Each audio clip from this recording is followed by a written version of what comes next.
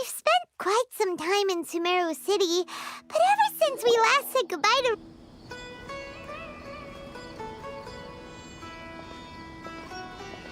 Ad Astra Abyssosque. We meet again, you two.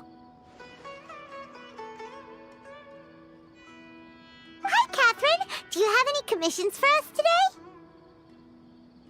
Commissions, huh? Let me think. Oh, how about this? Please attend the Academia's Academic Symposium this afternoon and recite a love poem on stage. Wait, say what now? And if possible, please also use your camera to capture the reaction of the audience upon finishing the poem. Huh? What kind of commission is that? I see. It appears that you're not interested in this commission. In that case, please go to Port Ormos and convince the Eremites there to spend some time volunteering at the local orphanage. Hey, that's not any better.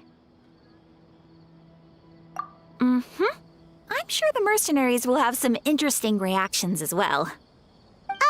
Paimon's gotta ask, just who exactly has been submitting these commissions to the Adventurers Guild? Oh, the commissioner? Well, actually, I just wanted to see the two of you in action. Was it so obvious? I was hoping you would actually take one of those commissions.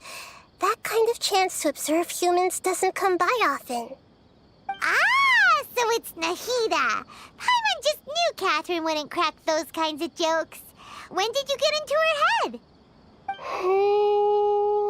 From when she said, Ad Astra Abyssosque. So it's been you this whole time? Are you done resting up, Nahida? Yes. I've been sleeping ever since we parted ways, and I even had a really, really long dream.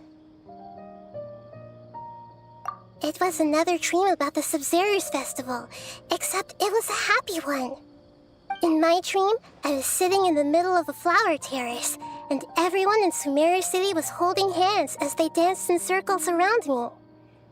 They danced round and round, and everyone looked really happy. I also got to sit on a gigantic flower carriage. Ferris, the Knight of Flowers, raised me really, really high above the ground, and I was throwing an endless amount of Yalda candies at the children. You know, Nahida, maybe your dream is how the Sub-Zero's festival really should be. It's meant to be a joyous time where everyone gets together to celebrate your birthday. Huh? Wasn't I describing a really happy dream? Why are you both looking at me like that? Wait, could this be an example of the emotion known as pity? No, we aren't pitying you. That would only make everything worse. We just don't want you to feel too sad. By the way, have you had a chance to visit Dunyarzad? How's she doing? The Homiyanis haven't allowed any visitors after the festival, so we haven't been able to check on her. Yes, I paid her a visit right after I woke up. She was resting at the time. Her condition is stabilized. However, since Elazar is a manifestation of the withering on the human body, we can only cure it by finding a way to take care of Irminsul's own withering. But for the moment, our top focus should still be figuring out what the sages are up to and what they're planning. Right. Who knows what'll happen if they manage to pull off another scheme like the Samsara of the Sub-Zero's festival. So our first priority should be investigating and putting a stop to the sages' activities. As for how we should pull that off, let's discuss it somewhere else. There are too many adventurers around here. Oh, good point. Sorry, adventurers. We're gonna be borrowing Catherine for a little while.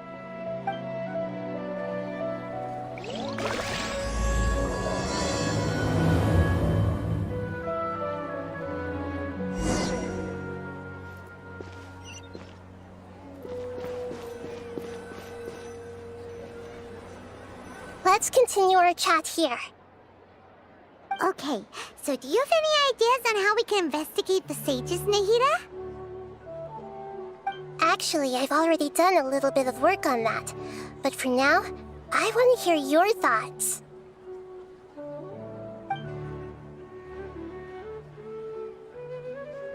I've already tried that, but all the key members of the Academia, even the core of 30 guards, intentionally avoid wearing their Akasha terminals.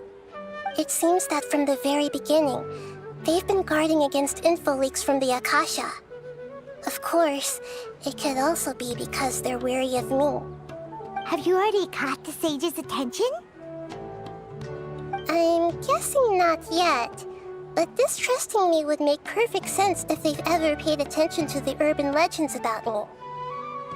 In any case, I probably can't take over their minds directly. No way, that's too risky. You mean it'd be too easy to get caught?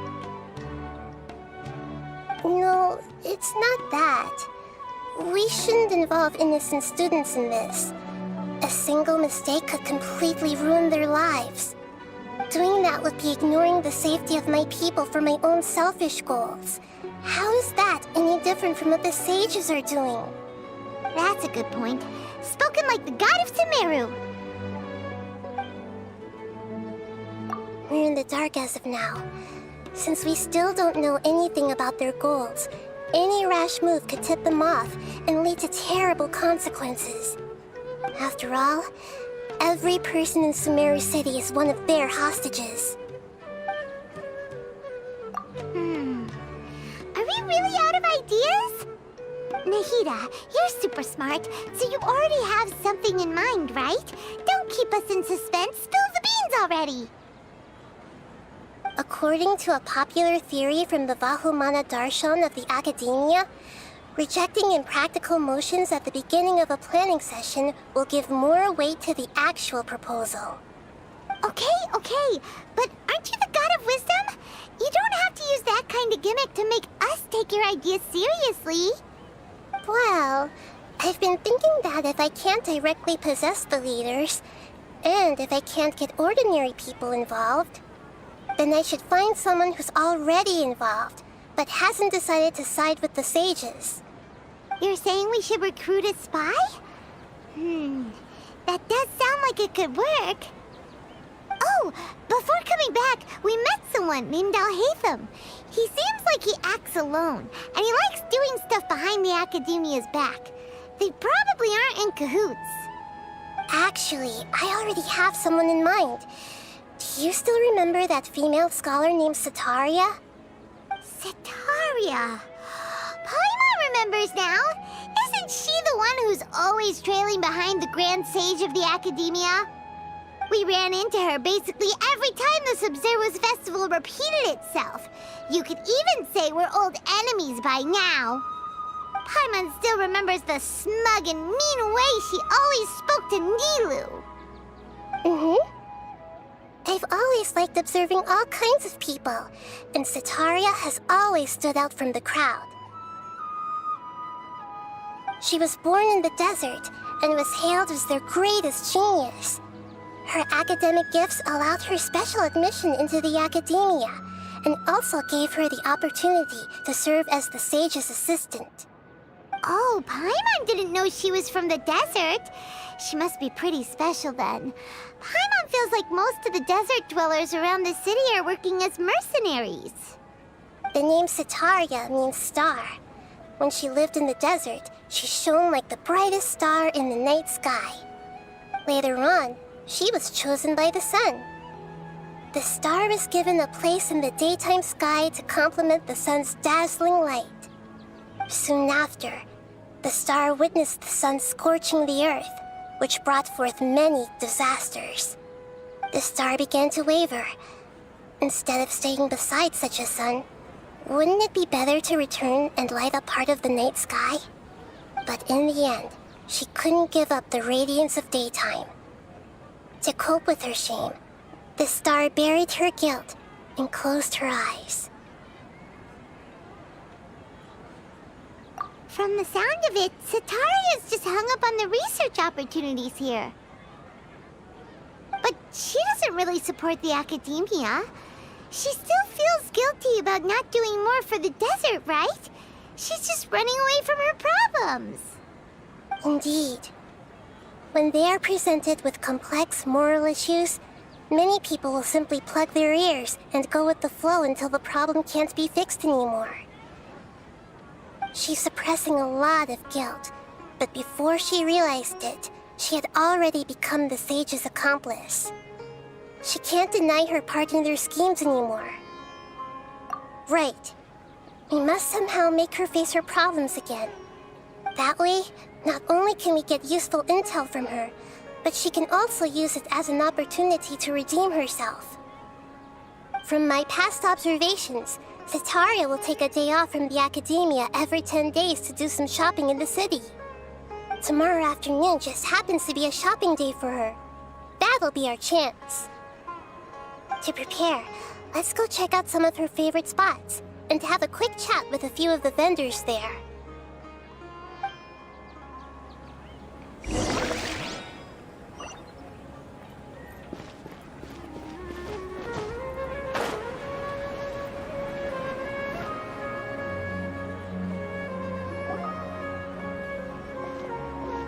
This should be Setaria's favorite fortune-telling spot. So should we ask the fortune teller about Setaria? No, I already have enough information on Setaria. The most important thing now is for you to pay attention to the vendor's talking style and key characteristics. Talking style and key characteristics? My poor lost lambs, have you become troubled over your fates? The divine voice of wisdom often echoes between mine ears. If thou be blessed today by the gods, I may be able to show you the way. Huh? Really? Nahida, you've been whispering things to her? Shh! My friend here has some doubts regarding her future. Can we get a fortune reading for her? Of course, of course. In that case...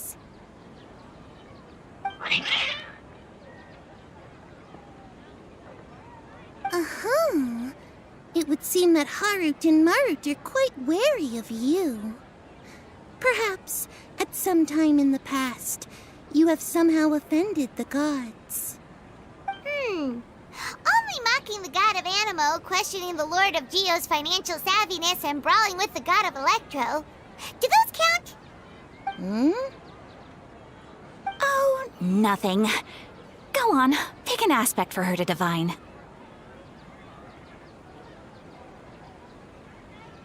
Health prospects, no problem at all.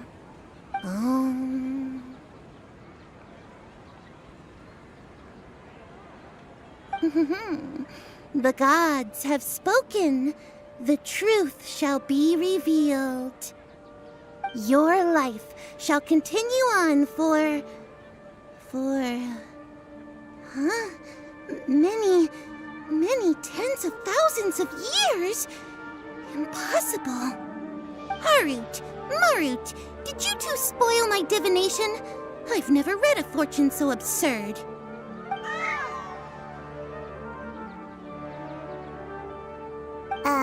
Actually, Paimon thinks this is probably the most accurate fortune-telling you've ever done. I admit that the orientation of today's celestial matrix is, suboptimal. As such, there will be no charge. Is that so? Well, that can't be helped. If you were to bring some food offerings for Harut and Marut on your next visit, perhaps they could help you reverse the wheels of fate.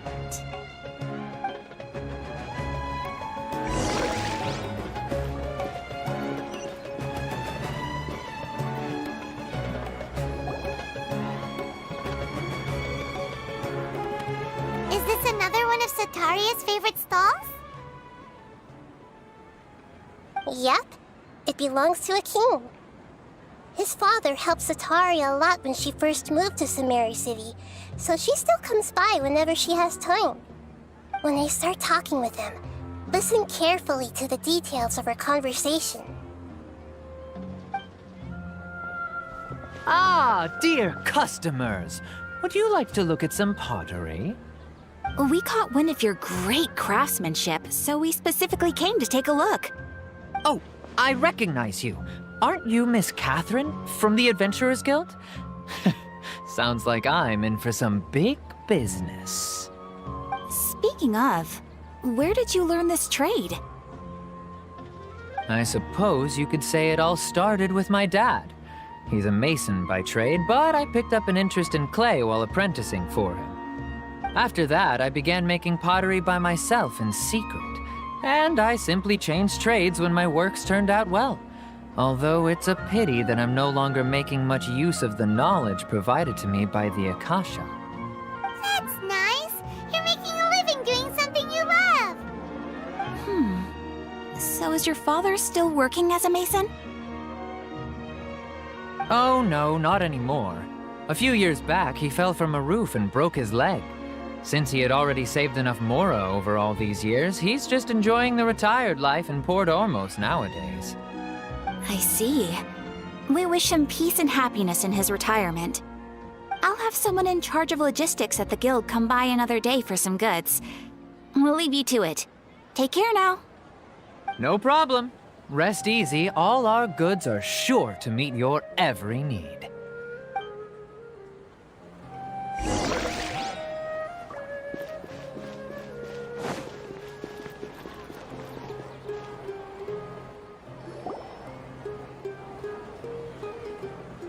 This should be our final stop.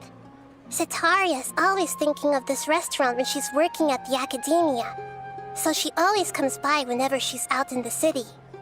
Nahida, you've really thought of everything. It's my duty to protect Samaria's citizens, after all. Hi there. I feel like I've seen you down by the docks before. Huh? Sorry, I don't quite remember. If I recall, you were having a discussion with someone about shipbuilding at the time. Ah, that's right! I've always been really interested in feats of marine engineering. After all, I grew up in Liyue Harbor and spent my entire childhood staring at the ships going in and out of the port. I came to Sumeru to study, but failed to make it into the academia due to my lack of talent. But I'm still discussing all kinds of problems with different scholars, and I'm continuing to study and perform research from the restaurant's basement. I'm sure I'll get to the academia after their next round of exams. What an admirable spirit for learning. Amazing! Sure, but you'll find hardworking people wherever you go. So this restaurant has a basement as well? Huh. First I've heard of it. That's right. It's not usually open to patrons. Most of the time, employees use it for breaks or to hold private events. I see. Guess that makes sense. Well, good luck with your studies, Miss Chishan. Thank you so much. As long as I can make it into the academia as an official student, I'll be happy.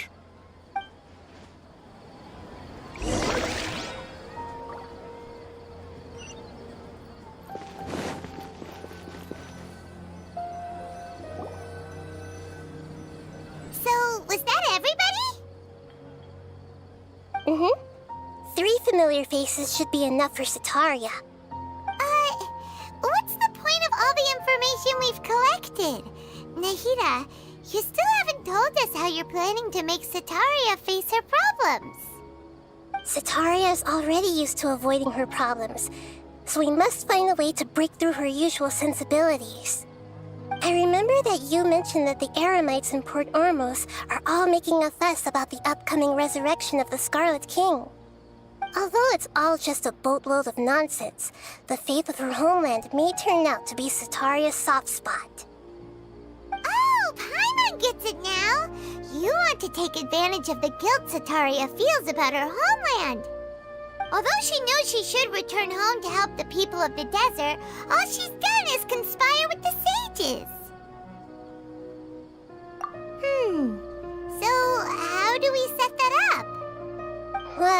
the Scarlet King is long gone, and Sitaria is also too smart to fall for any simple tricks. If we simply engaged her under the guise of the Scarlet King's believers, she would definitely be wary of us, and we may not get anywhere. But if we were to borrow some of her close acquaintances to talk with her, her reaction would probably be very different. So, you mean you're going to possess those people we just talked to? Yep.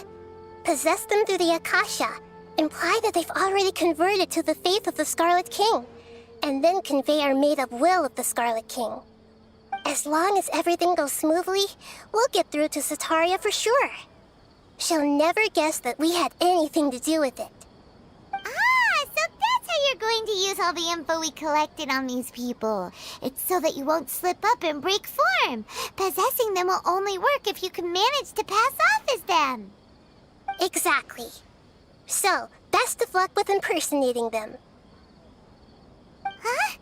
Best of luck? But we don't know how to possess anyone. That's no problem at all.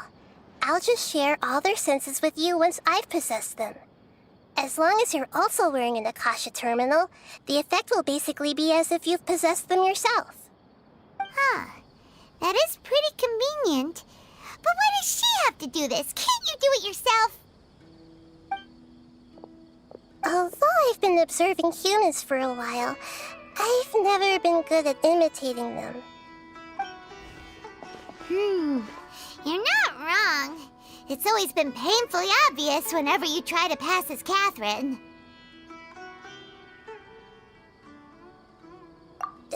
If it was at all possible, I would have preferred to leave these people alone.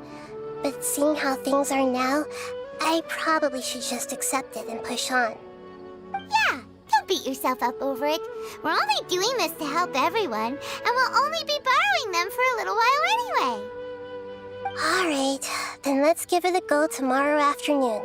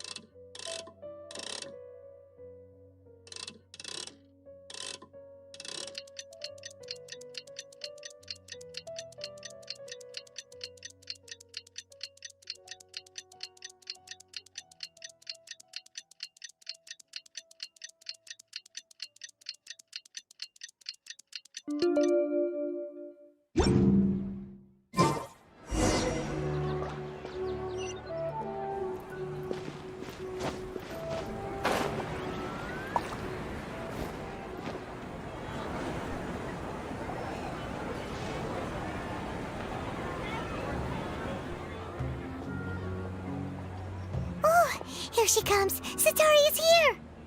Let's quietly follow her. Once she starts talking to her acquaintances, we'll find a safe spot to begin possessing them. As for how we'll sway her to our side, I'll leave that to you. I trust you'll know what to say. Paimon's starting to feel kind of nervous. Okay, let's go. Looks like they've already started talking. Let's find a hiding spot and get started.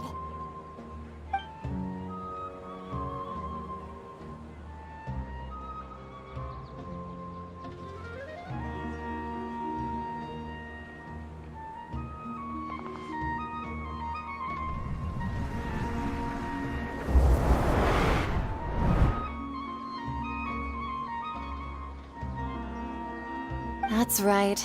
You really can't force anything when it comes to love.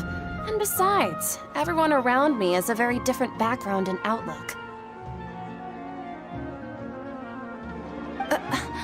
Are you still listening to me, Nabia? Oh, of course I'm listening. You were talking about troubles with your love life, right? I heard everything you said. Okay then. You just seemed a little distracted for a moment there.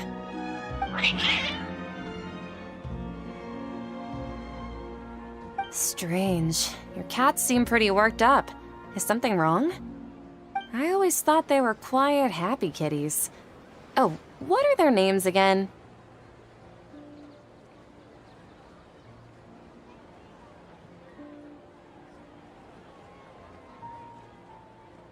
Ah, that's right. They are just little darlings, aren't they? Harut and Marut. So, which fortune do you want me to read for you today? You must have come for another echo of the divine voice of wisdom. I'd like to get another reading on my love prospects, but to be perfectly honest with you, I feel like I've been a real mess recently. A mess? Well, could you do a reading on how long it'll take me to finish my current project at work? I really just want to get it over with. I hear you. No problem at all. The gods will reveal the truth.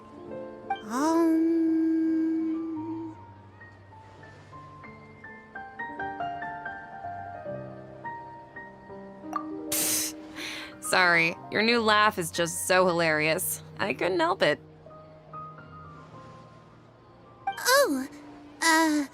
Please pay no mind to those kinds of details. The gods are asking. Sitaria, why haven't you gone home? Why haven't I gone home? Do the gods really know everything I've been thinking about? Sitaria, why don't you just go home? It's a demand now instead of a question. The gods seem to be truly upset.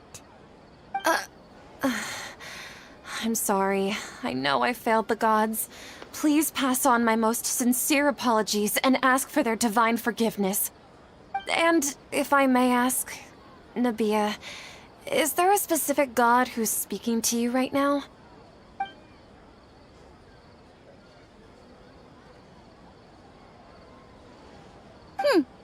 What an inconsiderate and naive question. The god who is speaking to me is, of course, the wisest and mightiest of all, the Scarlet King.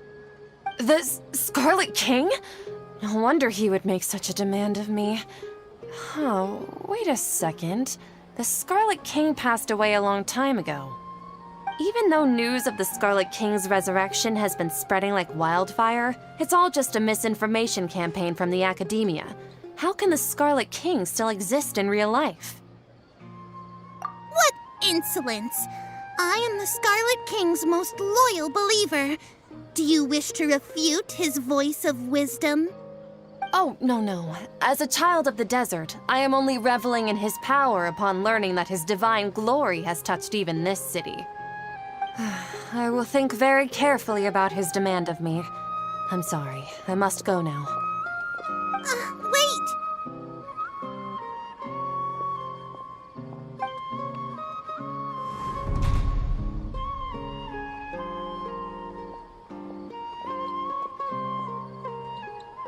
Whoa, she just ran off in a hurry. She looked pretty upset, too. Well done. Sitaria didn't seem to suspect anything amiss. To have something she's been trying desperately to avoid show up out of nowhere and berate her, that must have shaken her to the core.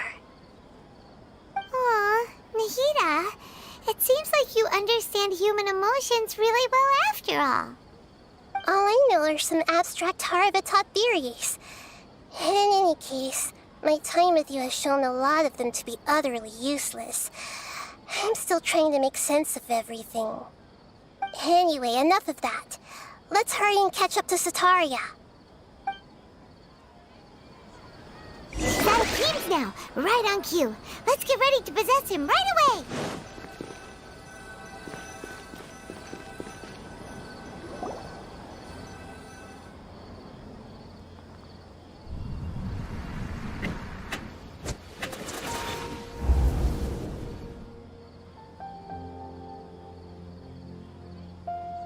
It's okay. I just got caught up in something.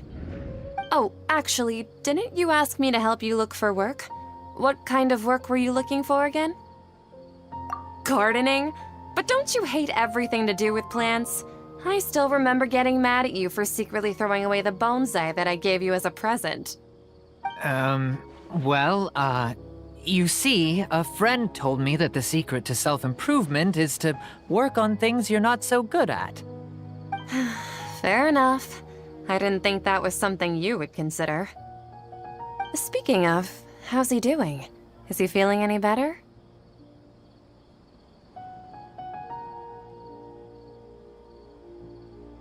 Huh? Wasn't he nursing a leg injury? If I recall correctly, his strong arms had always been his pride and joy. He sprained his arm a while back while trying to show off his strength. I thought you'd heard. Actually, while we're talking about him, is he still living in Port Ormos? Yeah, he's been retired there for a while. If you could find the time, please write him a letter. Please pass on that recently, faith in the Scarlet King has taken root in Port Ormos and has begun to spread across Sumeru. He has a quick temper and has always been a devout follower of the Dendro Archon. I don't want him to get into a fight with those Scarlet King believers because of a difference in beliefs. Oh? So who are you siding with in all of this? The Academia or the Scarlet King? I'm so jealous of you. You were born a child of the desert, yet you chose to betray the Scarlet King, and now you spend all your time with those crooks from the Academia. Akeem, you don't mean you've also become a believer of the Scarlet King? What's so strange about becoming a believer of the wise Scarlet King? In fact, aren't you the strange one? The one who still can't pick a side? Can't pick a side? Me? Whoa! Paimon had no idea you'd be so good at this! You really zeroed in on the issue and put it right in front of her. It might feel a bit overwhelming for Sataria. But once everything is over, I'll be sure to pay her a visit to her mind and explain everything. Anyway, let's keep going.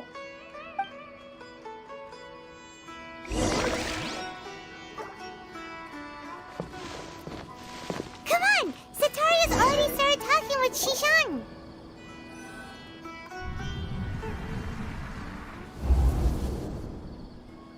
So, Shishan, have you noticed anything weird in the city lately?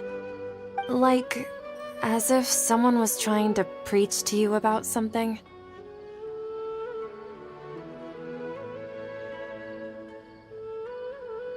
Wait, did you just say attic?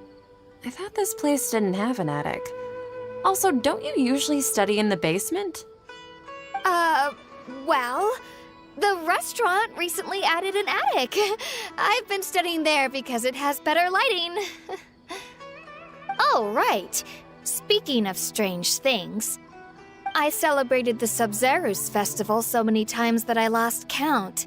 That was really weird. Wait, how could you be aware of that? That should be impossible. Nothing in the report indicated anything like that. Are you still failing to realize that the Academia's lowly tricks could never deceive all of Sumeru's citizens? Jishan, don't tell me that you've converted to the Scarlet King as well! What an absurd question. You make it sound like I should be ashamed for becoming a believer of the Scarlet King. In reality, shouldn't you be the one who is ashamed? You, who works side by side with the Academia and treated people as nothing more than experimental subjects? Please, please stop! Even now, Sataria's still trying to run from her problems. She can no longer justify everything to herself. Hey, she's trying to talk to the guards! What should we do? This is the most important part of all. Quick, get ready. Mercenary, you're a member of the Corps of 30, correct? Please help me pass a message to the Matra right away. The situation in the city is getting out of control. Please, try to remain calm, miss. Tell me what's happening in the city. Heretics are infiltrating the city, and they've already converted many residents to their side. Heretics? What kind of heresy are you talking about? The Scarlet King! Many people I know have suddenly started believing in him, but he's long dead. It's impossible. Miss Sataria, nothing is impossible. You know my name? The Scarlet King is immortal, and all who defy him will one day pay the price. You must face the truth, Sataria. You tread a treacherous path, and the longer you ignore it, the tighter the Academia's grasp on you will become, and the deeper you will be ensnared. Child of the Scarlet King, never forget that the desert that belongs to you lies elsewhere. What's so strange about becoming a believer of the wise Scarlet King? In fact, aren't you the strange one? The one who still can't pick a side? What an absurd question. You make it sound like I should be ashamed for becoming a believer of the Scarlet King. Sataria, why haven't you gone home?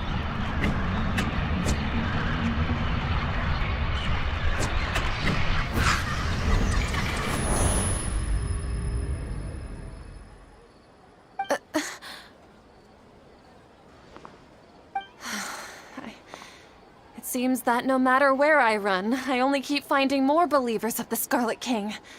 I have to say, this is a familiar feeling. I've also been running from my guilt this whole time. Guilt over my part in the Sage's plans, and from ignoring the letters from the children of my homeland. But no matter how much I may try to ignore or get rid of it, my guilt always comes back.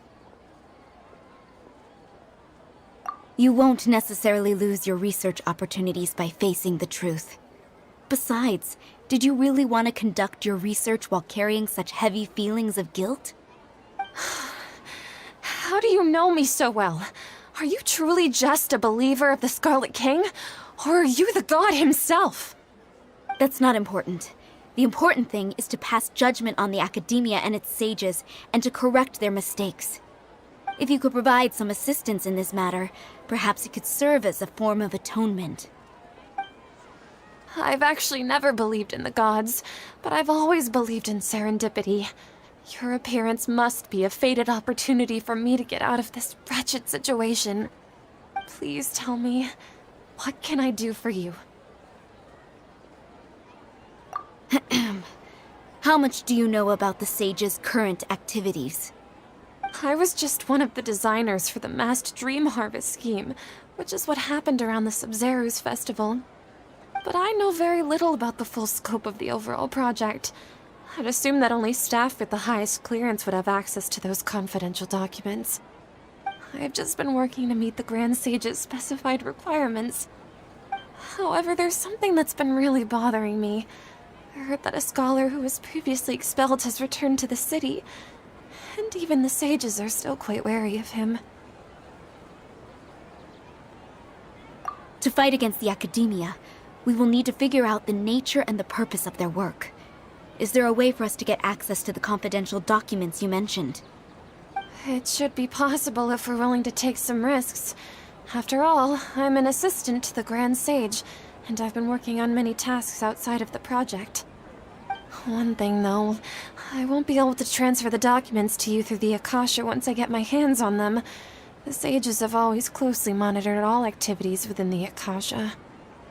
Let me see... let's use the most primitive method. Send someone to pick up the documents tomorrow evening at the Academia entrance. The Academia entrance. Wouldn't that be too conspicuous? Don't worry about that. I assure you, this won't be a trap. I'm only suggesting this location because it'll draw more scrutiny for me to leave the Academia again. It'll be safest for me to distract the guards long enough to hand you the documents. All right, I trust you. So, if I were to successfully complete this task, would it mean I've atoned for my wrongdoings? That'll depend on the judgment of the Dendro Archon. The Dendro Archon. That's right. Her people are the ones we have endangered. As the God of Wisdom, she's also the one responsible for judging and guiding the scholars. Maybe it's time for me to find a god to believe in. Just as Nahida predicted, we've managed to bring Sataria to our side. The Traveler's execution was ingenious. She's the one who deserves all the praise. Well, now that we've made plans to meet again tomorrow evening, all we can do is pray for Sataria's mission to go off without a hitch. Pray? But if we're going to pray to the gods, aren't we just praying to you? God of Wisdom and Guardian of the Scholars? No. The truth is the true Guardian of Scholars. I've always believed that. Anyway, let's meet again tomorrow evening at the Adventurers Guild.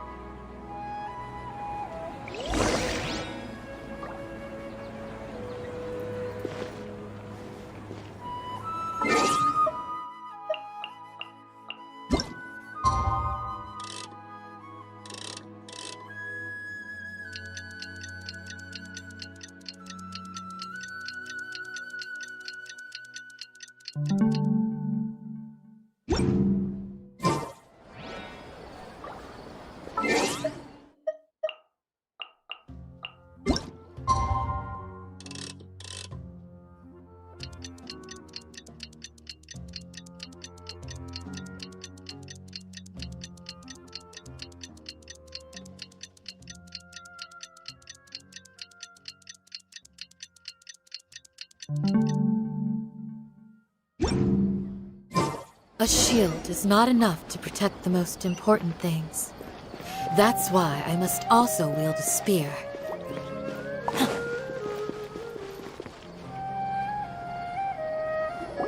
Catherine, we're here!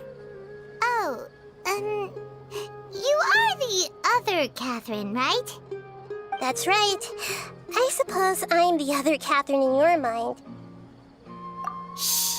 We're on a secret mission tonight, so we need to protect Catherine's identity. Yep, Paimon's right. We cannot fully rule out the chance that the meetup tonight is just a trap. If something were to happen, my existence may be the only trump card we'll be able to play. After all, the Academia should still be unable to confirm the existence of my consciousness in the outside world. Yep, exactly. Just what Paimon was thinking.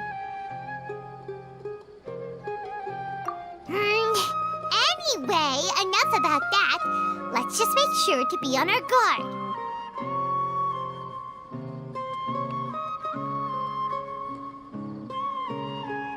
Off? What do you feel is off? It's the middle of the night. Of course it's quiet. You're not getting paranoid, are you? No, I think she's right. It really is a lot quieter than usual.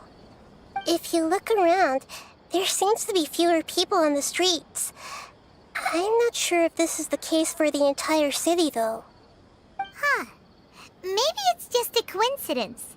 Maybe Sataria figured out a way to not only distract the guards, but also to get everyone to go to sleep early, just so we can exchange the documents in peace. I also can't quite figure out why things feel a little off. But now that we're here, let's go ahead and meet her as we planned.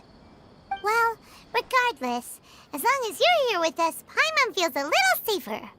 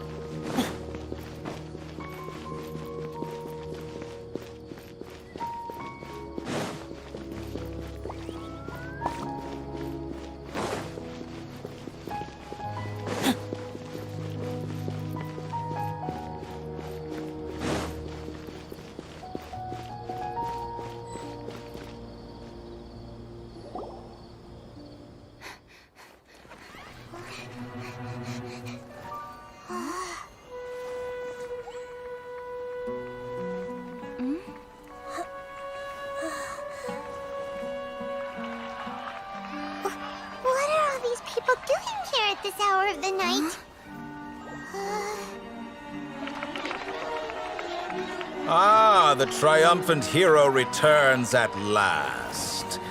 And to a rather spectacular welcome, even if I do say so myself. You're the outcast, expelled from the academia. Indeed I am. Although these days they tend to call me the Doctor.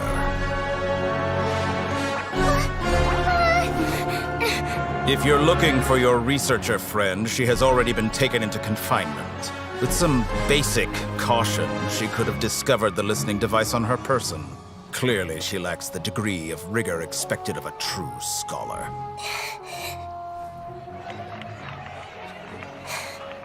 The people of Sumeru City. What have you done to them? I simply made some minor adjustments to their Akasha terminals. Now they can deposit information directly into the subconscious. As you can see, all these lovely people now believe this traveler is a hero who has just saved the world. My experiment is a success.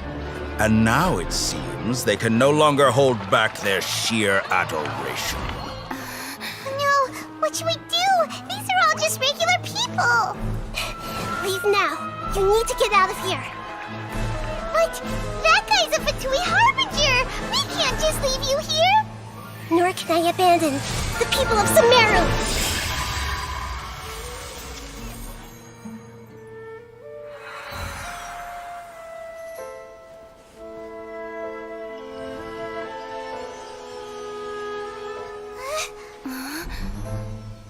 Don't worry. We'll meet again outside of the city.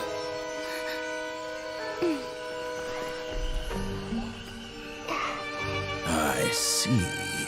You appear to have overridden their mental faculties with your own consciousness.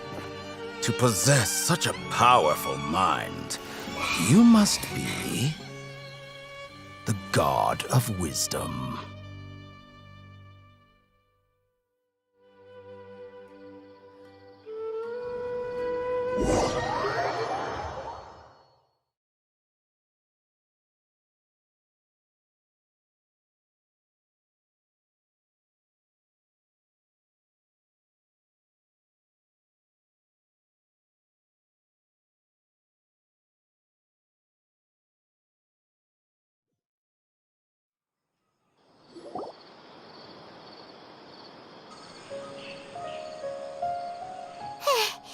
This should be far enough. Paimon needs to catch her breath first. Is Nahida going to be okay? We only made it out because of her. Paimon wasn't counting on running into a new Harbinger here, let alone such a high-ranking one. That guy was number 2. So scary. He called himself the Doctor. Remember, Tainari told us about him. Sataria did say that someone who once got expelled from the academia came back recently. And that even the sages are wary of him. Yep, sounds like she must have been talking about the Doctor. Yeah, now that the Doctor's in the picture, we're no longer just dealing with the academia. They're in cahoots with the Fatui. But what are the Fatui after this time? Another Gnosis? Yeah, things would be a lot easier with Nahida's help. Nahida said we'll meet again outside of the city. But we can't just keep waiting around, right? You mean... Oh, right! Wasn't he invited by the sages to work on some project when we were staying with him in the Vidia Forest? That has to be the same project. Even though he turned it down at the time, he might still know something. There's no time to lose. Let's go to Gandharvaville.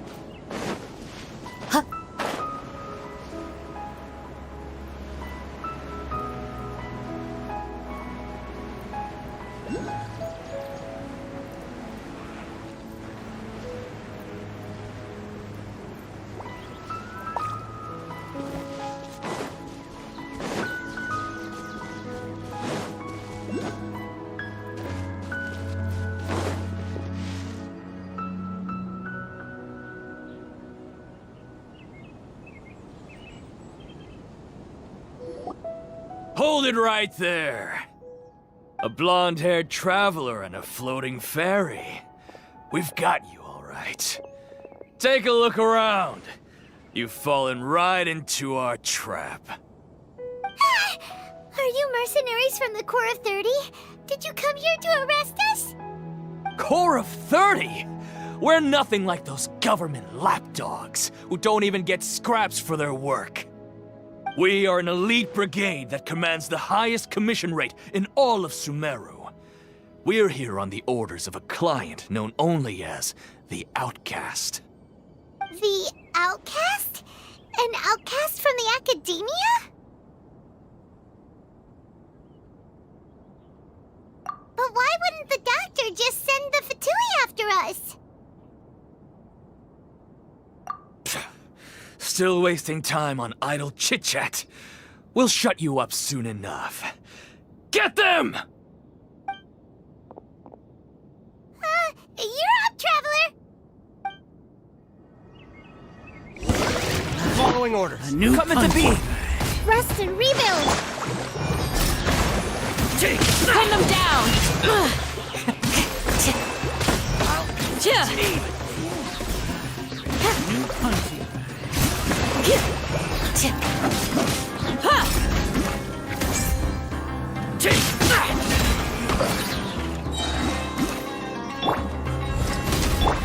Allow me! Hear my prayer!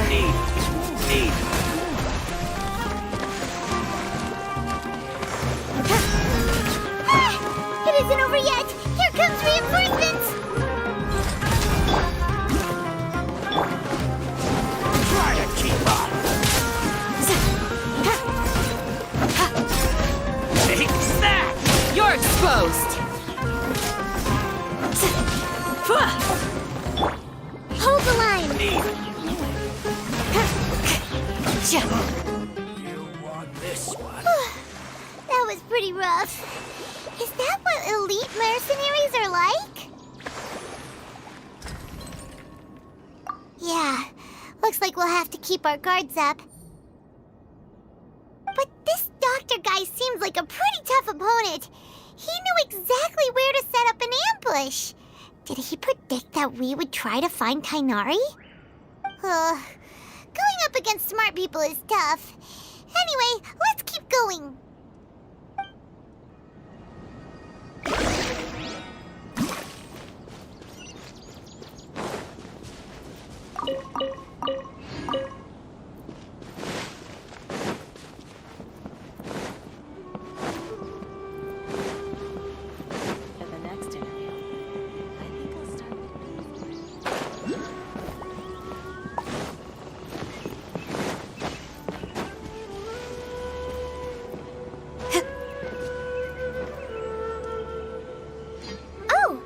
Traveler and Paimon, what are you two doing back here? Kale! It's nice to see you again! Are you doing alright? To be honest, I'm not doing too well. My Elazar has been progressing at a faster rate lately. I'm finding it harder to complete more intricate tasks. As a result, Master Tainari is taking me off the patrol schedule. He will only allow me to stay here and coordinate other people's tasks. Oh, Kale! Speaking of Tainari, did he go off on patrol? We're here to talk to him. Oh, Master Tainari? He just left the Avidia Forest a little while ago.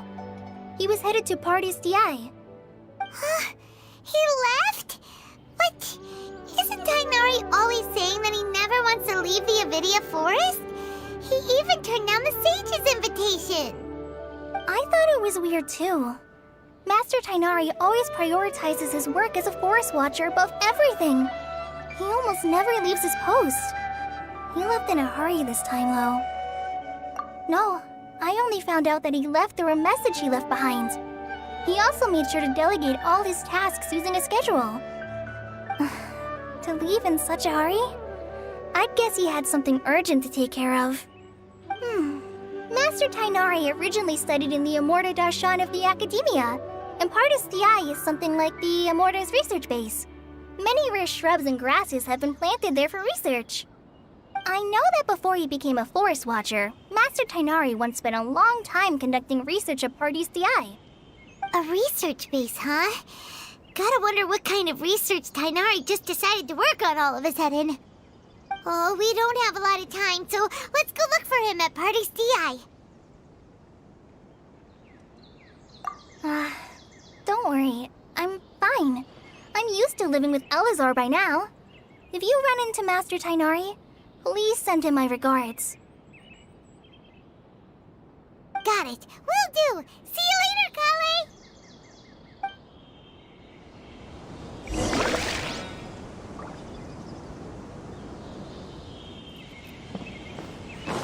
How many roots? Yesterday, a total of 5 dusk birds.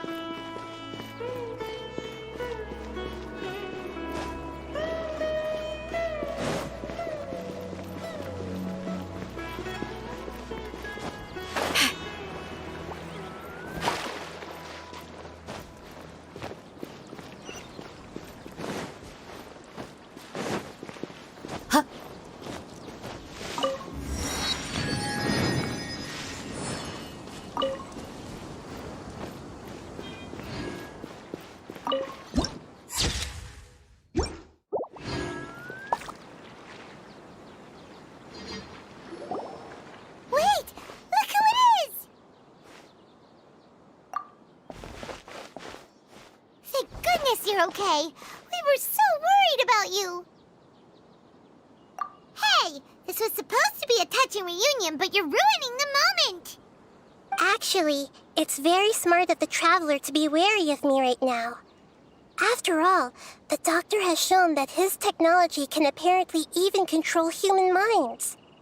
Plus, it's not like you could have known what happened after we split up and I was facing the doctor by myself. Even a pool of stagnant water after a torrential storm can occasionally pass as a patch of sky.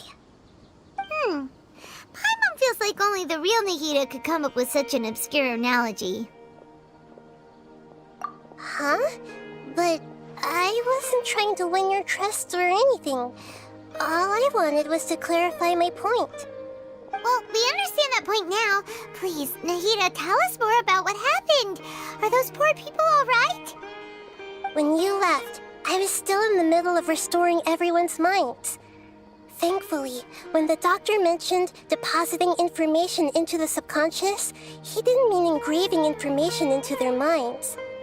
Instead, he did something closer to creating hallucinations. That was still within my power to fix. Luckily, I managed to finish my restorations and mind jump away from him just as he was about to capture me. Whew. What a relief. The doctor sure pulled out some hidden cards, but good thing we had Nahida with us. I wouldn't be relieved just yet. I gave away my true identity when I restored everyone's minds, which means we've lost another one of our trump cards.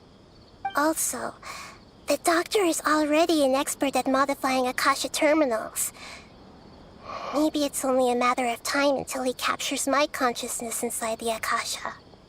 Would that mean you'd no longer be able to jump between minds? Then how do we stop him? He's still at the academia, so it's possible he already started messing with the Akasha. Ugh, it feels like he's toying with us. What a nasty piece of work. Plus, the doctor's combat ability alone is apparently enough to make him worthy of being number 2 of the Fatui. We shouldn't give up hope just yet. Let's try to find another way to attack this problem. Actually, Nahida, how did you know we were trying to get to Party's Di? Have you been waiting for us? Yes, I have. I can see the traveler's elemental energy, so I deduced your destination by looking at the direction you were moving in. You didn't come here for sightseeing, right? Did you find any leads? We're looking for a scholar we know. His name is Tainari, and the sages once tried to reach out to him. Why don't you come inside with us and see what we can find? Okay, let's just hope we won't get him into trouble.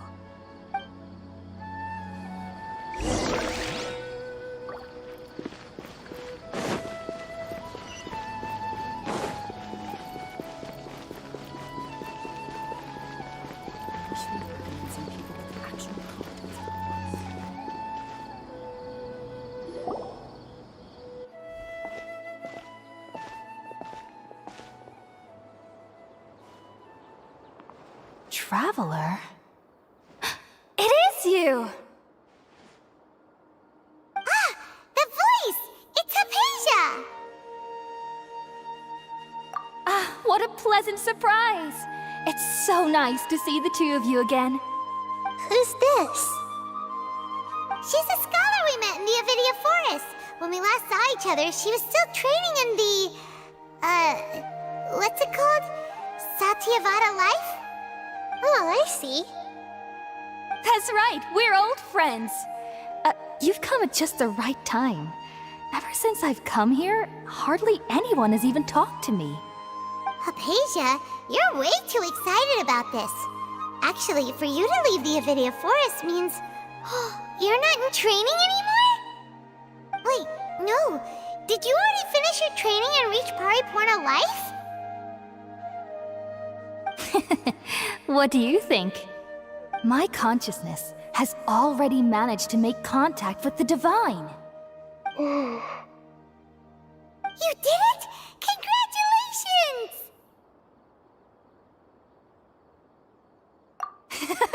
It's so exhilarating to share this sublime joy with others at long last!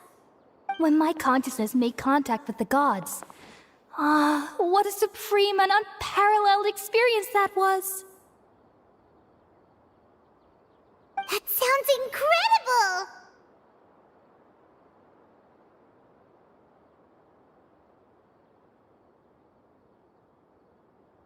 Oh, all right. Actually, please wait. I haven't forgotten my promise to you. Remember? I promised to help you understand what you saw from Irminsul once I gained deeper insights.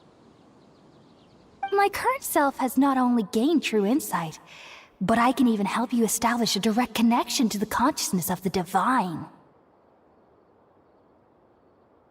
You can do that?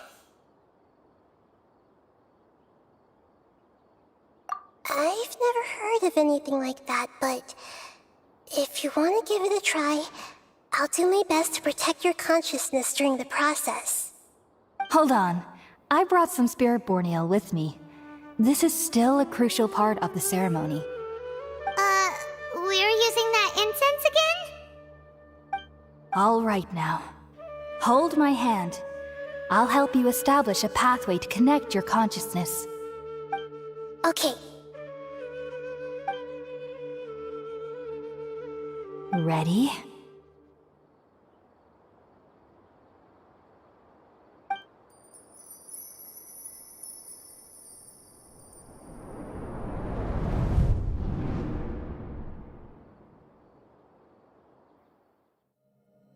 It took 3 betrayals for me to finally understand.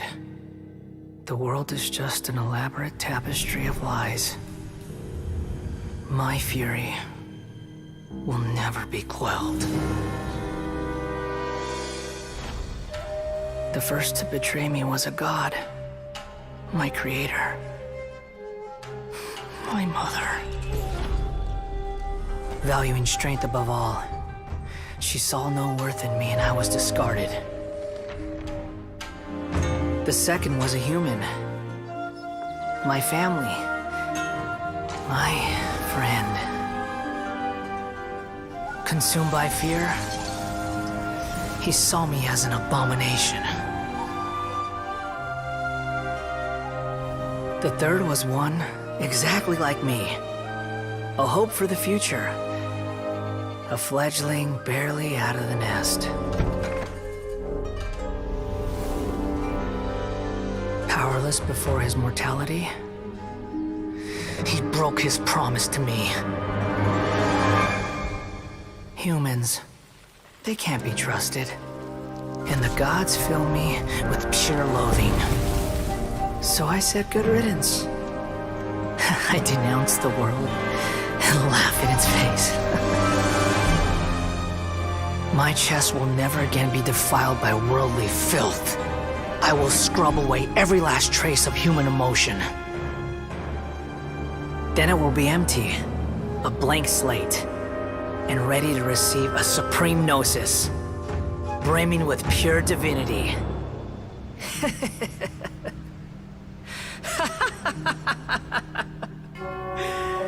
There is no need to fear. The pain will be brief. Your era is coming to an end.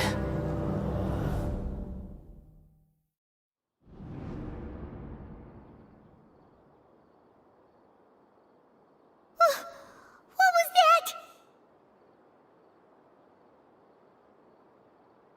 Did we actually just see the Balladier's memories? Everything matches what we know about him. But how is he connected to the divine consciousness that Hypatia was talking about? You saw it, right? You felt it, right? Such a majestic god!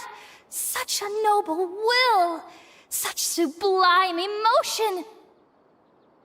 Alas, shame. If only that which beats within my chest wasn't a filthy mortal heart. Oh, great and merciful God, please grant me forgiveness and salvation. Do you understand now? I'm afraid this is no periporno life, but rather... Ah! You! Why are you so mean to me? Why is everyone hiding from me? I found divine wisdom. Shouldn't I receive praise and honor? Haven't I uncovered that light in the darkness? Hypatia? That's how I always thought everything should be. Wait. Have I already lost my mind?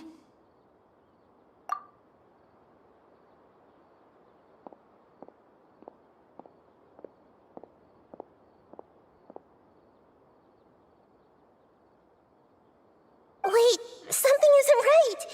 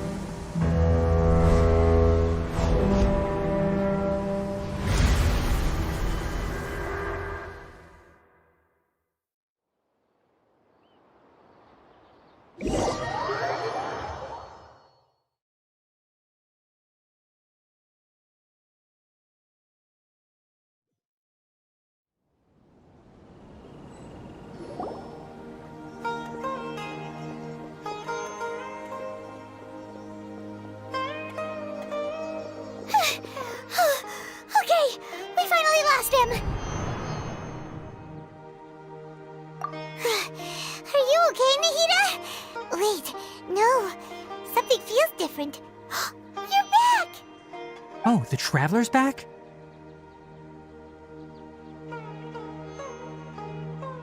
Nahida was controlling your body for a while.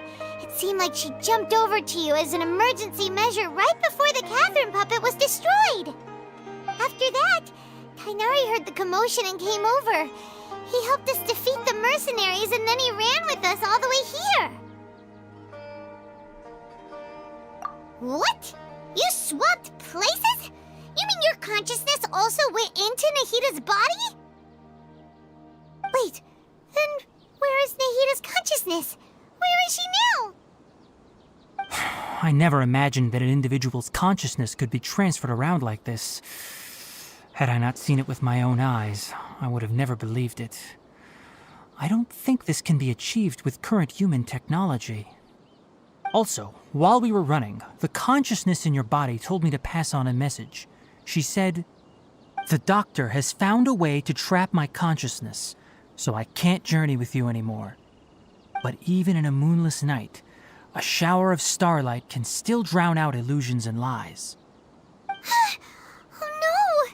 Nahida's trapped in the sanctuary of Surasthana for good this time. Was that message all she left for us? It's pretty vague. Oh, that makes sense. Since the doctor captured her, she won't be able to say anything without him knowing. She's being extra careful. Even in a moonless night, a shower of starlight can still drown out illusions and lies. Huh. Paimon knows the moon illusions and lies are from the alchemical divination at the Sub-Zero's festival. Didn't Nahida use a starlight analogy before? It had something to do with Sataria.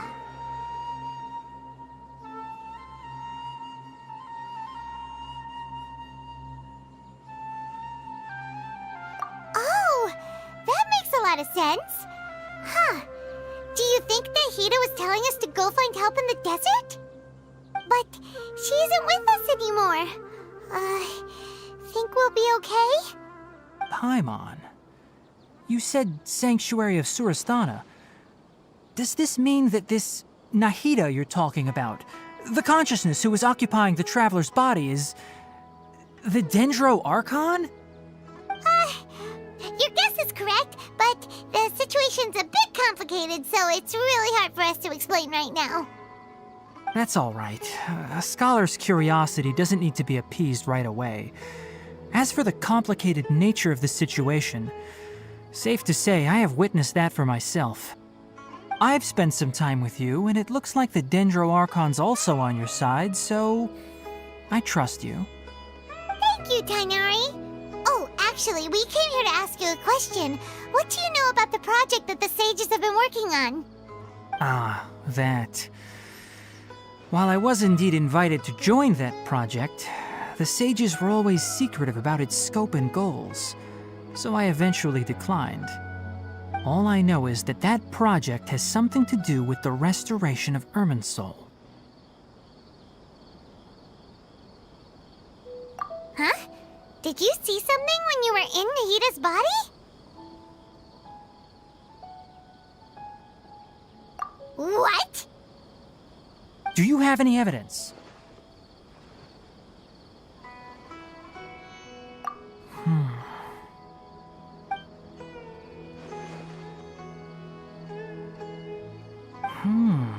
So that's what happened. That explains why Hypatia's symptoms were different from those of the other scholars who went mad. It's because she made contact with the consciousness of a new god who is still in the process of being born. Tainari, did you leave the Avidia Forest because of Hypatia? I did. I noticed Hypatia's mental anomalies, but since her symptoms were rather atypical, I secretly took her to Pardes Dii and began searching for a way to return her to her normal self. If I didn't take action, Hypatia would have already been taken by the Matra to the desert, doomed to a life of exile at Aru village.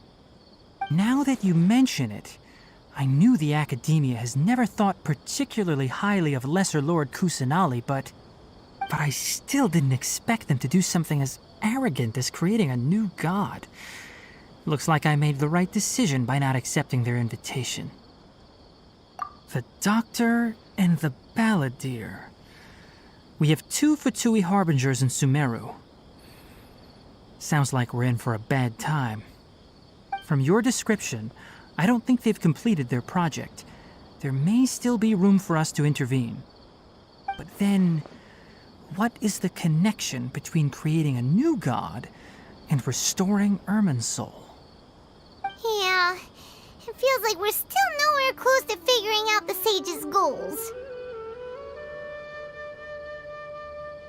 Right, we've pretty much gone over everything we need to know, so we should head out. How about you, Tainari? What are you going to do? I'll stay here for now. I still want to try a few more things to help Hypatia. If you're planning to go into the desert, start by heading for Caravan Rabat. That'll be your fastest route. Come find me here if there's anything else I can do to help. May the spirit of wisdom go with you. Thanks, Tainari. Hopefully Hypatia will feel better soon. We're off then.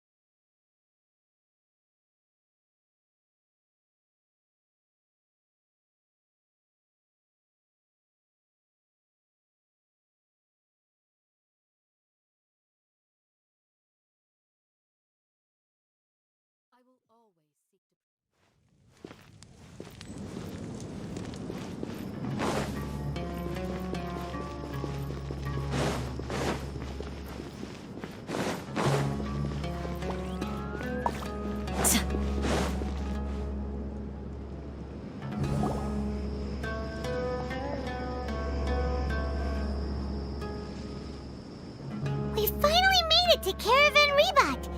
It's pretty lively here. So, just past this wall is the desert, huh? Oh, wow. Paimon remembers hearing people call this the Wall of Samiel. It's made to block sandstorms from the outside.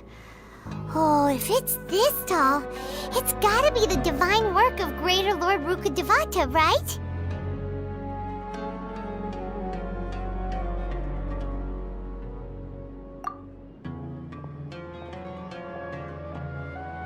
Enough gawking. Come on, follow me. Huh?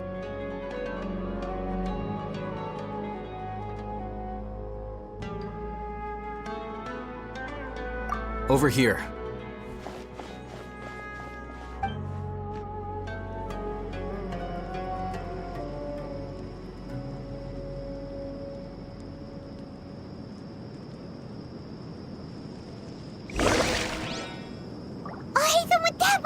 Let's hurry up and follow him. Wonder what he's up to.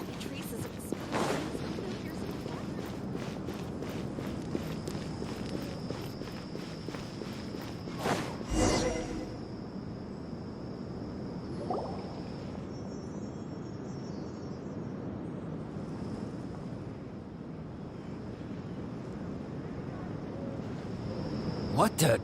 Where did she go? How did we lose them? They were just here a second ago. More Eremite mercenaries? Who are they working for this time? Anyway, Traveler, it seems like we were being followed again. You were too careless. You should have noticed those hopeless amateurs trailing you a long time ago.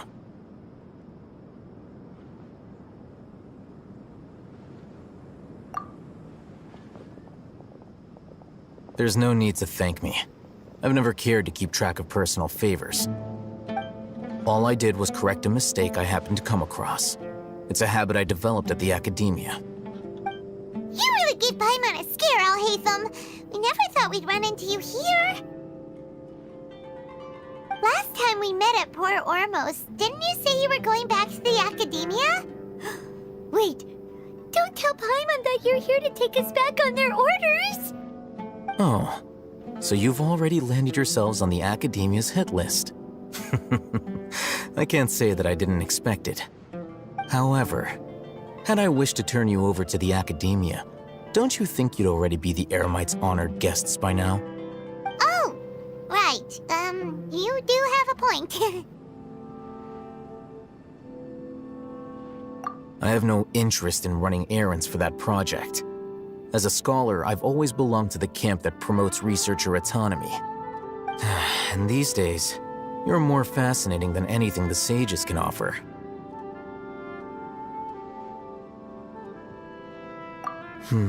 Not quite.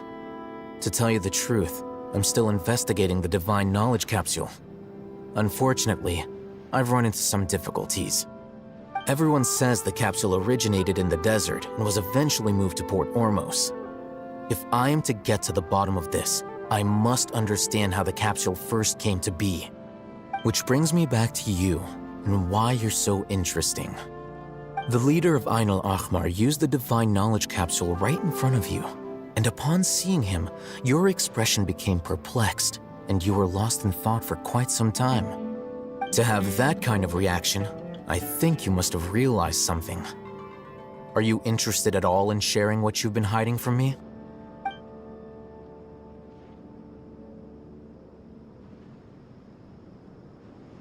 Alhaitham, you really have a ridiculous eye for detail. What kind of person even notices or remembers stuff like that?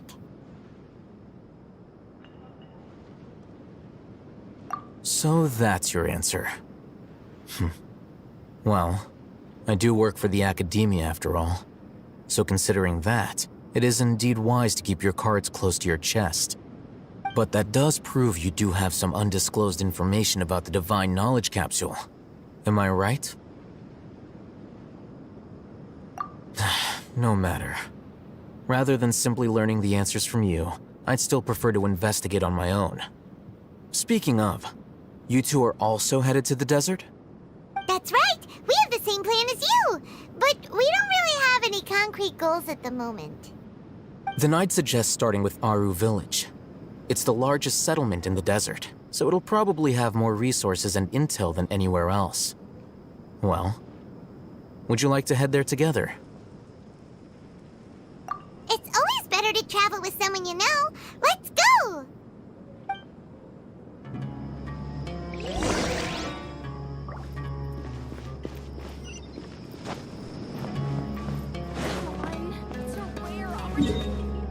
Let's go check it out.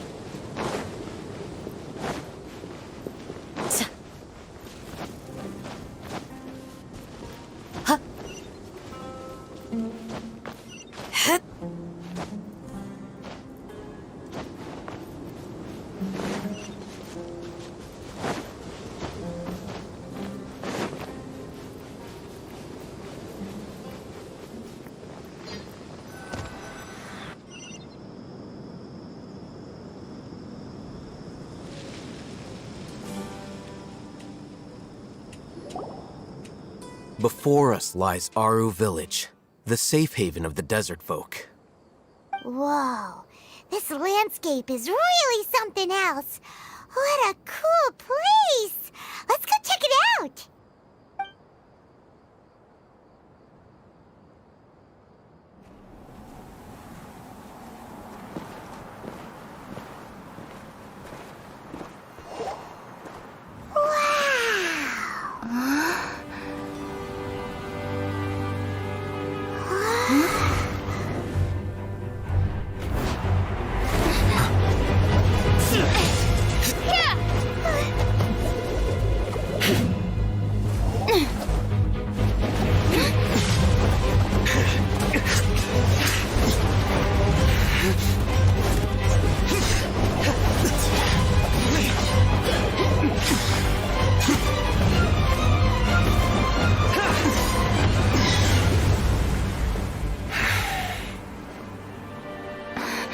Sino.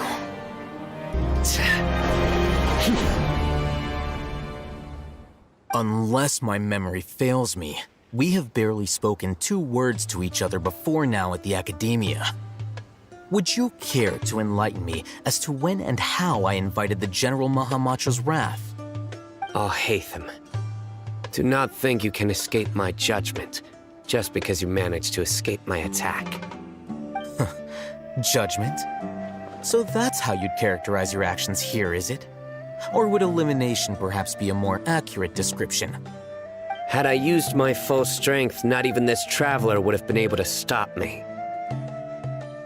Though styled like an assassination, I sought only to ensure that my target would be unable to flee or resist. Standard practice for the Matra, as well you know. Seemed to me more like your own personal touch. Who is that, Alhaitham? Did you call him General Mahamatra? Yes. General Mahamatra Sino, head of all the Matra at the Academia. He's a formidable hunter, and the ultimate nightmare for any who have committed academic crimes. You seem to have placed a lot of trust in Alhaitham, to the point of blocking an attack for him. If I were you, I'd never choose to side with him. I wouldn't believe a single word that comes out of his mouth. I have been pursuing this scribe for a long time. I urge you, stand back and do not seek to defend him any longer. Otherwise, there will be consequences.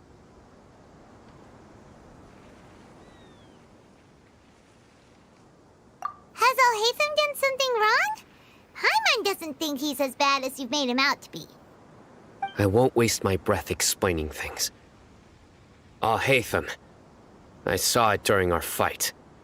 Take it out. The divine knowledge capsule you're hiding on your person. Unless you want me to retrieve it for myself. Very perceptive of you. Nothing escapes a Matra's senses. Wait, the divine knowledge capsule? Didn't it fall into the Matra's hands in Port Ormos? No wonder you speak with such confidence, Sino. But I must admit, I'm very curious. What does this capsule mean to you, General Mahamatra of the Academia? Are you all alone in the desert? As far as I'm aware, the other Matra have been speculating about your disappearance. Have you been given a mission that's, let's say, morally dubious? If I was the real target of your mission, what was stopping you from simply using your authority and resources to judge me within the walls of the Academia?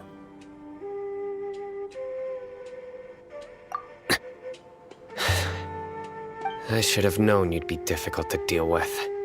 You two! Ugh! What you would do, Traveler? Paimon feels like we can't trust either of them! Ahem. Well, look at you two, acting all tough and self-righteous over there. Wait, Dia?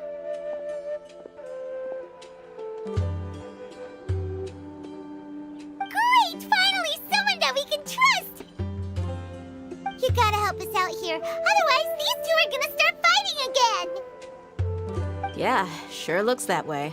2 giants from the Academia duking it out once and for all. Not something you get to see every day, that's for sure. Listen, I know you academic types love to fill up your big brains with self-righteous morality and lord your empty rules and virtues over each other. But how dare you bring your petty disputes into the safe haven of Aru Village? It seems like someone's gonna have to beat some sense into your thick skulls until you finally learn to respect these grounds.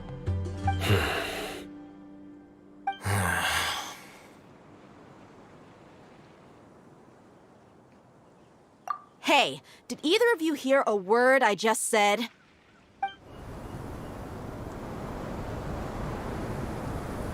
Whoa, what's going on?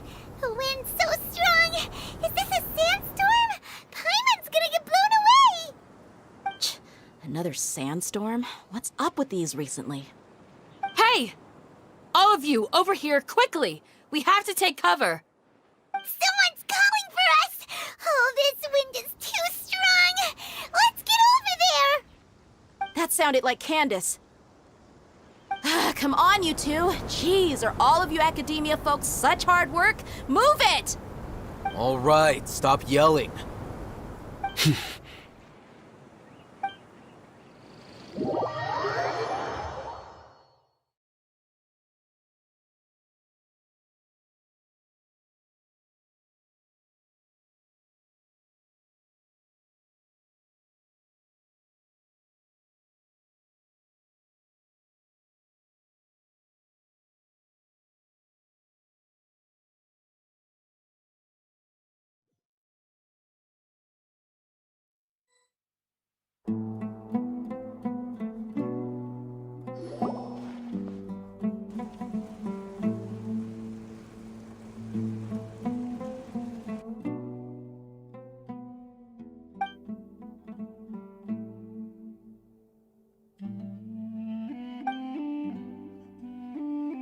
Well, this is pretty awkward.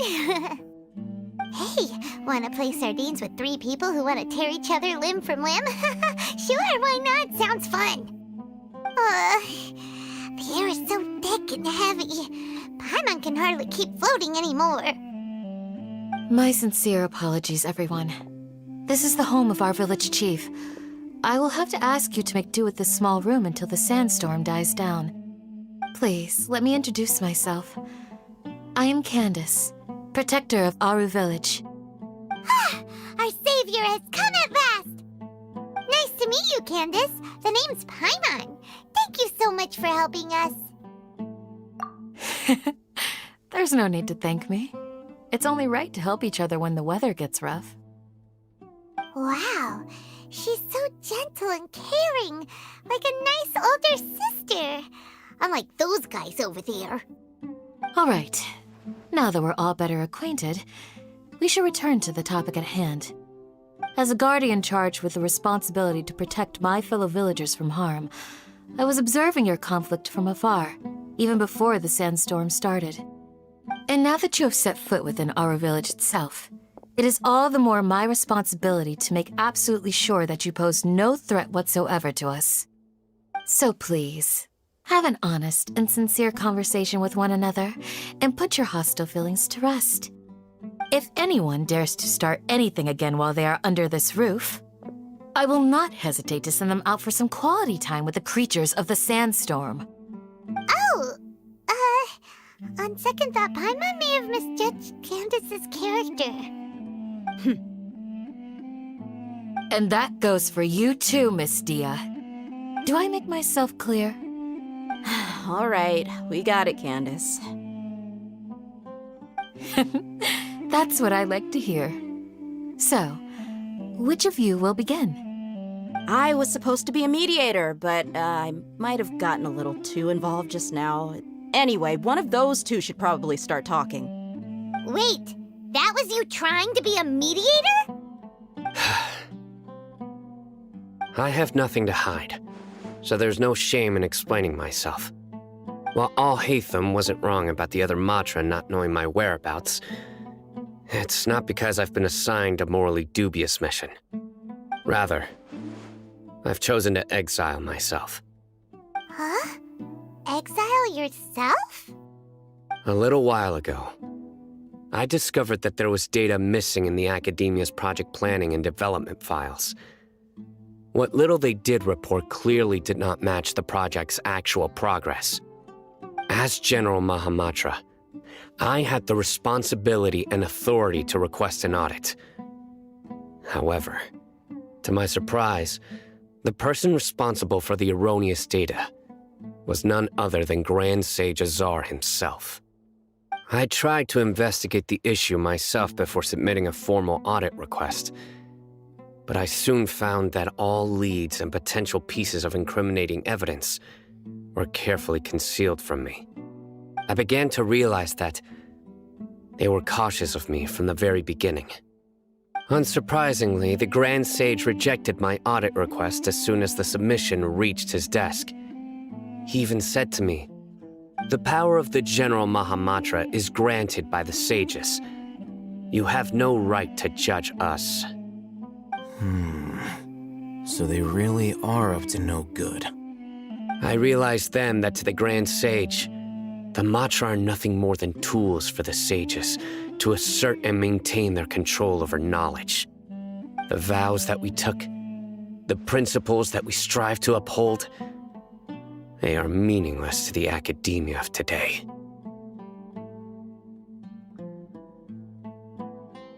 I believed it would be wise to flee the academia before the sages had a chance to take action against me. This way, they can no longer see nor predict my actions. I will never give up on this investigation. There's no need for someone else to give me power or authority. Once I find the truth, I will administer judgment by my own name. Sino seems to have the same goal as us. We're all investigating the sages. Plus, now that he's no longer the General Mahamatra, he somehow feels a lot less scary. Well, Sino, if that's your story, then why did you see Alhaitham as a target? When I was investigating the matter in the academia, I overheard a conversation between Alhaitham and a sage. The sages asked you to investigate a blonde-haired traveler. Do you dispute this, Alhaitham? What? Like many parts of the project, this assignment was undocumented. Now throw in your suspicious behavior with the Divine Knowledge Capsule, and I think we deserve an explanation.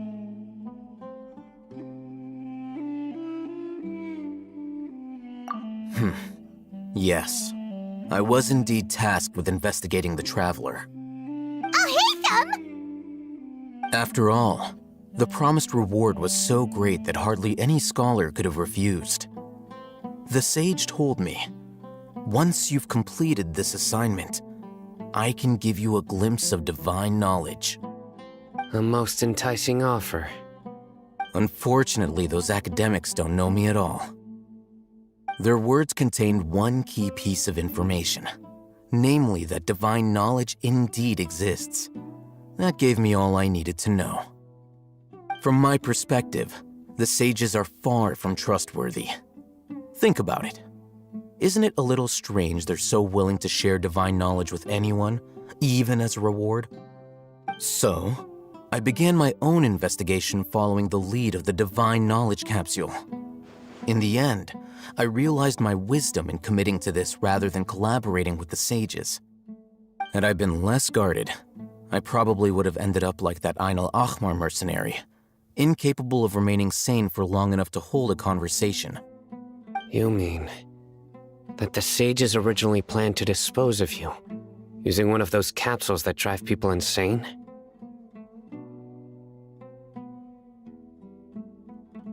I'd already given up on the assignment by then. I only told the academia I was waiting in Port Ormos for you to appear so they wouldn't suspect anything.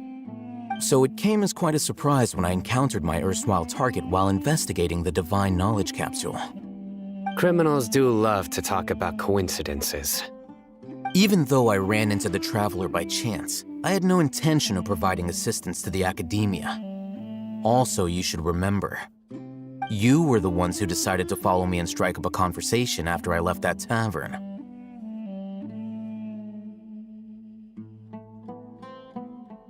That's true. Alhaitham helped us out at Caravan Rebat as well. Maybe he's telling the truth. I'm willing to apologize if that's worth anything to you. I took the Divine Knowledge Capsule behind your back because I judged its existence to be a significant risk. I felt that it would be best for no one to interact with it before it had been properly studied. After all, curiosity often proves to be the most dangerous thing in this land. You should be well aware, Scribe Al-Haytham, that curiosity can also lead you to danger and suspicion. Answer me this. Did the sages share any information about their project with you? Have I not made myself clear? You and I are both distrusted by the academia. Do you really think they would tell me anything? Fine. Although you haven't completely proven your innocence, I won't regard you as an enemy, for now. As you wish. Good. I'm glad to see you two clearing up your misunderstandings. And now you, Dia. I believe it's your turn. Oh, sorry. Whatever the boys were talking about must have been so boring that I spaced out. My situation is pretty straightforward. My employer, Dunyarzad of the Homayani family, is friends with the Traveler and is currently recovering from her illness at home. I had nothing going on, so I decided to return to our village for a visit. I was actually looking forward to a pretty exciting time getting back together with everyone here. But then I saw these two random guys in the middle of a pointless argument. It ticked me off, and things went downhill from there. Is that all? Well, I will admit that definitely sounds like your style. In that case, welcome back, Dia. That's more like it. I missed you all so much, Candace.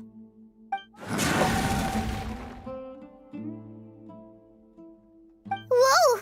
What was that sound? No need to worry. Now that you're no longer at each other's throats, please make yourselves at home. I'll take a quick trip outside to clear out some of those creatures in the sandstorm. Creatures? In the sandstorm? Are you sure you don't want some backup? Fighting in a sandstorm is not for the faint-hearted. Anyone without extensive training in these conditions is at a disadvantage. You needn't worry. Yeah, just leave him to Candace. Don't worry, she's as tough as they come.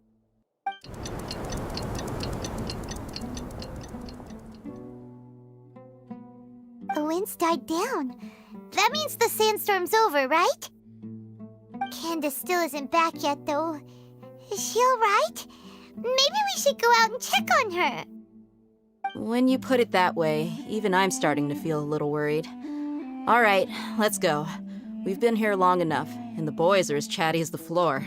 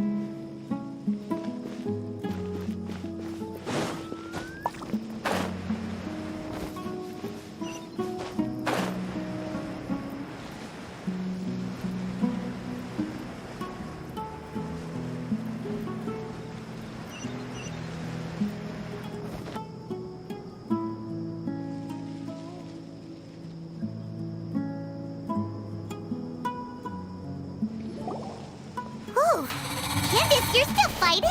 You've been out here dealing with these creatures the entire time? Yes. They just keep coming in waves.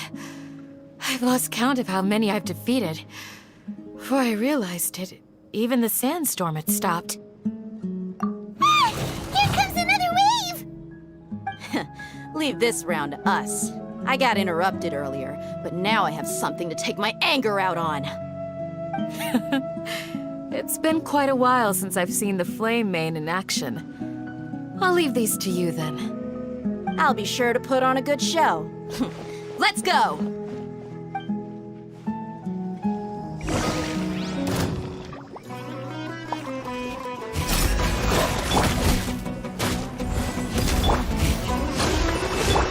Me too. Train harder.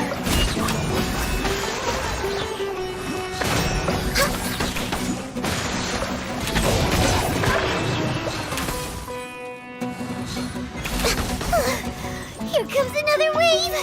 When are they ever gonna let up?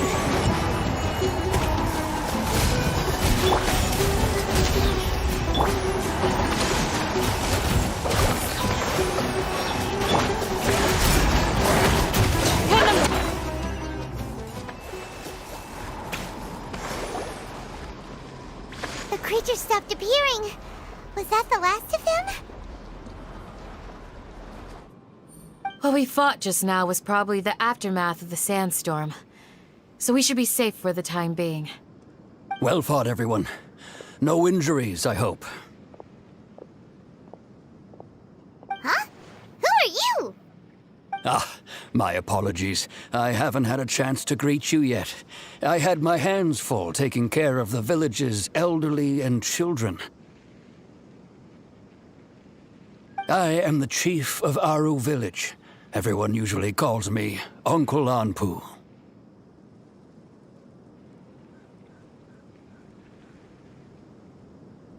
Sir, I am also originally from the desert, but I have not been back for some time now. May I ask if such sandstorms are common? I can't say they've always been common, but recently the storms have become increasingly severe and frequent. Besides sandstorms, we also occasionally get earthquakes. According to an investigator who stayed in the village a while ago, these unusual natural phenomena are related to the withering of Irminsul. Another effect of Irminsul's withering. So, Irminsul's withering causes withering zones in the forest, and sandstorms and earthquakes here in the desert?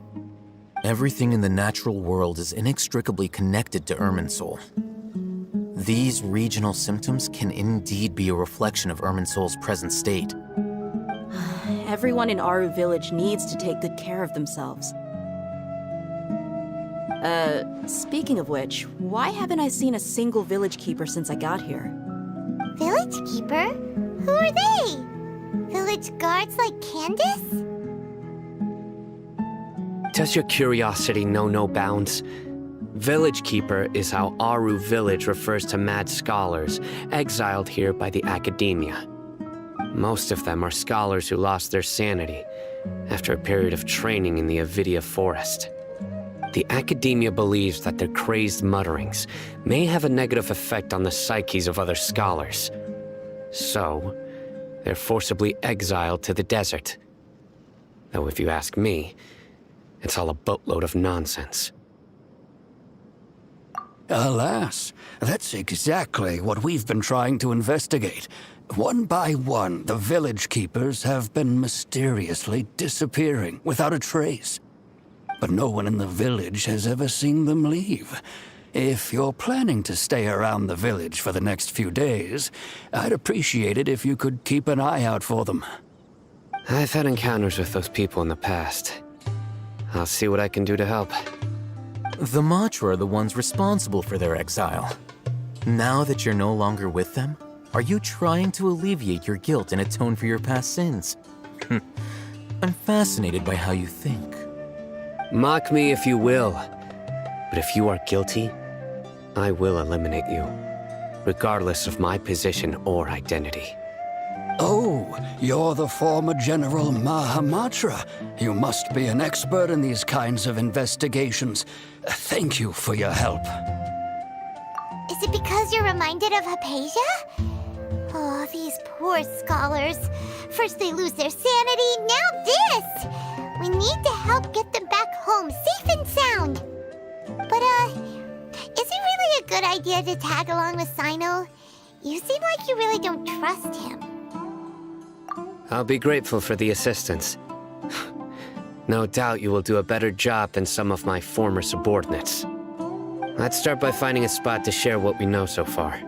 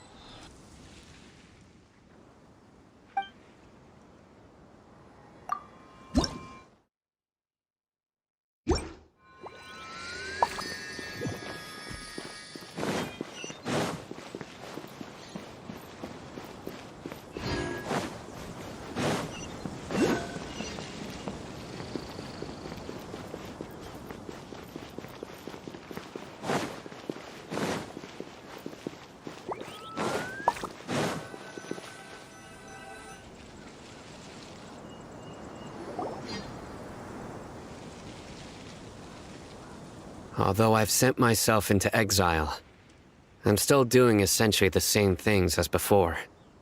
Do you still have any questions for me before we start our investigation?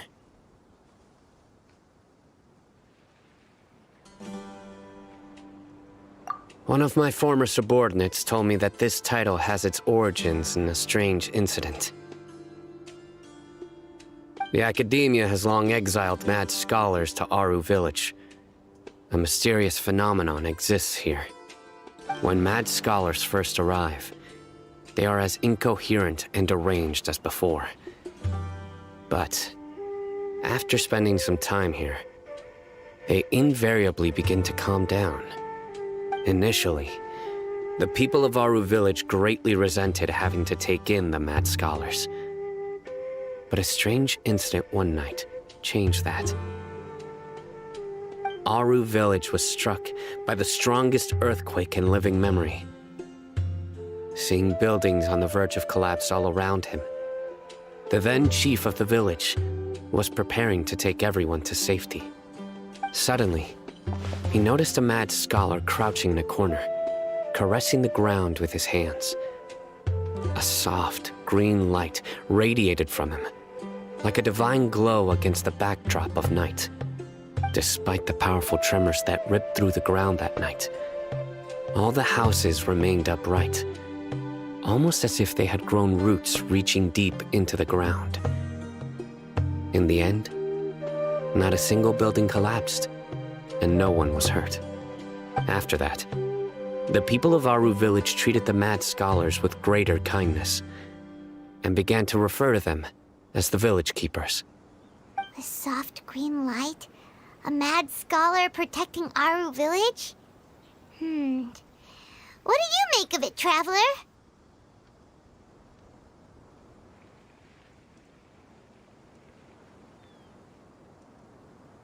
Paimon thinks so too. Actually, Sino, do you know if any of the mad scholars continued to wear their Akasha terminals at Aru Village? In theory, they would continue wearing them so the Academia could still monitor their activities. With that said, the main Akasha system would no longer have any interaction with them. Oh, no wonder! Everything makes sense then! Add in the fact that they calmed down, it was probably Nahida who calmed them. If you are able to draw a conclusion from this one story alone, then it appears you possess much more information than I do. So, what do you make of the story? Really? Lesser Lord Kusanali. What? You don't believe us? Lesser Lord Kusanali was definitely using the Akasha to give her power to the mad scholars!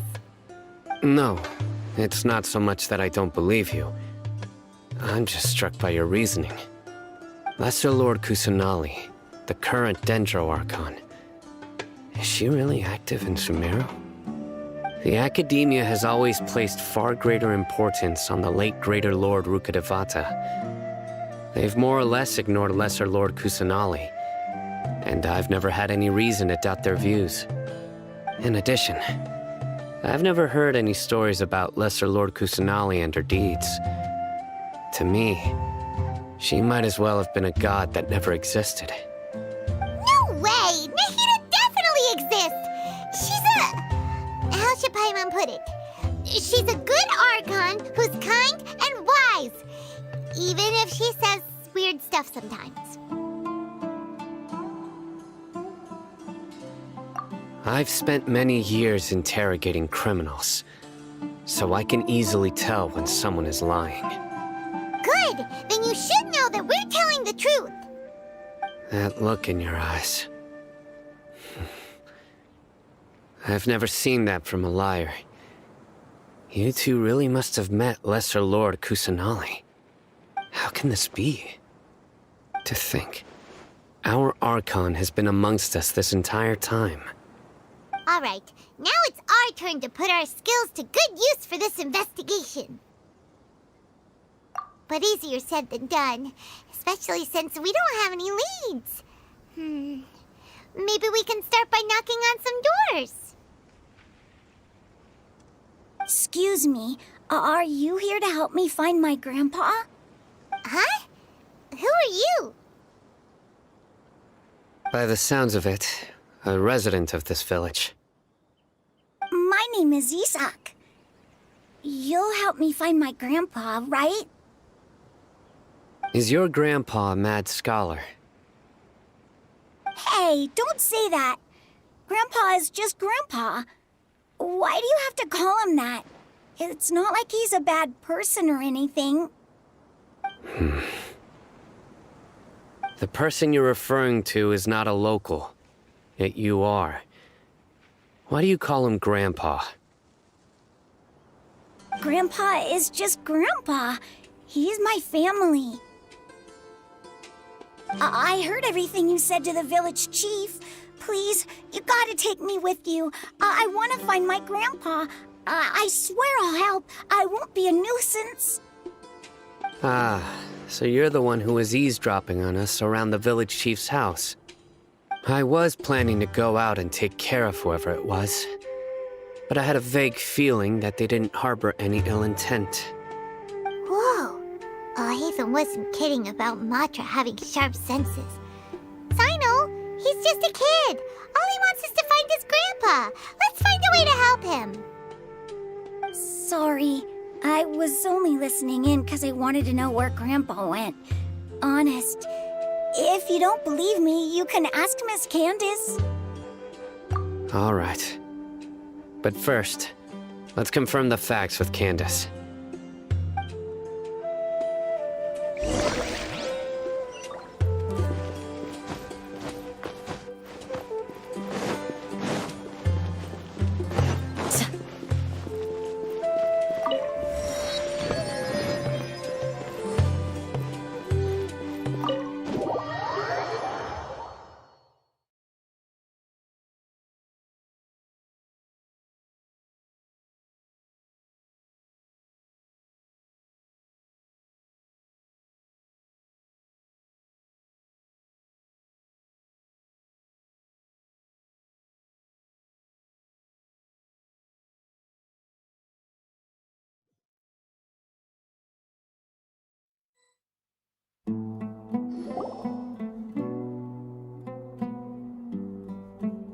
Sino is super vigilant.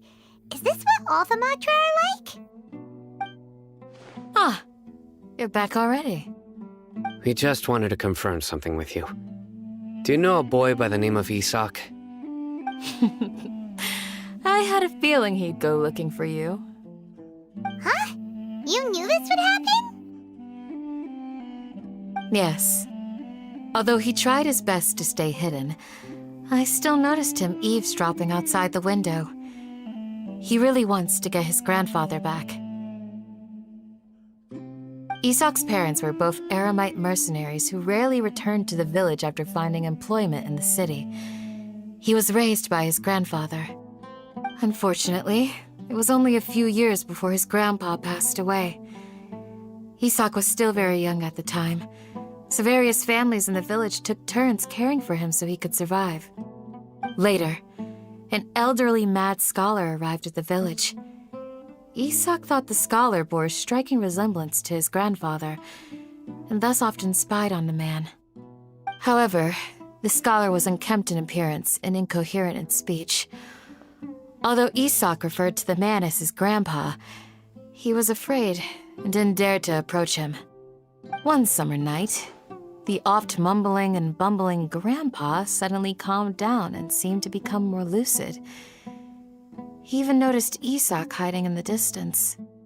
So Grandpa walked up to Isak and patted him on the head. He even took Isak to the entrance of the village, where he patiently taught the boy the names of the stars and accompanied Isak until he fell asleep. The next morning, Isak woke up and wanted to go find his grandpa again, only to realize his grandpa no longer recognized him. However, even so, Grandpa retained his calm expression. It's said that those who saw the scholar claimed he no longer appeared to be crazy, but appeared to be living in his own world, almost as if he were sleepwalking. Isak was thrilled that his grandpa was able to find peace and would follow him all the time, asking him things like, "Grandpa, want me to take you somewhere fun?" Or, "Grandpa, could you tell me stories about the stars again?" All this somehow just makes Paimon feel really sad.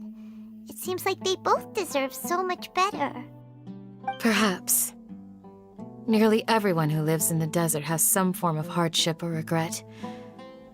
But even so, we must still continue on with our lives. It's also my reason for fighting. I must continue to protect this land.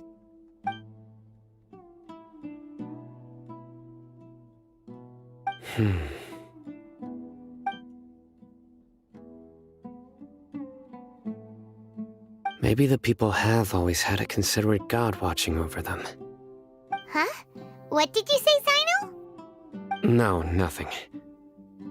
As long as Isak keeps his word and doesn't get in our way, we can take him along. Perhaps you are more compassionate than I gave you credit for. Please accept my thanks on Isak's behalf, Sino.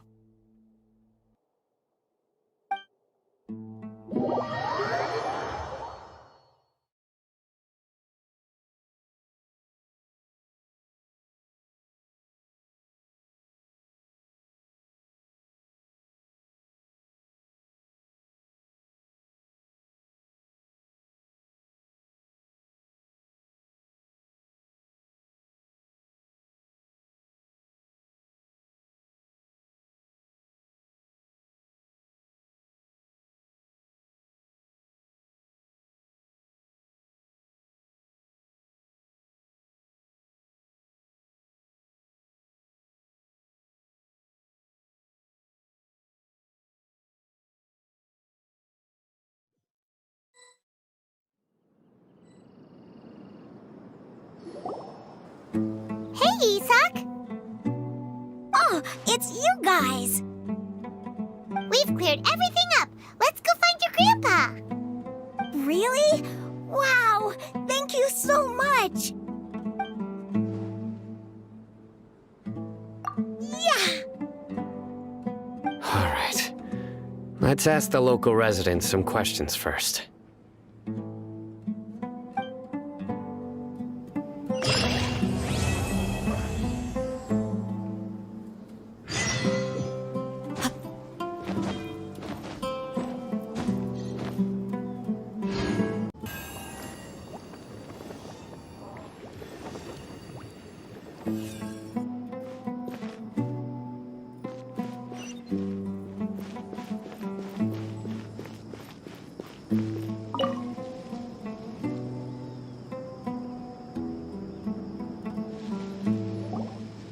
Excuse me, did you happen to see where the missing scholars went?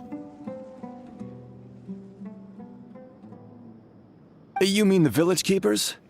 Oh, let me think. When I was eating dinner the other day, I saw one of them by the side of the road, muttering away and eating mushrooms and tree roots. They shouldn't go around eating that kind of stuff. Okay. Did you notice anything else? anything else? No, I think that's all I have to tell you. Sorry.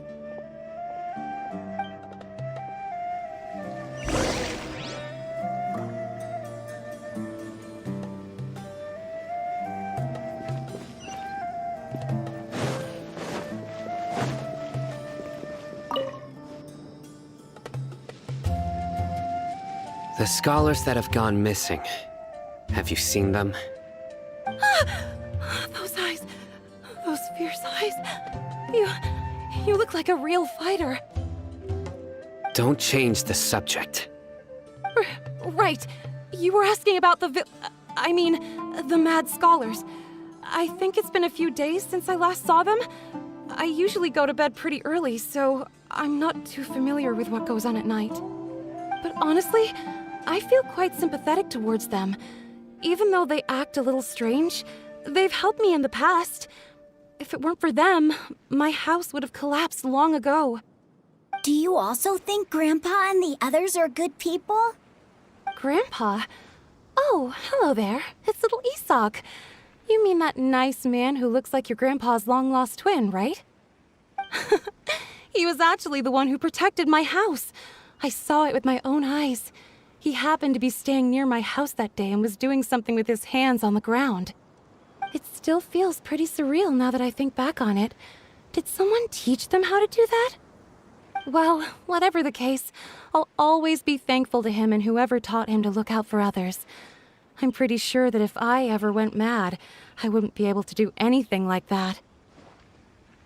Gotcha. Thank you.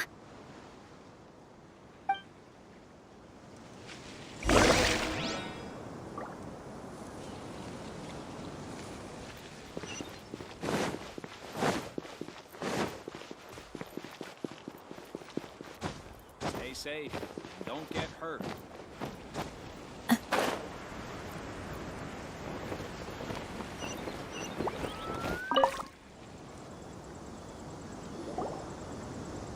Sir, have you seen my grandpa recently?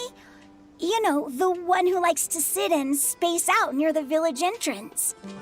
Oh, well, if it isn't Isak. Oh, your grandpa, huh? It's been a while. The last time I saw him, he was spacing out by the road as usual. I went and asked him if he'd like any of the food I had prepared, despite my wife's protests. Like many people, she's really quite terrified of them. And speaking of my wife, she's still always complaining about how I don't make enough mora. It might explain why she's always mad at me. Oh, thank you. Thank you for taking care of him. It was nothing. You're looking for him, right? Did he go for a walk and get lost? Yeah. That's no good. Well, once you found him, come by my place again and I'll cook a little something for the both of you. I've known you since you were very young, so as far as I'm concerned, you're family. Please feel free to come by anytime. Wow, what a nice guy! Okay, thank you, sir. Huh?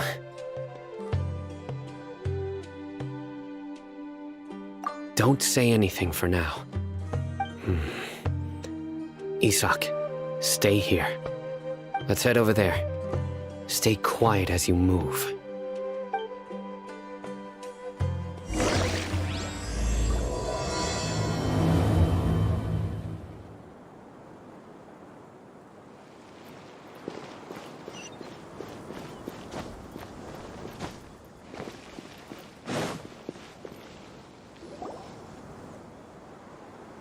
Listen, see if you can make out what they're saying. Have you heard?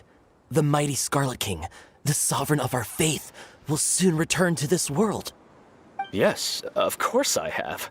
The Scarlet King is the one and only true ruler of this land. I've never believed in any other gods.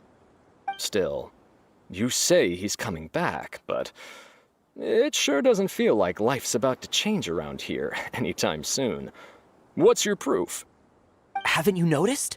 The village has been getting more deranged scholars than ever. Delavar was saying that many people also went insane just before the fall of the Scarlet King's civilization in ancient times.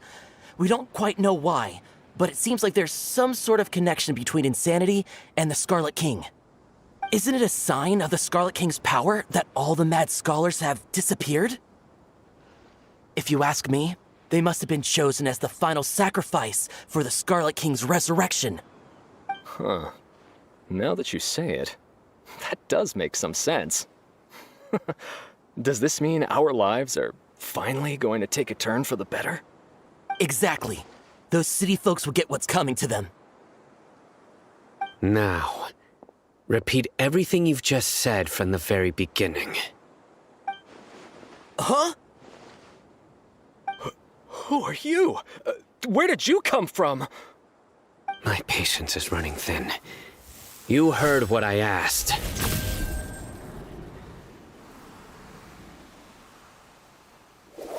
Yeah, bro, this guy's something else. Just look at his eyes. One wrong move, and he's gonna flay us alive.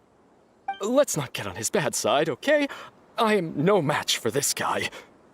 Oh, okay, good sir. What is it you would like to know? Tell me about the Scarlet King's resurrection. Well, I only know a few things from hearsay. I went for a drink the other day and heard others talking about a rumor that the madmen will disappear and that the Scarlet King will return to this land. I'm not making this up, I swear! Hey, go on, keep talking.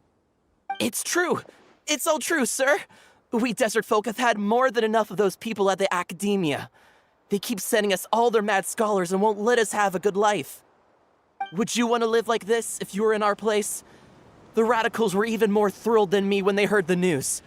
We're all praying for the Scarlet King's speedy return. Delavar also said that once the Scarlet King returns to our side, it's only a matter of time before we conquer the land on the other side of the wall. They're all willing to serve under the Scarlet King and fight for a share of the glory. Is that so? Seems like he still wants to know more. Keep talking.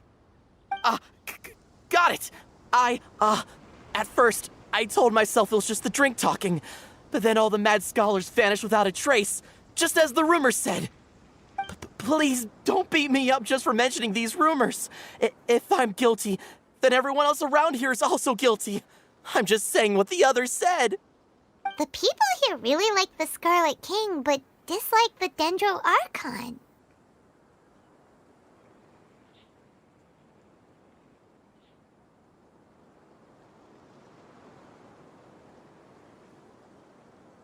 Where is this radical person you talked about? I haven't run into him over the past few days, so he probably hasn't been around the village. What about you, man? Have you seen him at all? No, not at all.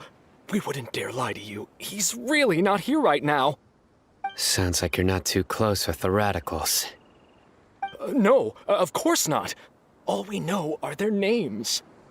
I have many ways to stop you from talking, and many others to stop you from sending warning messages. So you'd best just stay home and hope I don't hear of you trying to contact anybody. Don't do anything until I've gotten to the bottom of this. Try something foolish, and even Candace won't be able to protect you. Yes, got it. We'll do just as you say. That scared Paimon half to death. Sino is pretty terrifying. He didn't try to reassure us at all. It's like he's used to hearing that. Oh, Paimon bets lots of people have told him that before. I heard that. Sorry. It's part of being a Matra. The rumor we heard just now seems like a strong lead, but we need to check a few more places. Very well. Isak! I'm here. Where's your grandpa's house? Well, I can take you there. Just follow me.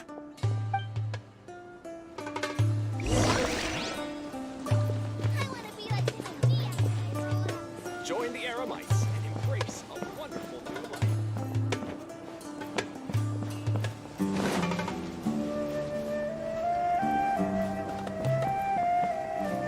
Grandpa? Oh, he likes to be alone. Sometimes he stares at the sky in a daze, and other times he just pokes at the ground with his fingers. Every now and then, he yells out at the top of his lungs, so a lot of people are really scared of him. But he's a good person, really. I know he is. I swear, he's just like my real grandpa.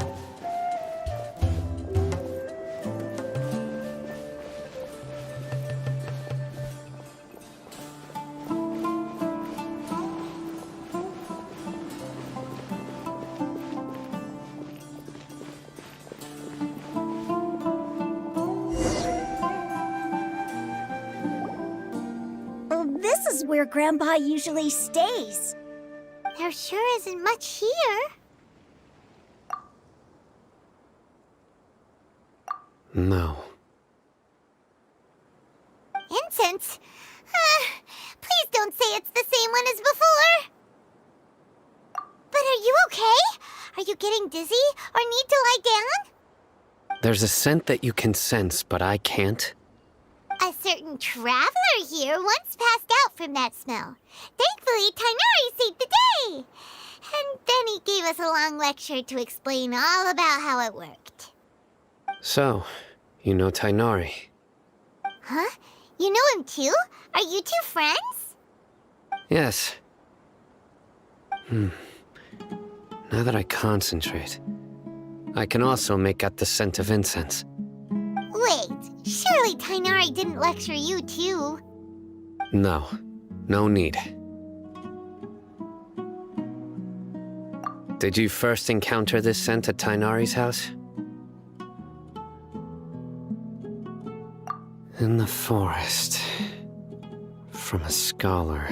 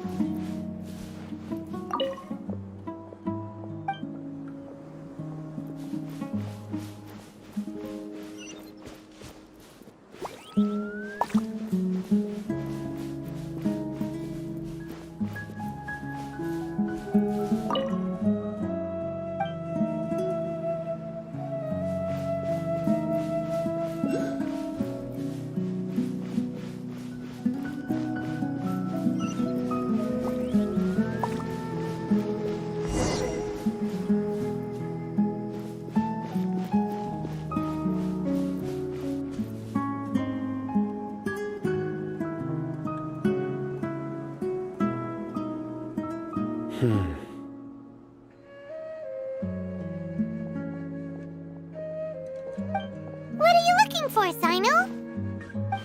Here it is. Take a look right here. Paimon doesn't see anything. Although the traces have been completely buried in the sand, there are footprints here. From the size and shape, they belong to an adult male. This pattern is a common one from this area. Local shoes. This was probably someone from the village. The scent is quite faint, but still extant.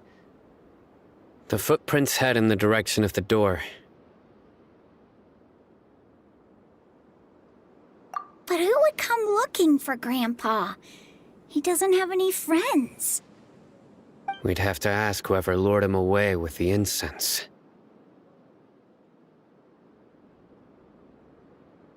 Huh? So you can lure someone away with just a scent?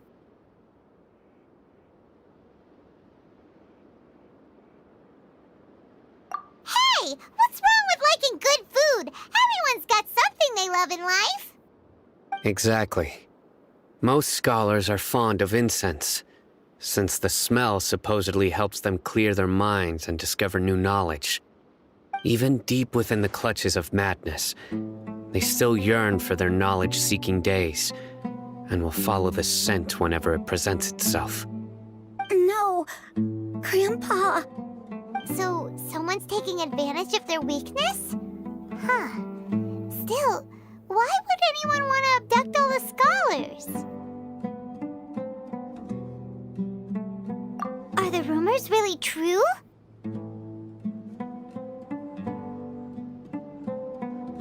Could the disappearance of all the mad scholars have something to do with the radicals? It's highly likely. Please, you have to save my grandpa. Grandpa's never done anything wrong. Please help him. Sounds like we'd better help get him back. Don't you worry, Isak. We won't let whoever took him get away with it. Let's head to Aru Village and inform Candace and the others about what we learned here. After that, we'll set off to find the scholars.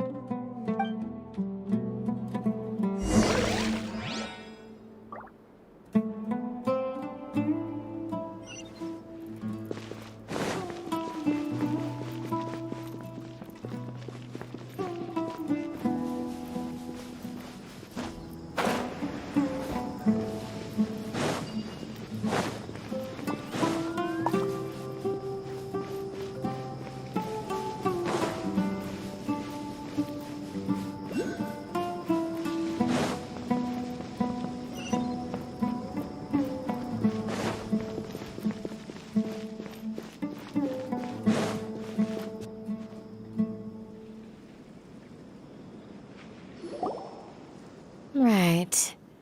The darker fabric definitely looks a lot better. That'd be my choice, too. We're back, Candace! We've got a lot to tell you. Ah, welcome back. Sounds like everyone's friends already.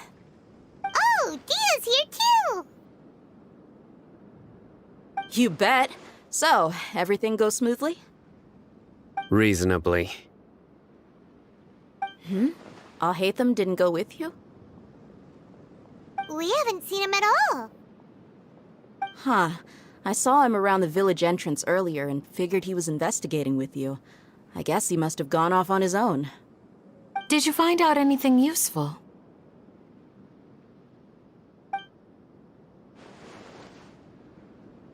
I see. So someone used a kind of incense to lead the exiled scholars away from the village.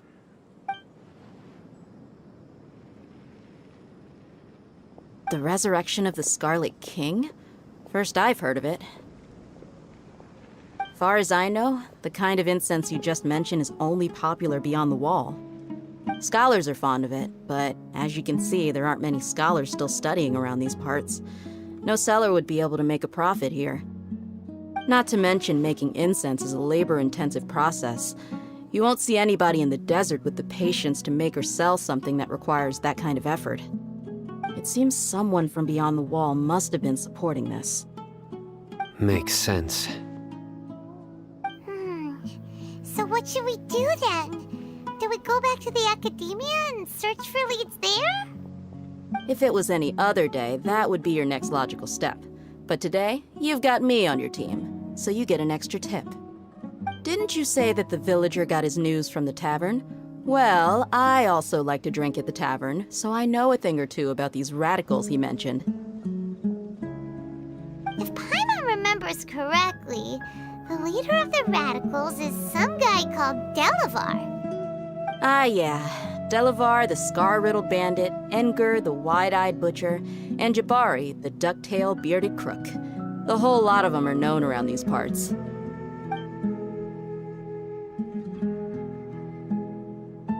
These guys have one thing in common, and that's being broke. The rougher life gets, the more they want to believe in the Scarlet King. Way they see it, the Scarlet King's resurrection is their only chance at overthrowing the academia. Throwing all of Sumeru into chaos is the only way to change the way of life here in the desert. Anyway, that's my guess why they've chosen to become radicals. Tia! You're amazing! You really know this place inside and out!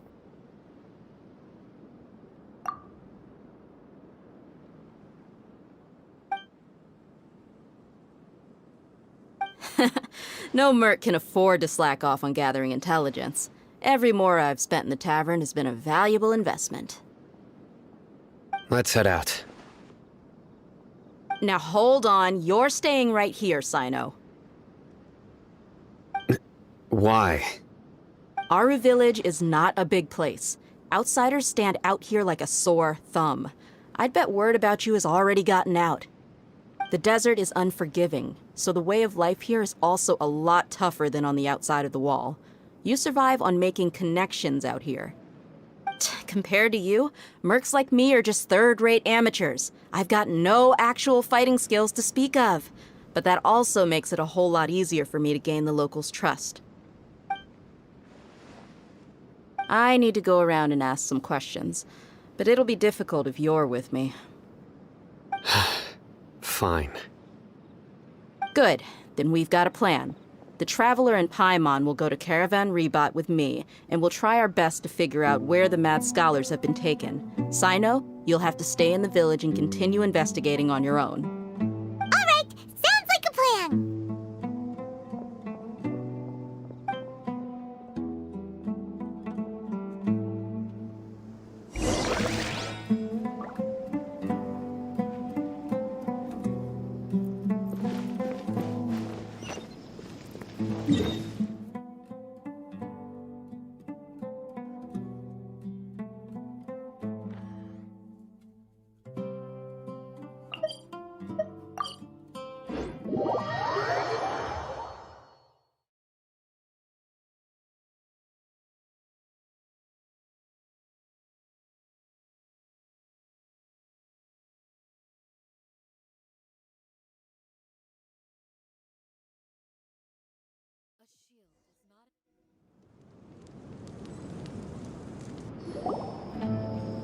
Well, here we are again. Sounds like you're starting to get familiar with the area. Paimon's amazed every time we see the wall of Samiel. How can a wall this tall even exist? It's almost unreal. I know what you mean. I had the same question every time I walked this way when I was a kid. Also, why is this high wall here? And can a wall really block sandstorms? It was only after I grew up that I realized the wall of Samiel isn't just there to keep out the sandstorms. It serves a more important purpose, keeping out people like us. Sumeru is run by wise and mighty sages. To them, us desert dwellers are nothing but tools that can be used and discarded at their whim. We're cheap labor, like livestock, but easier to control. Nothing more. Even if a child from the desert got the chance to obtain an Akasha terminal, almost all their requests for knowledge would be denied. The academia believes we're underserving. Geniuses like Sataria are 1 in a million.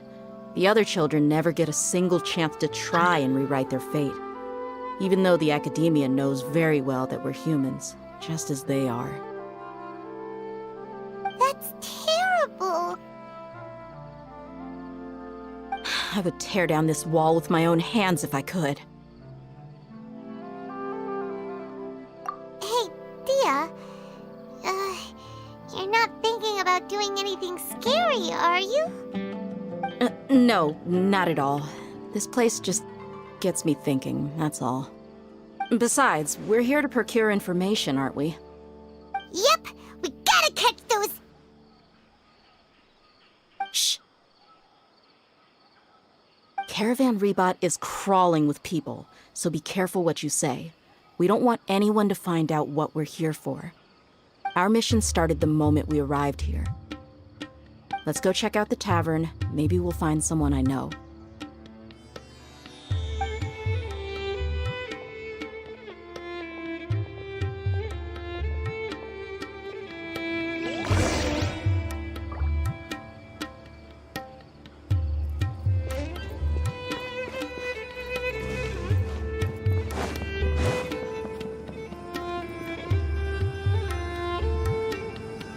Just our luck. None of them are here today. You mean, you don't see anyone you know? Dia, is that you? What a coincidence. You here for a drink too? Zaki. Finally, a friendly face. Oh, And who do you have with you here? Guests from another land? Hello, hello. I'm Zaki. Dia's, how would you put it? Drinking buddy? We've had drinks together a few times. You could say we go back a ways. Anyway, as far as my friends here, they aren't too shabby, are they? You rarely see any Outlanders so friendly and respectful nowadays. Absolutely. Much better than those people on the other side of the wall. So, Dia, are you looking for someone? Yeah. Have you seen Edgar, Delavar, or Jabari recently? Of course I have. Matter of fact, we were all here drinking together just a few days ago. I've got a spice trading deal from another nation. I thought maybe Delavar and his friends might be interested. Know where I could find him? Ah, how thoughtful of you. Then I assume you also know that Delavar's been having a hard time making ends meet these days. So, you came here to help him out? Hey, keep it down. Let's just say I prefer to keep this deal a secret. Y'all at Caravan Rebot are like family. If there's more to be made, why not do it together? Besides, Delavar and his friends have muscle. They'd be a good fit for escorting the goods. Yes, how considerate of you. Delavar's my friend too, so of course I can take you to him. Come with me.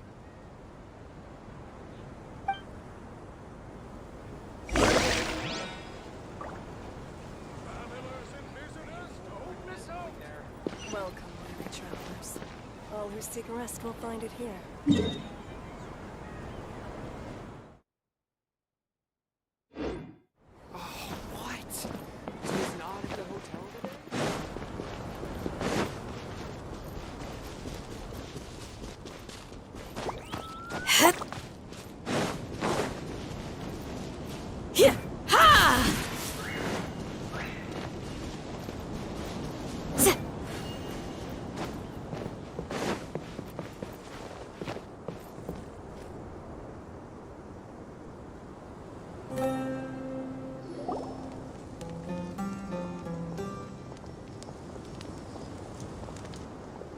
Are we there yet? Yep, this is the place. This place is practically deserted. What are they doing in a place like this?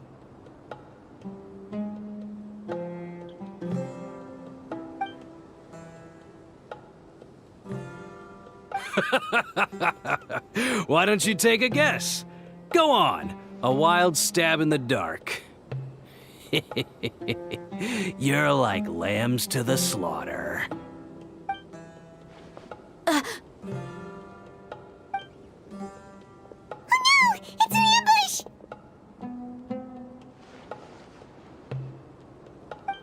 What's this all about, Zaki?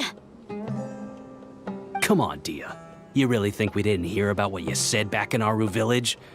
The boys have kept a close eye on you from the moment you set foot there.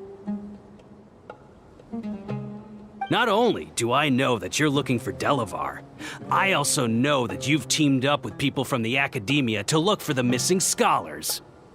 So, you've been watching us from the very beginning? Uh-oh. Paimon knew leaving Sino behind was a mistake! And you left the strongest one in the village, didn't you? Who do you think you are? You really thought we'd fall for your little business deal nonsense? So you and Delavar have been partners all along. Dia, I guess it's only natural for a traveling mercenary like you to be out of the loop. Those of us who hang around the tavern have stronger bonds than you think. But you got one thing right. We're all looking forward to an uprising in Sumeru. There's nothing more we'd like to see than the desert folk overthrowing the Academia. If that's the case, then I'm sure Delavar wouldn't miss a second of it. I'll be honest with you, if it weren't for what you said in the village, your little monologue about the Wall of Samiel would have convinced me that you're one of us. Delavar. And Edgar, you're here too, huh? Long time no see, Miss Mercenary. You should have known the traitors are what us followers of the Scarlet King despise the most. Dia, I thought that you, a fellow desert dweller, would understand that the Scarlet King is greater than the Dendro Archon. Little did I know, you don't deserve to join us. Yeah, gee, what a missed opportunity. Adopting radical views and kidnapping innocent scholars, all because of some baseless rumors. Anything else I'm missing out on? See? There you have it. Mercenaries are just a bunch of faithless scum with only one thing on their minds. Mora. Pathetic. You're all like a pack of street rats. You're not wrong. Mercenaries are driven by Mora, and my faith lies with whoever's paying me.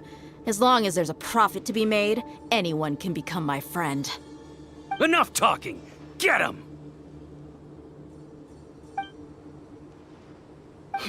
Just as I expected. Let's teach him a lesson, traveler.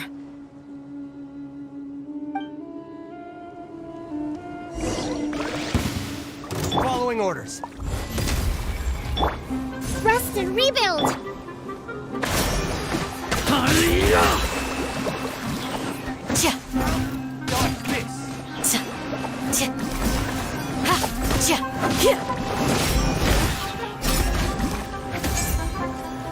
You're open!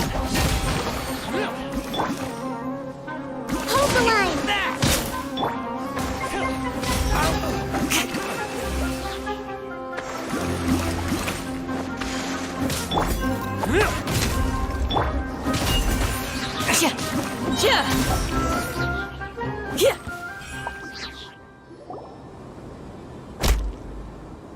Impossible! How could you? So, what do you think about your meticulous network now, Zaki? How did you say it? It's only natural for a traveling mercenary like me to be out of the loop. I'm guessing your informant told you that I'm just an incompetent merc with no real fighting skills, correct? I mean, that is what I said after all. And of course you would believe everything he reported. The only thing you know about me is that I'm a mercenary, but you've never seen me in action. Even though you heard we went to handle monsters together, you believed that Candace was the only one doing all the real fighting. That so-called Flame Mane is just a fraud. She admitted it herself. She just uses her connections to gain the trust of others. That's what you thought, right? Ugh. You lied in the village because you figured that we'd have people watching you. And you were stupid enough to fall for it. I figured as much the first time we drank together. You all thought you were so smart. Pathetic. Okay, that should be all of them. Whoa! So you've been planning this since we were in Aru Village? No task can be done without preparation. I just happened to notice a couple suspicious-looking people while you were out investigating.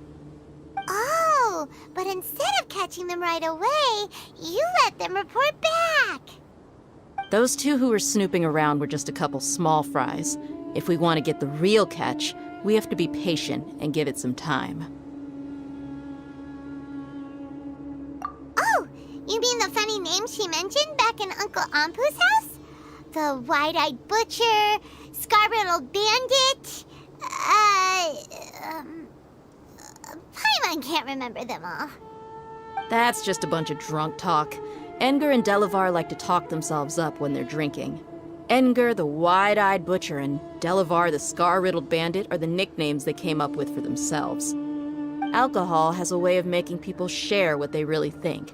So Edgar and Delavar are always rambling in the tavern about how the Scarlet King is a superior deity. What about Zaki? He's just a numbskull who fell right into our trap. Zaki was probably the best hidden of them all. My initial plan was to find Delavar first, and then try to track him down. That's what you wanted to ask when we were at Uncle Anpu's house, right? Jabari is one of the villagers you talked to. You know, the one who wanted to treat Isak and his grandpa to some food. Wait, so he's a radical too? No, he isn't. I just needed to tack on a random villager name to make the eavesdropper think that I was making some wild guesses based on my impressions. Wow! expert mercenary for ya. Ah, you're too kind. It was straight from the usual playbook, if I'm honest. So, that thing you were saying before, is it really true? Hmm? About what? About how mercenaries only care about Mora, and that anyone's a friend as long as there's a profit. Does that bother you?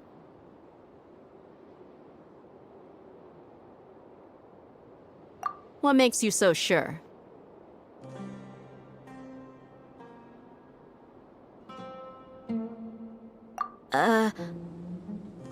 Dia, do you dislike the Dendro Archon like the other desert folk? You two are pretty sharp. No, I don't have anything against the Dendro Archon. I've heard a lot of nice things about the Lesser Lord from Dunyarzad. I can understand her devotion and gratitude. Dunyarzad's just an ordinary person. There's no way a god would be so involved in the lives of everyday people unless they were truly compassionate. I've begun to realize that the sages are behind everything that's happened recently. The radicals' blind belief in the Scarlet King, making the Dendro Archon out to be an enemy. It's all the Academia's trickery. But I see through it all. And unlike them, I can never be hostile towards anyone who's never done anything wrong. Dia. Anyway, looks like we're done with business here. Traveler, lend me a hand. Let's tie him up and bring him to the village.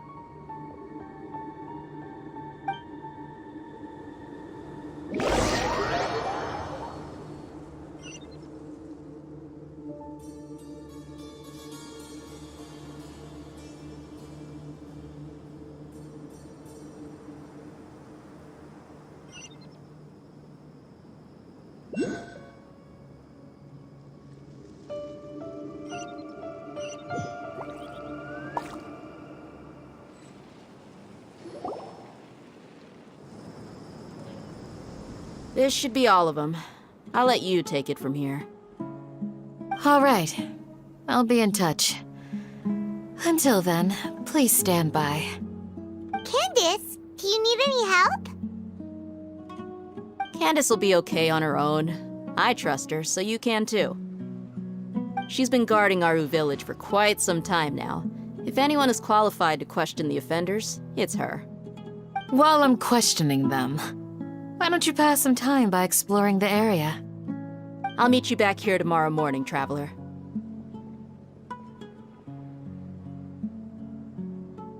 As for these idiots, let's just hope they live to see another day.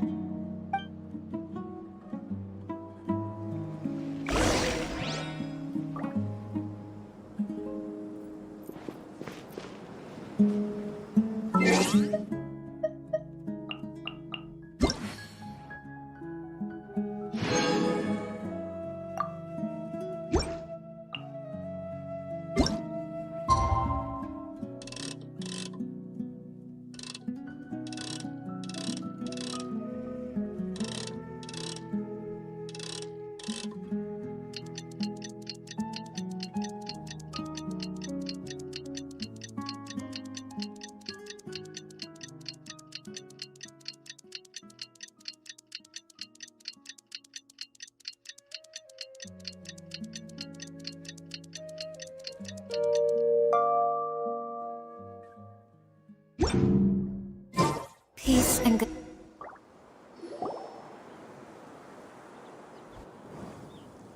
Hey, Dia! Right on time. We'll know any moment now. Paimon's been wondering. You seem to know Candace pretty well. Have you been friends for a long time? We've known each other for some time now. She's a pretty interesting person. Even though she's an extremely strong warrior, she never misuses her powers against others. Oh, Paimon knows what you mean. Like a lot of martial artists say, never take the fight outside the ring. Yep, I guess you can put it that way. It takes strong convictions to be as dedicated as she is, and shoulder that kind of responsibility. Us mercs, on the other hand, we pretty much live from one day to the next. Well, Paimon thinks you're great too. Really? Thanks for that.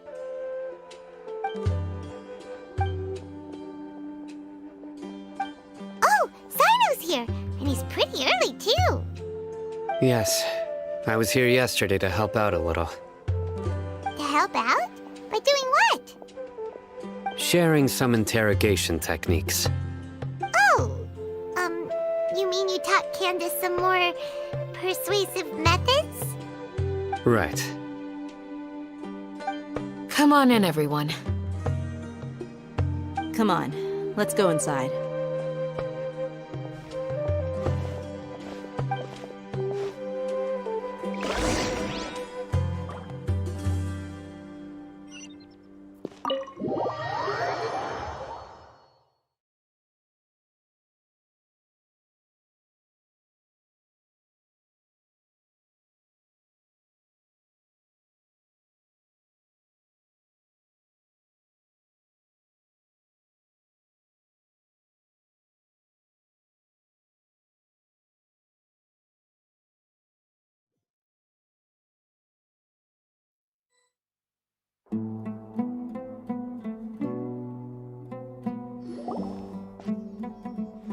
Candace, where... Whoa, you look furious. Do I? Huh. What gave it away? Oh, there's no mask that can hide true bloodlust.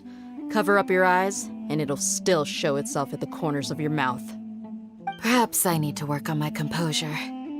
Still, it's perfectly understandable why I'm angry. I'm sure everyone present would agree. Yes, ma'am. Please, don't beat us anymore. We're gonna die. Well, looks like Sino taught her well.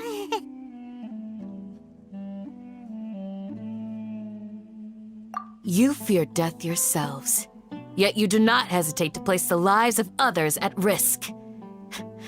The absurdity is mind-boggling. The ones you call mad scholars are known to us as the Village Keepers. They are vital members of our community, and some even count them as family. You come here, to my village, and you treat my people as nothing more than stepping stones towards your goal. Tell me, what would you do to you in my position? Mercy! Please, have mercy! You've made your bed. We may both be desert dwellers, but there is one thing that I understand better than you. The resurrection of the Scarlet King will only result in war. And war serves no one. The people of Aru Village care little about which god is in power. Life may be tough and tiring, but we wish to preserve our way of life. A war would only cause us to lose all that we have. And that is not a responsibility that you can afford to shoulder. We understand. We're sorry. I'll tell you everything I know. Please, just let us go. I'm listening. You might not believe this, but it wasn't us who came up with this idea. Someone was spreading rumors in the tavern. That's how we ended up hearing about the Scarlet King's resurrection. Some mystery man told us that mad scholars will make the perfect sacrifice to usher in the Scarlet King's resurrection. They give their lives, and we can get anything we wish for.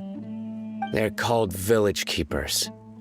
Slip up again, and you'll regret it. Yes, sorry. It was all that mystery man's doing. He told us to spread word about the Scarlet King's resurrection and talked us into helping him. In return, he said he'll help facilitate the resurrection process.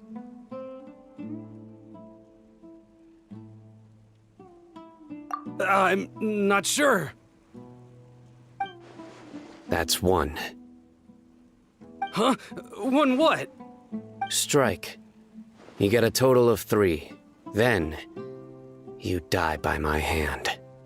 Wait, I'm telling the truth. We don't know anything. It was all him. 2. He got us to lure them out of their houses in the night with some kind of incense. We take them to a junction outside the village. Then the mystery guy takes them from there. You gotta believe me, please. I'm telling the truth, I swear. Just ask them if you don't believe me. That was indeed the truth. Traveler, Go on.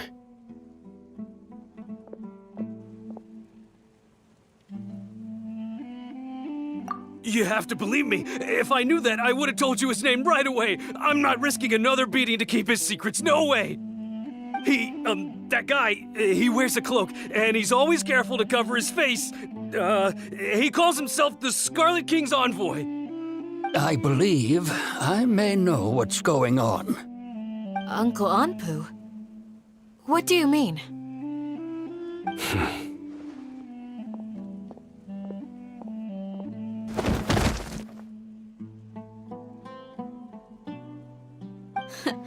Smooth. Okay, speak. If my suspicions are correct, this mystery man they speak of could be from the Academia. Some time ago, people from the Academia attempted to take the village keepers away. I refused, insisting that they are part of our community.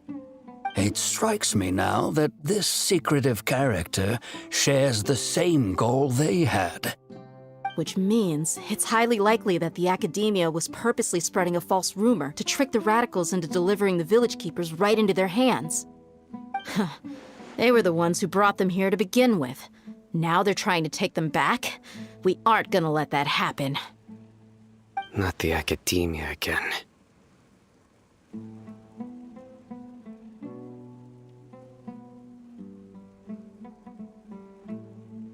Just as I thought. But what could they want with the village keepers? People are nothing but tools in the eyes of the Academia. A change in their plans likely means they found another way to exploit the scholars. Regardless, our top priority now is locating the village keepers. You're right. Isak is still waiting for news on his grandpa. Time to go. Let's leave the village and try to track them down. Yes. Pack up and get ready to leave. You got it. Candace, I'll let you deal with the radicals. Leave everything outside the village to us. All right. Let's meet back here once everyone's ready.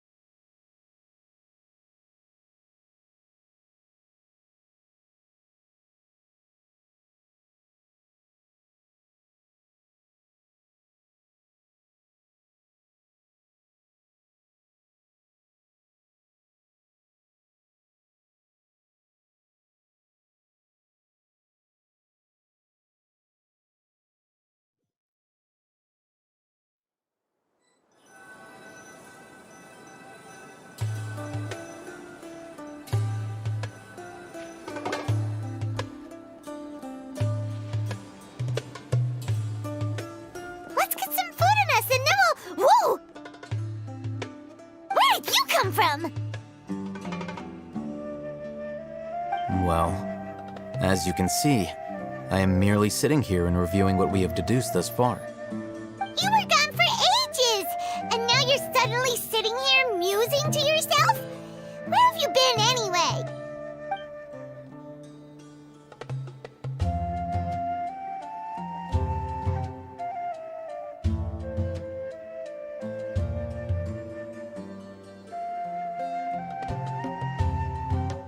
Hey, what's with the silence?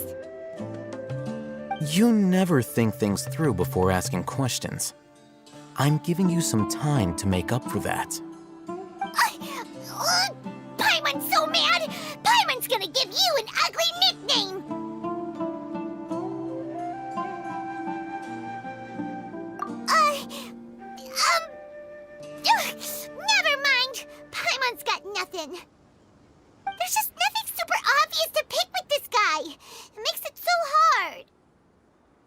Well, you've heard nothing to suggest I left this whole time, so clearly I stayed in the village to investigate.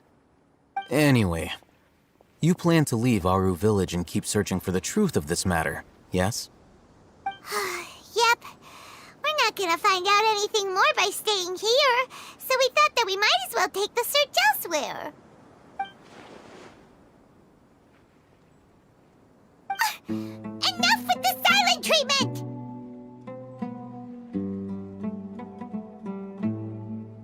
No. I'm just surprised that you decided to team up with him. Alhaitham, you haven't helped us out at all ever since we arrived at Aru Village. Bold of you to question our choices.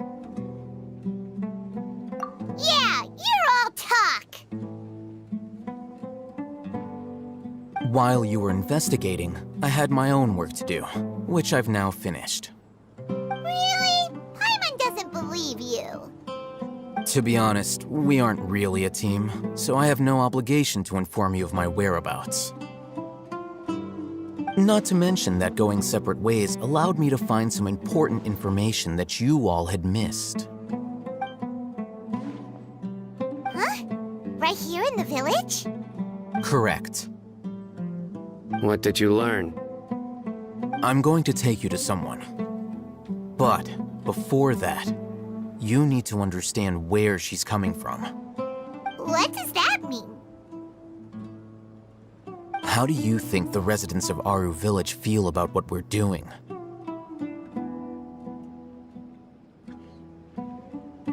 In other words, do you truly believe every single word the villagers tell us?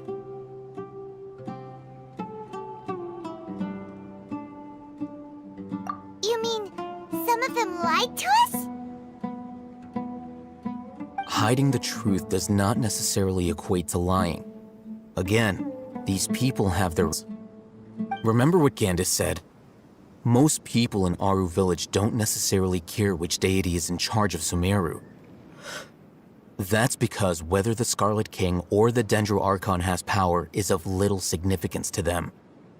By contrast, the perils of their daily lives are ever-present concerns.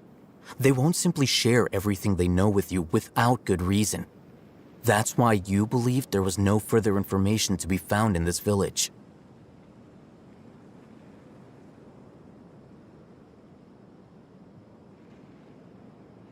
Glad you're following along. Among those you have talked to, there's someone who was consciously keeping you out of the loop. In fact, she's been observing your every move since you arrived. The reason being, to someone who only wants to live their life in peace, any external factors introduce unpredictability into the equation. Those eyes. Those fierce eyes. You look like a real fighter. Don't change the subject. It's quite obvious that she's intimidated by Sino's authority and strength. Right. You were asking about the the mad scholars. She corrected herself mid-sentence because she's aware that there are Scarlet King fanatics in the village. If she sounds too friendly towards the village keepers, she could easily make herself the radicals' next target. I think it's been a few days since I last saw them. I usually go to bed pretty early, so I'm not too familiar with what goes on at night. Remember? She made a point of denying her involvement in anything that occurs at night. But honestly, I feel quite sympathetic towards them. Even though they act a little strange, they've helped me in the past. If it weren't for them, my house would have collapsed long ago. After speaking to the village chief, it became clear that the village keepers had protected Aru Village at night. In other words, the young miss was very much awake during that time. Then why would she lie? By getting involved with an outsider, she risks drawing unwanted attention to herself. As for why she might be so wary about all this, maybe you should ask her. I'll pass on this one. You said that she is afraid of me. If so, it's best if I stay out of this.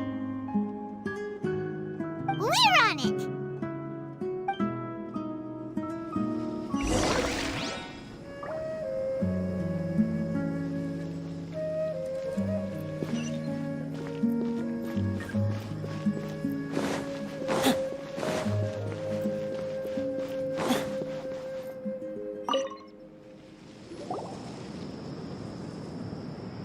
Miss Shawnee, as we discussed earlier, I've brought someone with me.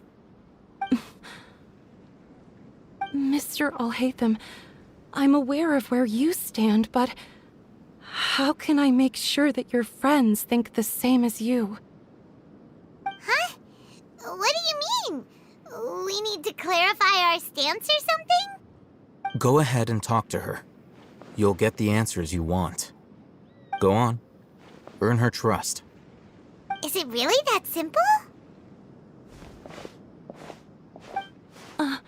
May I call you Traveler?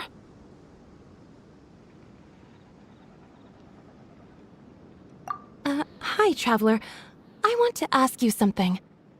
Do you think the resurrection of the Scarlet King can truly change Sumeru for the better? Why's that?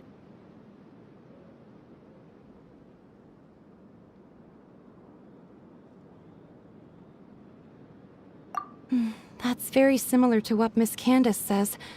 I know you two are friends. That's why I'm willing to talk to you, even though I do have some reservations. Before, I wouldn't even have the courage to ask something like this. Traveler, do you believe our lives will get better?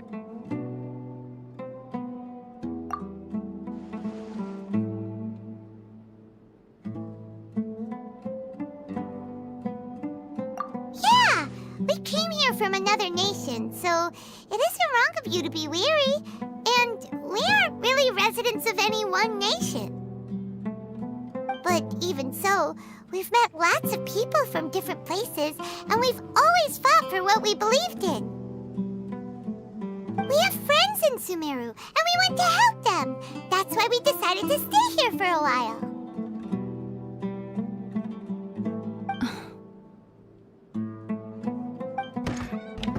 I want to trust you. My apologies for posing my questions like that. To be honest, I didn't expect you to come back for more information. Alhaitham told us you have your reasons. It's okay. We understand. The fact is that only one side of my family is desert folk. I don't really fit in anywhere in Sumeru. Some believe in the Dendro Archon, while others believe in the Scarlet King. I don't belong to either side, and neither side would want me. Speaking of which, the Radicals mentioned that they despise traitors. Do they just think that anyone who's different from them is a traitor? Yeah. Some people can be so narrow-minded when it comes to bloodline and beliefs. It makes no difference what I say or how I behave. I'll always be suspected of having ulterior motives. Slowly, I just stopped talking to people. I pretended not to hear or see anything. All I want is to live my life in peace. And then it happened. The village keepers who had helped me disappeared with no explanation, and I didn't dare breathe a word about it to anyone. Until now. You can tell them. I'm sure she'll keep your secret. All right. I'll tell you what I told Alhaitham. I actually have a sharper sense of hearing than most. Sometimes, I hear strange crying sounds in the night. There are ghosts? Perhaps. I'm not sure. It's faint, but it's definitely the sound of crying. It comes from far away in the distance, and always carries very raw emotion. It used to be louder and more frequent, but ever since you arrived in the village, it doesn't seem to happen as often, and when it does, it's much quieter. I have to focus really hard to make it out. I confirmed this with the guards on night duty. They also have someone with a good ear, and he's heard similar sounds at night. But, because we're in the middle of a desert, he would rather believe that they are the cries of beasts than ghosts.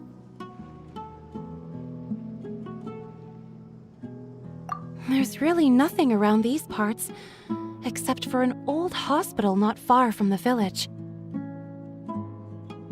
I think they used to use it for treating Elazar, but it's been abandoned for years.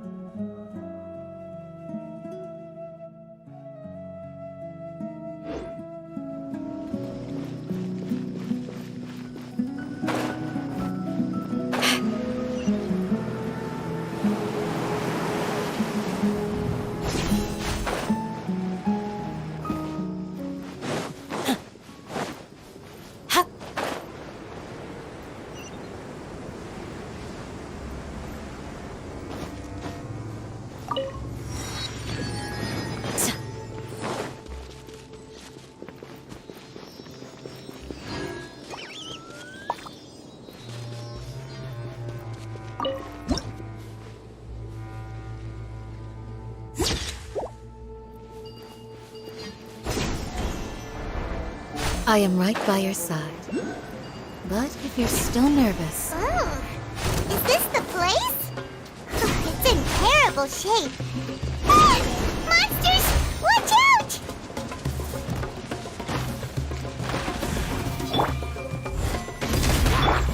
Rest and rebuild! Grant us your blessing! Yield!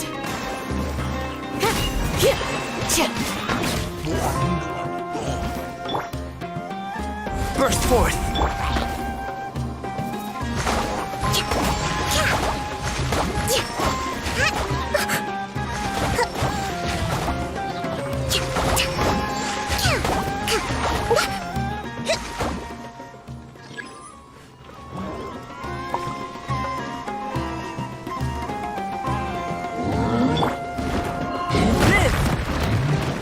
Burst forth!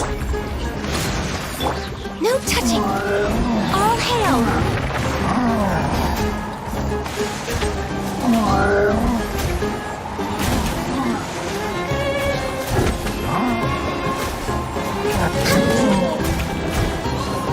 I can fix this!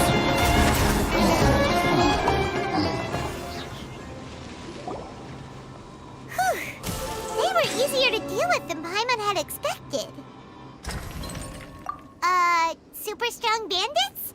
Or monsters taller than buildings dropping out of the sky? Or, something like that. He looks super serious. We gotta stay on our A game too. This is the one.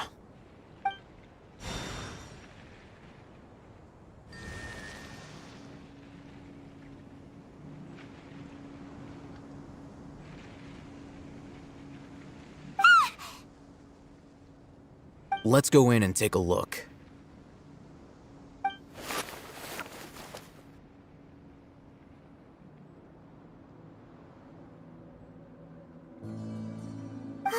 Hey, we haven't found Squad. Are you sure we aren't wasting our time here? Patience. Shawnee says she only hears the crying at night. We have time to burn. Until then, I'm taking a break. And just like that, he sits down. Wait, he even brought a book to read? What are you reading? Let Paimon see!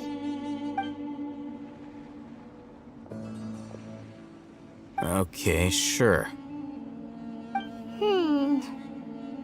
Huh? The natural position, which is the positional propensity of an entity in natural motion in contrast with an object in forced motion? Huh? When free from external influences, every entity displays the tendency to follow its natural trajectory? So, you got that? Oh, Paimon gives up. You keep reading your book. See ya! How is he so relaxed? Look at him, reading an impossible book in a creepy place like this. Hey, what good is that gonna do for you?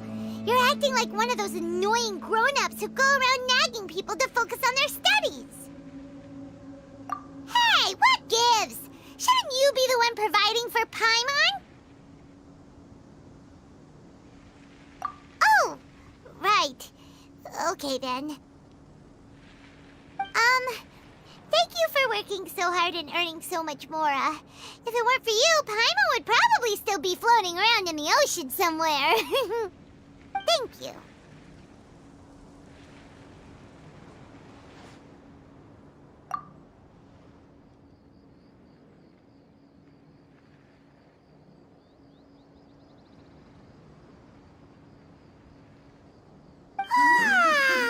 Paimon's getting so sleepy. Huh?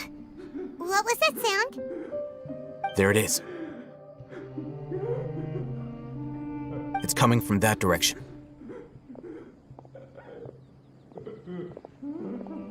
Is the sound coming from here? Huh. Paimon's not seeing anything.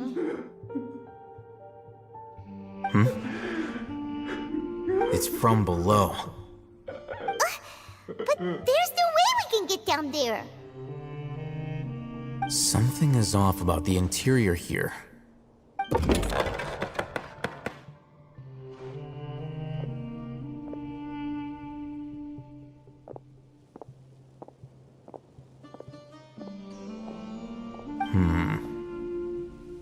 As I thought, there's a hidden structure. Wow. It's like they tucked another hospital into this one. Oh, it looks like there are other mechanisms around here. Let's keep exploring.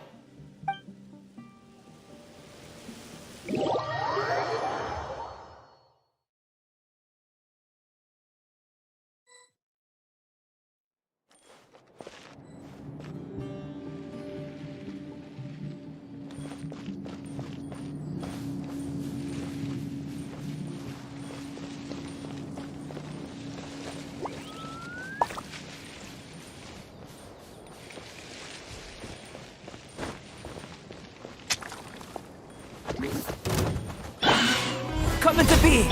Hold the line! Access denied.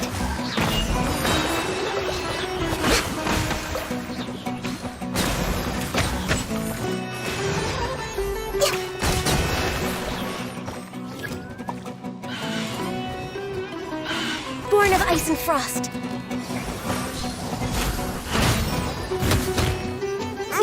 Didn't see that coming.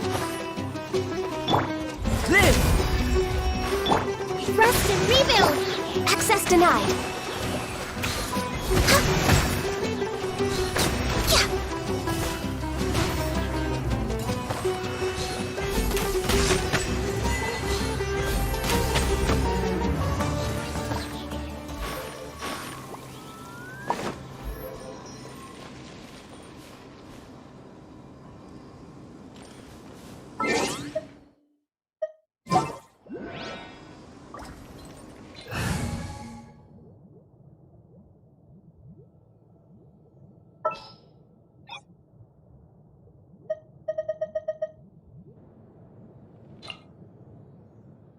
Everything's ready. Let's go.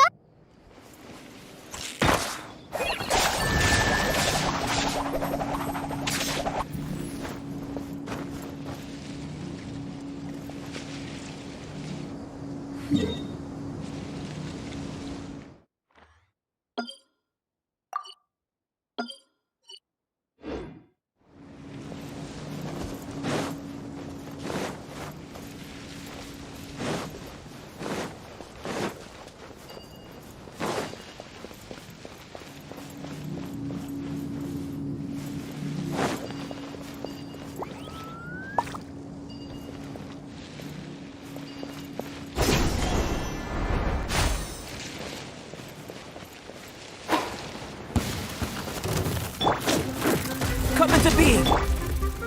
Allow me! Live!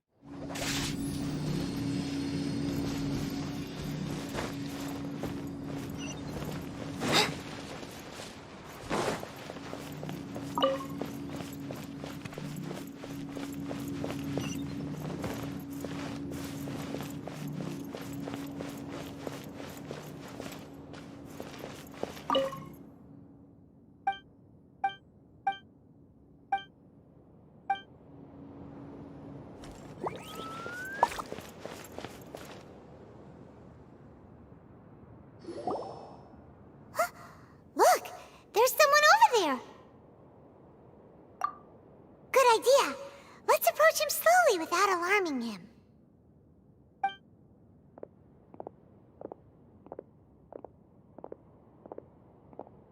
Wait.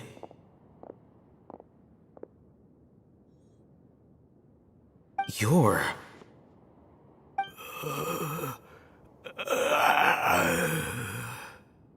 He can't speak, and his eyes are unfocused. But he looks too young to be anyone's grandfather. Also, why is he the only one here? Didn't expect to see him here. You know him? He's Razak, a senior of mine at the Academia. He's a scholar too? Is he the kind that holes up in a forest and mumbles stuff about training? No. And that's the problem. Razak was never involved in any of those things. He never trained in the forest, let alone reach Satyavada life. Leaving that question aside for the moment, him being here alone means that we might be too late. Looks like they've already taken everyone away. For whatever reason, they left Razak here. Perhaps they simply didn't have time to come back for him. There are drag marks on the ground. They're clearer by the doorway. Someone was forcefully drawing a cart that was loaded with something heavy. Loaded with people? That is one possibility. It looks like they were in a hurry, as if they were afraid of being caught. In their haste, they failed to notice Razak hiding in a corner.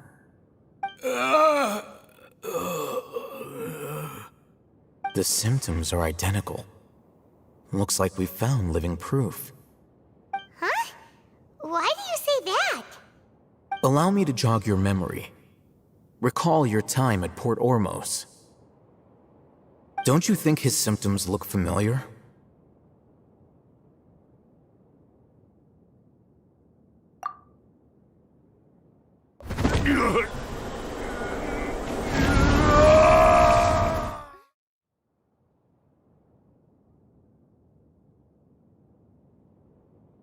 Oh, now that you mention it, they're acting the same way. Correct. The Academia is behind all of this. It isn't difficult to deduce their rationale. First, the Academia spread a false rumor of the Scarlet King's resurrection, emphasizing the role of the village keepers, the mad scholars who were exiled to Aru village. These rumors were all the persuasion that the radicals needed, and those based in Aru village leapt into action. Unbeknownst to them, of course, through rounding up the scholars, they were actually helping the Academia. As well as being able to exploit the radicals for their own ends, this scheme has one further advantage to the Academia. All the risks and responsibilities are offloaded onto the Scarlet King's followers. Life for the Desert Dwellers has been brutal ever since the Scarlet King's death all those years ago. Beneath the surface, feelings of desperation are widespread. Many would give everything they have for the prospect of something better. Anyone looking to exploit that for their own ends simply needs to make a few empty promises. Even if complications arise, people will see that those involved are all followers of the Scarlet King and look for no further explanation than differences of belief. A deep-seated mistrust of the desert and everyone in it by the rest of Sumeru will make sure of that. The notion of an Academia plot wouldn't even cross their minds. It may seem like a simple strategy, but it is able to work wonders under Sumeru's current circumstances. Oh, that makes a lot of sense. It's in line with the village chief's theory, too. But there's still one very important question. Wasn't it the Academia that brought the scholars to Aru village in the first place? Why does it want them back now? Throughout this process, one thing has changed. The scholars' identity. First, they were scholars. Then, they became lunatics. After that, they were exiles. And finally, they become missing persons. An exile is still patently a living, breathing human being. But when someone becomes a missing person, that is brought into question. If you can't find someone, you have no way of knowing what exactly happened to them. That makes missing people an ideal resource. Resource? For what exactly? One possibility is that the information in their brains could be extracted into knowledge capsules. Extracted? You mean canned knowledge comes from people's brains? With the technology of the Sumeru Academia, it's entirely possible. Perhaps the process caused them great suffering, which is why they cry out in the dead of night when no one is watching them. So, the human brain... Nope, nah, Paimon doesn't want to think about this. I'm the Academia scribe, after all. I'm familiar with their projects. Anyway, judging by Razak's state, the contents of a divine knowledge capsule were extracted from his mind, but something went wrong in the process. Or perhaps his curiosity got the better of him, and he used such a capsule for himself. Paimon's a little confused. Can they just use anyone's brain?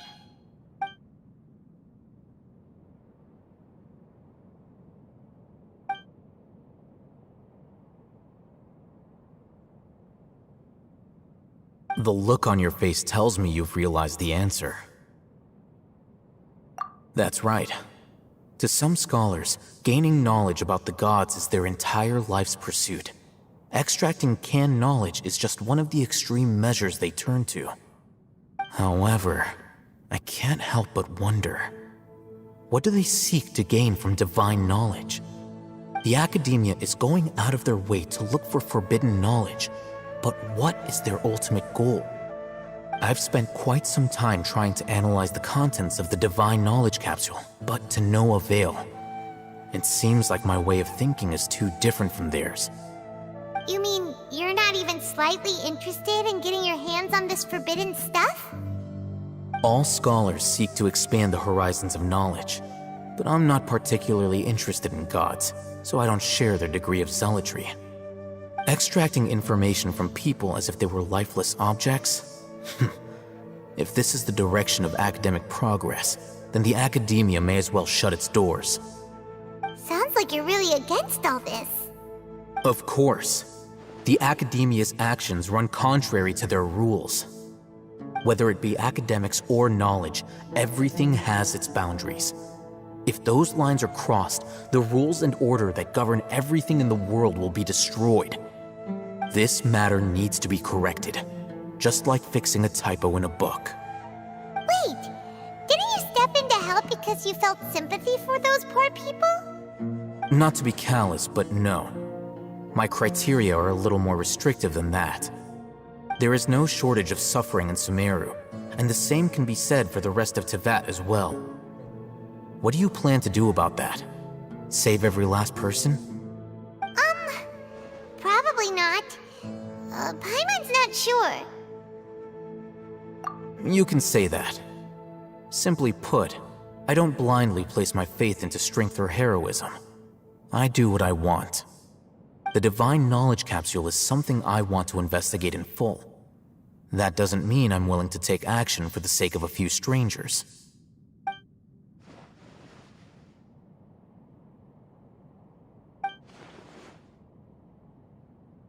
Paimon's been wanting to say this for a while. There are a lot of bad guys in the Academia, but you're not one of them. You're their weirdo. You're probably right. Though I must say, I quite enjoy this feeling of being the odd one out. Uniqueness is also an asset, is it not? Wow, that's a great way to think about it. Paimon's really impressed. If only Miss Shani had a similar mindset, her life would definitely be a lot easier. I'm just a more likable person than her in general. There's nothing more to it than that.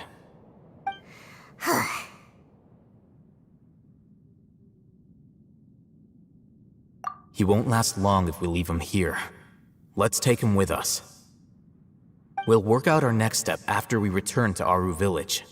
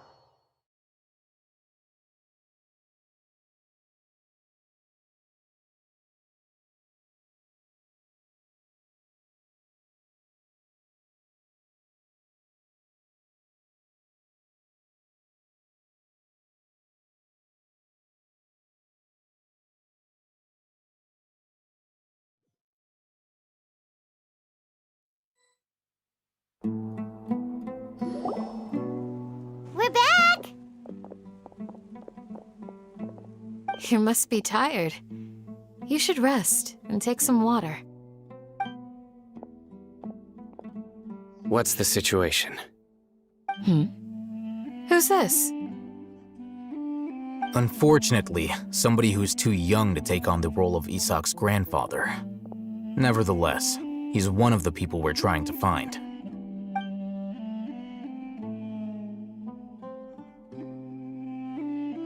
So, at one point in time, the abandoned Elazar Hospital served as the Academia's site for extracting divine cant knowledge.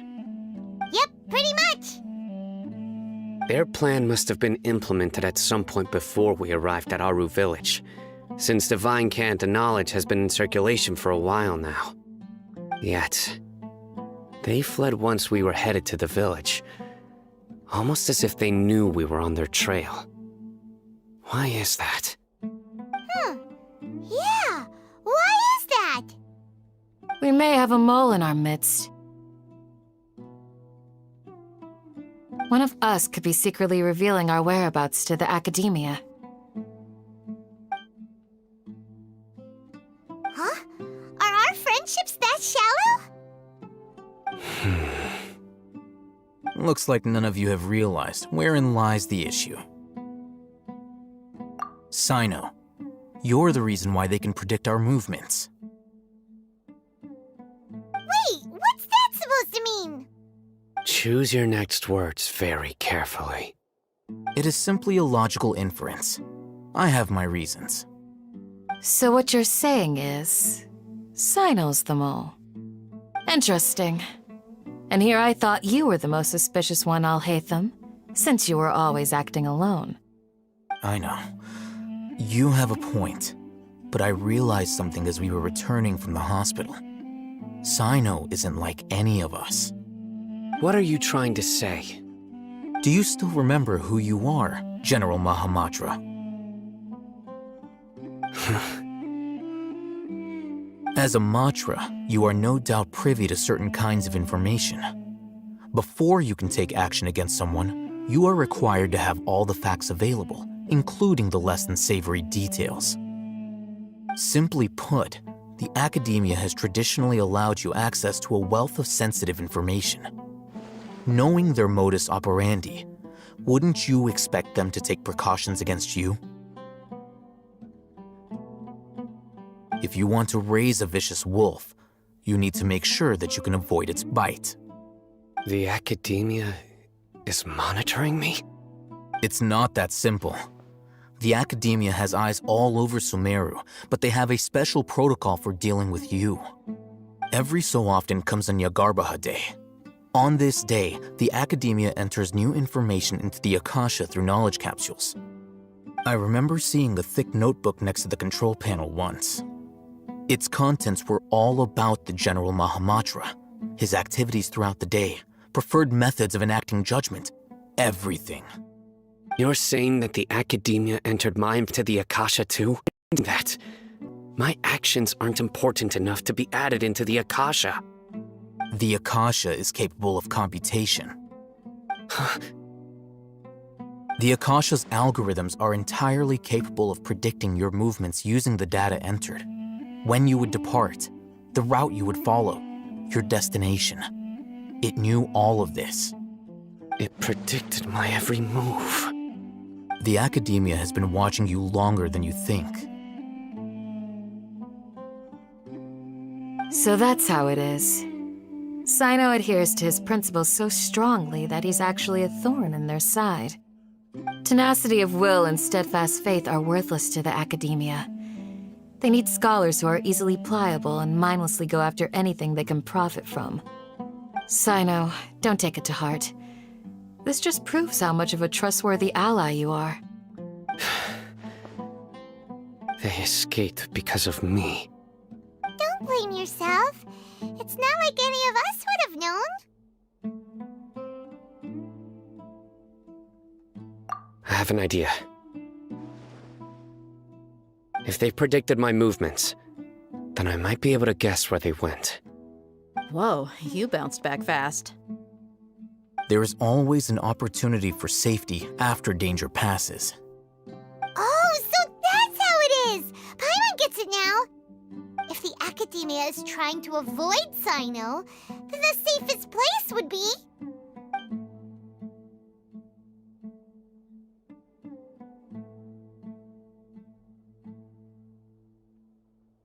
Yep, that's right! They'll want to proceed in the direction opposite of where I'm going.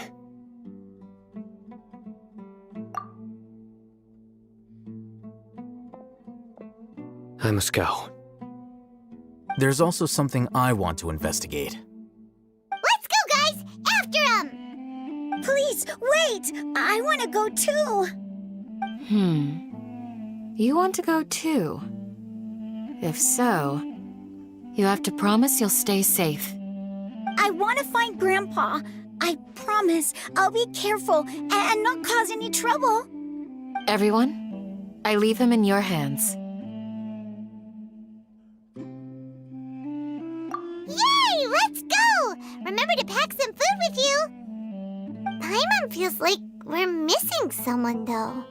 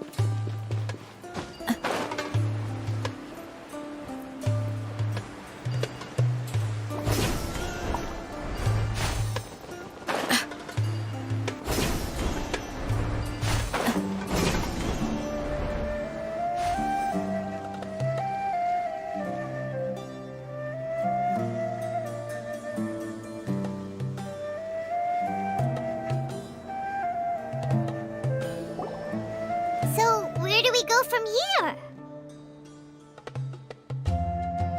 Yes. After leaving the village, we should head straight toward the desert.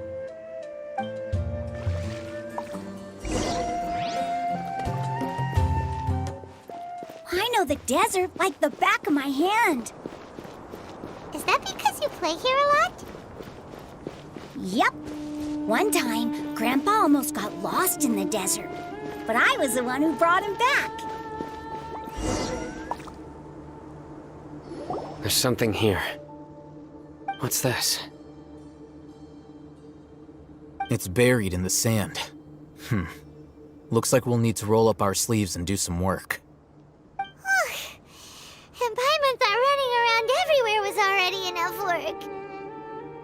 Okay. So, we have to dig it out? Whatever's down there, looks like it's buried really deep.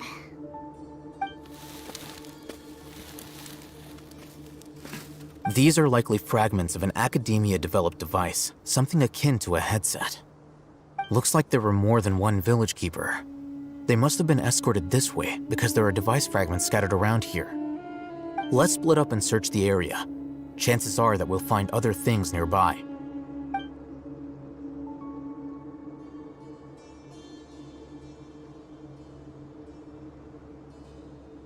Is this what we're searching for? It looks kinda scary. This is definitely a device used to extract divine knowledge. How did it end up buried in the sand? That can't have been part of the plan. They must have been attacked along the way. Wait, what? Grandpa, I hope you're okay. Don't worry, your grandpa's gonna be fine. Razak didn't display any signs of starvation or dehydration, which means that they left fairly recently. We should be able to catch up. One more thing. Given that the device had been entirely covered by sand, I believe the attack must have happened prior to the sandstorm.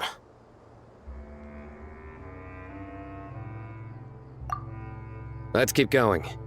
They can't have gone far.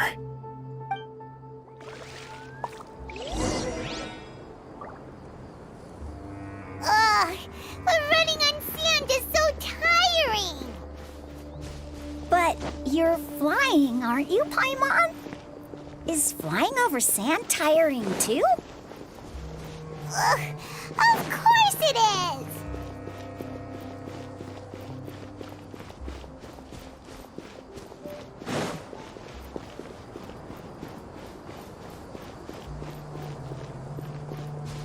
Voices, over there.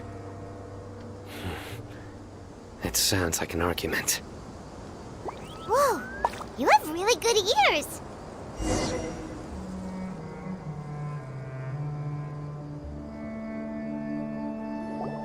Don't get any closer. They'll notice us. Dia's talking with the Eremites? Very interesting.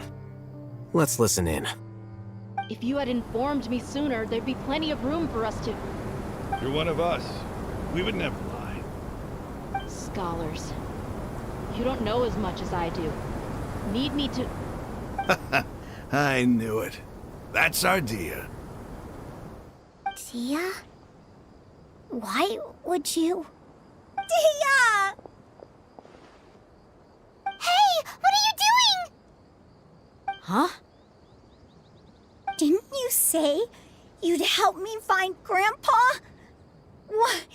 Why are you on their side? Well, look who's here. Ain't that something? This complicates things. You've betrayed Aru village?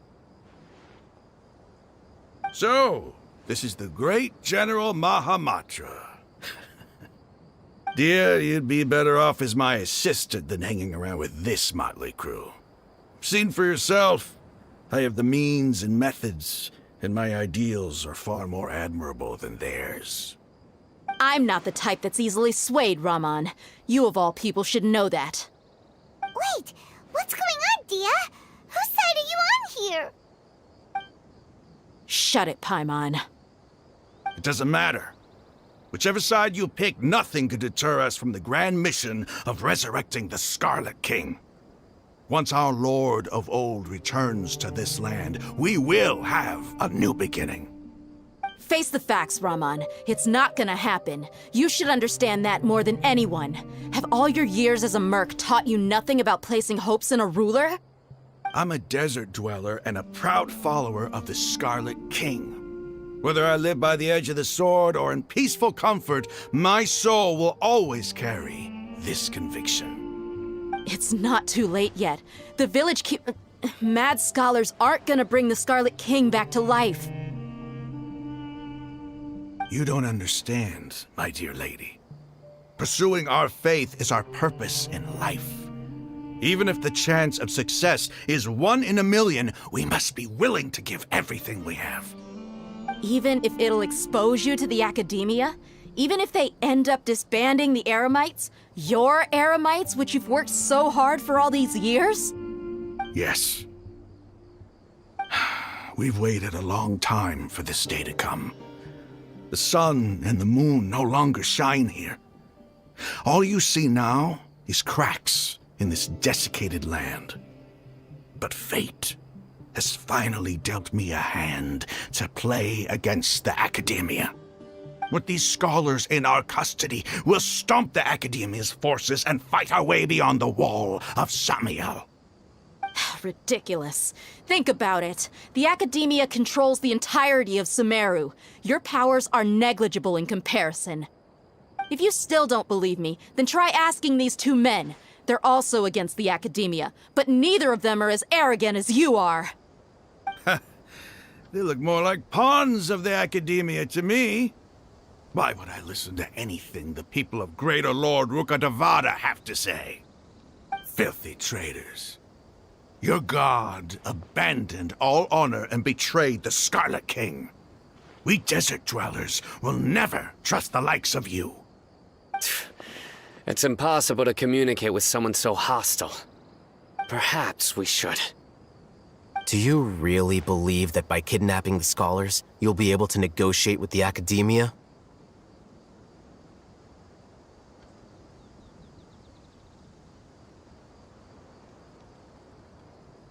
These people have no value as bargaining chips, but I could be persuaded to take their place as your next hostage. These scholars were exiled from the Academia.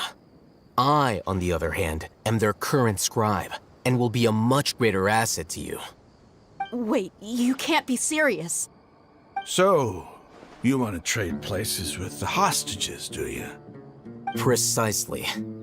Any wise person would gladly accept my offer. What are you thinking? What if they decide to kill you instead? Well, that would be bad luck for me. However, I'd get the chance to observe the scholars, perhaps even find out the truth. Think you can talk me over with that confident look of yours? I'm not trying to persuade you. I'm using this as a means of joining forces against the Academia. You are the scribe. What do you have against the Academia? Not all desert dwellers believe in the Scarlet King, and the same applies to the Academia. Why must all knowledge seekers approve of the Academia's way of doing things? You Academia scum. Every last one of you is nothing but a hypocrite, just like everyone else on the other side of that wall. I've made myself clear enough. I won't listen to another word from the Dendro Archon's people. Not so fast. I'll hate them. Do you stand by everything you just said? I never make empty promises. You know you're making a dangerous decision, right? I do. Good. Raman, hear me out. These people are my friends. Maybe you can't take the followers of the Dendro Archon at their word, but what about me? Do you trust me? We've known each other for years. Of course I do. In that case, I'm willing to vouch for their honesty with my right arm.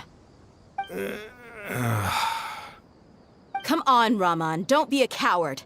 If you're serious about taking on the Academia, you need to steel yourself. You can't be afraid. An arm from the Flame Mane. You've piqued my interest. But what if you refuse to oblige? What should I do then? No one's a fool here, Dia. We're mercs. And mercs don't tend to live long unless they have their wits about them. You're not wrong, but this is different. I promised my friends that we'd bring back the village keepers together. Let's do it right here, then. Give me your right arm as proof of your resolve. Don't listen to him! He's not even trying to negotiate! He just wants to make things more difficult! That's fine. Are you crazy? We came here to save lives. One arm for that many people is still a pretty good deal, if you ask me. Raman, I'm holding up my end of the deal here. You'd better not let me down. Sure. Go ahead and cut off her right arm.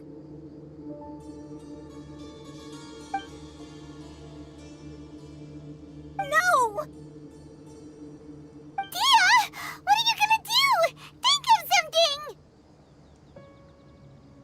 You don't have to go this far. That's not for you to decide. Do it! Dia!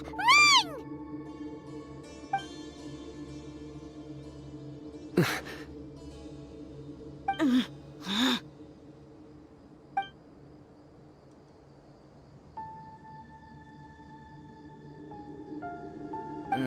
Stop!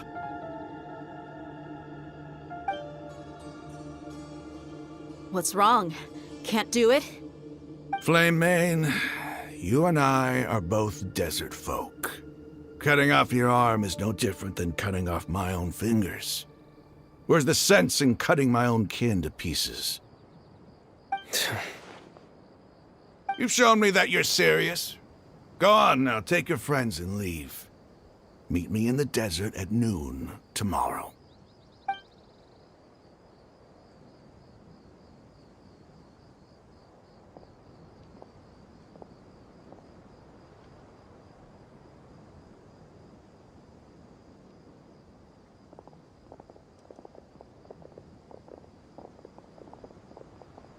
Phew. I was really counting on him not going through with it. Dia! That was crazy! Have you all lost your minds? What if he'd actually cut your arm off? Then I'd just have to hold my claymore with my left arm.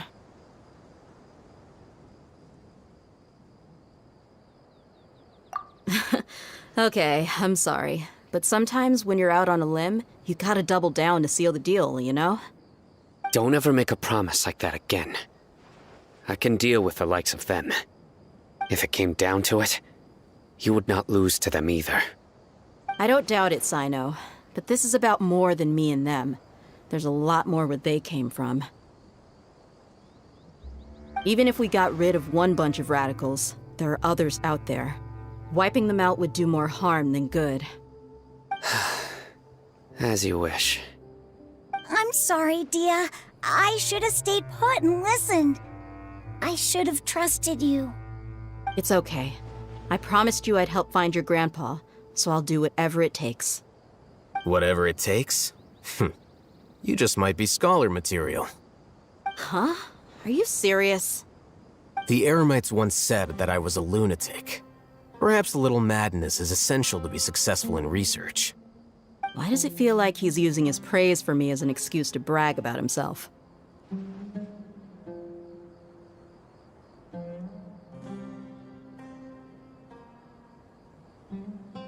Okay, let's get moving. We should head back to the village and rest up. Today was just a trial run. Noon tomorrow is gonna be the hard part.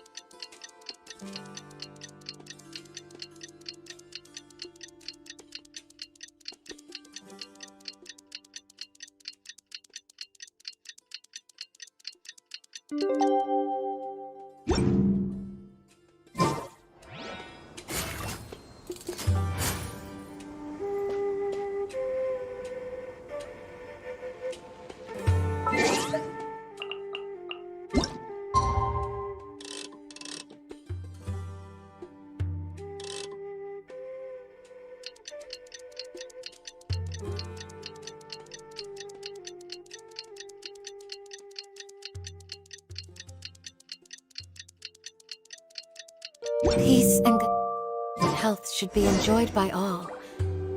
If I can provide everyone with a life such as this, I will be content.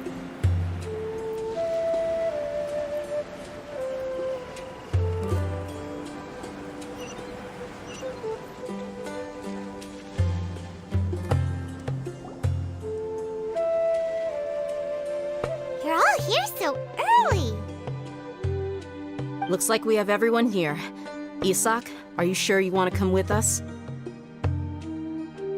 I'll watch from a safe distance. Dia, I want to be there to bring Grandpa home. Okay, let's go then. Dia, wait. What's the matter? I heard that you were quite reckless yesterday. No more of that today, understood? Or I'll be very upset with you. Fine.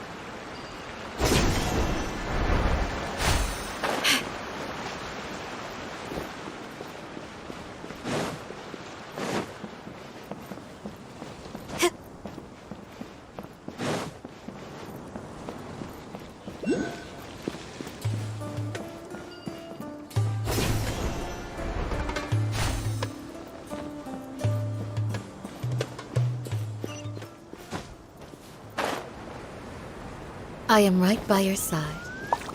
But if you're still nervous, just take my hand.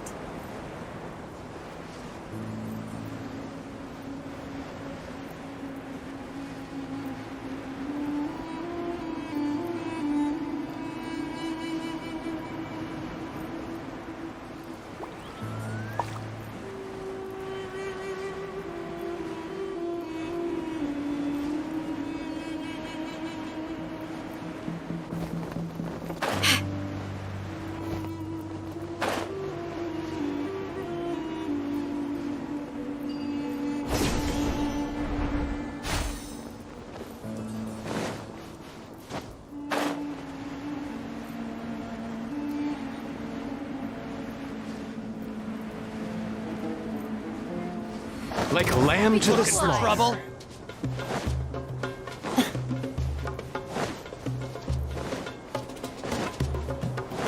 Happy to oblige.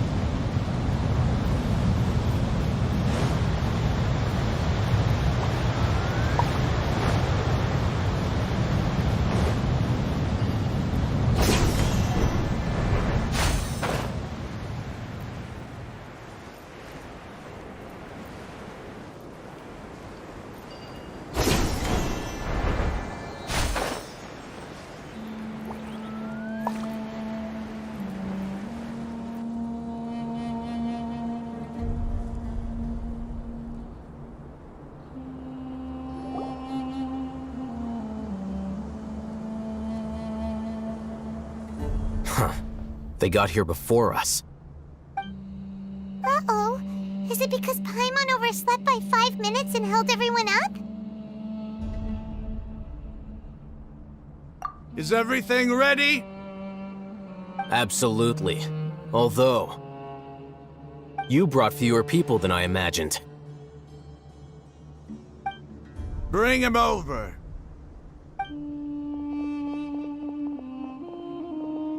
Grandpa!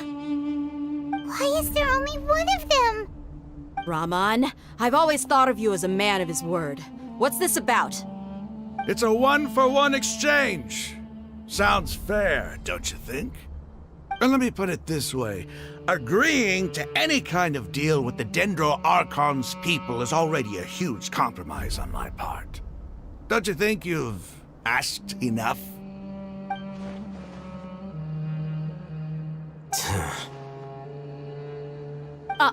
You stay right there!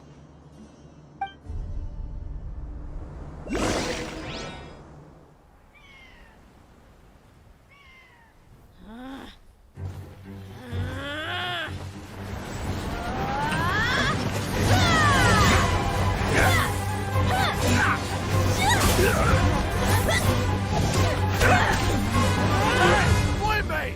What do you think you're doing? Grandpa! Don't you see this blade here? You coward! Why are your hands shaking? Wait a second! It's a earthquake! Grandpa!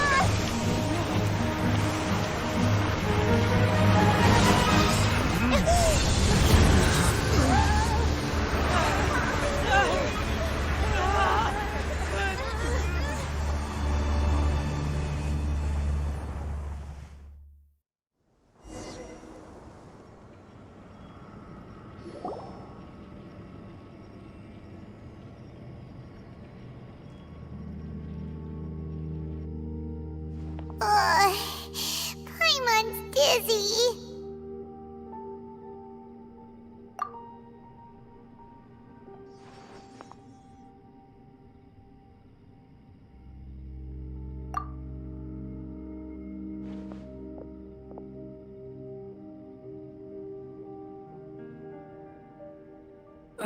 This day's going just great.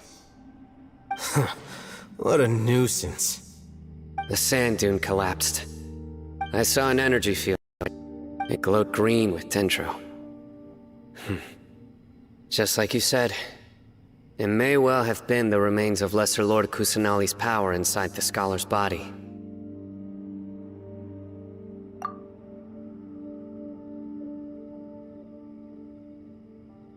The Dendro Archon. The present one. Grandpa? Grandpa? Oh no, he's getting confused again. Hey, look around you. Did there used to be a temple here?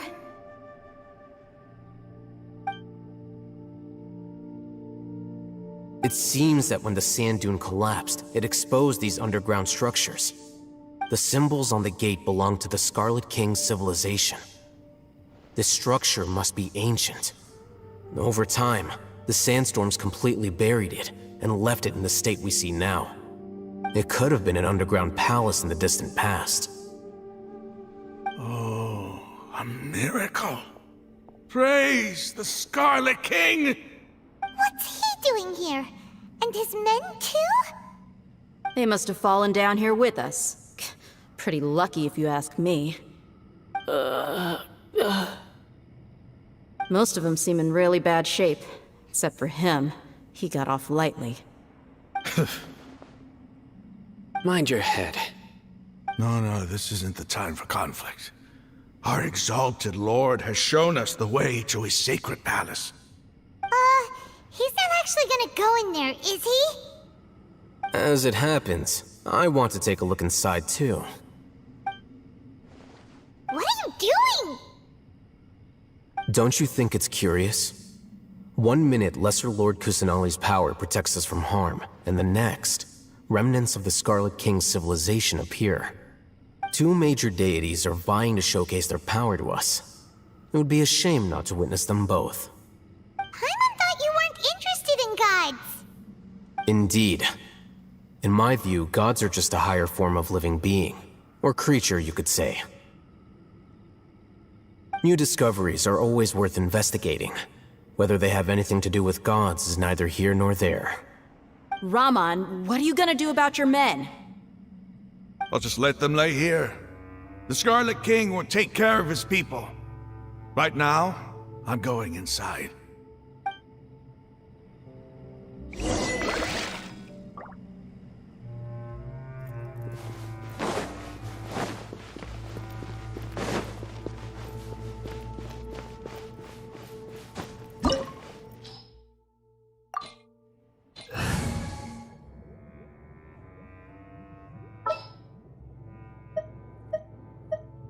As per our contract.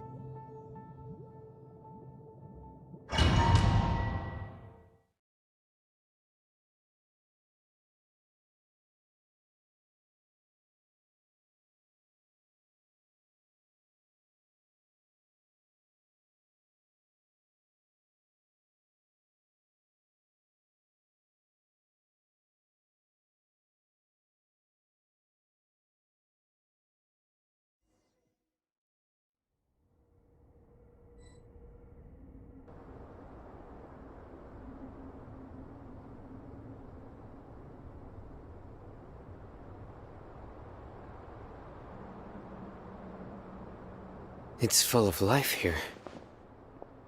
This defies comprehension. It looked completely desolate from the outside. Yet, it flows with energy inside.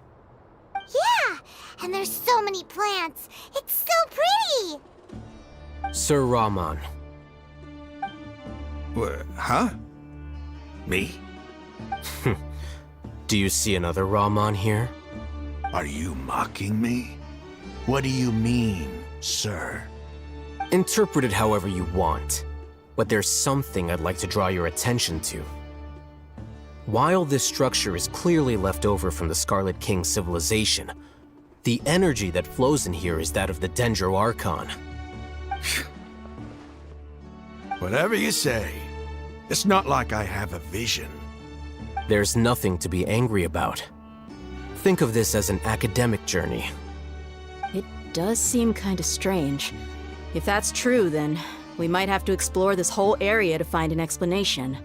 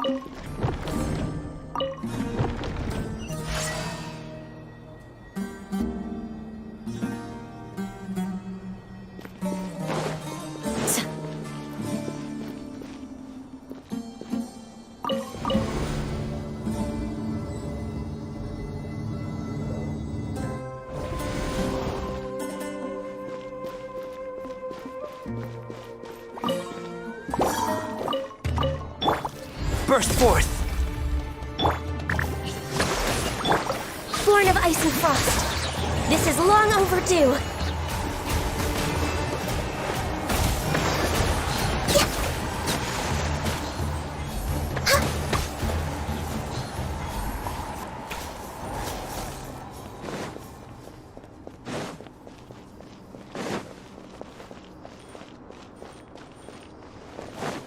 We're waiting.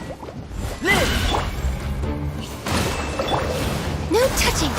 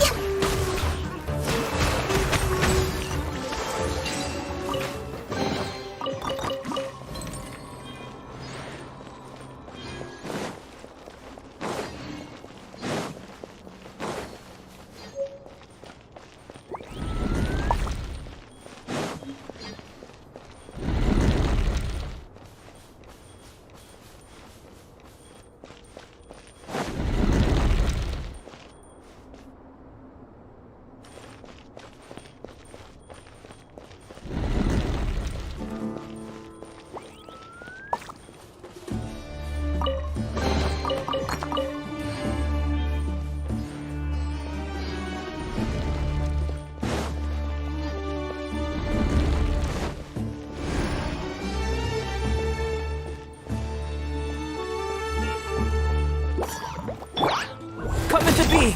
Hold the line!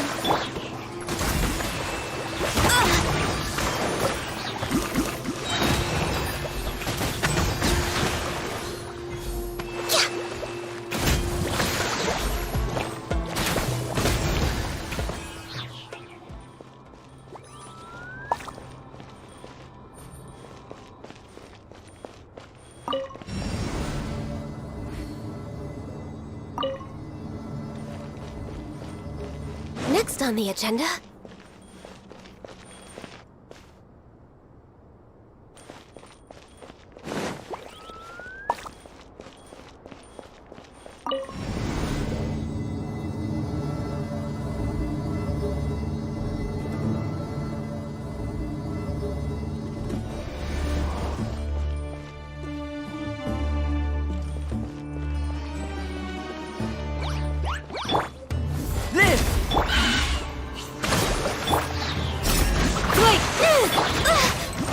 Access denied.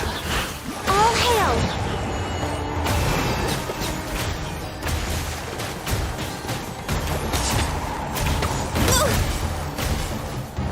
Born of ice and frost.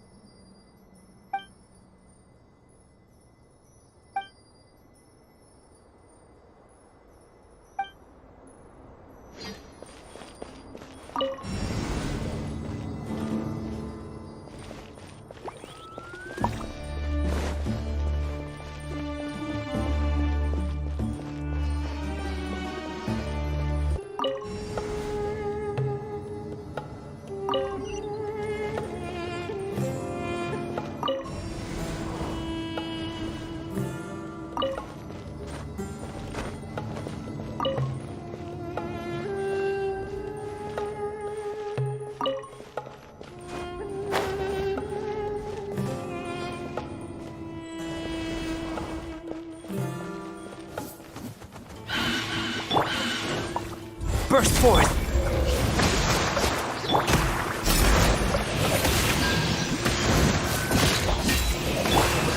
Access.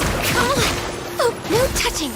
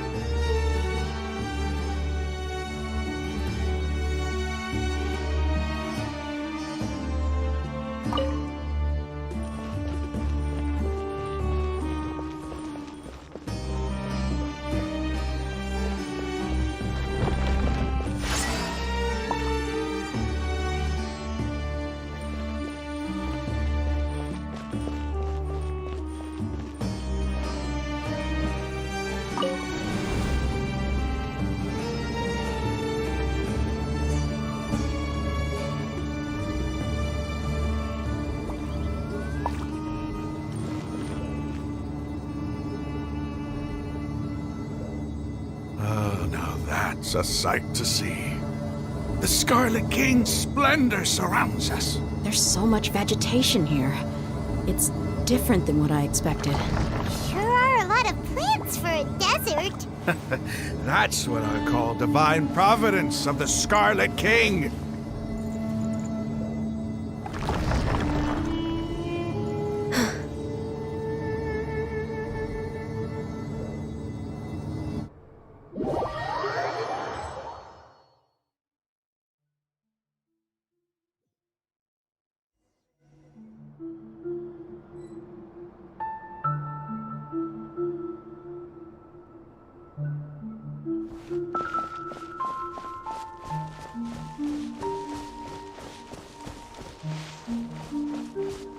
It's getting brighter! Oh, it looks so beautiful!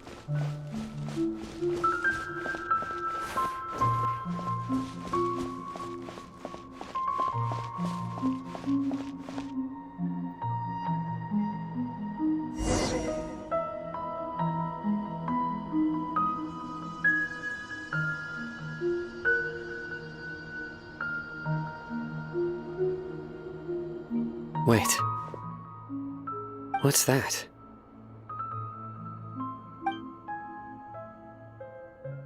A load of flowers. And it looks like there's something among them.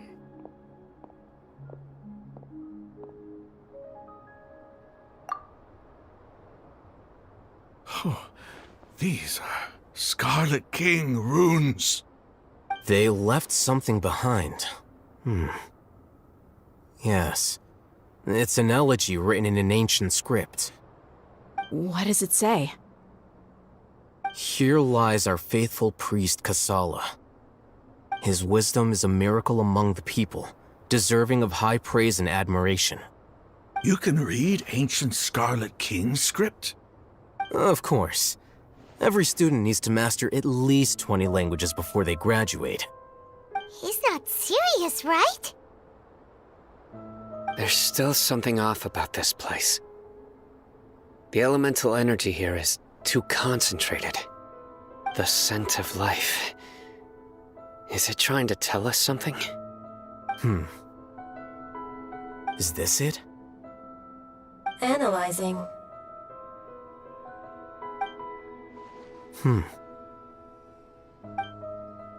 There seems to be a hidden message among these skeletal remains. Excellent. There's a device from the Scarlet King's civilization in this gravesite.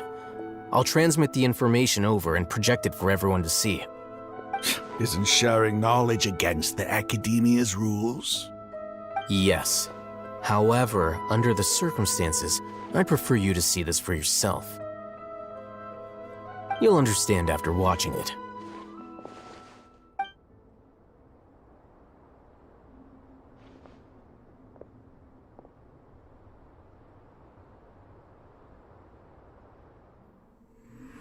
Civilization is born of knowledge, but so too can knowledge be its demise.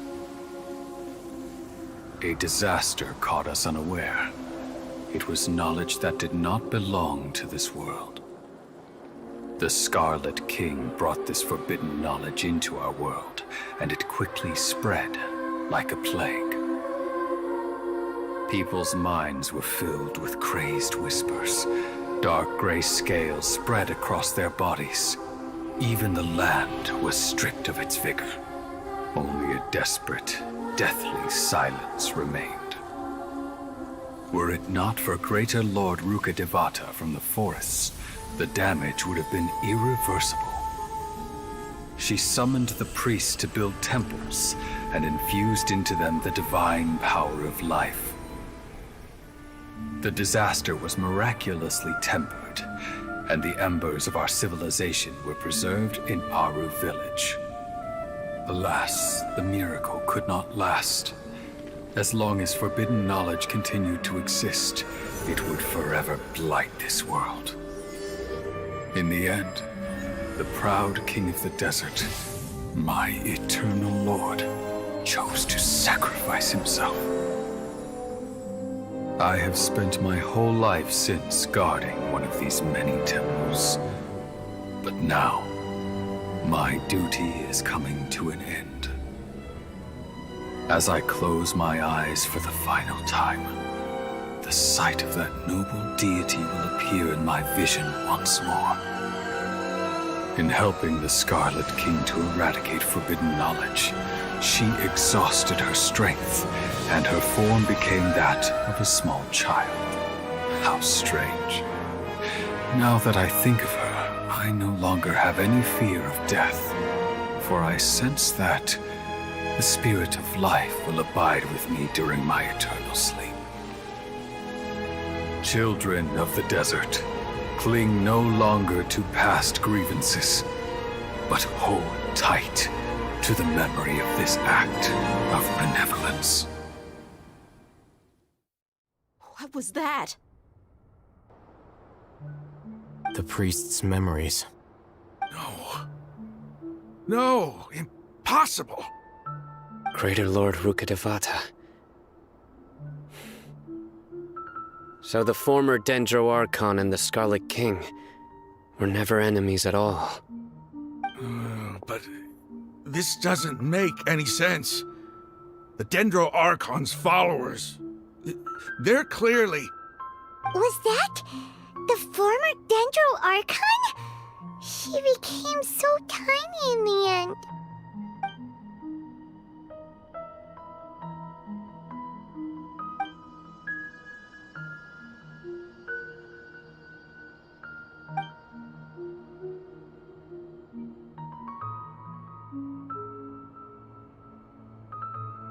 You might be distrustful of the Akasha, but there's no reason for you to doubt the Scarlet King's technology.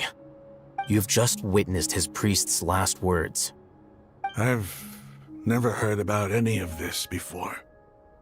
The surviving followers of the Scarlet King all gathered in Aru village. Our god did not make mistakes. We refused to believe any of the rumors. The Scarlet King's death, the all but total annihilation of our civilization, it was all Greater Lord Rukkhadevata's doing. We saw her as nothing more than a traitor, who stabbed us in the back in our moment of crisis. Just like us humans. Fighting, feuding, double-crossing each other to survive in the desert. You were blinded by your prejudice.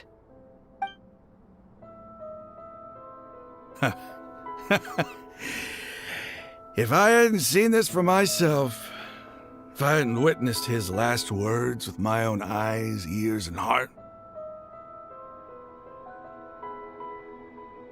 how could I ever begin to accept this?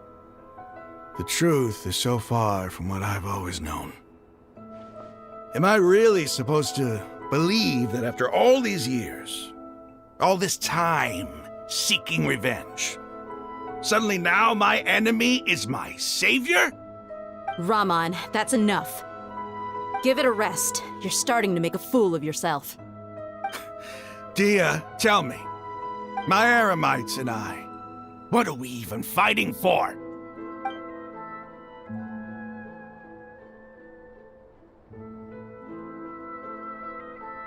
Hey, how you doing? I'll live. Thanks. I should probably go. Can't just stay here forever. What's your next move gonna be? Oh, I know what you're going to ask. I feel deeply ashamed of everything I've done. You'll get everything you're asking for. But please, give me some time. After everything that's happened here today, somehow I need to explain it to the others. It's not gonna be easy. Well, I guess that's for me to deal with. Dia, this is where our camp's located. Make a note of it. When would be a good time for us to go? Tomorrow, I'll convince everyone that we're all on the same side. And I'll return every last one of your your village keepers. We'll share our other resources with you too.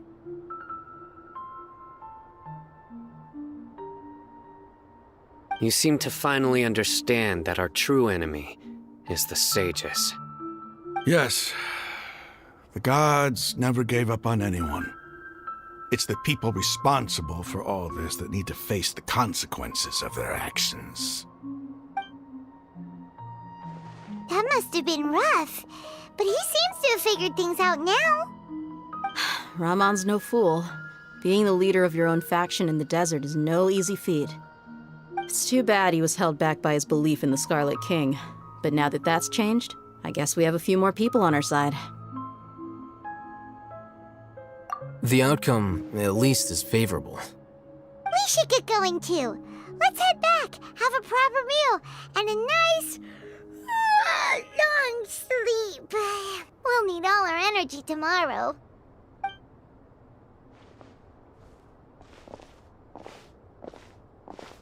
Sino, we're leaving! Stop yelling.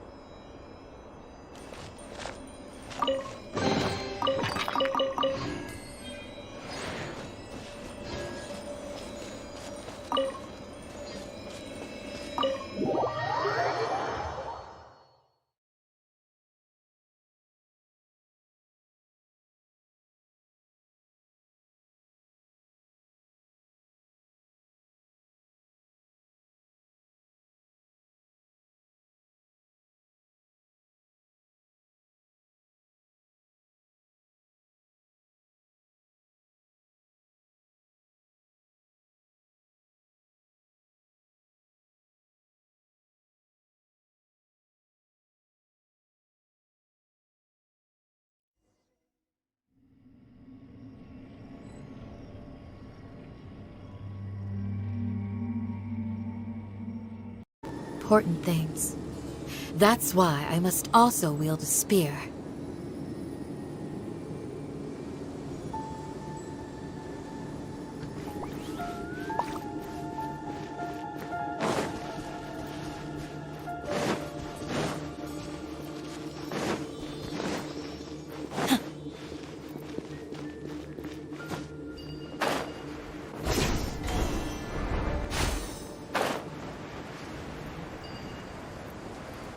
I am right by your side.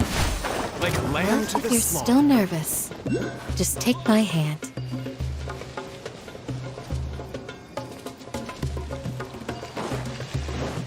You are not welcome here.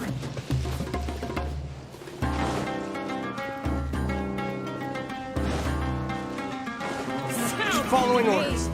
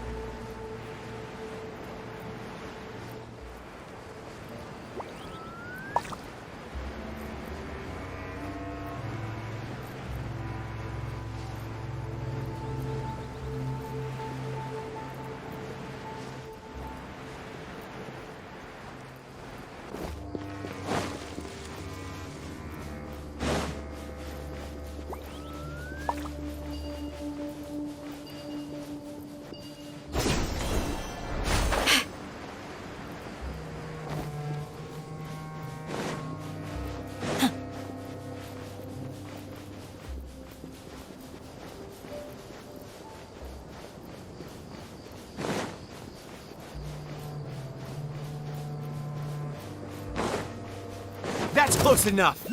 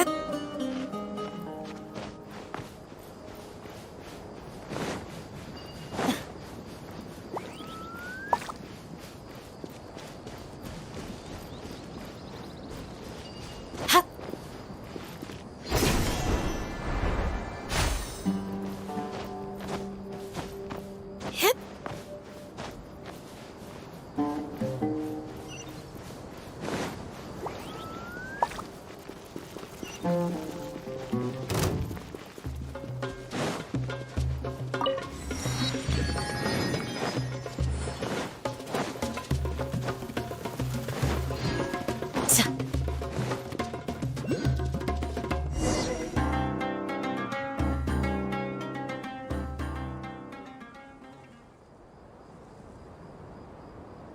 all good.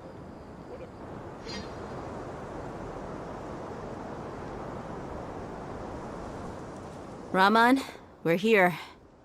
Everything's been arranged. Someone will bring the village keepers back to Aru village shortly. I guess all I can say now is thanks for agreeing to help. Ah, don't mention it. I think we can both agree you went to hell and back for it. But we share a common cause now. From here on out, we're allies. Where are the perpetrators? I'll bring you to them. Follow me.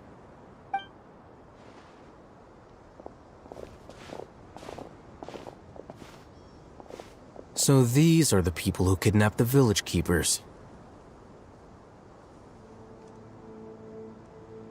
Oh no, it's the scribe! There's no need to yell. No one can help you now. We've been all over the desert trying to find you! That's right.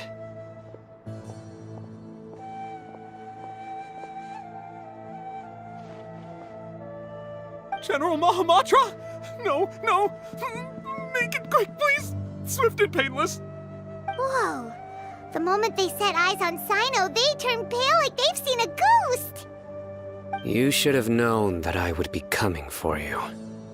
Wait, we were just following orders! You know what I'm talking about, right? There's no way we could have done all this by ourselves! No, not Sino! He's gonna tear us limb from limb! I could do worse. Please have mercy! Start talking. Otherwise, I'll have to resort to other methods. So, your superiors have kept you quite busy recently. Why? What are they trying to accomplish? They, wanted to extract canned knowledge. Don't play dumb. You know what I'm really asking. They extract divine canned knowledge. Then what? I really don't know how to explain it. Well, you better start talking or you'll be sorry! You don't want to make things any more difficult for yourself, do ya? Be my guest.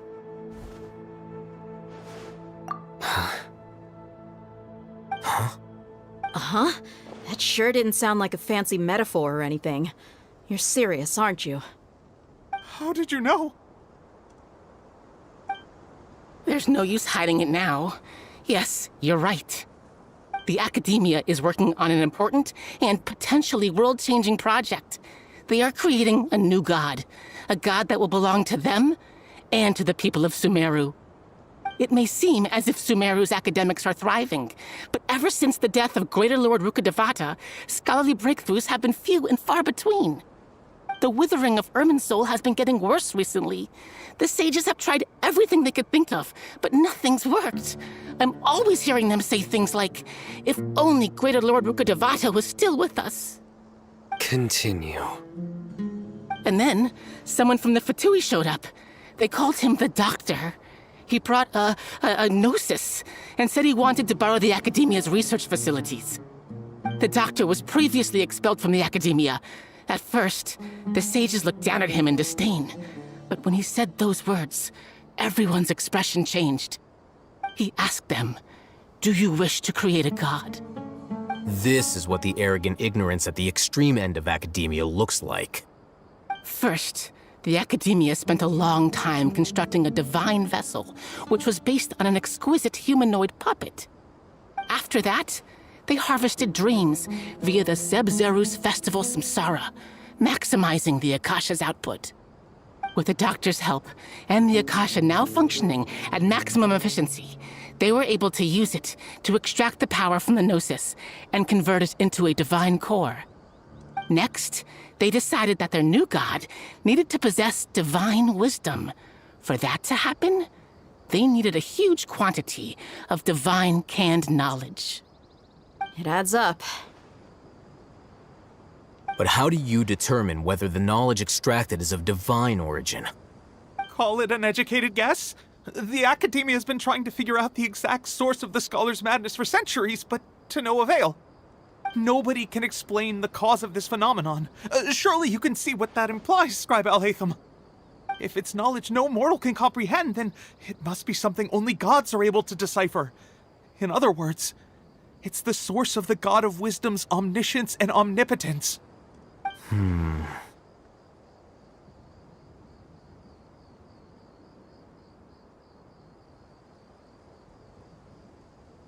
You must have noticed by now. The Academia doesn't care about who their god is. It's the ability to exercise control over knowledge and wisdom that matters. It is as if they are cursed with a desire for omniscience and omnipotence that burns in their blood. Some organisms demonstrate phototaxis, and thus orient their entire lives in respect to sources of light. For the sages, their only source of hope is the existence of a deity who embodies the acme of wisdom. This is but a form of phototaxis. For many scholars, the absence of a god of wisdom means stumbling in the darkness for the duration of their lives. Then what does Lesser Lord Kusanali mean to you? Is she not a true god present in this world? If you already have a new god, why try to create another one? From the beginning, the Academia has never treated her as a god. When the Academia first discovered Lesser Lord Kusanali, the newborn god of wisdom, the sages hoped that she would be as wise as Greater Lord Rukkhadevata. But upon evaluation, they found that at the time she possessed no more intelligence than any ordinary human child. The sages never had a ruder awakening. This forced them to accept that Greater Lord Rukkhadevata had indeed passed away. Not to mention that Lesser Lord Kusanali's gnosis had been used to power the Akasha this entire time. By herself, she has neither an Archon's raw power, nor the spectacular insight expected of a god of wisdom. Slowly but surely, people began to forget about her existence. So, this is the path the sages have chosen.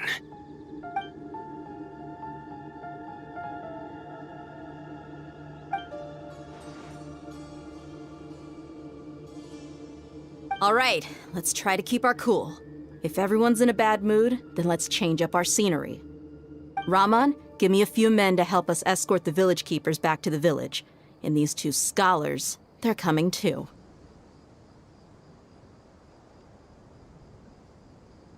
Sure, as you wish.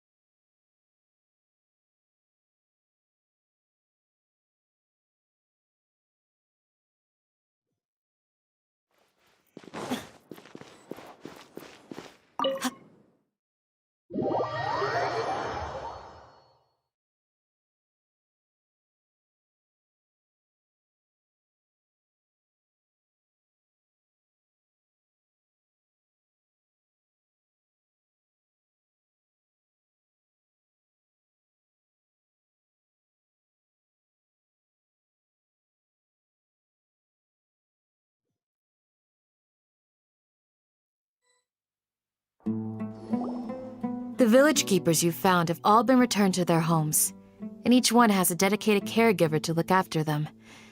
The two new scholars are being kept under close supervision, too. Really great work, everyone. The atmosphere is so heavy.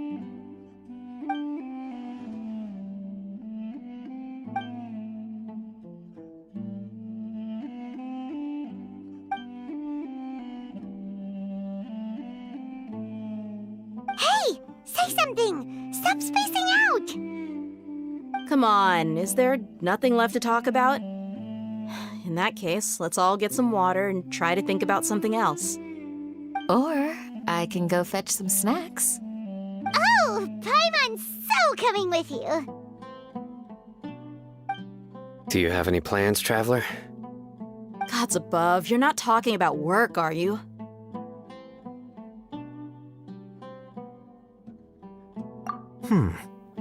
So you were still withholding some information?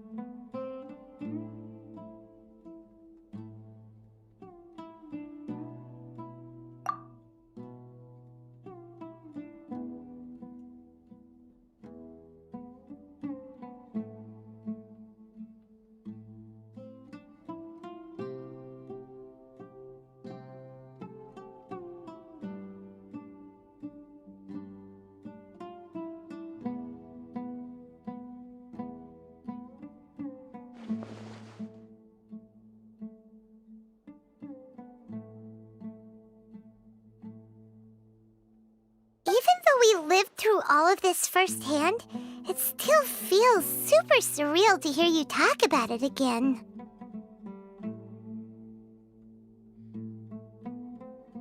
What a whirlwind of a story.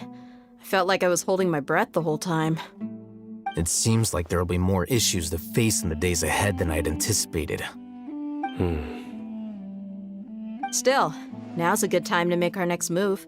Now that Ramon's joined us, we'll be an even stronger team. It's time to make a plan. Indeed. These events are a flagrant transgression of the rules in every sense. We cannot allow it to continue. So, everyone, are we on the same page? Crush the sages and rescue our god. That is our ultimate goal. Well, let's brainstorm a little more about what other resources we can draw on.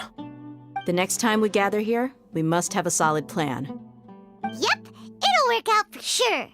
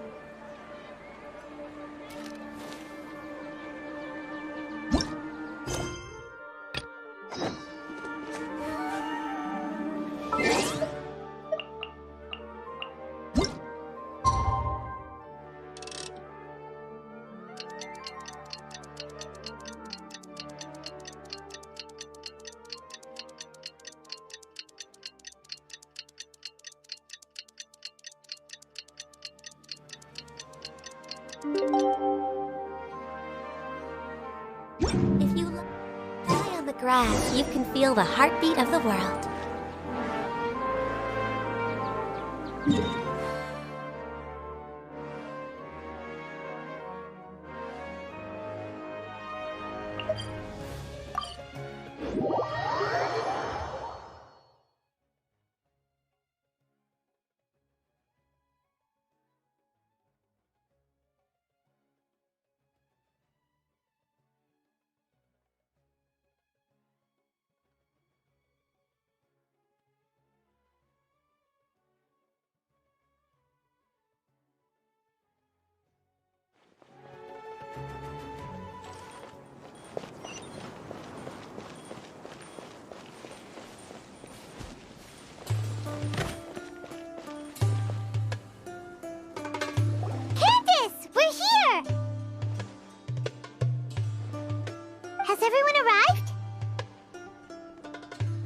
Everyone is already waiting inside.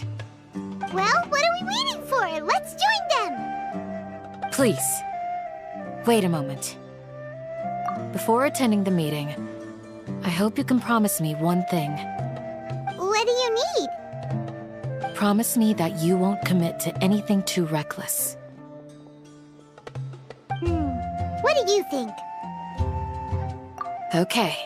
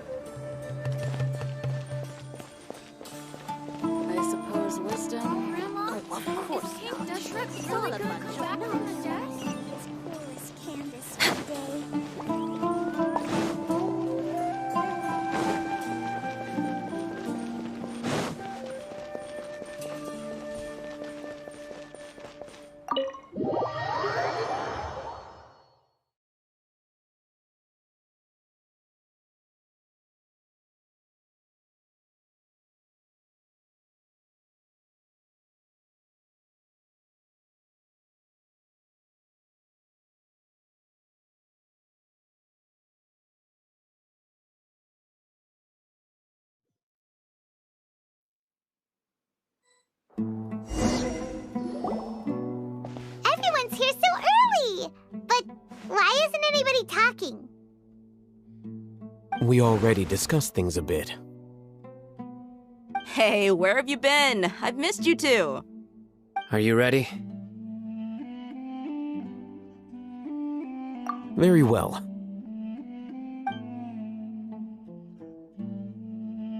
Are you sure this is gonna work? I gotta admit, it's bold. Color me impressed.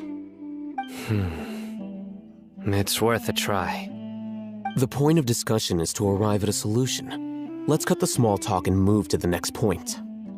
You're making Paimon nervous.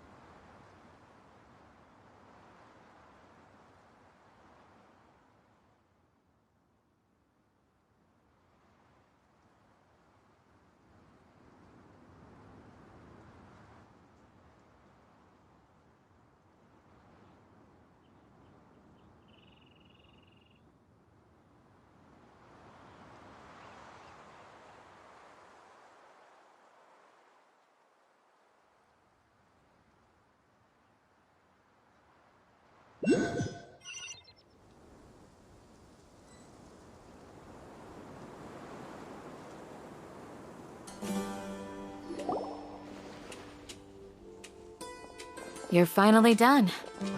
I have some other stuff to take care of. Catch you all later. Come on, don't give me that face. I know what you're going to say. I'll be careful. That's what I wanted to hear. Take care. Well, Traveler, Paimon, judging from your expressions, the meeting must have been quite productive. You can tell? I'm not that good at scheming or strategy, but I can sense people's emotions. And based on your reaction, things must have gone quite well.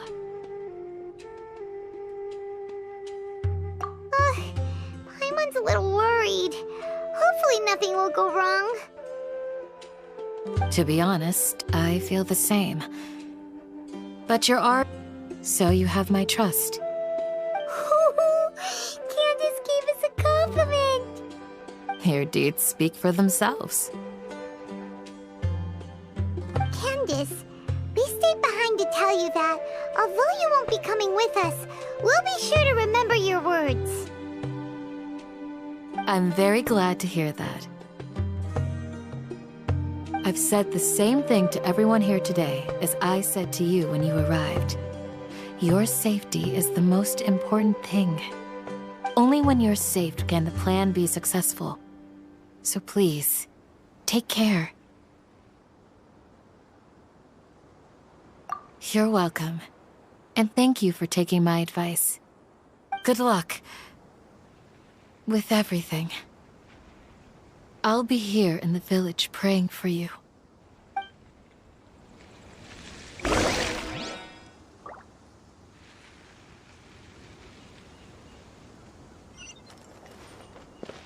We're way behind schedule.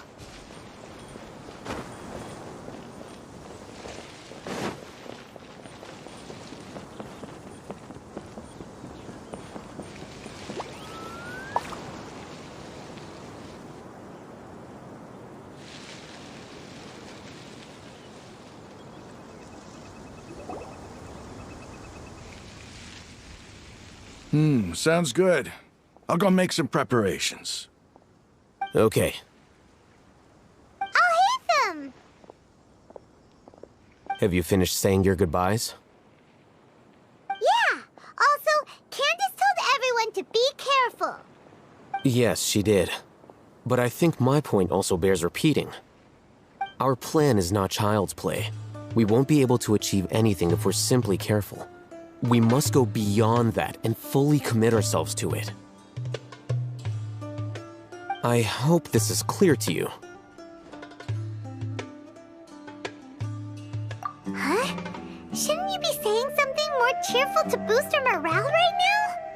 Didn't we already do that during the meeting? You can never have enough words of encouragement. In that case, Candace can cuddle you to your heart's content while I continue to remind you of the seriousness of our situation. We all have our jobs to do, after all. It's like how some people can be put in charge of logistics while others will fight on the front lines.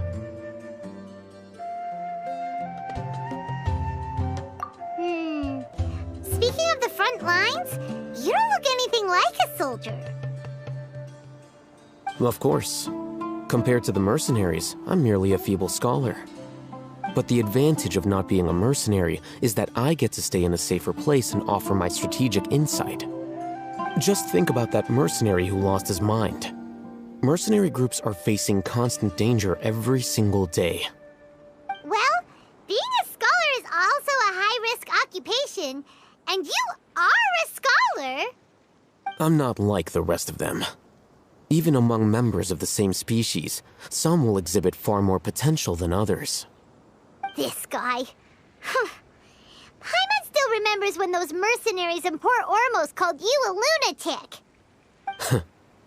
All intellectuals are lunatics in the eyes of fools. I'll take that as a compliment. That reminds me. Do you remember the record we saw in the King Deshret ruins? It mentioned forbidden knowledge. You have a good memory. Forbidden knowledge has the power to drive people insane, but this fact has never been shared with the public. Even I, who has worked in the academia for some time, was never once informed of this. I think those mad scholars and mercenaries we encountered may have all fallen victim to the corrupting qualities of forbidden knowledge. But the academia has always held a different view. They have always believed that symptoms of madness are a side effect of human contact with divine knowledge as mere mortals. Come to think of it, perhaps the academia has also never understood the true nature of forbidden knowledge, and thus always approached the issue from the wrong direction. The Withering, Elazar, and the Sandstorms.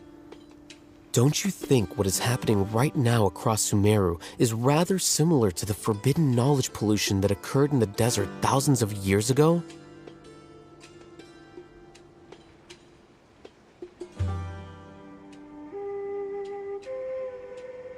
But Paimon thought that Irminsul's disease is what caused the withering in the sandstorms.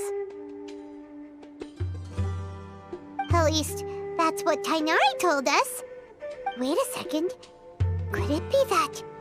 Ah, you've connected the dots. The cause of Irminsul's illness may precisely be the pollution from forbidden knowledge. But if that's the case, what should we do? This is huge!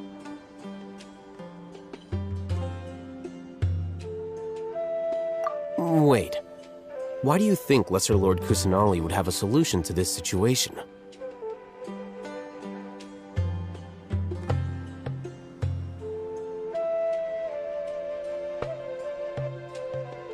You mean, it's related to the scene you saw when you passed out in the Avidia forest? That whole, the world forget me thing? In that case, it's imperative that we rescue Lesser Lord Kusanali. Only by working with her to save Irminsul can we completely resolve the problems Sumeru currently faces.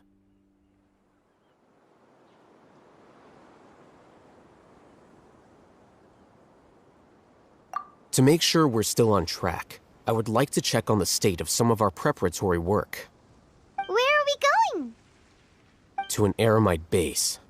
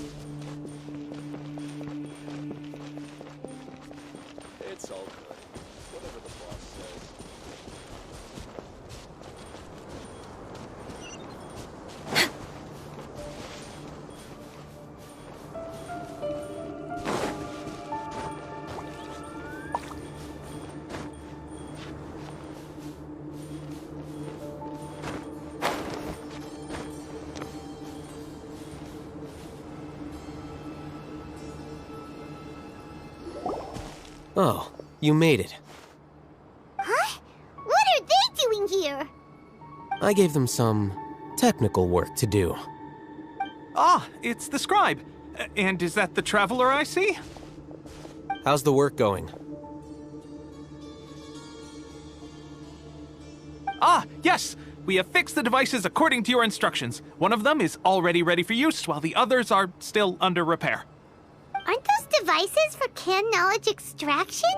What are you doing with those? Look here. Huh? More canned knowledge? Are you going to put more weird stuff into her head again? What's that look on your face? Are you scared? Paimon's a little scared, but very, very furious! That's an interesting response. Anyway, we're not going to use this just yet. As I mentioned during the meeting, this knowledge capsule contains a decree I drew up in the past. The Academia should also have their own copy. And according to the plan we just came up with, Traveler, I want you to record something into this capsule.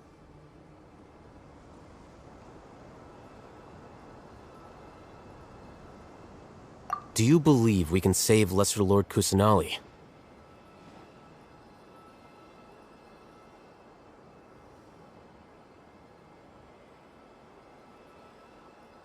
Good. Conviction is the most important part of all of this. Now, please get ready and put on this device. You want us to record our conviction into the knowledge capsule? Yes. Paimon is still really worried. I understand, but trust me, Paimon, this is something we have to do. It's best if you can do as I say. Because, to achieve this impossible task, it sounds like you'll need to fool your own heart first. Although it may feel like a trick, self-encouragement may be the most important tool we have. Paimon can see the point you're trying to make. Imagine this. We have orchestrated our plan and successfully rescued Lesser Lord Kusanali. As a result, we have changed Sumeru's entire political landscape. Everything went without a hitch, and everyone recognizes and praises our achievements. Now, open your eyes. Here. What's this? Read it out loud.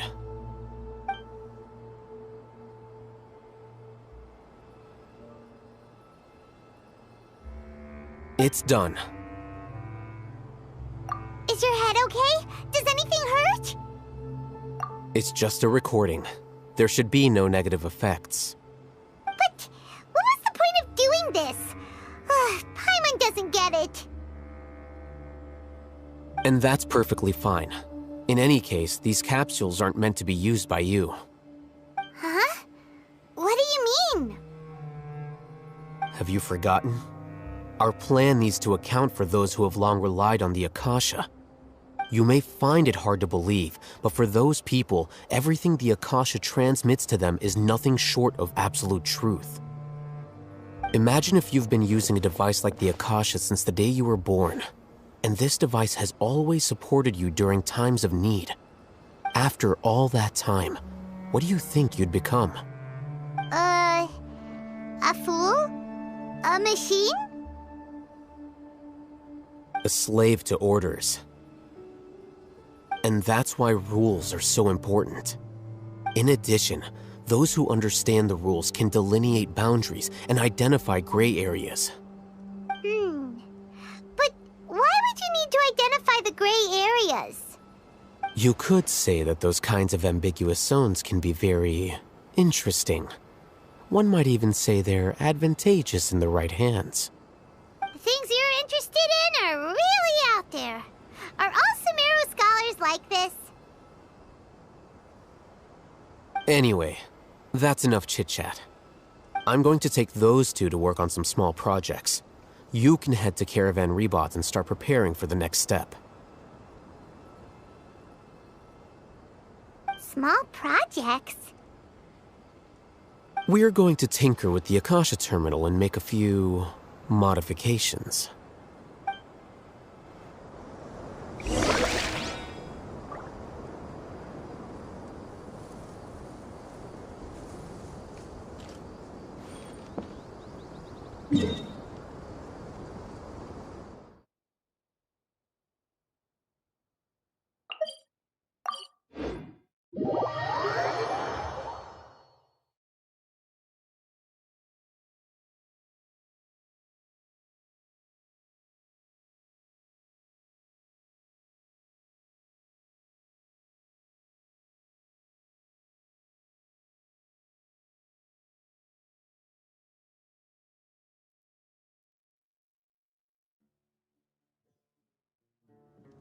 Ah, the air is just right.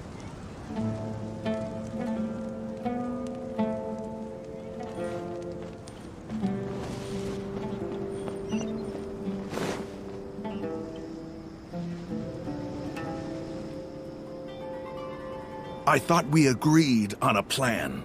How can you go back on your word? The plan is too radical and carries a high risk for casualties. I've given it a lot of thought. And in the end, I still can't agree to it. But it's still the best plan we have. As a former Matra, you of all people should be able to see the bigger picture and recognize the innate advantages of our plan. I did. And that's how I saw the danger behind these so-called advantages.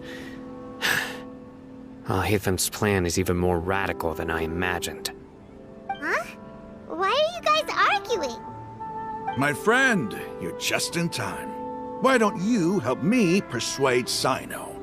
He's turned against our plan. We agreed to work out a plan at the meeting.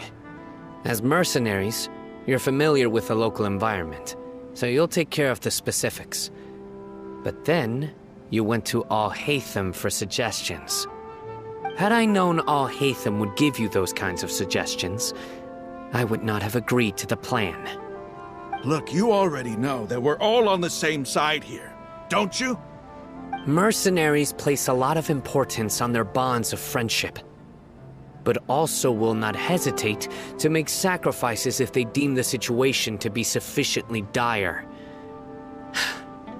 I'm sorry, but as things stand, I can't accept your principles. Seems you really do understand the ways of the desert. Traveler, Paimon, this is also something you should know. Rahman's plan is to have me work with the Caravan Reebok guards in my capacity as a Matra. We will arrest the mercenaries and escort them into Sumeru City. Wait, how can we work with the guards? We can't get through that wall easily, remember? Caravan Reebok would never let so many unregistered members of the Eremites enter Sumeru City. My plan will clear us of any possible suspicion, and also let us enter the city as a big group. There is no better way. That also sounds like something Al-Haytham told you. Am I right? Doesn't Al-Haytham know how dangerous this plan is? Of course he does. He told me, there is no perfect plan, but this can get the job done. He also said that with the help of Sino and the Traveler, our chance of success would increase significantly. I never blindly trust anyone, and I've always had a good eye for people. I think he made a number of valid points. It's my own choice to trust you. If I make the arrests alone, I can control myself and prevent you from getting hurt. But I can't guarantee that kind of discipline from the guards. To make the whole thing more convincing, you'll need to resist to some degree. Casualties are inevitable once push comes to shove. I'm okay with the deaths of enemies. But now that we're allies, I'm against the meaningless loss of our own. I can't believe a Matra would actually care about us. I've lived a hard life, and I can say that people like you are hard to come by. I've always treated my allies with honesty and respect. They have the right to know important things like this. Now you're making this hard for me. Hey, is there something we can do to help? I knew you would say that. We can help fight some of the mercenaries, which should reduce the number of times you'll have to struggle directly with the guards. That should help at least a little bit. Sino, on behalf of my people, I thank you for your kindness. But this is a mission we cannot turn our backs on. We strongly value the lives of our friends, but the goal we are about to achieve is even more important. We have no fear of casualties, because we crave the spoils of victory. So please, lend us your support. We will show you the determination of us desert dwellers. Well, now that you've put it that way, I can no longer refuse. But remember, you need to follow the plan and not do anything reckless. Candace made it very clear that we can only achieve our goals if we can ensure our safety.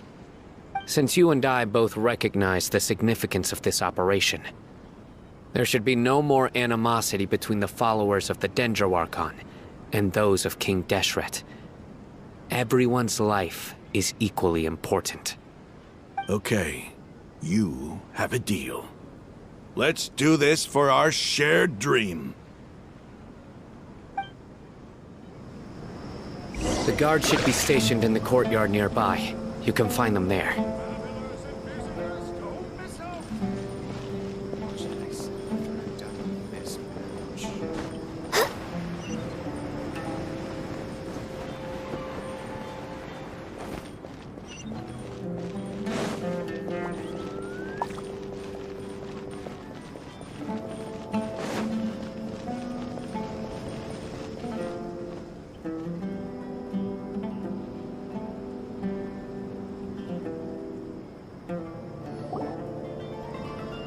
Guards!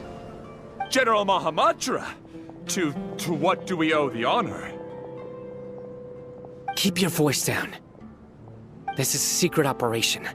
I'm going to arrest a large criminal gang near this location. According to the Academia's Guide and Regulations on Secret Operations, I have the right to ask for the cooperation of Caravan Rebot. Ah, of course, of course. Mahamatra Sino's order is the Academia's order. Just let us know what you need. But who exactly are you planning to arrest, and how many people are you expecting?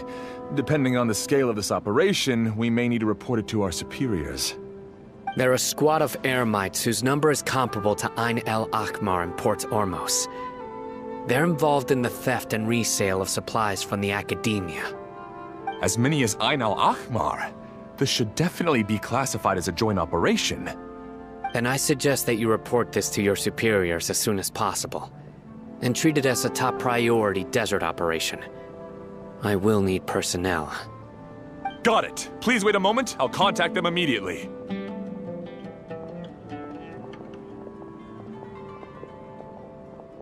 Because this is work. Because I trust you. Paimon can't believe you're still in the mood to chat. This whole thing has Paimon scared stiff! Aren't you even a little worried? What if these guards already know that you have betrayed the Academia and are no longer their General Mahamatra? Even if that guard doesn't know, their superiors might, right? We discussed this, remember? The Caravan Rebot operation is of great importance. But don't worry, the guards there shouldn't know that Sino has stepped down. How can you be so sure? First, the other Matra still don't know why Sino has left, which proves that the Academia has been covering up the matter. Second, this is a crucial moment for the Academia's God creation plan. If something were to happen to the General Mahamatra, it's bound to attract a lot of unwanted attention. No matter how you look at it, they don't seem interested in sharing the news of Sino's departure. A reasonable inference. I agree. Which brings us to our next issue. I'm sure some of you have been wondering if the prediction function of the Akasha will affect our operation. The Akasha is still in operation, so I must remain on high alert. Actually, considering the power of the Akasha, it's quite strange that it hasn't already tried to interfere with my actions. I've given that a lot of thought. For now, I don't think you'll need to worry. If you remember, when you first came to Aru Village, all your actions and routes were predicted by the Akasha. It even gave that information to those who kidnapped the village keepers. But things like that never happened again after we met up with the Traveler. That's true. But why? Look at it from a different angle. Why do you think the Akasha will predict your actions? Because my personal data has been entered into the Akasha. That's true, but the key to this question is, how well can the Akasha make predictions about a person? Haven't you ever thought about it? Just how can it do this in the first place? Because the Akasha controls the entirety of Sumeru. The Academia firmly believes that all human actions can be explained through logic. By sorting and analyzing entered data, the Akasha can derive behavioral logic and predict the actions of those who fit an existing logic model. However, at the risk of sounding like an advocate for fallacies, can everyone truly be considered logical at all times? Emotions are part of our behavioral logic, but can you guarantee that every experience of the same joy or pain would be equally intense? How can our feelings and opinions be predictable down to the letter in every single instance?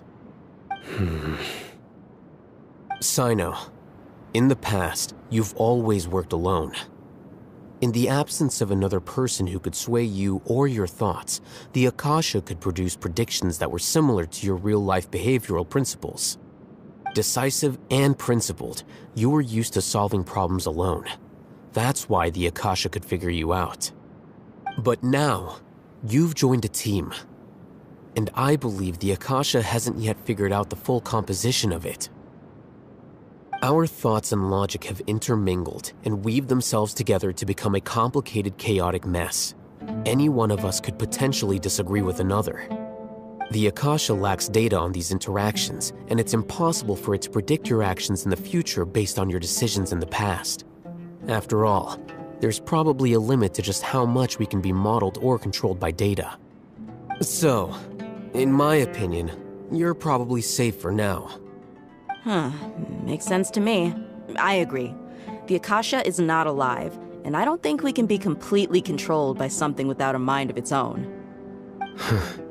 Is that so? I guess there are things that even the Akasha cannot calculate, and people will not be forever trapped by the past. I'm so glad that this is settled. Next time, pay attention during our meetings. Will do. Just remember to stay vigilant. Footsteps! General Mahamatra, we were not expecting your presence here. I'm the security officer of the Grand Deshret Desert District. My name is Luxembarbo. This is my assistant, the Traveler. She will be working with me. The construct next to her is for her work. Beep, construct, beep! What a great honor to meet you. Your golden hair is as bright as the sun.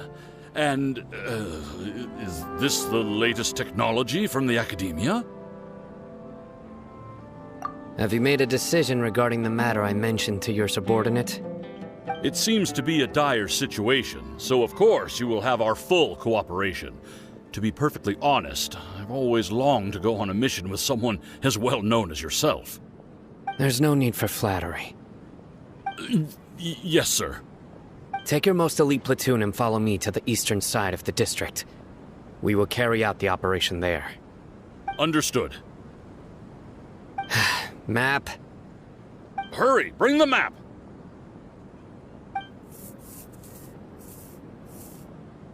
In 2 days, We will engage Rahman's Eremites and capture all of them. Any questions about the time or location?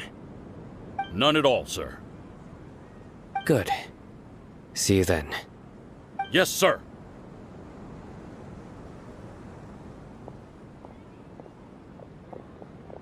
Maybe hanging around the General Mahamatra isn't so bad after all. Everyone's so respectful towards us. This is all due to the absolute authority of the Academia. And now, we're going to strike back against that massive pillar of power. Get ready. We will move out in 2 days.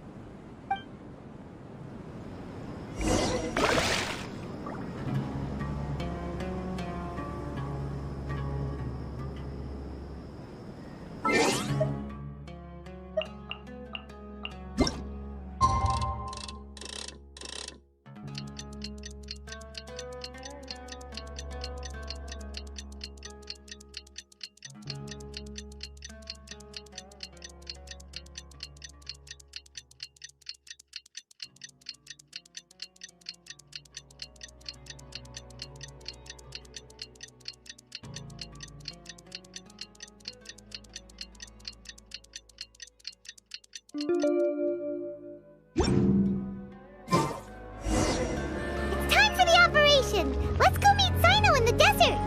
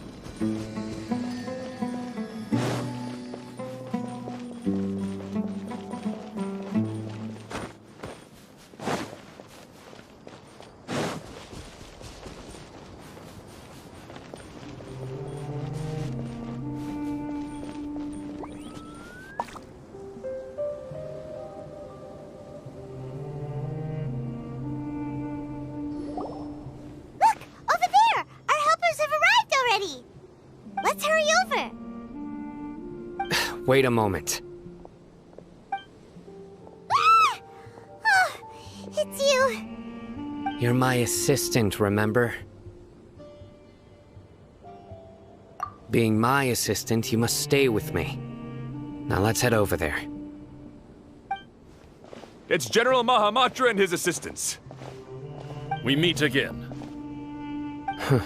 You're here early. It's to show how important we think the operation is. Since this is a big case for the Academia, we are prepared to give it our best. I'm glad to hear your sense of resolve. Remember, we must capture them alive. They are our only leads for the case. If they die, we will be unable to continue the investigation. Understood. Everyone! The Eremites are approaching from the west! Make preparations and be ready for combat.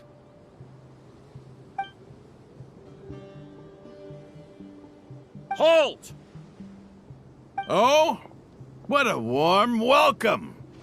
What do you want? Judging from those shiny weapons in your hands, it seems like you're not interested in a deal. Rahman, the Academia has caught wind of your smuggling and illicit sales. If you value your life, I advise you to surrender. Who are you supposed to be? A Matra from the Academia? I can't believe you came all this way just to catch us. I'm not here to talk. Oh. Nobody's given me this much time of day since I became a mercenary. Brothers! For that slight, let's wash our blades with their blood. Let's show them we Eremites are not to be messed with.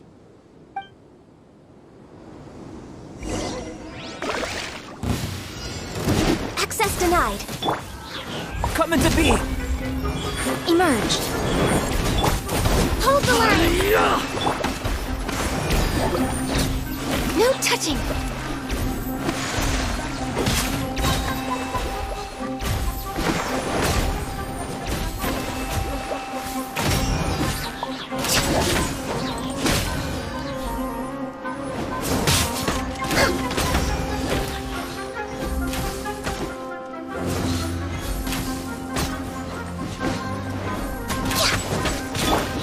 Burst forth! Come on out, right now. Emerge. Come into being! Rest and rebuild!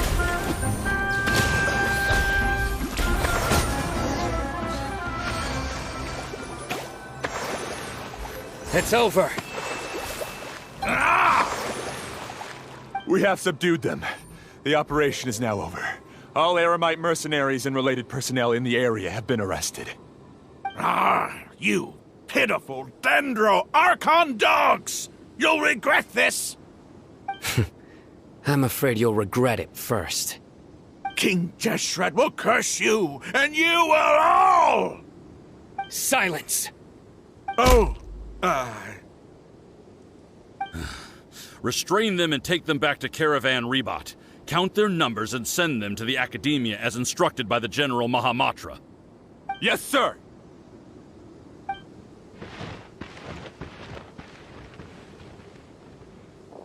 Mahamatra Sino, I will now take my leave. If you need further assistance, please come to Caravan Rebot and ask for me. Understood. You are dismissed. There they go. Let's talk elsewhere.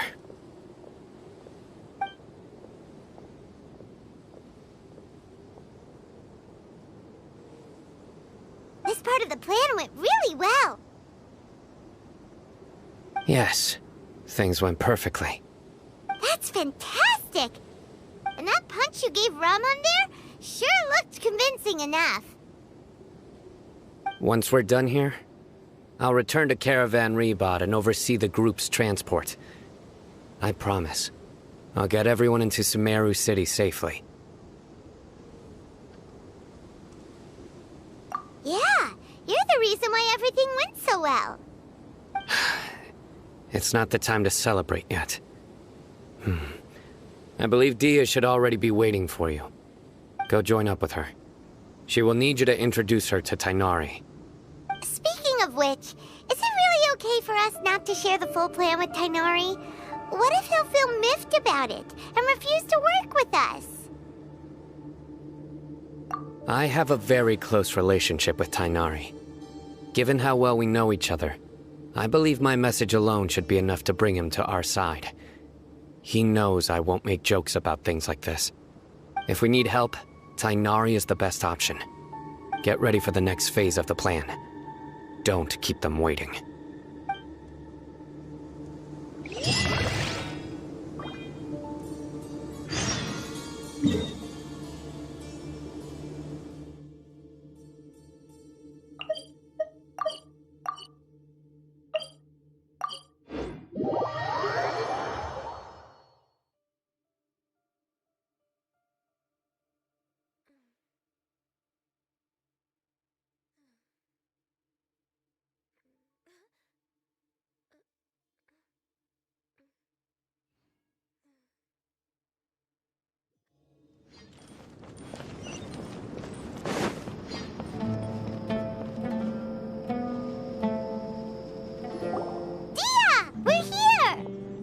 It's about time. Didn't you say our part of the plan is the most important of all? And here you come rolling in late. In the time it took you to get here, I already did 5 laps around the place, downed 7 drinks, and even did some clothes shopping.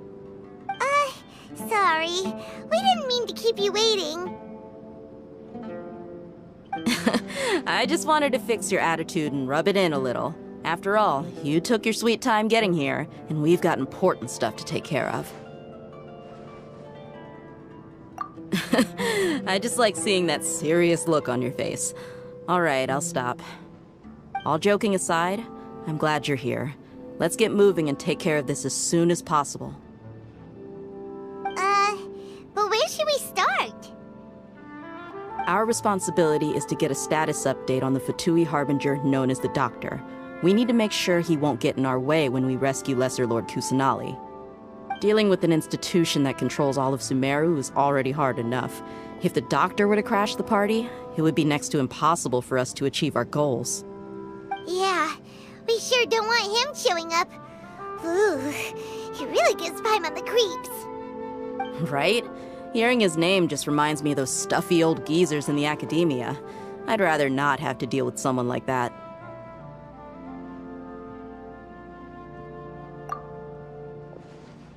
According to the plan, we should first go to Pardis Di and ask for Forest Watcher Tainari. If all Hatham and Sino's sources are solid, then we can be sure that Tainari still has the Academia's trust. So, we'll find Tainari and convince him to get us the latest intel on the doctor. Then, depending on what we learn, we'll make any necessary adjustments to our plan. The sages have placed spies everywhere on the other side of the wall. I'll follow you as a bodyguard.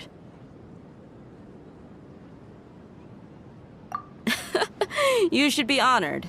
I don't offer my services to just anyone, you know. But Paimon thought mercenaries would do anything for Mora. That's certainly true. But when multiple employers are vying for your services, you should always go with the best offer. Let's see. If I were to charge you a bill, I guess I can apply a discount.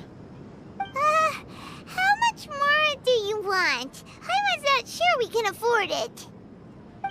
How much do I want? Hey, how about paying me with a smile? What do you say? I haven't seen you smiling much recently. If you ask me, someone like you must look lovely when they smile. Come on, give me a smile so that I can be less worried. Looking good!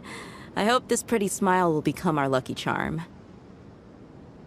There are many kinds of smiles, but only a truly joyous one can bring blessings to others. Let's consider this smile a down payment for our future victory. Let's go. It's time to pay a visit to Pardis Di.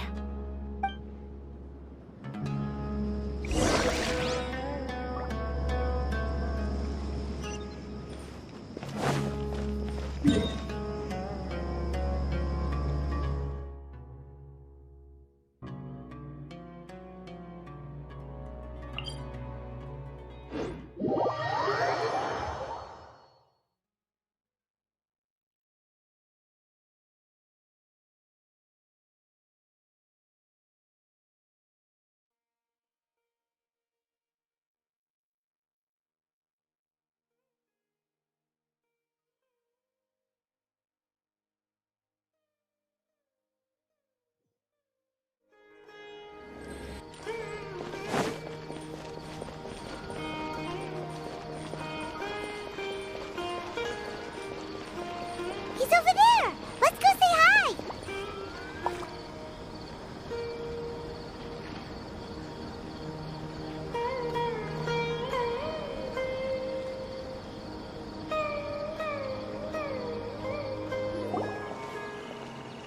Tainari! Ah, Traveler, Paimon. And you are? Hey there. This is our friend Dia. She's an Aramite mercenary. A mercenary? You must have some big news for me.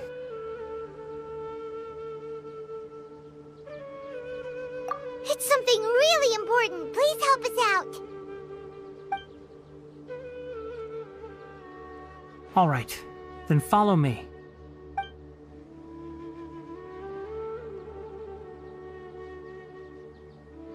This place is better. We won't be disturbed by any passerby.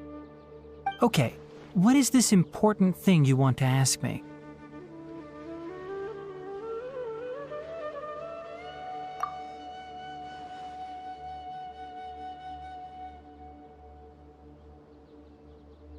The doctor, huh? He's that strange-looking Fatui Harbinger with the mask. Paimon thinks he has blue hair. Yes, I know him. Actually, he left Pardis Di just a little while ago. He left already? Yeah, he came looking for me. Can I ask what it was about?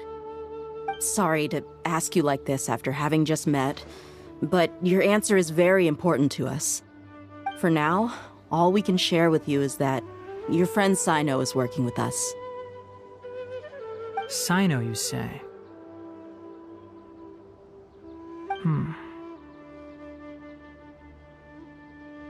I see. So that's why he hasn't been at the Academia. Okay. I will answer your questions and will assist you any way I can. You don't have to tell me everything that's happened.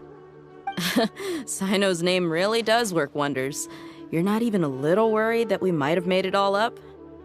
Despite having just met you, I can sense that you're the serious type. Between you, the Traveler, and Sino, none of you strike me as the type that would conspire to deceive me. You don't need to tell me anything you don't want to. I'll also get straight to the point. The Harbinger you mentioned came to me because he wanted to take the scholar Hypatia away with him. Hypatia? Why would he want her? And what do you mean by take away? Is he planning to leave Sumeru? Yes. He told me his return to Snezhnaya is imminent.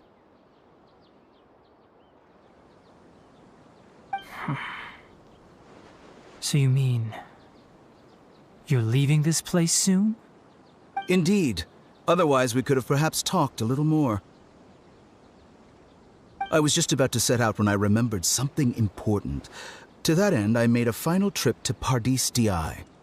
Let me ask, have you been taking care of a scholar by the name of Hypatia? Your sources are accurate. No doubt because you recruited many informants. But you're right. Hypatia has indeed been receiving treatment from me. Forgive me for asking, but how's the treatment coming along? Given the way you're asking, I assume you have something to say. Since you asked, I'll be frank. I would like to take Hypatia to Snezhnaya. It's incredibly difficult to transfer a patient. As a scholar yourself, shouldn't you at least be aware of this? Oh? I can't believe your utter lack of faith in me, to the point of even questioning my general level of knowledge. How unbefitting. Well, you're the only one who's ever made such a request. I have my ways of keeping her safe during the journey. In addition, I can also promise that under my care, Hypatia will receive the most advanced and effective treatment. I will personally supervise her treatment and see to her recovery. Would that be agreeable to you? Hypatia was born in Sumeru and remains a scholar of the Academia. Her situation has not become dire enough to necessitate her transfer to another nation. Transporting her to Snezhnaya is risky, and the potential benefits are unknown. As the person currently responsible for her treatment, I cannot possibly sign off on this transfer. Your suggestion is rude and reckless. I'll pass.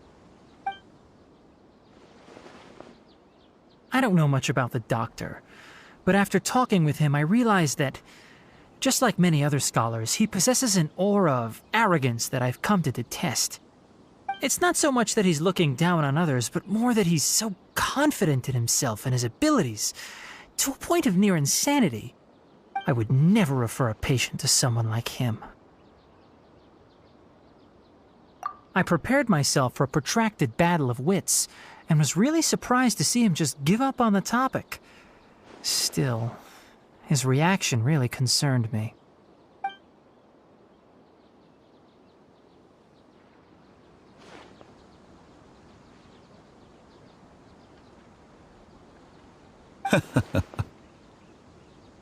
I see, I see.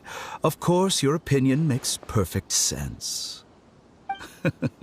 You're still young, but already quite stubborn. I must say, you are not like what I had expected.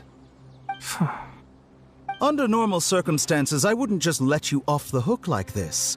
But unfortunately, I'm in a hurry today, what with Her Most Noble Majesty the Tsaritsa calling for our return. Luckily, there is still some time left for me to take care of everything before I leave. It's just as the Academia said. You're a responsible and gifted scholar. Sadly, even with all of that, you're still lacking a bit of shrewdness. And that's also why people like you can never realize that sooner or later, everyone must pay the price for what they've learned.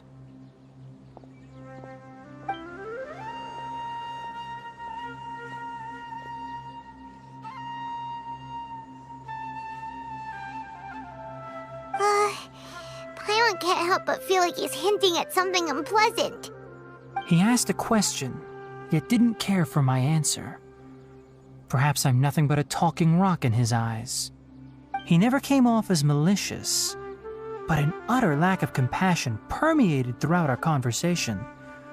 From his tone, I can sense that he's always looked down on others. I can barely believe it myself. But if that's true, the situation will be in our favor. I don't think I missed any details. Frankly speaking, I don't want you to do anything too risky.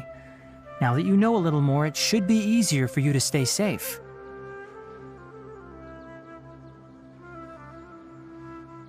Sorry we can't tell you everything.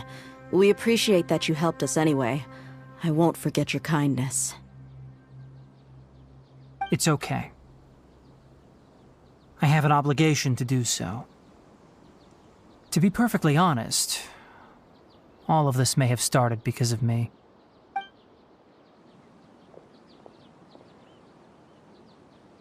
Recently, my master wrote several letters to me, asking me to return to the academia and assist him with his research.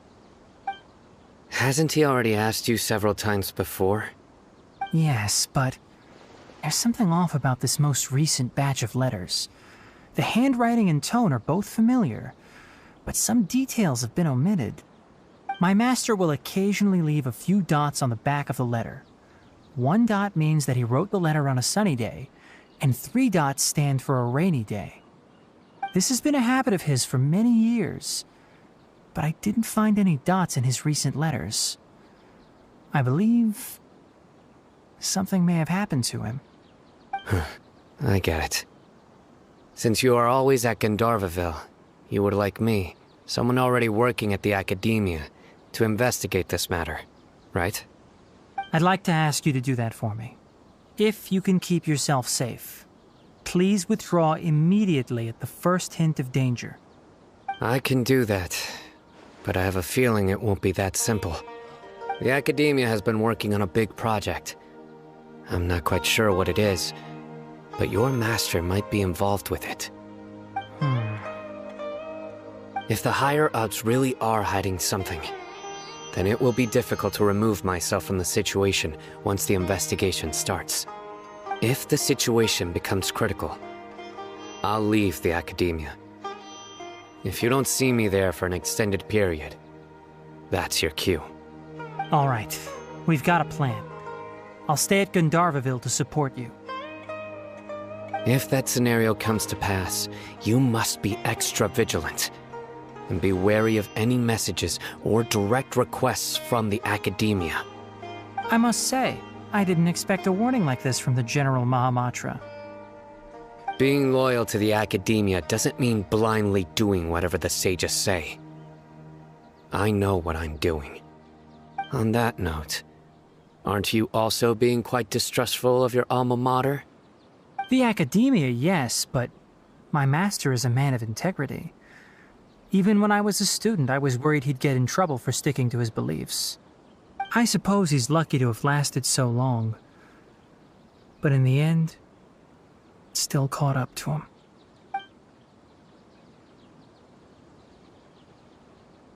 I see. So you noticed something was up with the academia from the very beginning. This may well be how Sino became involved in all this. In that case, I must keep my promise and help you however I can. Also, if you run into Sino again, please help me pass on a message to him. Trust your own senses and experiences. I think this may be something he needs to hear right now. Okay, we'll find a chance to tell him. Thanks. Right. Now let's go hunt down this Harbinger. Oh, by the way, which way did the doctor go when he left Pardis Di?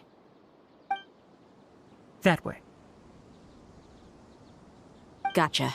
Thanks so much. We'll be on our way.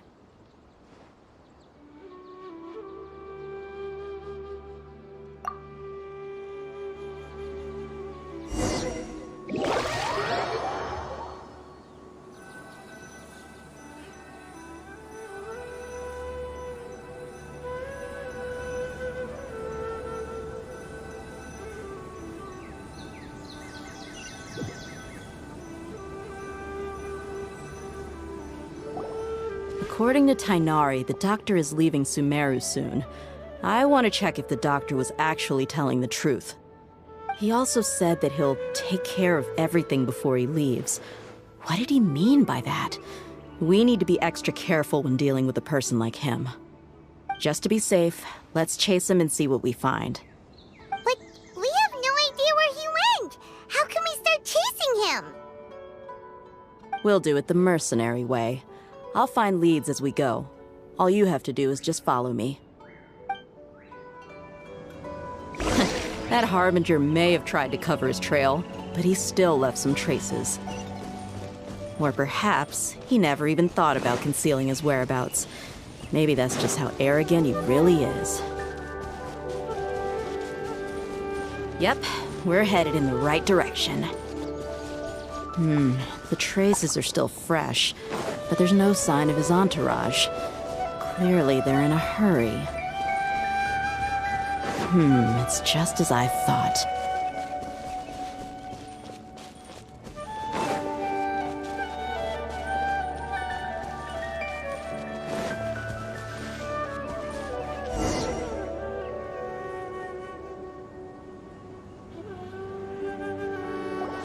We can stop here. I think I know where the doctor went. To the south of here is Port Ormos, which seems to be where they're headed. Port Ormos? They're going to leave by boat? That's right. Let's go to the port and have a look for ourselves.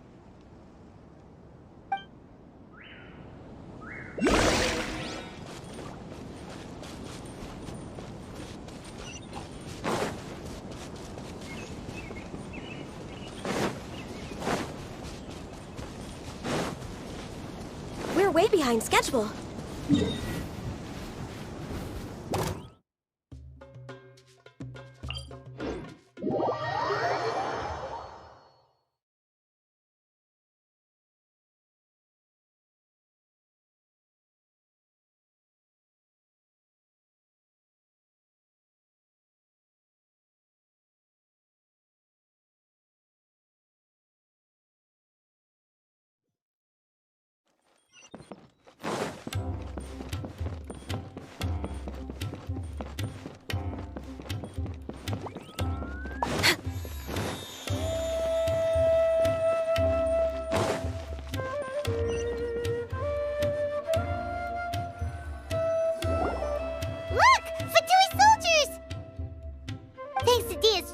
Skills, seems we found the right place. Shh! Don't draw their attention. The port is crawling with Fatui soldiers. Let's keep going and see what we can find.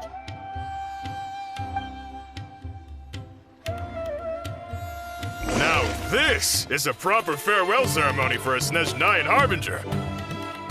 The Lord Harbinger is leaving. I've still only seen him once or twice. I used to hold a position in our homeland, and back then, the doctor spoke in a very different way from the way he speaks now. Maybe the way people talk in Sumeru has rubbed off on him? It's always like that when you spend too long away from home. When he gets back to Snezhnaya, perhaps it will also take him some time to get used to the life there again. Huh? But, sir, that can't be right. No, I remember it like it was yesterday. Both his expressions and tones are now very different. Also, for some reason, he seems like he's all smiles now. You must be mistaken. Nobody's supposed to look happy when they're on a business trip.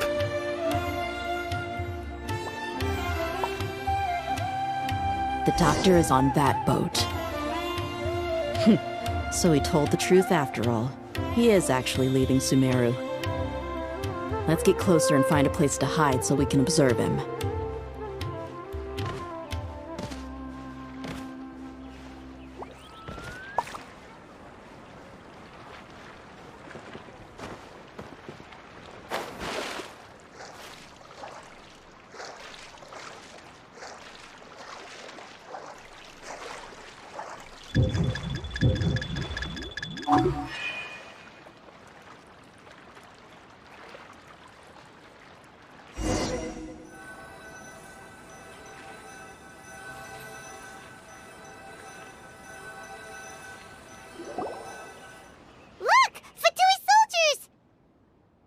Thanks to Dia's tracking skills, seems we found the right place.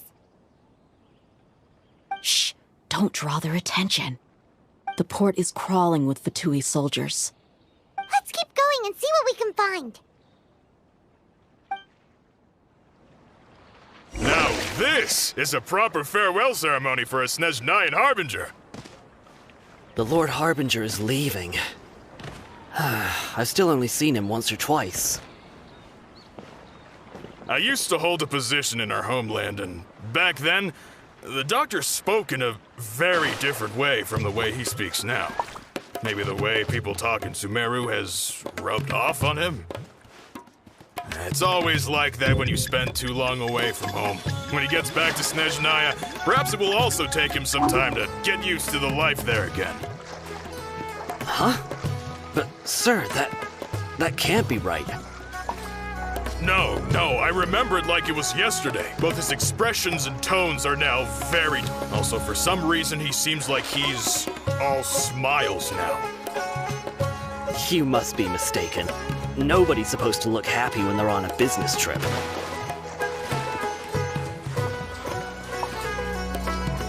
The doctor is on that boat. So he told the truth after all. He is actually leaving Sumeru. Let's get closer and find a place to hide so we can observe him.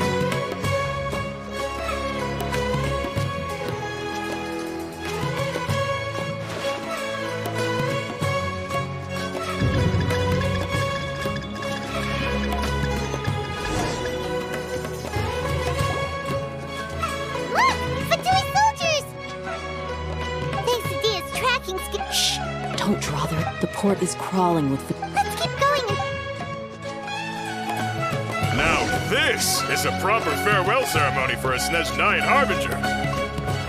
The Lord Harbinger is leaving. I've still only seen him once or twice. I used to hold a position in our homeland, and back then, the doctor spoke in a very different way from the way he speaks now. Maybe the way people talk in Sumeru has rubbed off on him? It's always like that when you spend too long away from home. When he gets back to Snezhnaya, perhaps it will also take him some time to get used to the life there again. Huh? But, sir, that can't be right. No, I remember it like it was yesterday. Both his expressions and tones are now very different. Also, for some reason, he seems like he's all smiles now. You must be mistaken. Nobody's supposed to look happy when they're on a business trip.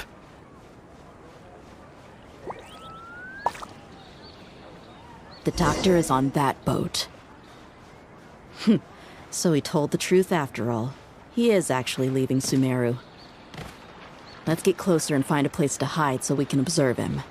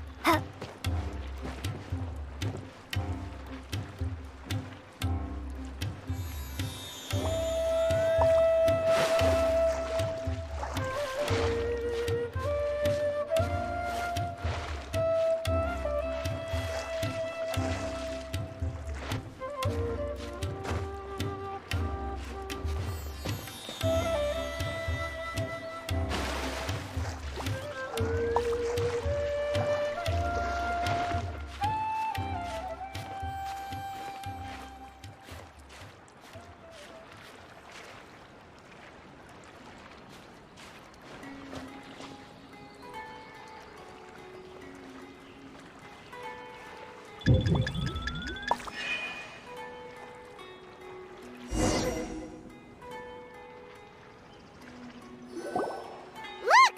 Thanks to Dia's tracking... Shh! Don't. The port is Let's keep going and... Now this is a proper farewell ceremony for a Snezhnayan Harbinger. The Lord Harbinger is leaving. I've still only seen him once or twice. I used to hold a position in our homeland, and back then, the doctor spoke in a very different way from the way he speaks now. Maybe the way people talk in Sumeru has rubbed off on him? It's always like that when you spend too long away from home. When he gets back to Snezhnaya, perhaps it will also take him some time to get used to the life there again. Huh? But, sir, that can't be right. No, I remember it like it was yesterday. Both his expressions and tones are now very different. Also, for some reason, he seems like he's all smiles now. You must be mistaken. Nobody's supposed to look happy when they're on a business trip.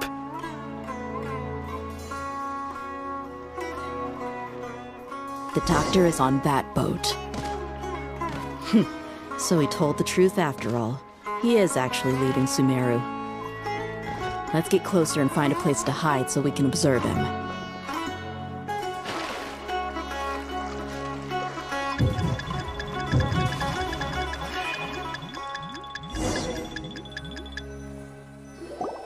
Look! Fatui soldiers! Thanks to Dia's tracking skill... Shh! Don't draw the... The port is crawling with Fatui. Let's keep going and... Now this is a proper farewell ceremony for a Snezhnayan Harbinger. The Lord Harbinger is leaving.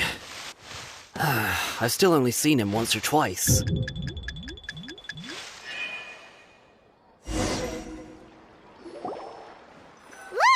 Thanks to Dia's tracking skill... Shh! Don't... The port is crawling... Let's keep going and... Now this is a proper farewell ceremony for a Snezhnayan Harbinger. The Lord Harbinger is leaving. I've still only seen him once or twice. I used to hold a position in our homeland, and back then, the doctor spoke in a very different way from the way he speaks now.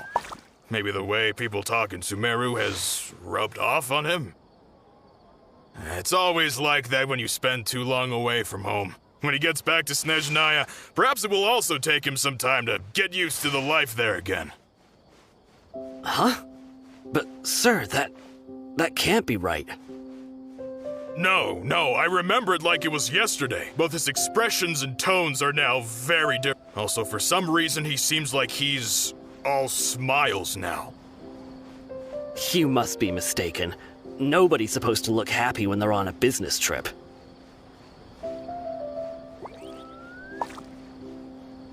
The doctor is on that boat. So he told the truth after all. He is actually leaving Sumeru. Let's get closer and find a place to hide so we can observe him.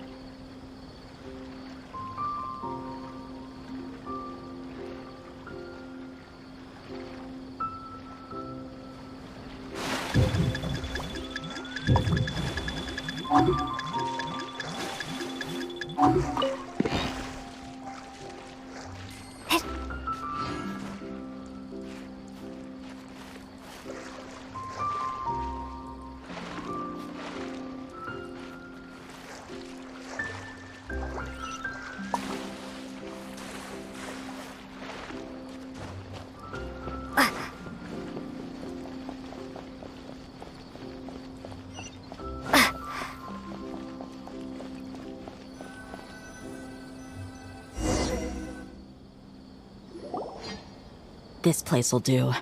We can hide here while we keep an eye on the boat.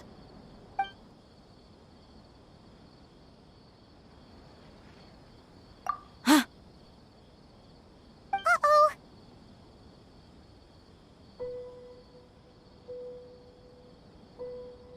He saw us.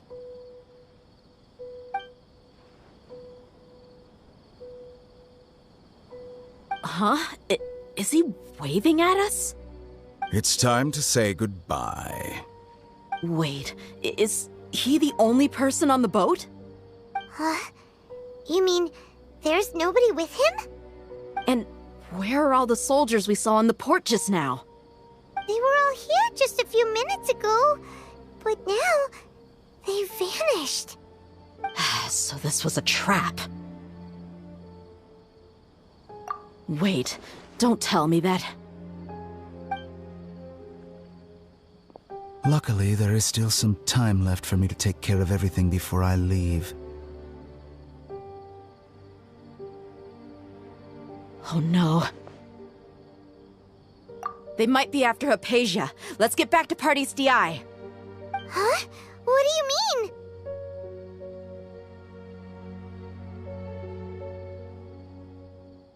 I'm afraid that she's seen something that she wasn't supposed to see.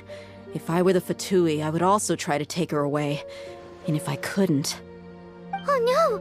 Are you saying they're going to kill her? Let's go!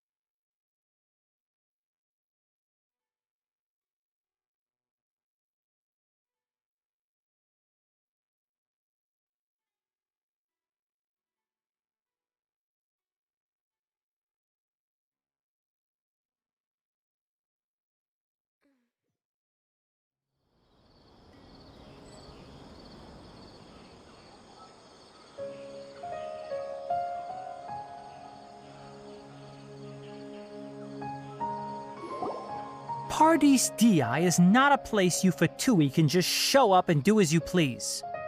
I believe we've already made ourselves quite clear. Our superior gave us permission to search for and collect medicinal herbs in Pardes Dii for research purposes. But you've been in Sumeru for some time already. I find it coincidental that you chose to only come here today. Even the Grand Sage himself may not have the right to question our research, much less an ordinary scholar like yourself. I've done my duty to inform you. Don't make things difficult for yourself. It would seem that my words have fallen on deaf ears. You can keep trying to deny it, but coming to Pardes Dii now? I'm pretty sure you're not just looking for herbs. With all due respect, your baseless speculations will only lead to unnecessary trouble. Well, you only have your Harbinger to blame. He knows nothing about keeping a low profile. I may be staying at Pardes Dii as a scholar, but that doesn't mean I'm no longer a forest watcher. It is still my duty to protect the peace and safety of the scholars who have contributed so much to Sumeru. Then it seems our conversation has hit an impasse. No one will lay a hand on you, Hypatia. Not on my watch. Are you alright? I'm fine. These Fatui have really crossed the line. Time to teach them a lesson.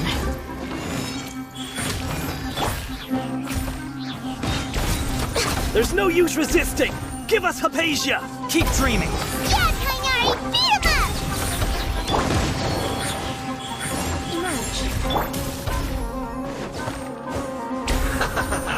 Eat up! Eat up! This was well done! The doctor's orders are absolute! Yeah? You've been someone's lapdog for so long that you don't know anything else now! Right here. Emerge. This is it.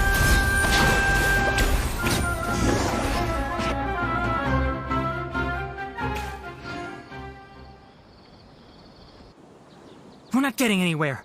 Traveler, Paimon, please go to Hypatia. We need to make sure they don't try to sneak around and attack from behind. Got it!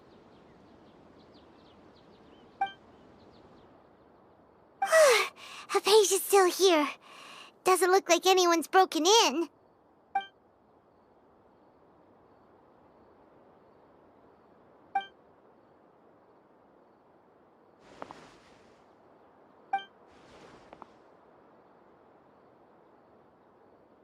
Well, how is she?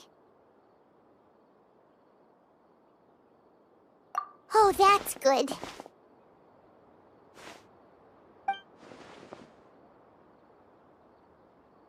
So, you think this is over?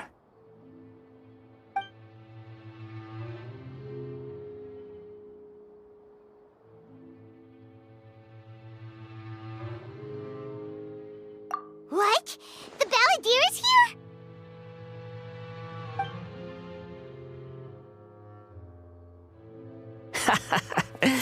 I've missed that look of abject horror. You've given me that look every time we meet. But, where is he?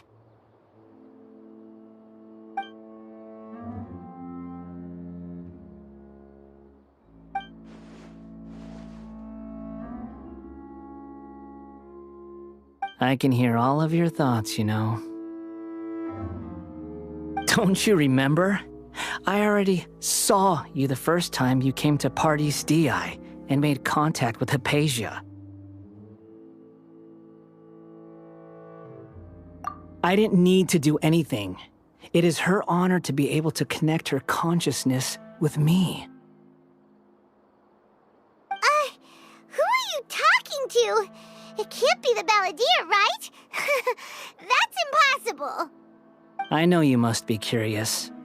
I might as well tell you that I decided to enter Hypatia's consciousness the moment I sensed your touch.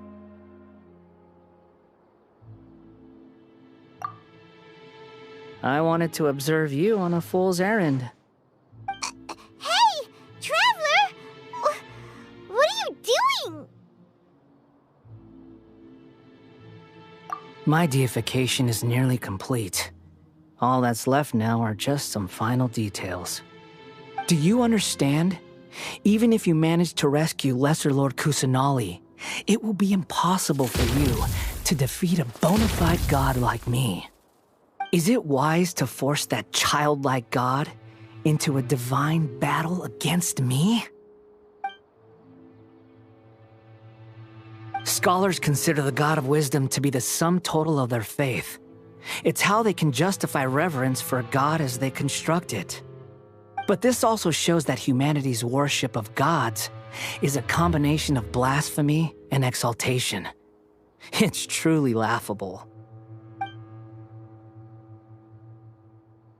Yes. What is it?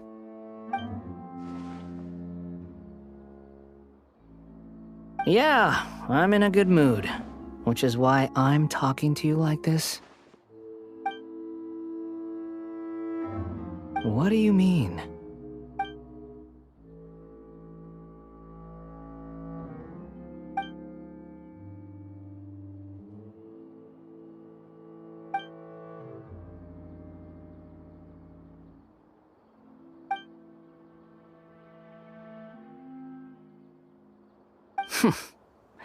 Those words almost make you sound like a friend who actually cares. But you're wrong. I'm different from all of you. I was born to become a god. My entire life up until this point has just been a meaningless routine. Just think about a sheet of paper. By itself, it holds no meaning. The content recorded on it is what gives it value. All I had recorded down before were some painful memories and boring human feelings. Such senseless drivel should have been erased a long time ago. Indeed, to me, the sight of you fools in your futile struggles is far more amusing. Tell me, just what has this world done for you to protect it with such zest and conviction? I'm connected to your consciousness. so I can hear what you're thinking and sense the depth of your determination. This is a good conversation we're having. So here's a word of advice. Let go of your misguided guardian complex. You know nothing about the truth. It'll be for your own good, as well as everyone else's. Humans are a species that can only find bliss in ignorance.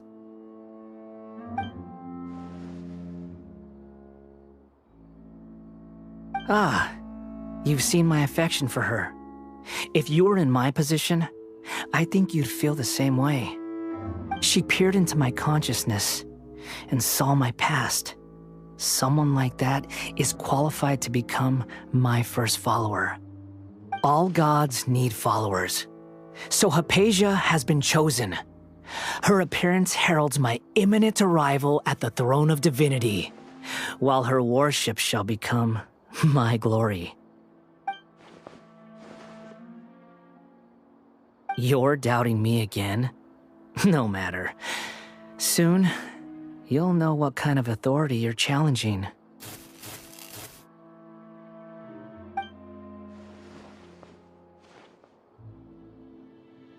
Who wants to hurt my devout follower?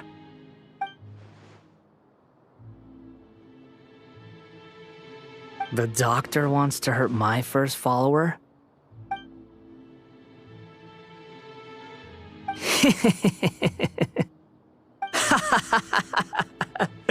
How very amusing.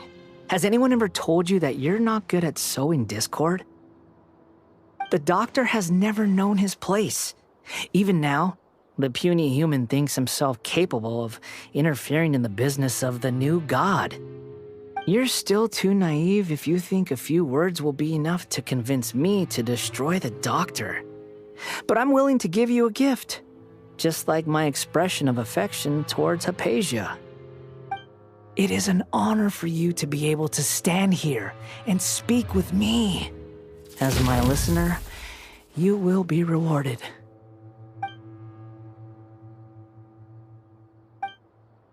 Both good things and bad things can be called gifts. After all, gods have never needed to be reasonable. Paimon hears thunder!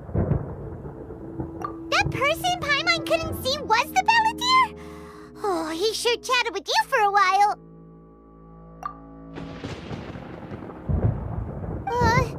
Where is the storm headed? That means anyone outside is in danger! Let's go! Tainari and Dia still must be fighting!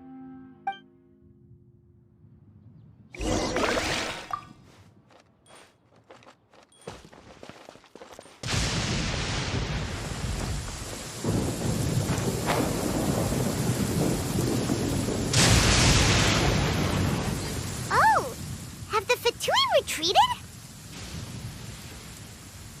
Hey! What happened to you? He's hurt. I'm fine. Don't move. I've seen eremites get struck by lightning before. You need to rest. Struck by lightning? We were fighting, and just as things started looking grim, the weather suddenly became extremely strange. Lightning started attacking everyone, almost as if it were alive. Luckily, there were only two of us, and both of us were nimble enough to dodge most of the strikes. There were a lot of Fatui, though, and they were being torn to shreds by the bolts of lightning. With that, all the Fatui soldiers were forced to retreat. It's all right. My wound aside, you look like you've seen something unpleasant. Is Hypatia all right? Hey, didn't I tell you not to move? Just in case. Let's go to Hypatia's place and talk about things there.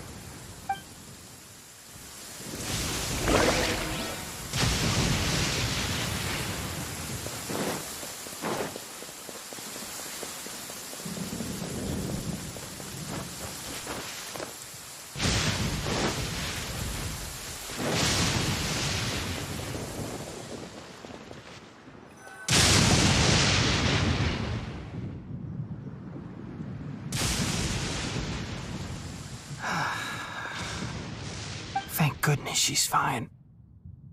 Hey, how about taking care of yourself first? I understand my condition. The wound is not fatal. I'll be all right. Ugh. The more you understand medicine, the worse of a patient you become. I know. They always think they can push through the pain.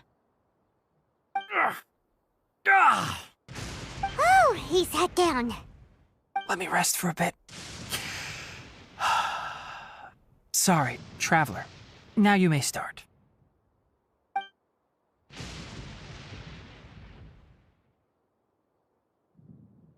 So that's what you were talking to the balladeer about? Oh, Paimon can't believe what he's thinking.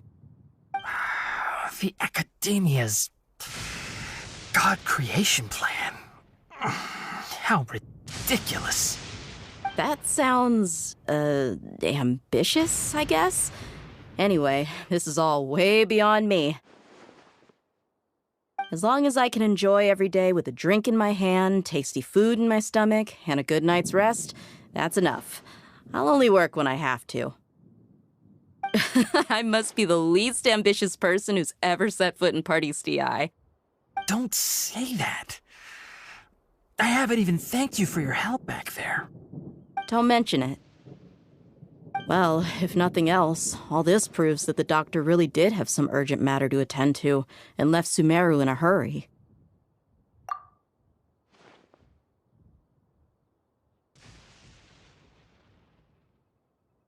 Maybe the Fatui want to cover up some secret of the balladeer. Is that why they tried to seize Hypatia? You said the balladeer claimed that Hypatia has seen his past. So, what could be there? Have you noticed? The balladeer is not happy with the doctor's actions. He thinks the doctor has no right to consider himself as his equal. So, if the doctor was to show up again, would the balladeer zap him with lightning? Based on what the Traveler has said, I think he would. Having the doctor gone benefits him as well as us. In other words, we've successfully completed this stage of the plan. The doctor is out of the picture now. Yay! That's a big accomplishment! I'm also happy for you. Thank you for the help, Tainari. Make sure you rest up for now. Yeah. All right. Okay, that wraps things up for us here at Party's DI. Traveler, it's about time we rendezvous with the others at the Grand Bazaar. Let's continue to keep a low profile. You can head there once you're ready.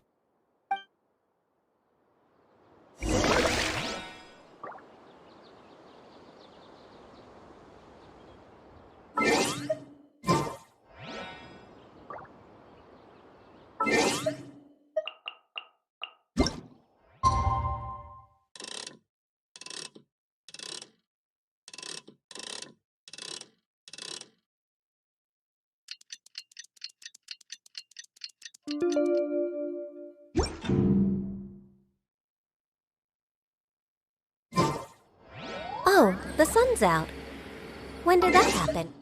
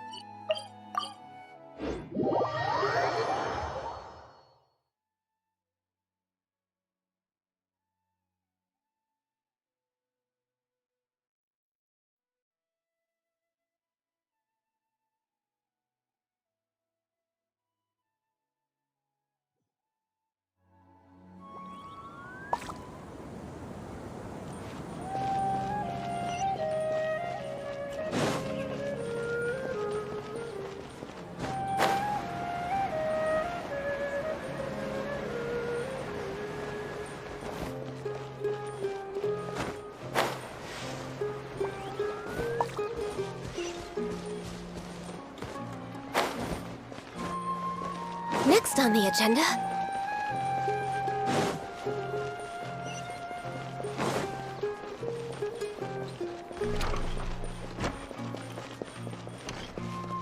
welcome. Get your spices here. We got all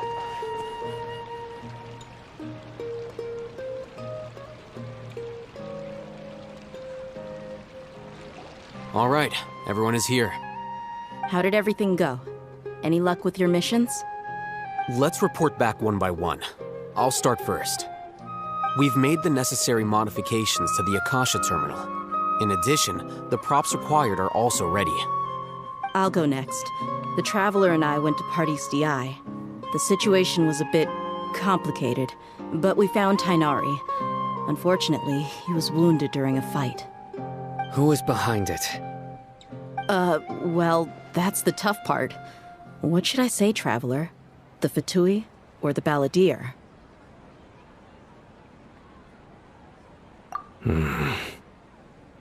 After some back and forth, we confirmed that the doctor has left Sumeru by boat. He has something urgent to attend to back in Snezhnaya. So, we've successfully removed the doctor from the picture. Also, Tainari's already resting, so he'll be okay. Good. Oh, Tainari also asked us to tell you this message. Trust your own senses and experiences. All right. I'll remember that. Everything also went smoothly on my side. The Eremites should have arrived at their destination by now. To avoid alerting the quarry, they will stay there for now. I can't believe you actually got so many Eremites into Sumeru City. It's all thanks to Rahman and his brave team, as well as their bold strategy. It appears to have been very effective. I'm glad to hear it. Well, is that everything? Okay, this meeting is adjourned. Huh? Wait, you mean that's it? Well, what else is there to discuss? Shouldn't you end with some words of encouragement? You know, to fire us up now? Personally, I'd rather we all go home and get some rest. I'll hate them, you... Ugh. Oh, and if you wanted someone to say something to that effect, then I must reiterate that I'm here to strategize and not to lead. So you should find someone more suitable to do that. But I thought all of you Academia big shots were great speakers. Then I should remind you that I'm the scribe. I know that. So what? A scribe is responsible for recording meetings, not speaking. Fine, whatever. Well, Cyno doesn't seem to be much of a talker either. I guess that leaves it to my employer. Employer? Yep, the Traveler hired me. That's right. So come on, boss. What do you have to say for the team? Yeah, say something to boost morale. Huh? What are you all doing here? Oh, it's Nilu! Hey, everyone. I'm not disturbing you, am I? Not at all. I was actually just about to go find you.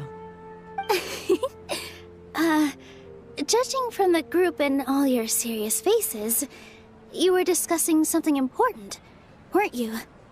But you also look like you're up to no good. Seems pretty interesting. Welcome, Nilu. Would you like to join us? Huh? Join you? You mean, you also want to discuss something important with me? Yes. Something very important. Nilu, are there any breaks in your performance schedule in the upcoming days? Huh? Wait, you're seriously inviting me?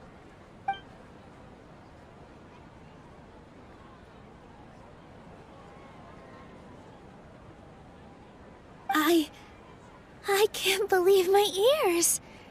You are truly the bravest and most passionate people of Sumeru, well, that I've ever met. Ahem. Oh, right. The Traveler and Paimon are not from Sumeru, but you are awesome as well. That's right. I must admit that I'm a little scared, but I'll try my best for Lesser Lord Kusanali. If I can somehow use my abilities to help you, then count me in. Remember, believe in yourself. Okay. I'll get my friends at the Grand Bazaar to help us tomorrow. Just remember not to say too much. Be discreet. Yep, you got it. All the preparations are done. Now, can we finally conclude this meeting?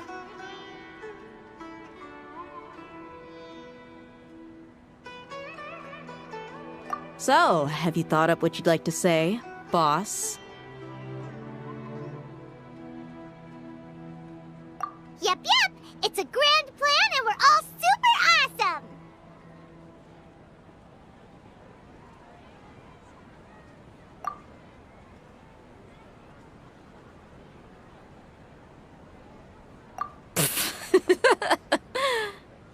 Well said. A good night's rest before an operation can be the difference between success and failure. Thankfully, I've had my place to myself recently. It's been nice and quiet. Huh? Oh, nothing. Alright, let's all go home and get a good night's sleep so we can be up early tomorrow! Okay. So I guess that means it's time to say goodnight now. Yep! Good night, everyone!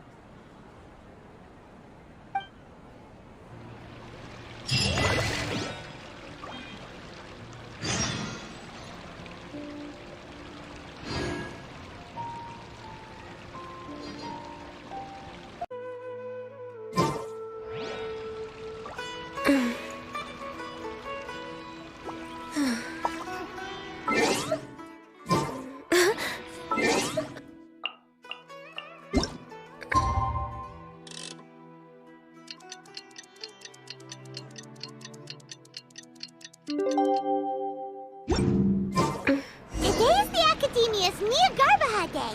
We can finally put our plan into action. Oh, Haytham should be waiting for us. Let's go to the Academia and find him.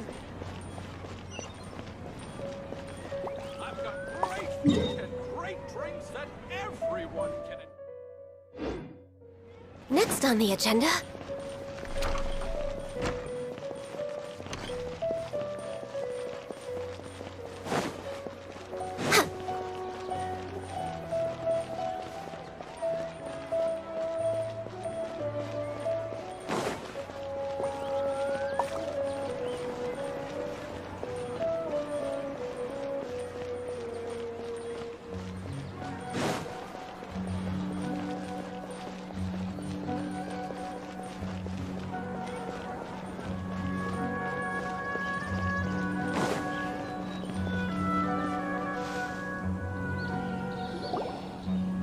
Hello, you two.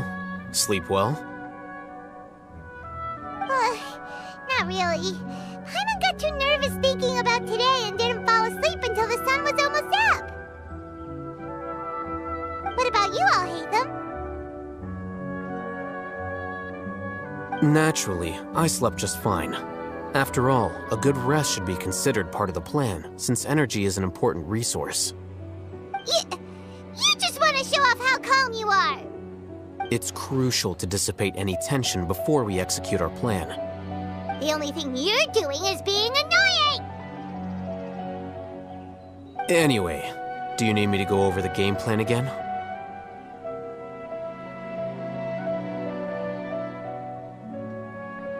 Our target is Grand Sage Azar's office. Everyone in the Academia knows that's where the Grand Sage's console is. Only they can operate it. Many restricted commands and operations are executed via that console. I'm sure that console has a way to free Lesser Lord Kusanali. You know, Paimon's been thinking, what kind of technology could let the sages imprison even a god? That isn't something they could have accomplished with their scholarly talents alone. In the Sanctuary of Suristhana, there's a device of Greater Lord Rukkhadevata's that she once used to isolate herself while meditating. 500 years ago, the Grand Sage at the time modified the device so that it can no longer be controlled from the inside. They were effectively trapping one god with the power of another. So, Grand Sage's office? Don't forget, today is Nyargarbaha Day, arguably the most important day to the Academia. The sages and core Academia personnel are busy loading the latest batch of research developments and legal decrees into knowledge capsules so that they can be entered into the Akasha. All the Darshan's researchers have their noses to the grindstone, and the Academia's grounds are flowing with all sorts of people. It's the perfect time for an infiltration. When the Grand Sage leaves his office to supervise the entering process, that's our cue to access the console and free the Danger Archon.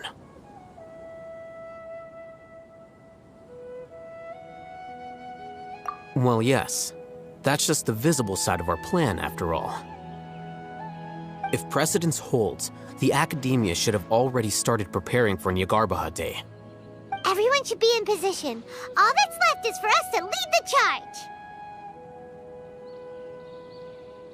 Let's go. So are we just gonna walk in through the front door, or...? Yes. Were you expecting a stealthier approach? Paimon can't think of a good comeback. Alright, it's all on Alhaitham if things go south.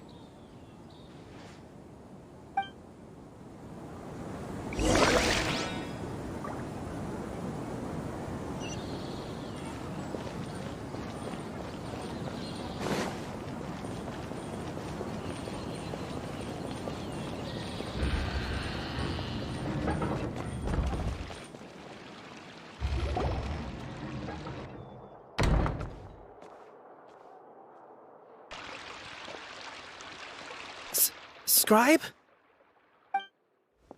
Please, wait. Are you Scribe Alhaitham?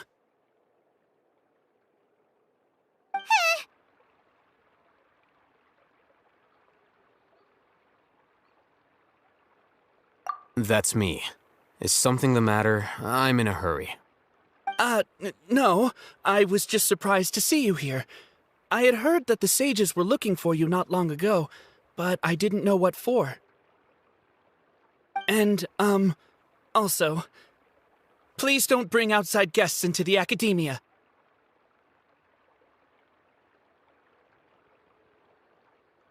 Outside guests? How did you arrive at such a conclusion? Your groundless inference shames the Haravatat Darshan. What did you say? I'm the top student in Haravatat, and I earned 3rd place at the last Inter-Darshan debate. Don't look down on me! That wasn't my intention. As your Haravatat senior, I just assumed that you possessed a greater aptitude for critical thinking. Look, based on what you already know, the purpose of my return and the reason they're here should be obvious. Is that so? Wait a moment. Let me think. Don't tell me the answer. The sages search for you. A blonde-haired traveler. Outside guests. So, from the start, the sages weren't looking for you, but this traveler? And you were gone from the Academia for so long because... Hey, shh. Yes, you've proven yourself as the top student in Haravatat. I surmise you've arrived at the correct conclusion. As I expected. Please, forgive me. I wasn't thinking clearly just now. Thank you for getting me back on track. It's nothing. We'll be on our way then. All right. Thank you for your contributions to the Academia, Scribe.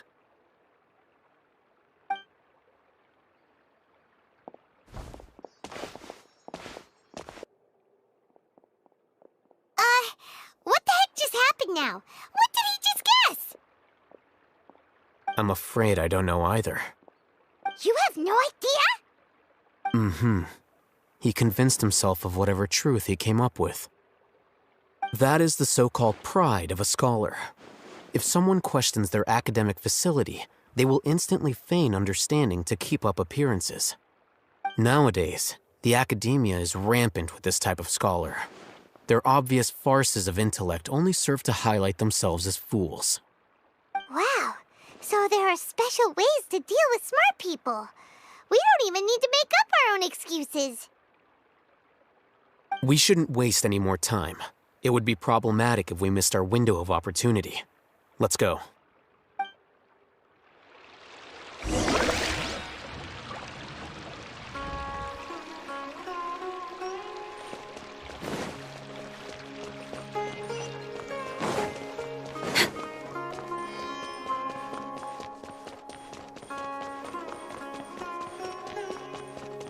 All hail!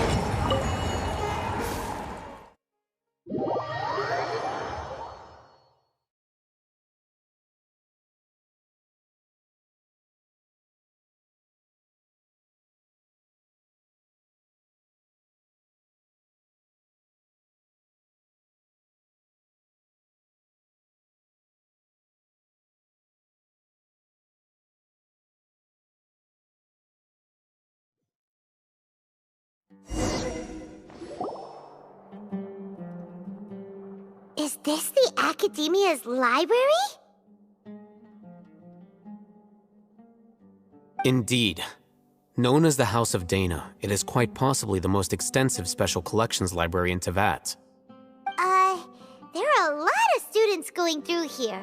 Is it really okay just to waltz right in? The Academia marches to a fast beat, especially since it's Nagarbaha Day. They're all occupied with their own matters. Just act natural. Now, hurry along.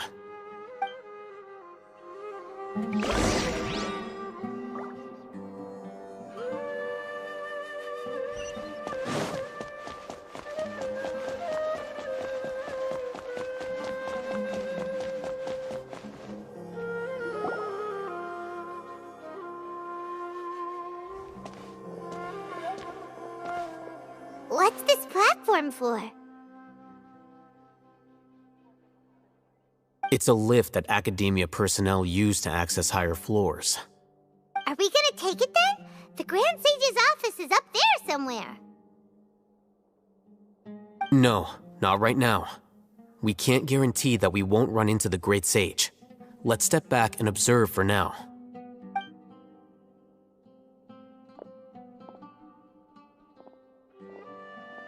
You think the Grand Sage will exit from there? And after he does, we'd sneak past him? Oh, Paimon thinks that's really dangerous. Who knows? However, if we can confirm Azar's current location, our operation will be much safer if we... Allow me to offer you a hint. If you wish to know his location, look behind you.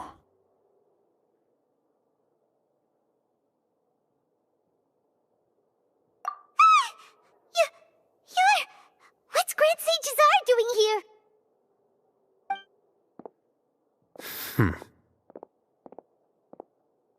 Do not tell me you believed the Academia would not grow suspicious of you after such a prolonged absence, scribe. An eyewitness had informed me of your whereabouts, so I came to personally welcome you. Great Sage, I didn't expect you to care so much about me. I'm truly flattered.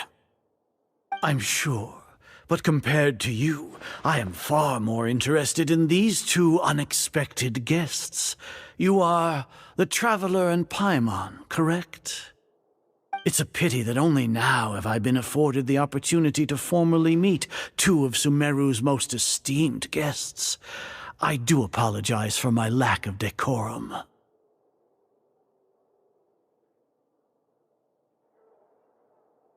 Excellent. You immediately initiated discussion instead of attempting to prepare some perfunctory excuse. You clearly understand the situation at hand, and have no intention of making a reckless stand.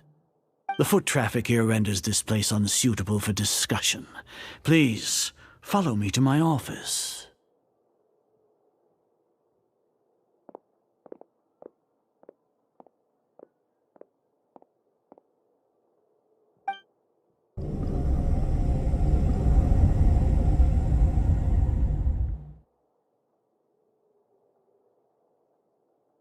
This place is crawling with guards. There's no way out for us. All right then, Traveler. What did you wish to discuss with me? Today is Niagarbaha Day, so I still have many responsibilities to attend to. There is little time for idle chit-chat before I detain you all.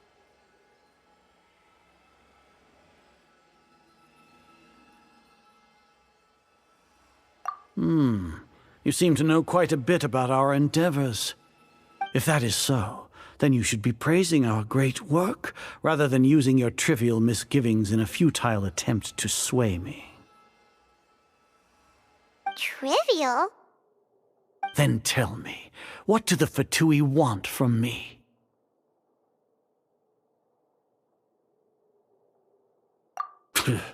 Worthless. Those are all completely worthless. Benefits, divine power. These materialistic words do nothing but debase our great work. Creating a god. Yes, we are using human wisdom to create a god. If humanity cannot attain omniscience and omnipotence, then we shall create a god to reveal them. This is the pinnacle of human wisdom. We shall regain a god's guidance at long last. No longer will we flounder in the interminable void of consciousness and knowledge. Even Irminsul will be freed from its plight. For our nation of scholars, this is the ultimate aspiration. No cost is too great to realize it.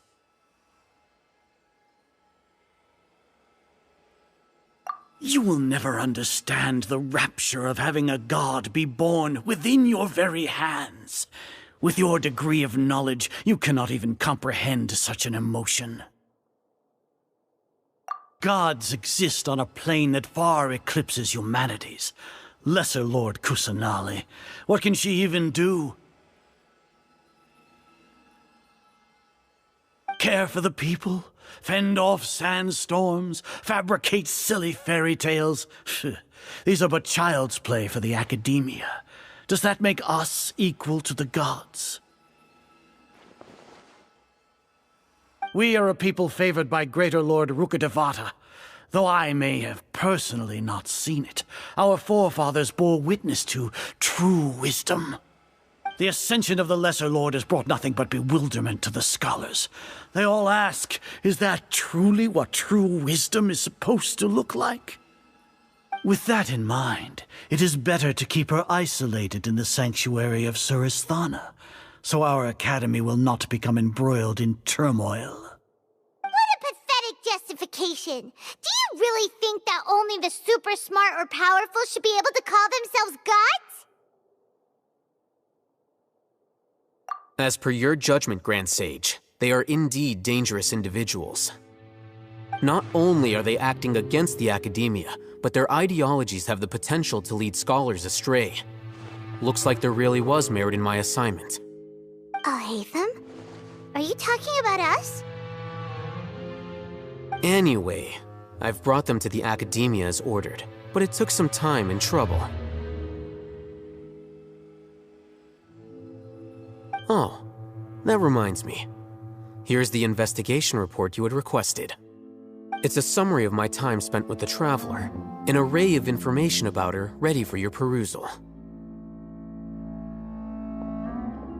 Hatham? So you're still on the academia side! We finally started to trust you!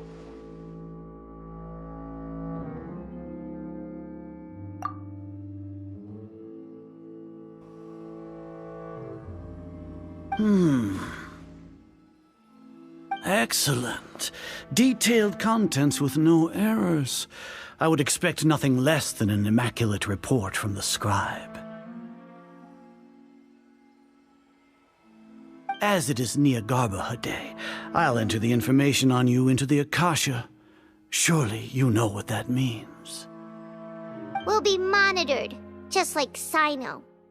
With the Akasha's calculation prowess, all of your actions will be predicted with an accuracy of at least 98%. Furthermore, your data will be updated in real time whenever new information presents itself. To put it into words you can understand, wherever you go, you will be walking under an invisible leash. This is Sumeru's greatest penalty for dishonest persons. Are you not familiar with the concept that great responsibility begets an equally great suspicion? In any case, you are Sumeru's most concerning external variable. Locking you down will greatly decrease the chance of any undesirable outcomes coming to pass. You're despicable! Despicable? Perhaps from your perspective, but I suppose you had mentally prepared yourselves for this, no? Your ploy was to sacrifice the traveler here, was it not? Lord Azar, I know what you're trying to say, but I've been following your plan this entire time. Why are you doubting me at this juncture? Must I delineate your entire plan? Very well, I will spell things out. First off, I received an eyewitness report that you were spotted with the traveler at Caravan Ribat. However, you immediately departed for the desert and escaped surveillance range. Judging by the time, you all likely encountered the truant General Mahamatra in the desert. Am I correct? Maybe Paimon shouldn't have mentioned Sino just now. The Academia had not received correspondence from its scribe for a prolonged time.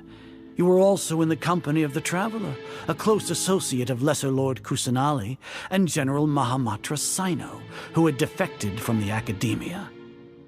With their instigation, what was the probability that you would betray the Academia?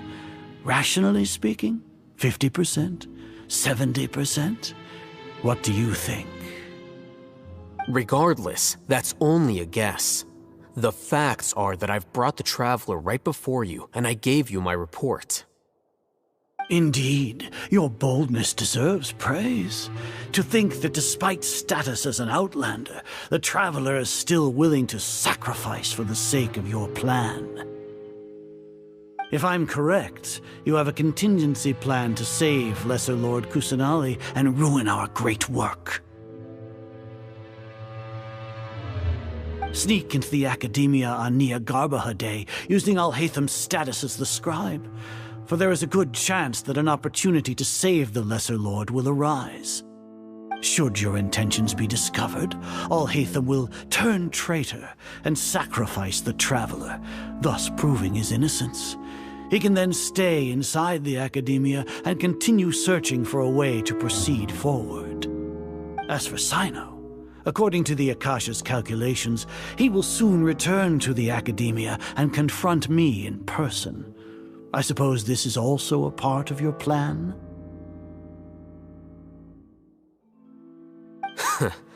You'll see me as a traitor regardless of what I say, no? Even if you impugn me, it would have little effect on you all. You misunderstand. Losing our scribe would irreparably damage the Academia's regular operations and the development of Sumeru's future academic systems. However, under the current circumstances, even that is trivial compared to what we stand to gain from our great work. You said that I betrayed the Academia, but you, Azar, you've betrayed all of Sumeru, betrayed its Archon. So flight has turned to fight at long last. Guards!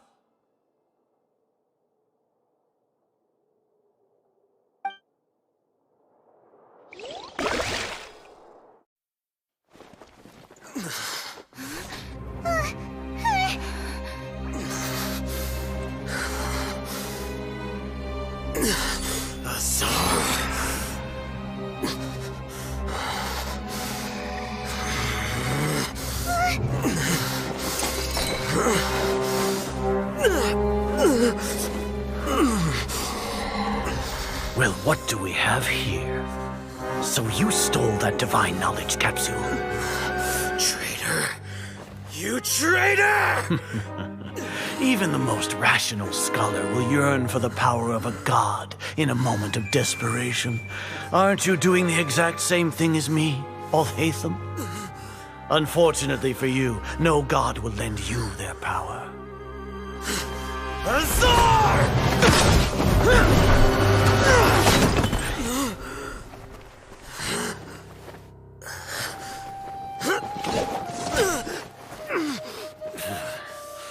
He has gone completely insane.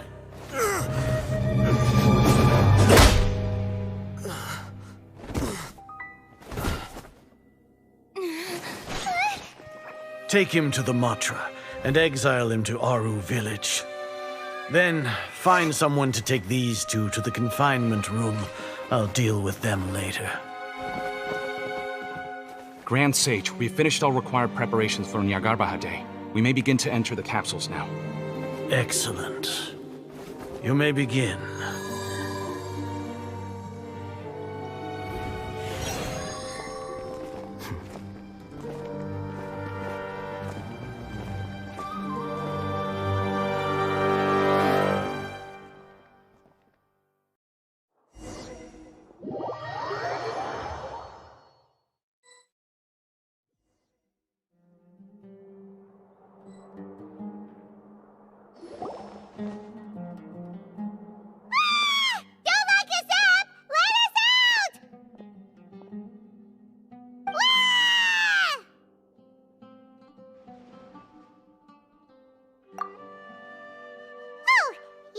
Paimon got a bit carried away there. How was Paimon acting just now? Great, huh? Everything's going according to plan so far. We made it into confinement, and Alhaitham's probably done with his part too. We even managed to trick Grand Sage Azar. Alhaitham sure knows how to cook up a plan. What are we doing next? Paimon has trouble remembering things when she's worked up. Right! Paimon thinks it went something like this. Apart from that, we still have yet another goal in the first stage of our operation, which is to send the Traveler to the confinement room. What? Why do we want to get her locked up on purpose? She's always been the person the sages are most afraid of, as well as the greatest obstacle to the successful implementation of their plan. They are very aware of the risk she poses to them. Once the Traveler is imprisoned, the sages will likely think that everything is under control. And with their guard down, the next phase of our plan will have a much higher chance of success.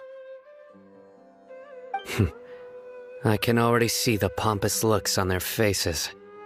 Oh, that's a super tricky plan. But Paimon still thinks it's not really worth it. That isn't the only reason, of course. She has a more important task once she's in confinement. According to the Academia scholars in Ramon's custody, Lesser Lord Kusanali has sealed off her consciousness in the Akasha ever since she was captured by the Doctor. That way, they can't pry any more information from her. Even if we break into the sanctuary of Suristhana, it will take time to awaken Lesser Lord Kusanali's consciousness. We need to do that in advance. So our job is to wake up Nahida! Okay, totally worth getting thrown and jailed for. The confinement room is inside the Academia, close to the sanctuary of Suristhana. It's a completely enclosed space, and you won't be receiving any visitors. I'll work with Ramon's scholars to make some modifications to your Akasha terminal. Once you're in, get as close as you can to Lesser Lord Kusanali and try to connect to her consciousness. However, as for whether she'll actually wake up, that will depend on our luck.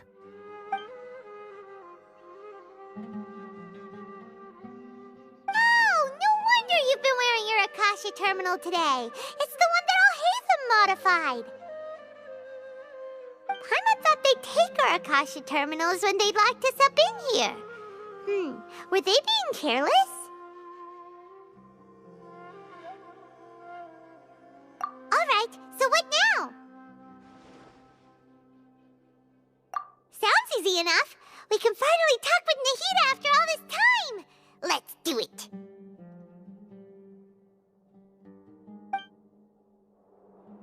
There's a light flashing on your Akasha terminal. It's almost like... the faster it blinks, the better the signal.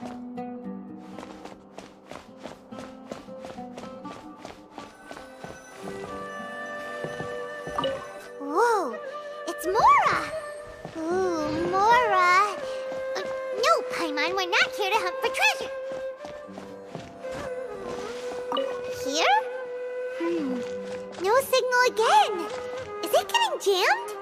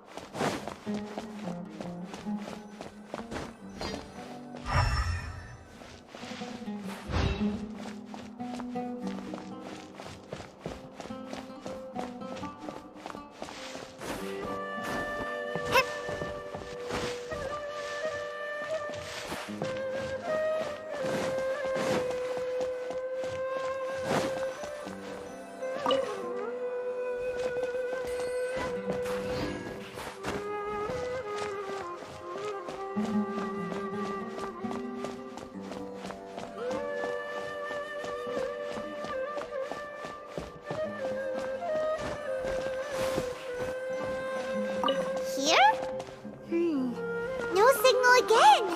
Is it getting jammed?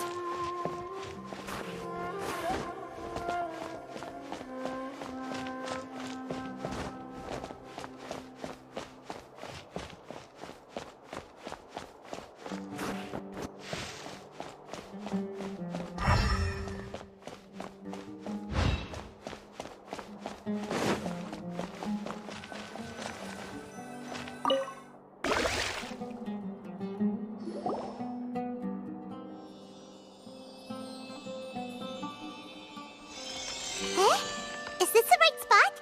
Are you getting anything? Please work.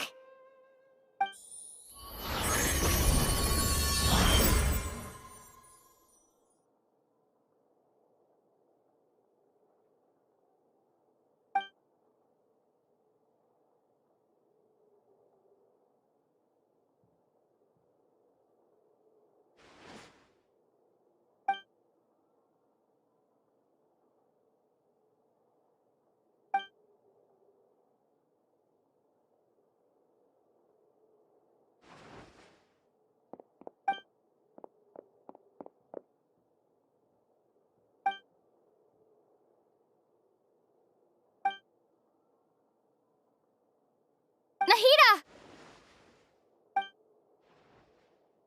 Hey, Nahida!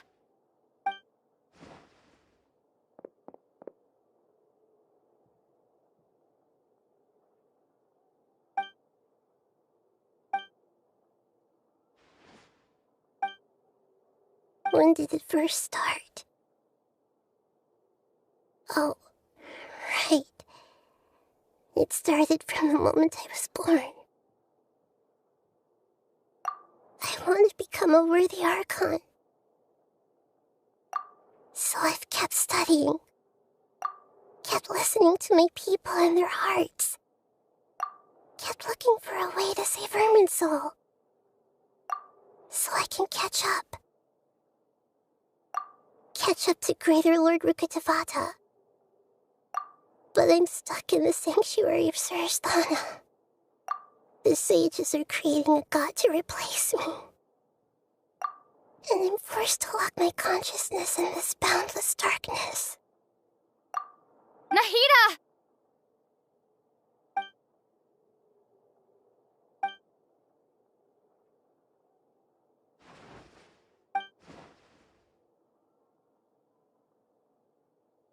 Nahida!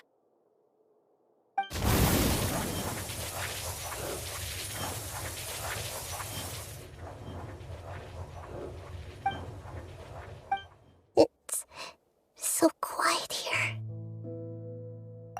Now that I think of it, I don't think I've ever actually listened to my own inner voice. Do Archons have them? Should Archons have them? Have I been doing the right thing? Am I really not needed? How do I really feel about all of this? It's so quiet here. Since you're the god of wisdom, you've known the answers to all these questions since the very beginning, haven't you? Who are you?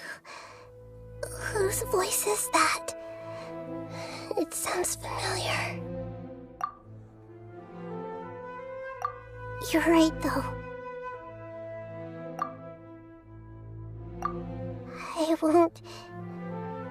I won't ignore my own voice anymore.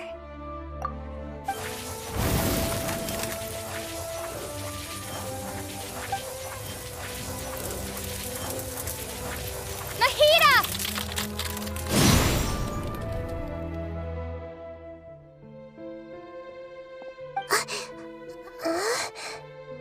Nahida? Did you wake me up? Thank you. Why are you here? We're here to rescue you. Are you alright? I'm fine. It's just... when I think of everything that's happened to me, I feel really angry now.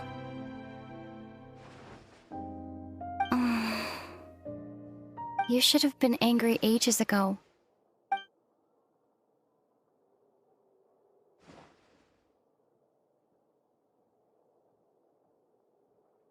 Huh?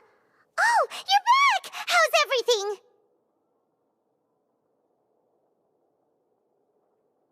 That's wonderful news! Great! We weren't locked up for nothing! When you went to wake up Nahida, Paimon was listening for any sounds outside. You were out for a long time. There are fewer and fewer scholars going about now. You think everyone's done with their Nya Garbaha Day stuff? Yep, so that means our next act is Nilu's performance!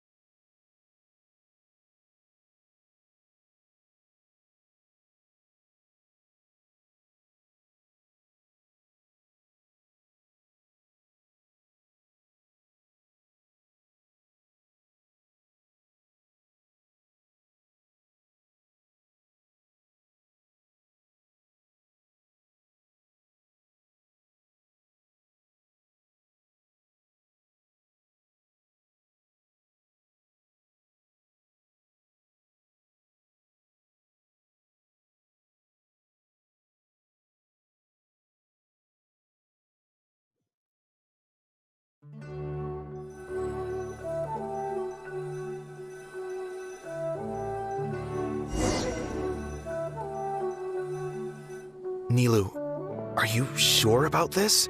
You're taking such a great risk for them. I'm sure, and I'm going. You know that I don't like to pass up any opportunity to dance, and this one is especially important. All right. You seem to have a lot of trust in them, so I won't say more on the subject. But if anything happens, the few of us here may not be able to help you. Don't worry. They've been through worse. Everything's going to be fine. All right. You know, if you really do get arrested, we'll do everything we can to get you back. Be careful, even if it's only for our sakes. Thanks, Mr. Zubair. You're so very kind.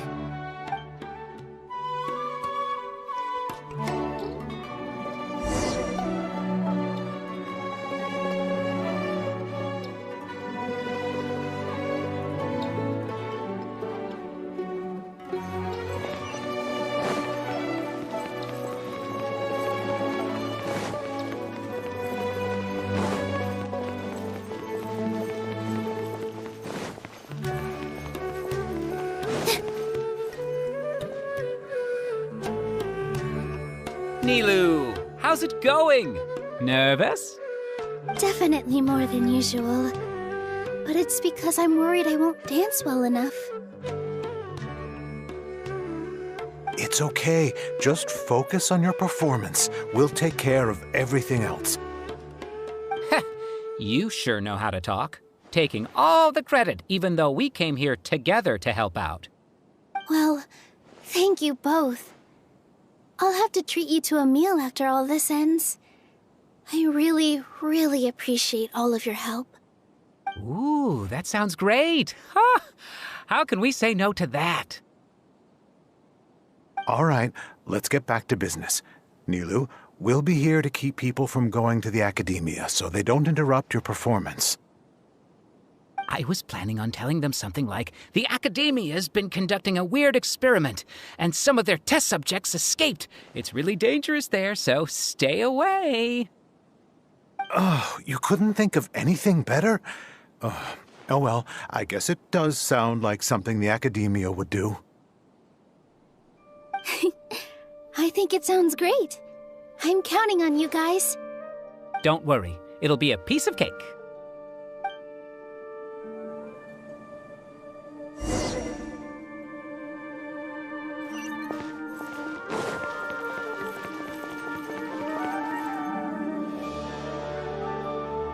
Hey, Nilu! Sorry, it's great to see you, but I'm really busy right now. Our Bait People Away with Yalda Candies plan is working beautifully. Do you want some candy? We have more than we can give out. Vihar, thank you so much for doing all of this. And even dressed up as the Knight of Flowers, no less. I'll pass on the candy, though. I cut back on sweets in the period leading up to a performance, and I'm about to start one. You have a point. The stage is cleared and everything's ready, so you can start your performance at any time. Yeah, thanks to you. I'm really grateful. All right, time to hit the stage. You're welcome. The honor's all mine, since I'll have such a great view of the show.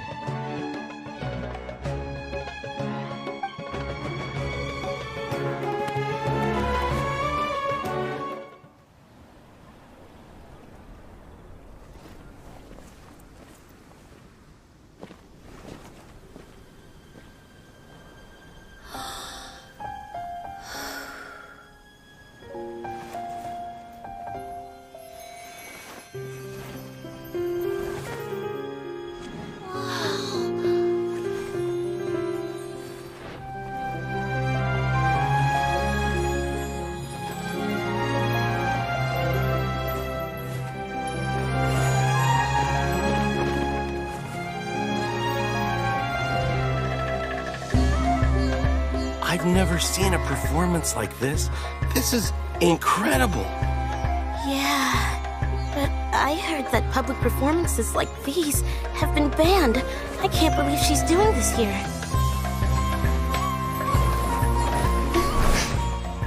Grand Sage, there's some commotion outside. How uninteresting. Issue the new Prohibition Act from the Akasha to the guards. They'll know what to do. Do you think we should, stop her? Let's just watch for a little bit longer.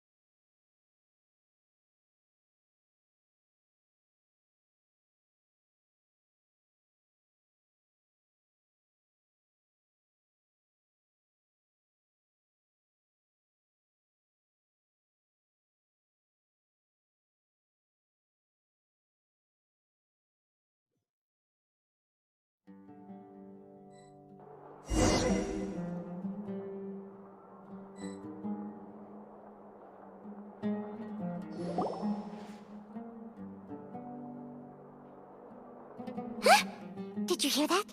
It sounds like a lot of guards just ran by. Does this mean the plan has moved on to the next stage? Yep. It's great that everything seems to be going well. Come to think of it, when did Alhaitham replace the knowledge capsule that was about to be entered into the Akasha?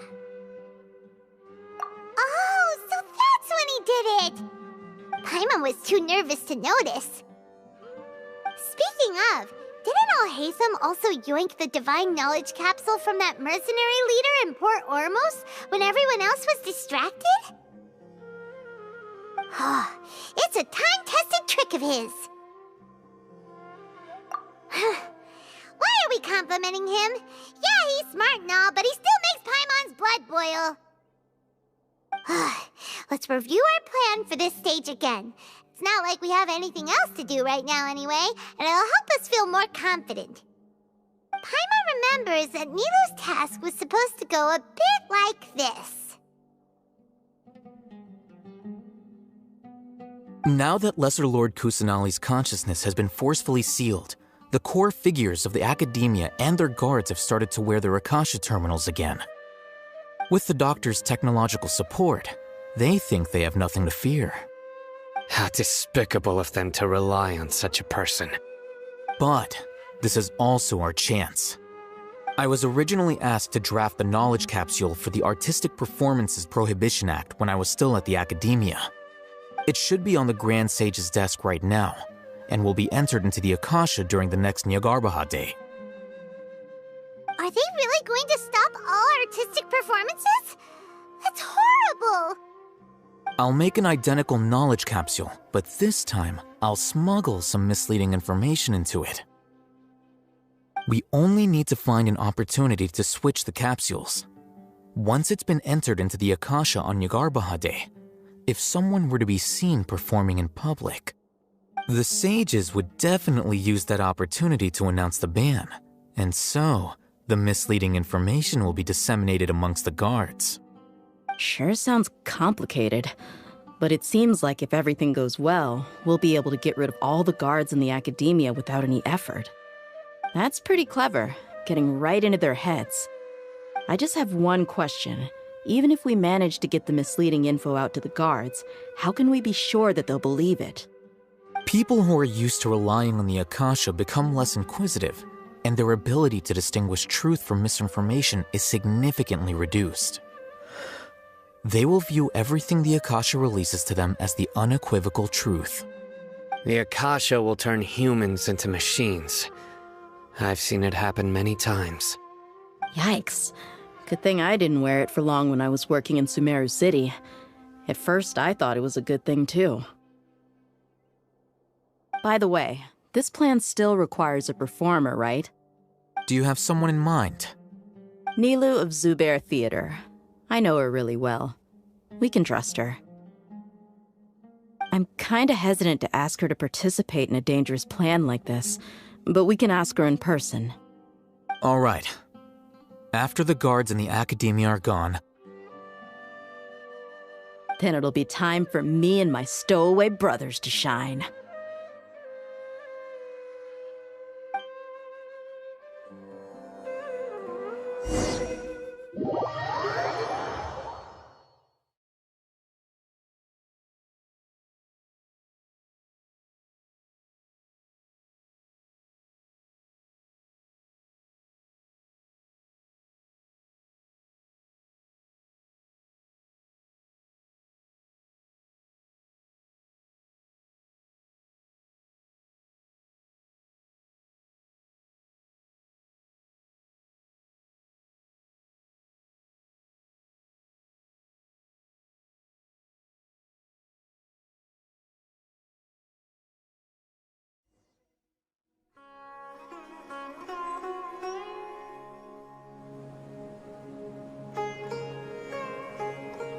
Here they come.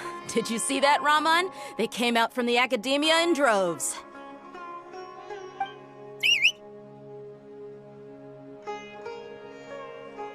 After laying low in the city for so long, this is the moment we've been waiting for. My brothers have already sprung into action. We couldn't do anything to them inside their coop, but outside the academia, this is our hunting ground. With a lioness like you, the prey sure won't be able to run far. We still need to eliminate the guards as soon as possible. If we give the sages enough time to realize what's happening, the plan's doomed. All they've done is to sit on their cushy salaries and twiddle their thumbs all day while we fought and struggled every day in the desert. The only advantage they might have is their numbers.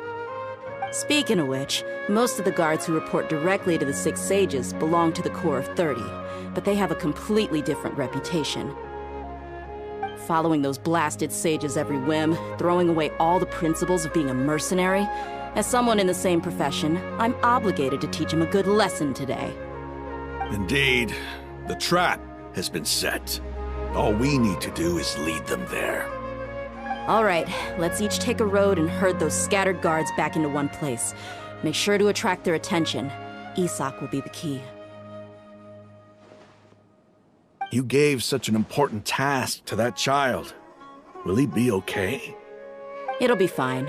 Isak was so determined to help, so let's put our faith in him. Besides, even if he's caught, the guards would be too scared to do anything to him. They've never seen Lesser Lord Kusanali in person, after all. You've got a point. Anyway, I think I see them coming. Let's head out. Good luck.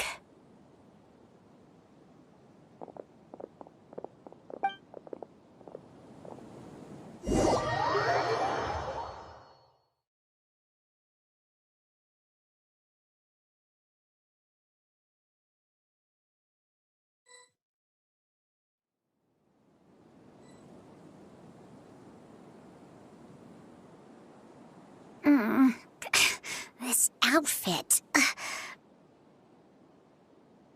Hey, do you remember what you need to do, Isak? When the guards get here, you'll pretend to be Lesser Lord Kusanali and run away from them. Oh, yeah, I remember. Of course I do.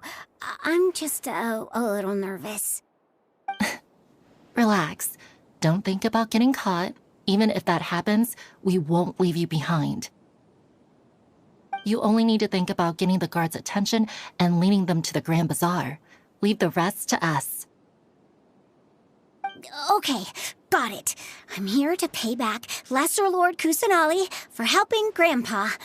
I won't get cold feet. Hey, they're here. I can see the Academia guards.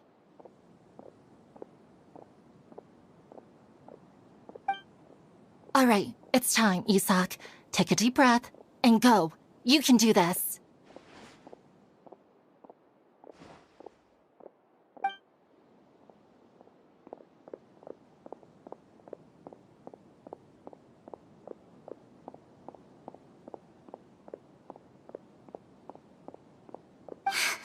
Why is there a guard over there?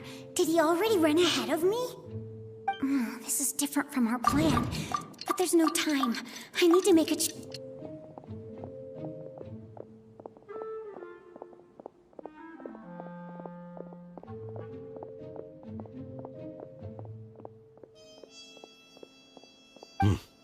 Let's have a look behind the house. What should I do next? Huh. Looks like nothing's here. A wasted time. Luckily, he didn't check behind the tree. The guard looks alert. What should I do next? Hey, stop! I saw you. Don't try to run.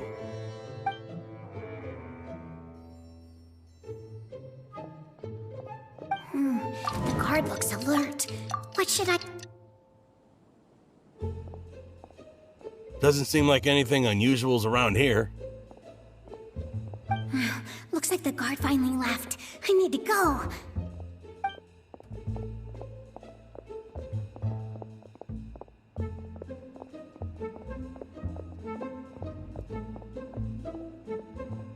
Hey! Lesser Lord Kusanali is over there! Stop! What? Lesser Lord Kusanali? How did I not notice that? They found me. This is bad. Where should I go? The target suspected to be Lesser Lord Kusanali has escaped into the Grand Bazaar. Assemble and arrest her!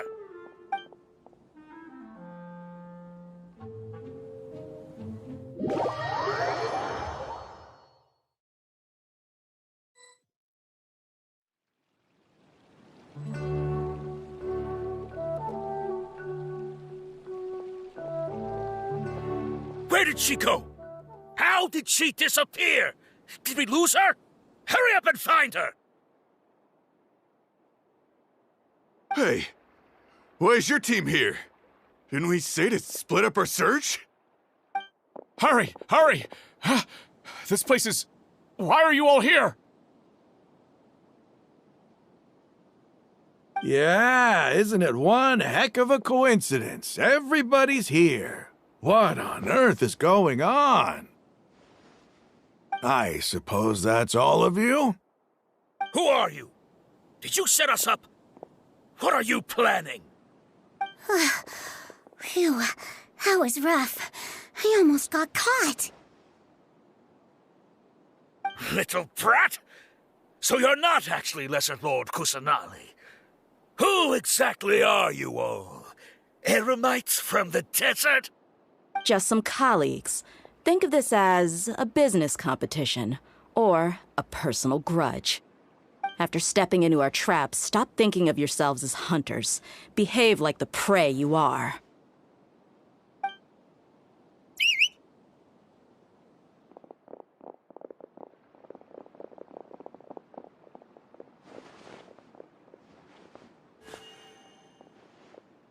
An ambush? How's that possible? This is Sumeru City, but mercenaries from the desert somehow ambushed us! You've spent all your time hiding away in the academia. This place has long since become our hunting ground. Brace yourselves!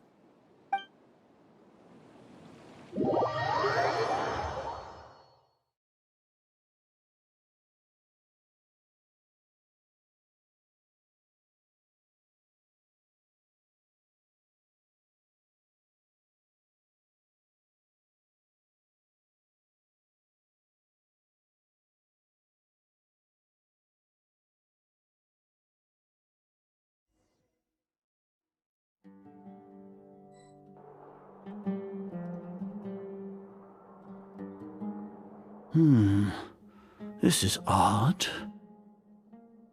The academia has quieted down after the conclusion of the Nyagarbha Day ceremonies, but it's much quieter than usual. Where are the guards? Why have I not seen a single one? Guards? Guards! Grand Sage, how may I be of assistance? I called for the guards. Why did you come? My apologies, Grand Sage. Right now, all Academia guards have entered the city to perform the ordered arrest. I thought you knew. Arrest? Who is there to arrest? I have an ominous feeling. Arrest Lesser Lord Kusanali, right? Is that not what the order was? Lesser Lord Kusanali? You mean she has disappeared? Yes. I wouldn't dare make up something like that.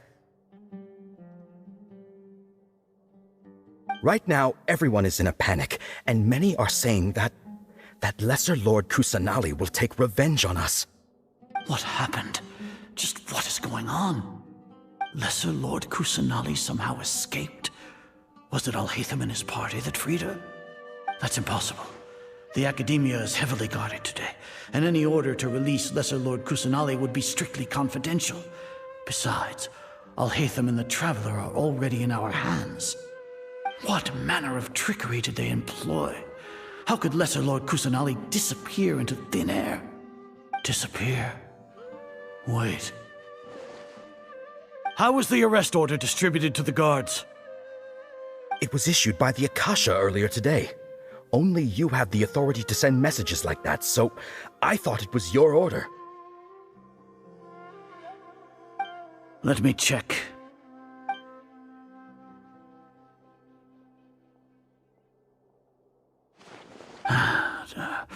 Here. Lesser Lord Kusanali has escaped from the sanctuary of Surasthana. Go to the city and arrest the escapee immediately. The Akasha indeed contains this information, and it clearly appeared in my mind. How did they bypass my permissions to issue this kind of message? Was it the report about the traveler that Alhaitham submitted? No. I specifically checked that knowledge capsule before entering it into the Akasha. Could that have been a red herring? Well, even if I figure it out now, it won't make any difference. The important thing now is to confirm Lesser Lord Kusanali's status. Have you been to the sanctuary of Surasthana to confirm that Lesser Lord Kusanali has indeed escaped? Confirm? No, I haven't. It may be a bit offensive to say this, but Grand Sage, what you're saying doesn't make any sense. How can the information in the Akasha be inaccurate? What the Akasha decrees is fact. That is common knowledge to all of us. If we have to confirm the information and knowledge from the Akasha ourselves, then how is that any different from us learning that information ourselves? Wouldn't Greater Lord Rukkhadevata's legacy lose its meaning that way? In the beginning, it was I who asked you to believe in the Akasha, to believe in the legacy left by Greater Lord Rukkhadevata. Are you trying to use my words against me? No, Grand Sage. I'm merely confused because I believe in you. I never meant to refute you. Stay here and see if there are any suspicious people around. I'll go to the sanctuary of Surasthana on my own. Yes, Grand Sage.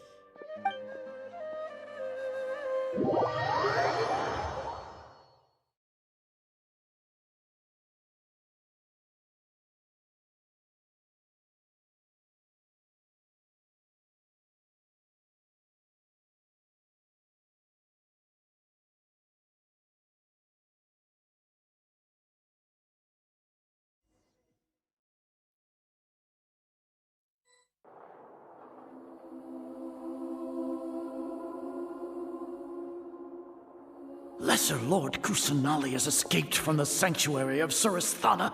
Go to the city and arrest the escapee immediately. How can that be? Stop thinking about it. Stop. It must be a trick of theirs. As long as I personally confirm it. Ah! Impossible. That's impossible. There must be something wrong with my eyes.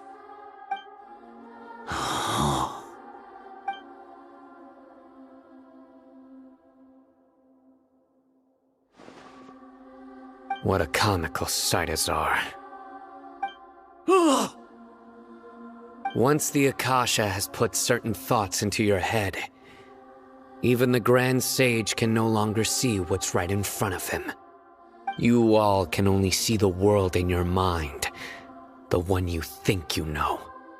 And precisely because of this, you disregarded Lesser Lord Kusanali's existence. She has been a wise and worthy Archon. Sino, have you been waiting for a chance like this? The Akasha predicted that you would return to the Academia to confront me. But I didn't expect it to turn out like this. I was careless. No, you were blinded. Your faults stem from your reliance on the Akasha. You're still the same as always. I truly did not expect a proud person like you to cooperate with Alhaitham and the Traveler. People change, Azar. Admit it. The Akasha can't predict my actions anymore. Then tell me, what have you found during your investigation? You want to buy time? This is the sanctuary of Surasthana. Under your own regulations, even Academia staff are forbidden to come here. No one will come to save you. As for the investigation, I've at least confirmed that you are guilty of insurgency against the Archon.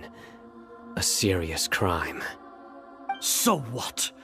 Did you do all of this so I would plead guilty in front of you, General Mahamatra?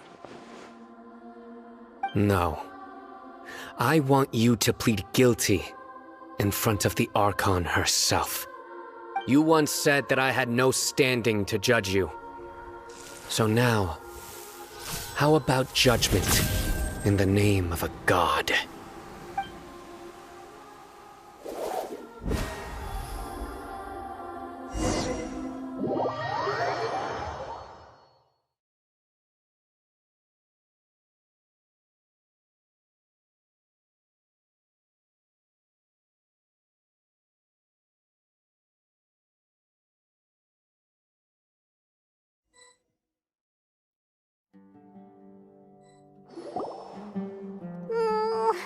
How long do we have to wait?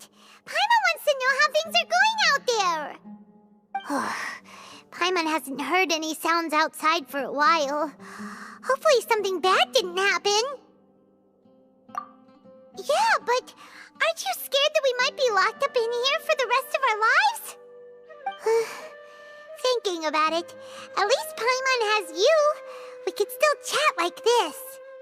When Paimon thinks of Nahida being imprisoned alone in the sanctuary of Surasthana, Paimon can't help but feel sorry for her.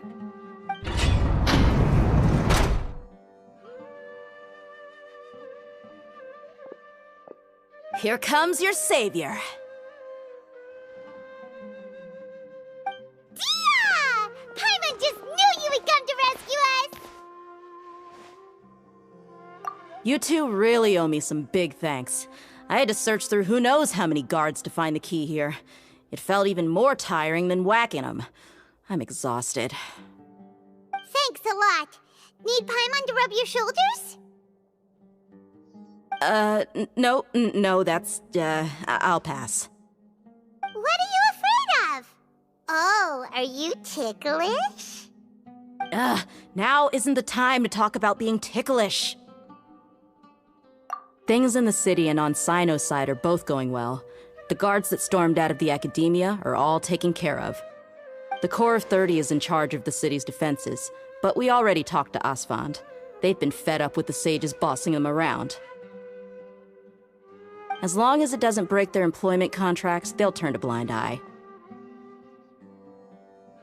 That's probably because you've been super great friends with them for a long time.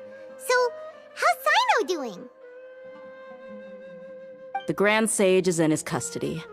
Even I know how terrible it is to fall into Sino's hands, so he probably does too. Sino forced him to release Lesser Lord Kusanali. He has no choice but to obey. So, hurry to the sanctuary of Surasthana.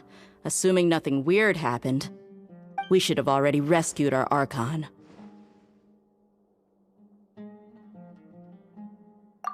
Honestly, I didn't expect our ragtag bunch to do this well.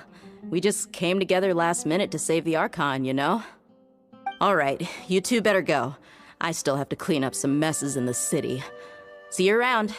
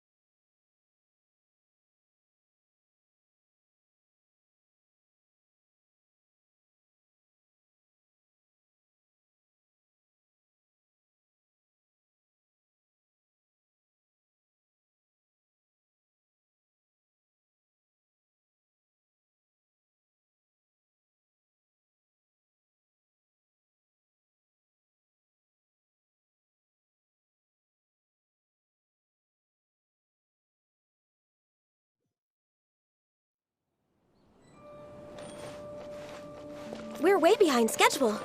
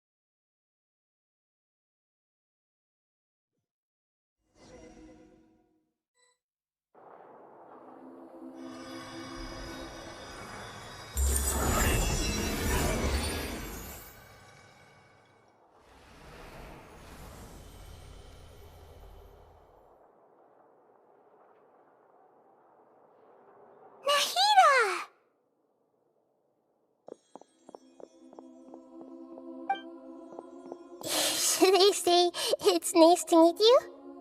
This is the first time we've met in real life. Before, we've only met in dreams, consciousness, or when I was in someone else's body. Thank you so much for coming to rescue me, but I also need to apologize.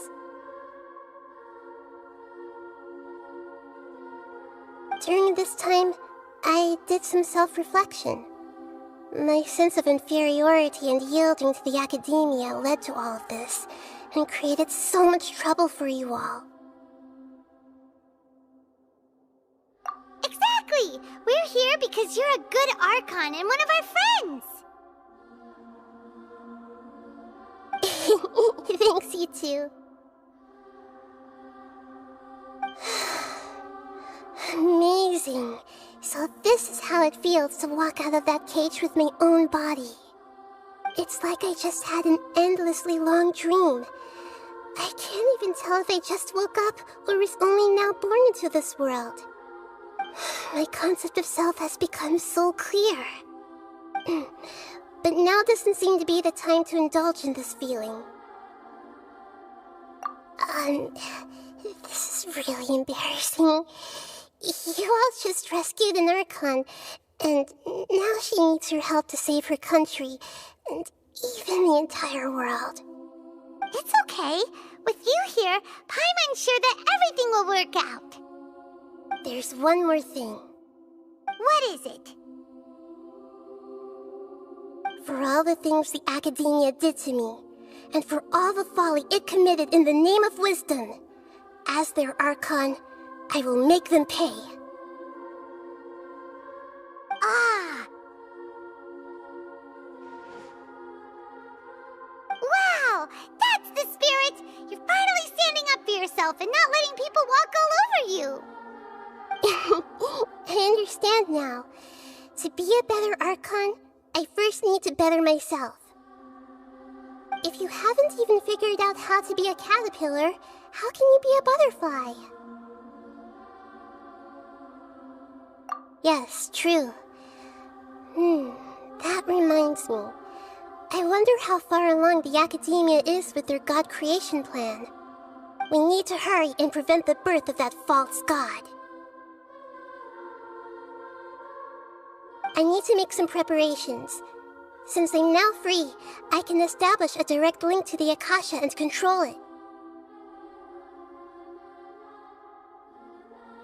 First things first, I need to remove the restrictions that the doctor put on me in the Akasha. After that, I'll make some adjustments and revoke the sage's permissions. The Akasha will then be like how it originally was, only operable by the Archon. After all, the Academia betrayed Greater Lord Rukkhadevata's trust. This might take some time. In the meantime, you should also work on your own preparations. If we don't stop the god creation plan in time, we'll be in for a tough fight.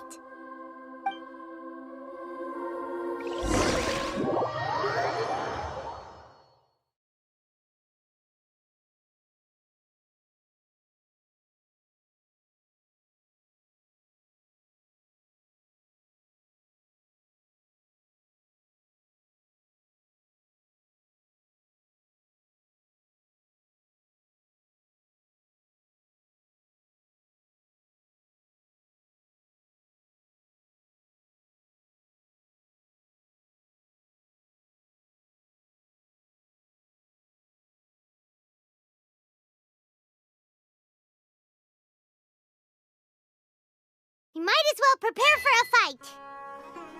When we're done, we can take a walk around. After all, we missed out on a lot of stuff when we were locked up.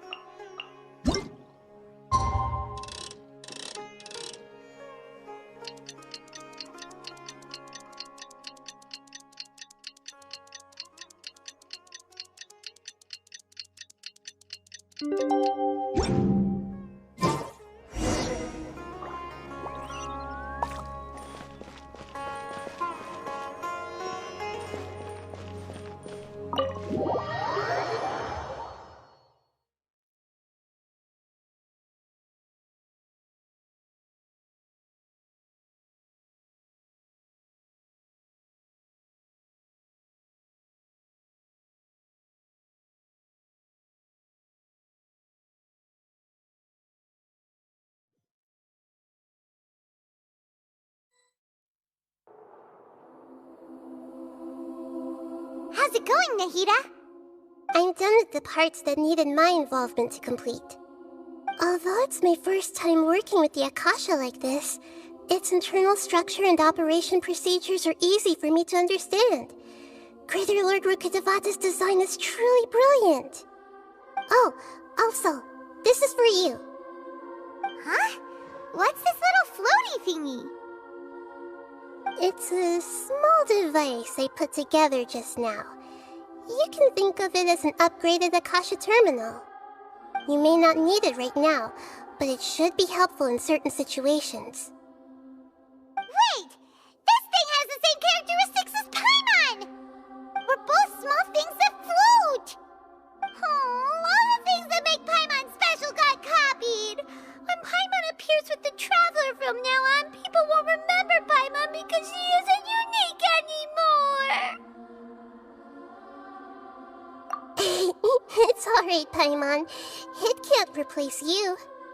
It's only a flying device, but you're the Traveler's irreplaceable friend. You're so good at comforting people, Nahida. If only the Traveler was as smart as you.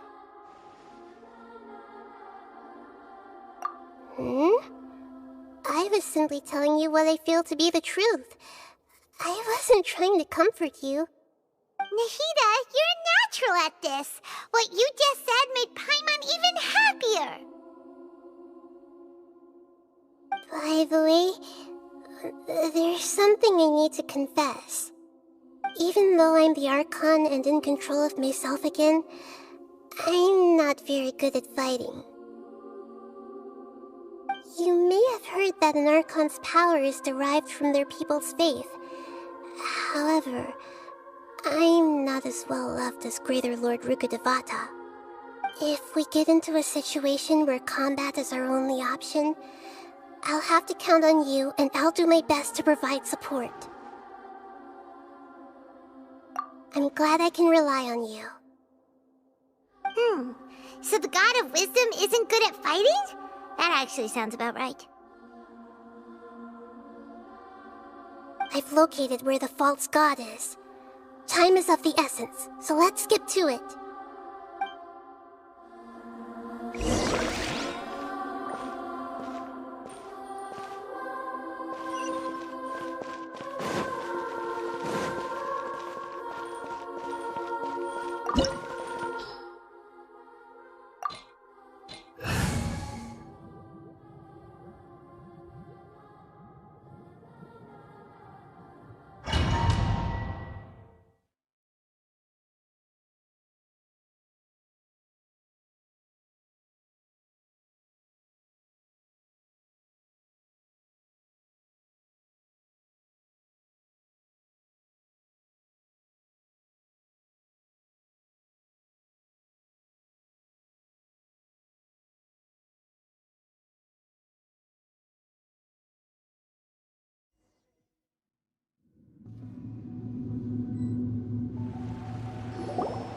What is this place? Is this really the way we need to go? Wow. Who would have thought there'd be a place like this hidden right slap bang in the middle of the city? The sages wanted to realize their god creation plan without being discovered. The safest and most convenient way would be to build within the academia itself. That's true. They were already hiding one god, so why not two? Judging from the structure here, the project is a huge undertaking. The sages really saw the god creation plan as their ultimate goal. But this place doesn't look like it could have been constructed by the academia alone. The Fatui under the Doctor sure didn't hold back. They provided a lot of technological support.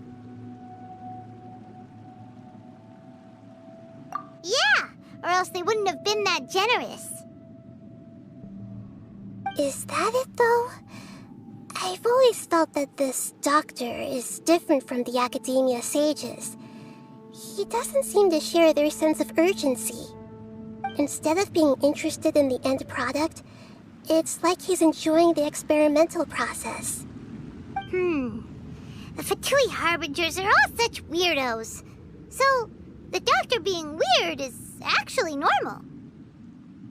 So, this Fatui that they're trying to turn into a god is called the Balladeer? We had previously come into contact with his consciousness. He harbors particularly strong obsessions. One is the desire for a gnosis, since he was created to be the vessel for one. The other obsession is probably related to his past. I can't quite explain it. Paimon knows that he was a prototype puppet for the Raiden Shogun before he became a Fatui Harbinger. That's why he wants a gnosis so badly. There's no way he'd willingly be a test subject. Not with that temper and ego of his. It sounds like you know the Balladeer quite well.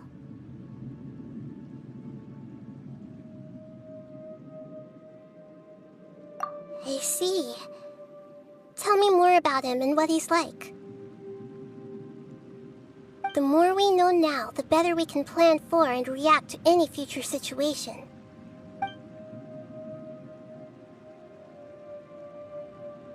Ah, I see. How fascinating. Alright, time to go. Let's get through here and meet him in person.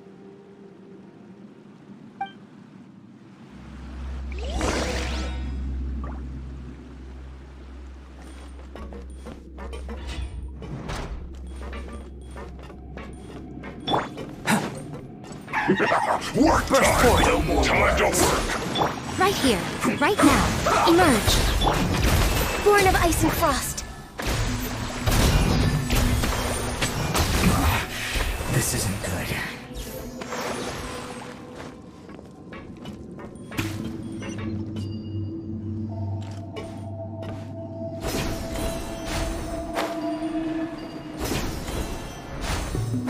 It looks like we can climb up these pipes.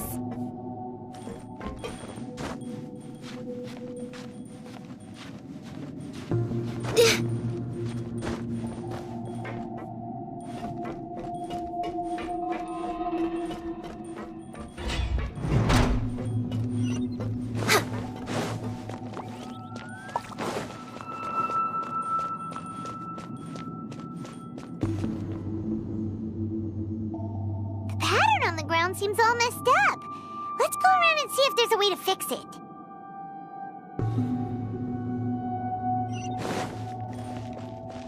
Next on the agenda.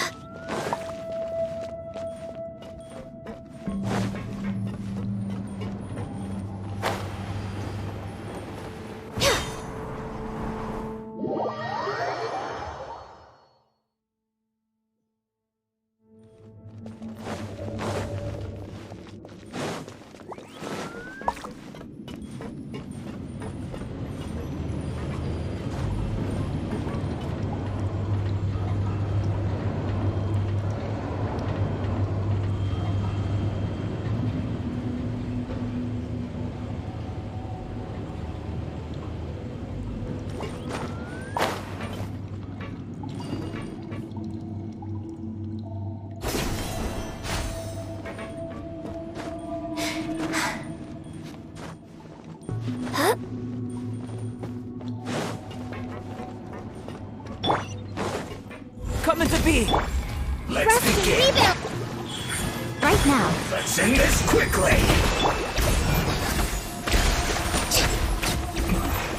This isn't good.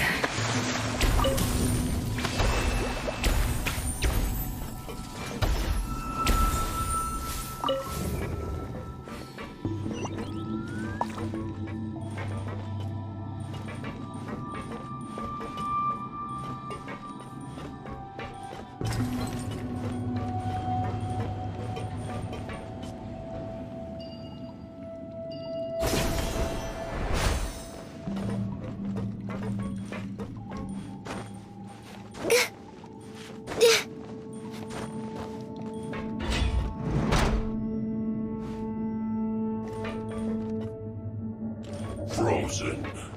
Crap, you'll get frostbite. Now you're not going anywhere.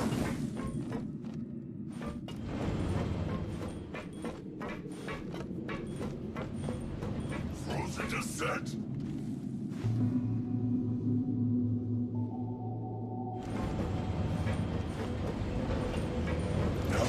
going anywhere!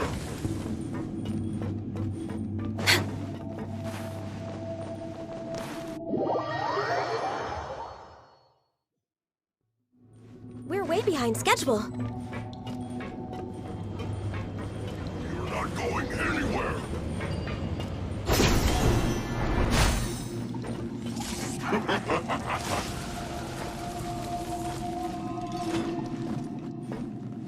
Frozen descent! Freshness preserved!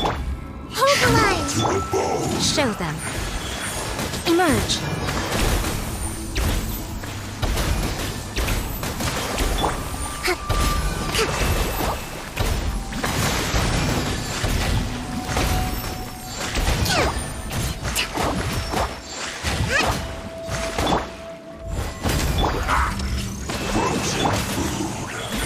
Right now, right here.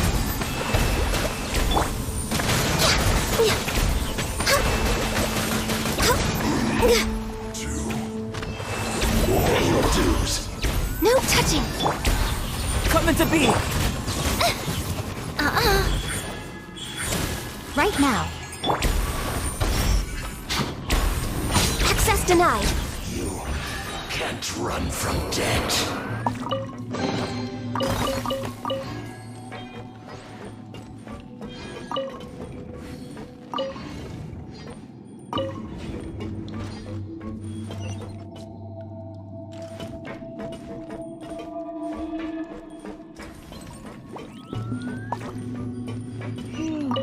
The cart is stuck.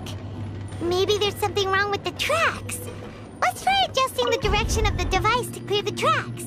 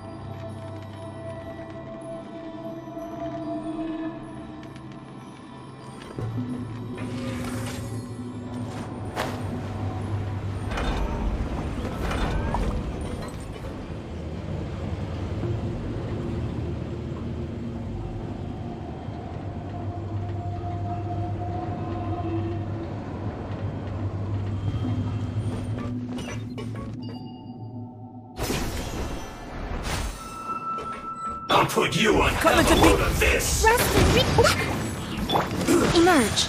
Right here. Right now. No touching.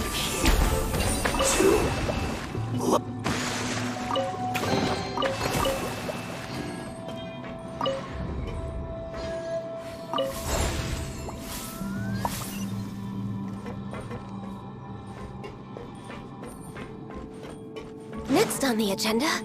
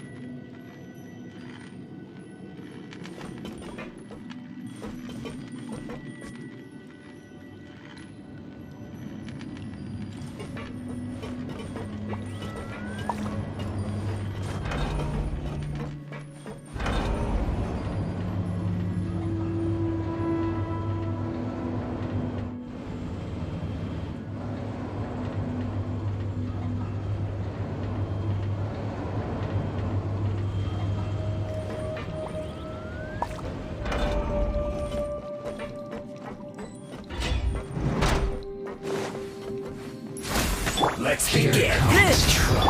Allow me! Emerge! Right now! Emerge! Finally, I will find you. I'll put you on high. Born of ice and fire! Well met. Coming to be. Don't be Right a here, killjoy. right now. We've only just begun. You need to hurry up. Rest and rebuild! Access denied. Looks like I went too far. No, my pretties.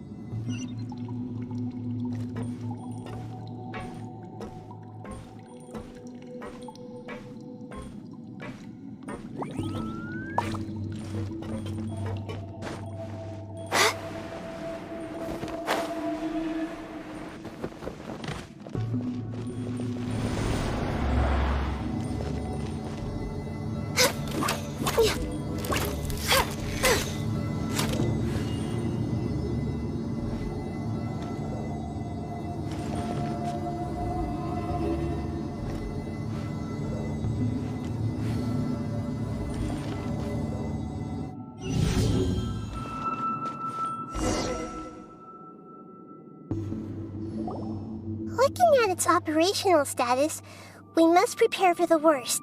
The god they wanted to create is likely close to completion or already completed. Oh no! What should we do? Paimon can't imagine how hard it would be to fight against a Fatui Harbinger with a Gnosis! Are you nervous, Paimon? If you really want to know, of course Paimon's nervous! Aren't you too, Nahida? Yes, I am. This is probably the first time I faced with a calamity of this degree since my birth. I feel not just nervous, but curious as well. Curious? Curious about what? Curious about our fate. To me, everything we perceive in this world, everything we learn, and everything that happens to us is considered knowledge. And if it's a form of knowledge, then it can be understood. However, only fate is about that which has yet to occur, so it has always drawn my curiosity. So to me, fate is the ultimate knowledge. That's also why I love observing humans and all the things that happen to them.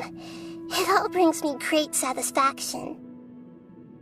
And now, at long last, I'm not just an observer anymore. I will personally experience my own fate with you by my side. Isn't this such a wonderfully exciting thing? Ah, so that's what you mean. Paimon thinks she understands what you're feeling. Agreed. Okay, let's continue on. I can sense his aura from here.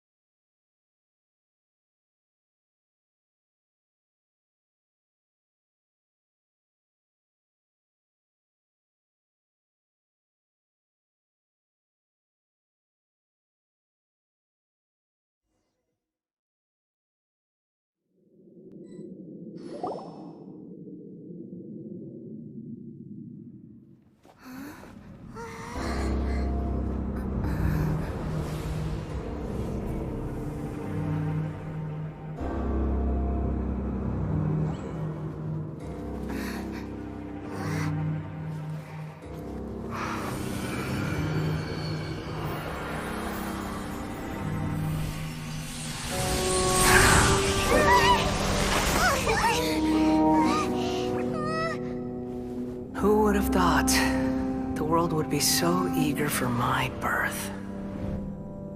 I remember you, Booer, the god of wisdom, and standing beside you, the traveler. Is he all-knowing and powerful now, like Greater Lord Rukkhadevata? No, I can't feel the same kind of divinity I felt from the Greater Lord.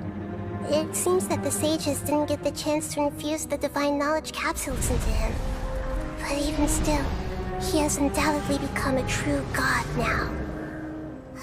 So we're too late? The Balladeer has already become a god? The Balladeer. A long bygone title. When my spirit ascended to divinity, I felt as if I had existed for the same number of epochs as heaven and earth.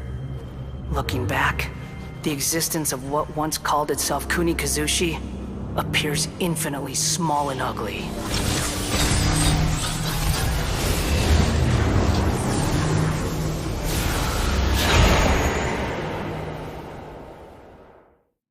This imposing aura, it really feels like the gods!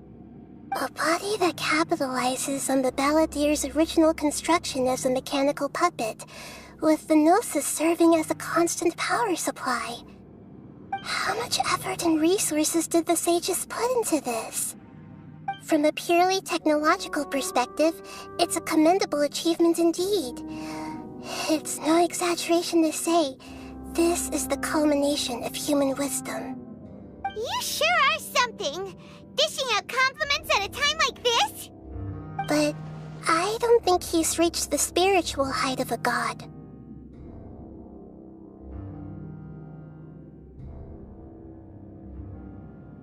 Strife is engraved upon every god and every gnosis brought forth into this world. Can you feel it? The exhilaration of such power, and the thrill of anticipation for our contention. Nahida wouldn't feel the same things as you! Do you not realize that you are interrupting a conversation between gods? Lowly creature, know your place!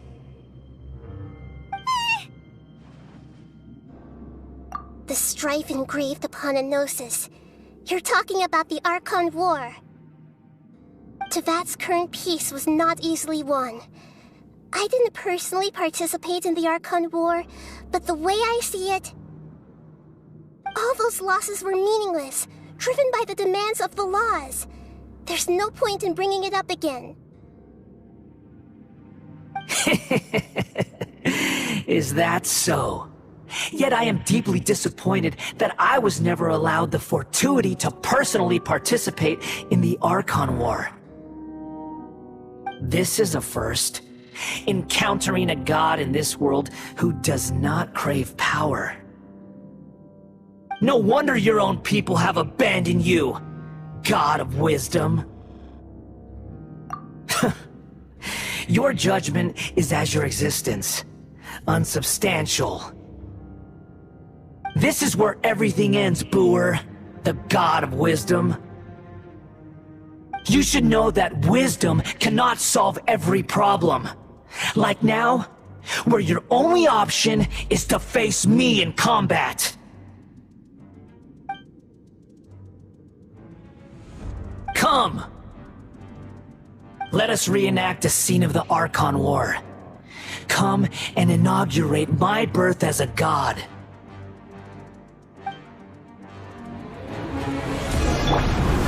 Sure! Burst forth!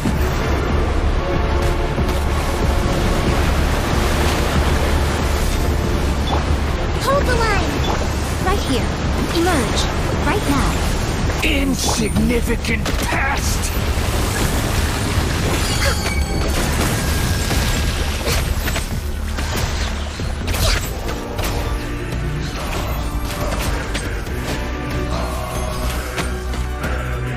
Feeble human!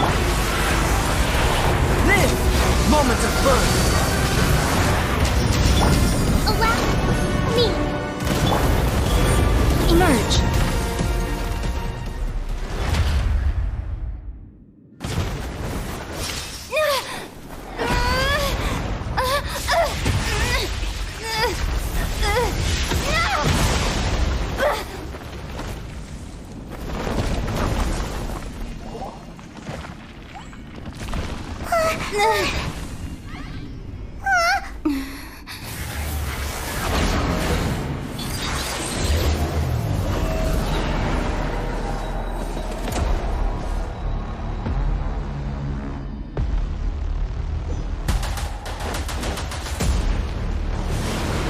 Tremble!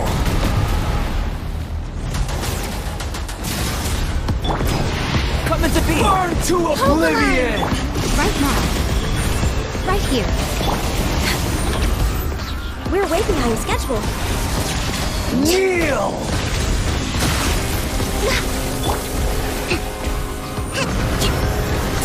Let's move out.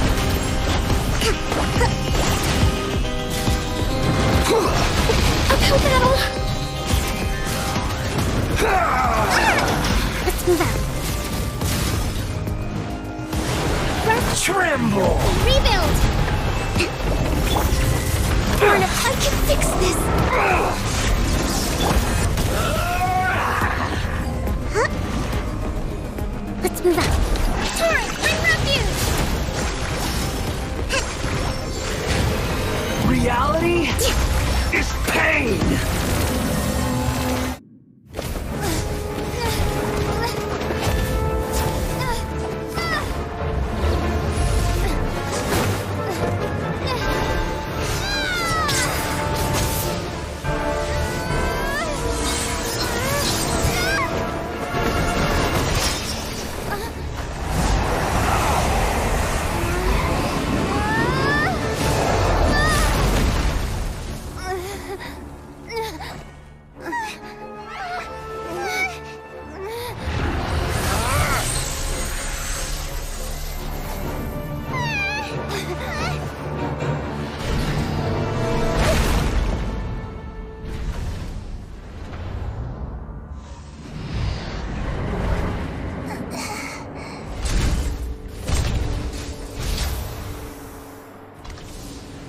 This is supposed to be a battle between gods, yet you choose to hide behind a mortal. And now, you're acting like you'd sacrifice yourself for a human. Are you having fun proving a false sense of heroism to yourself, Booer?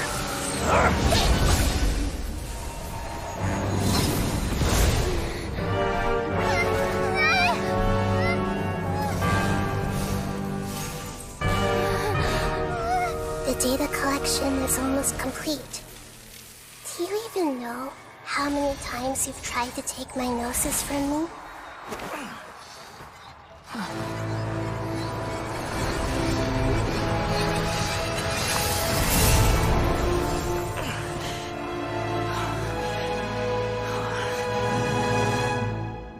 We just concluded the 168th loop. Did you know that in the effort to create you, the people of Sumeru were forced to live through the exact same number of Sub-Zerus festivals and samsara cycles? The power of dreams. When did you use it on me?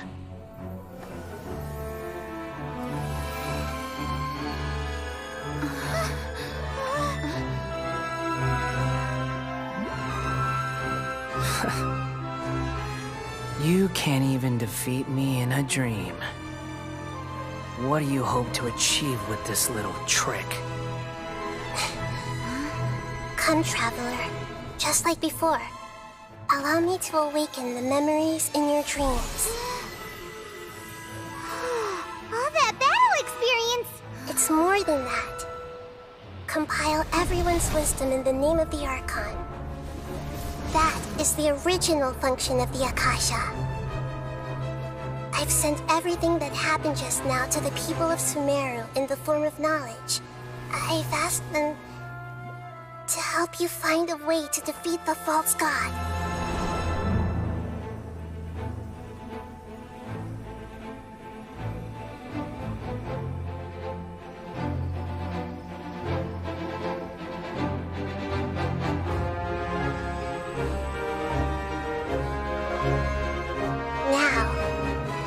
Sumeru's wisdom is at your disposal. Meaningless tricks won't save you.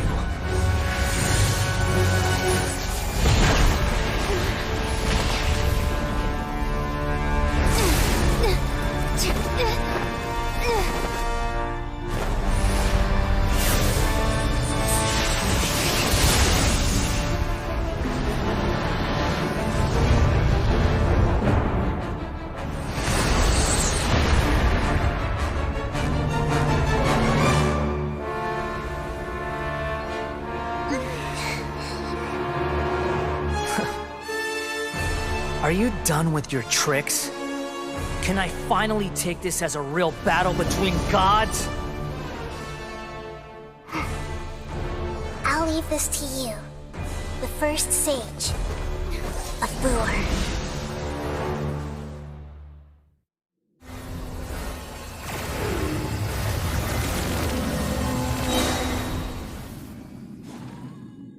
I am the all-knowing God!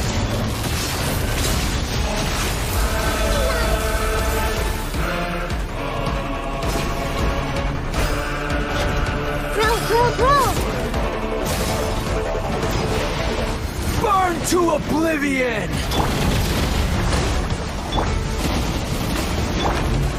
This!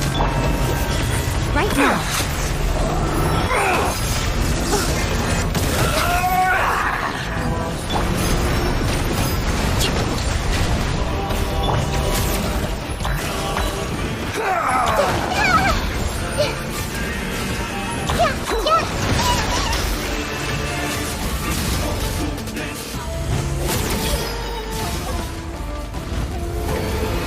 Reality is pain!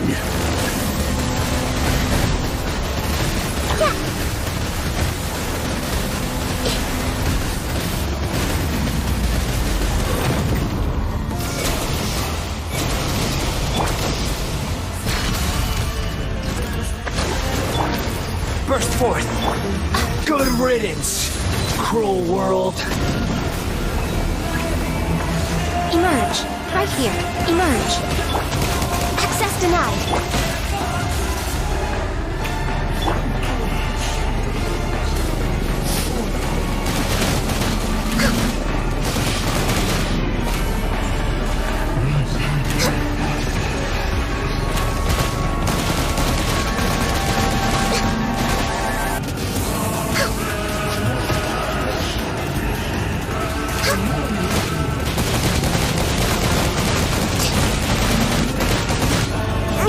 Didn't see that come.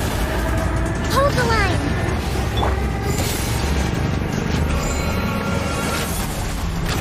Your new god awakens! Seems my research is over.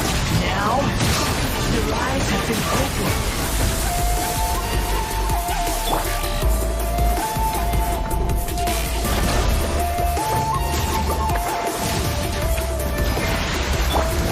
To oblivion! Right now. Emerge. Live!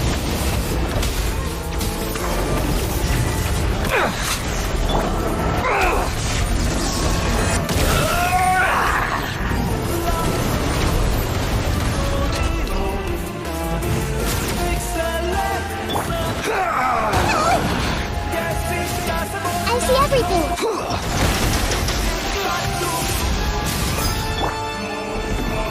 Allow me! Kneel! Burst forth! Right here. Emerge. Right now.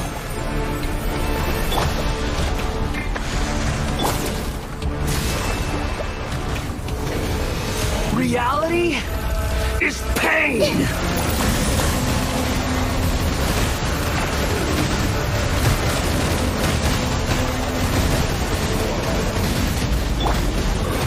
Hold the line.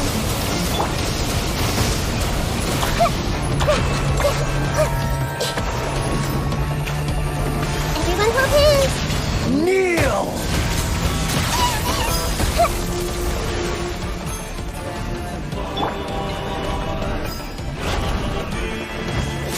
Live! Rest and rebuild. Burn to oblivion! Next up. Access denied. Tremble!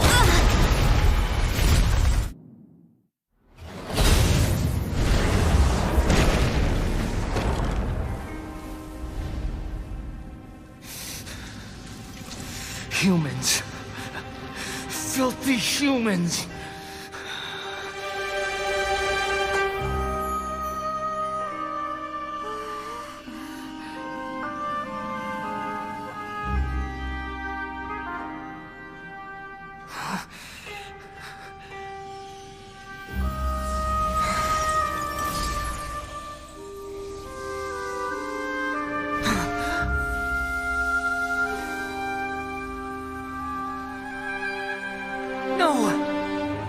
Please! Please! Anything but the Gnosis!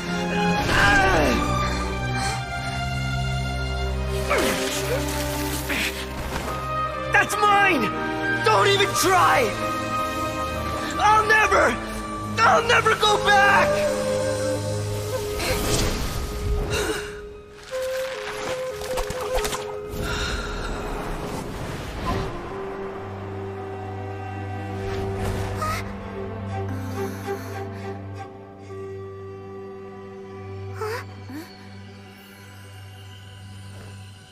We haven't yet found the answer to the most important mystery.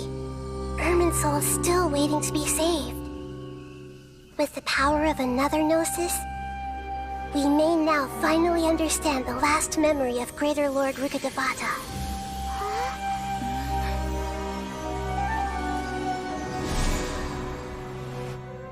This is... That's right. This is the last memory of my predecessor.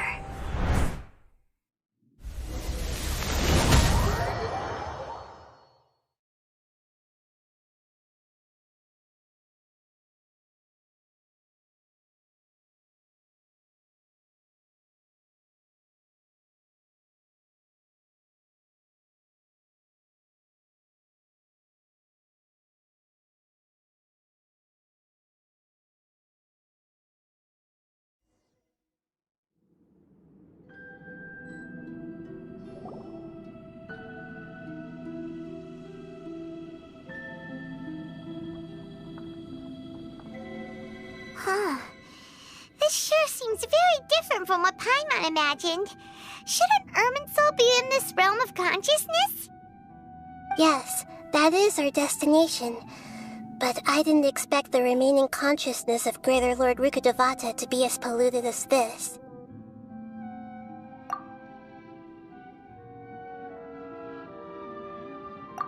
Forbidden knowledge?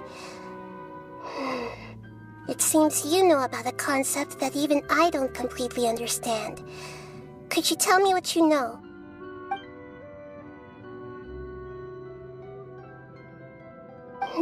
Your inference seems logical enough. Forbidden knowledge once polluted the desert thousands of years ago, but was successfully repelled thanks to King Deshret's self-sacrifice, and Greater Lord Rukkhadevata nearly exhausting her power. Then, a second instance of forbidden knowledge pollution occurred during the Conria Cataclysm 500 years ago. But I'm afraid it is much more serious this time, with Irminsul itself already in danger. So, if we're in the remaining consciousness of Greater Lord Rukkhadevata, and it's also been affected by forbidden knowledge pollution, then does that mean, in order to save us, Greater Lord Rukkhadevata... Yes. It's very possible that she sacrificed her life in the fight against forbidden knowledge. She didn't completely eradicate forbidden knowledge, but if it weren't for her actions, the pollution would have been far more rampant over these past 500 years. The way that everyone, including me, has forgotten everything about forbidden knowledge may very well be due to her restoration of Irminsul. Aww. Do you feel sad, Nahida? I'm just sharing her pain. The pollution of her consciousness here is severe. There is madness, chaos, and pain all around us. Did she fight to resist the forbidden knowledge pollution in such terrible conditions, all the way up to her last breath? She even used her last remnant of lucid consciousness to leave a clue for us to follow.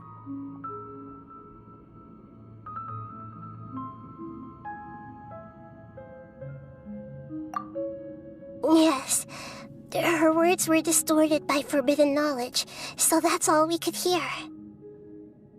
But now, we have a chance to find the answer to this mystery. We can cross the polluted consciousness until we found the right path to meet with our lucid consciousness. And then, we'll let Greater Lord Rukkhadevata tell us the truth in person. Each of us need to be mindful of the state of our own consciousness while we are here. Even with the Gnosis' protection, we must always keep a clear mind. Otherwise, we could go mad at any moment. That's so scary. Don't worry, it should be easy enough for you to keep that mind of yours clear, Paimon. Let's go.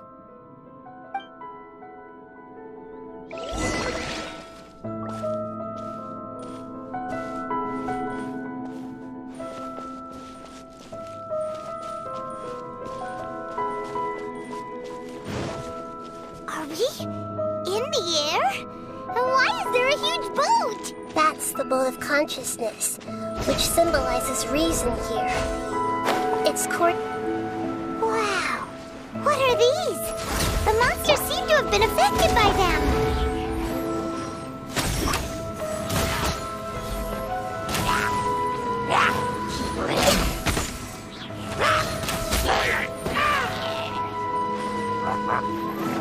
Access denied.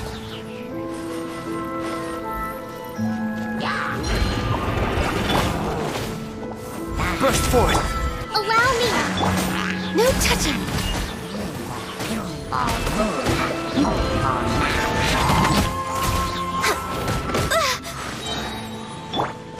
Come into being.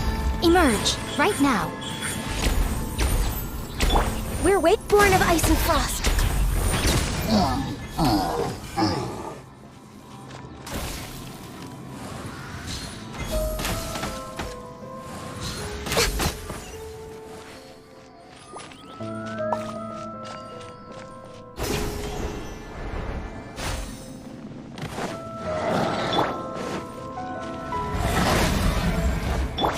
Hold the line. Emerge, right now. Right here.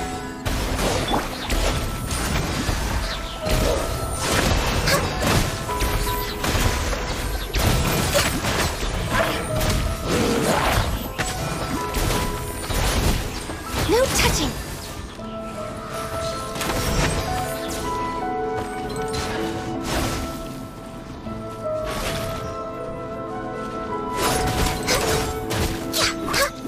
Look!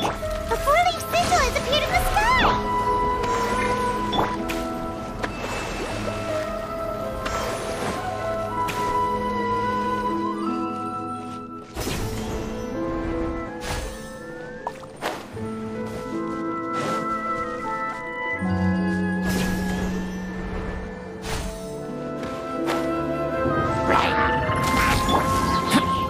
Burst forth. Emerge, right now. Right here.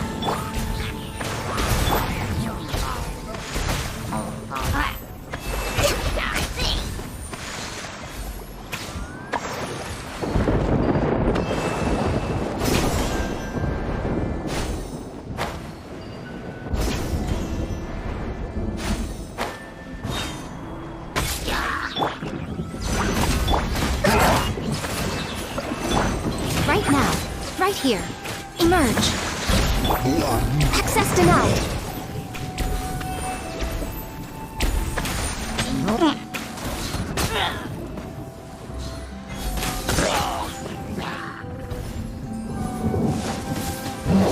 No touching.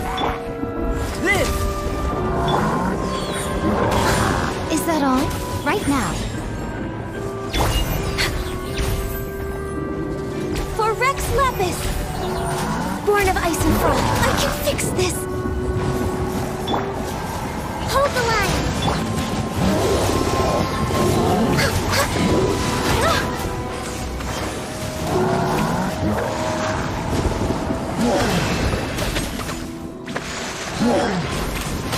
To control the boat of consciousness, we need to find the helm first.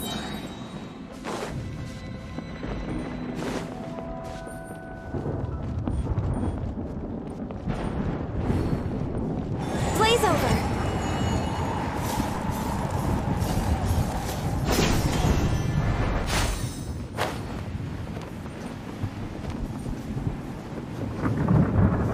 Next on the agenda.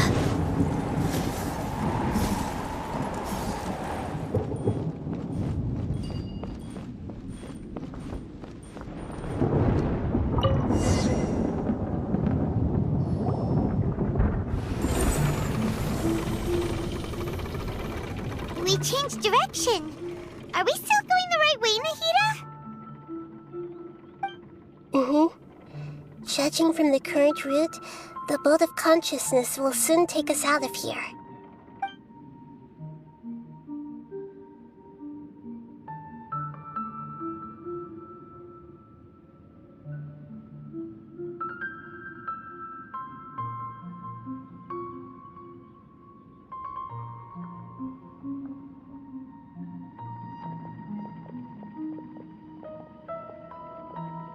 We'll be arriving at our destination soon. How are you feeling? Are your minds still intact?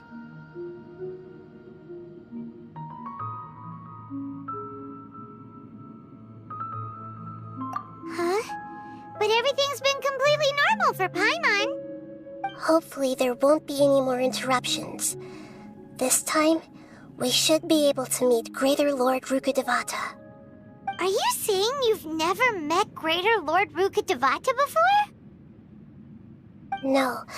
It seems that my birth and her death took place at the same time. Otherwise, I think she would have given me a little more guidance, and I could have done a better job. Hey, you've done a great job, Nahida. Let's get out of this creepy place and go meet her.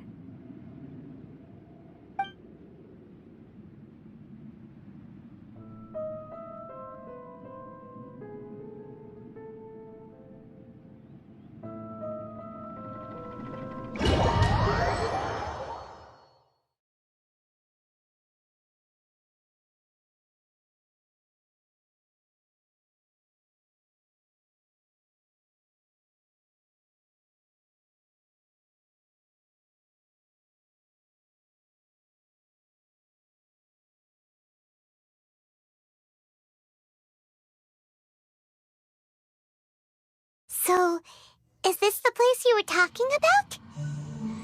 The base of Irminsul?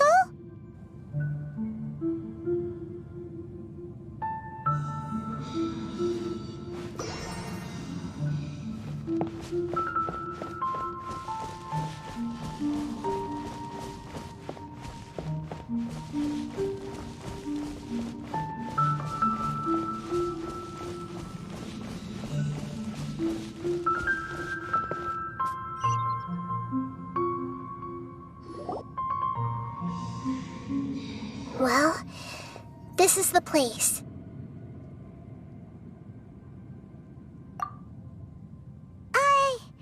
We're here to find Greater Lord Rukkhadevata, right? But the one standing over there is... Is that... me? She looks exactly like me. Are you Greater Lord Rukkhadevata? Yes, that's me. Are you surprised by my appearance? Irminsul and the surrounding lands have been reproduced here as they were years ago. But this is just a realm of consciousness. We are manifestations of the same nature. Hence why we would appear exactly the same. We're of the same nature? Why? Because you are me, and I am you. You are me in the new samsara. The new samsara? As Greater Lord Rukkhadevata, I'm the avatar of Irminsul, and you are the purest branch snapped from Irminsul. Imagine it this way. Even if a tree dies, its branches will eventually take root and grow, continuing the tree's life in another form. I'm merely the remaining consciousness of Greater Lord Rukkhadevata. The real me has presumably died a long time ago.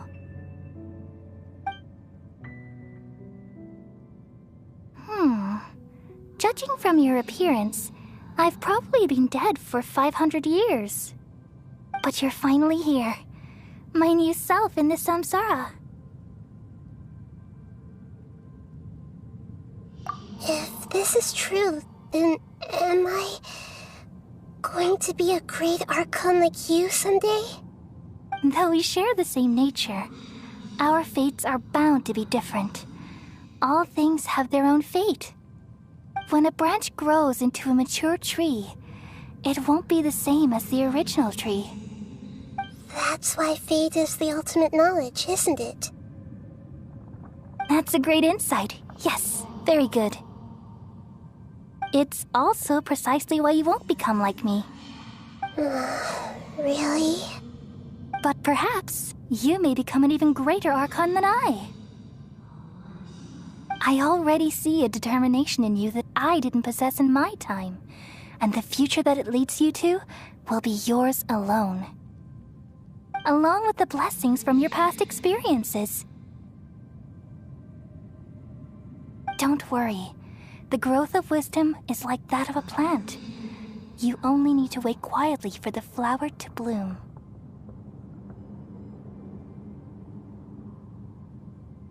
Come to think of it, sages never had the faintest inkling of the meaning of wisdom. Thank you. Nothing makes me happier than discovering that the Archon I always admired was in fact myself in another fate. It's so nice to speak with you, Greater Lord Rukkhadevata. I've always wanted to meet you. The feeling is mutual. From the moment I snapped the branch off Irminsul and created you, I've also looked forward to talking with you. Could you tell me why you wanted to create me? And what exactly happened when you died? Ah, I see. You're here seeking answers, right?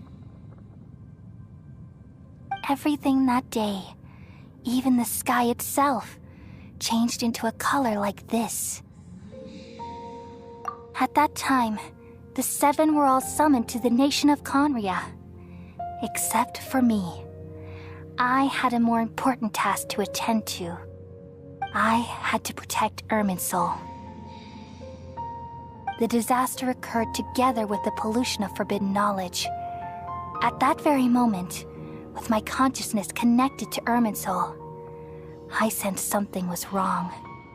The pain started to torment my mind. By the time I reached Irminsul, it was already displaying signs of corruption. Had I not repelled the pollution of forbidden knowledge with King Deshret thousands of years ago, I might have felt even more hopeless and lost. So what exactly is forbidden knowledge? It's a kind of knowledge that doesn't belong to this world, and a form of truth that can't be understood. It came from the very bottom of the abyss. Even I could never understand it. The world is constantly rejecting it, leading to all kinds of bad phenomena. If we allow forbidden knowledge to pollute Irminsul, I'm afraid the entirety of Tevat could fall apart. So, there's knowledge that even the God of Wisdom can't understand? At that time, I knew I couldn't repel the forbidden knowledge with my strength alone. Which is why I created a device that compiled human wisdom and named it the Akasha. It's truly the world's most amazing invention. Thank you. For a long time, I thought dreams were the fruit of human wisdom. Though it was selfish to do so, I borrowed people's dreams using the Akasha. Then I compiled their wisdom and all of my own power. Well, did it work? Thanks to the wisdom of the people of Sumeru, almost all the forbidden knowledge was cleared from Irminsul. But things didn't go as smoothly as I thought. I had a terrible headache, which gave me an uneasy feeling. And then I remembered that my consciousness was also connected with Irminsul. It brought me knowledge and wisdom, but vile corruption as well. From the very beginning, my existence had been polluted by the forbidden knowledge. Oh no! How could that happen? I've experienced that pain in your consciousness. It must have been a horrible experience. Yes, But my feelings weren't important. The important thing was that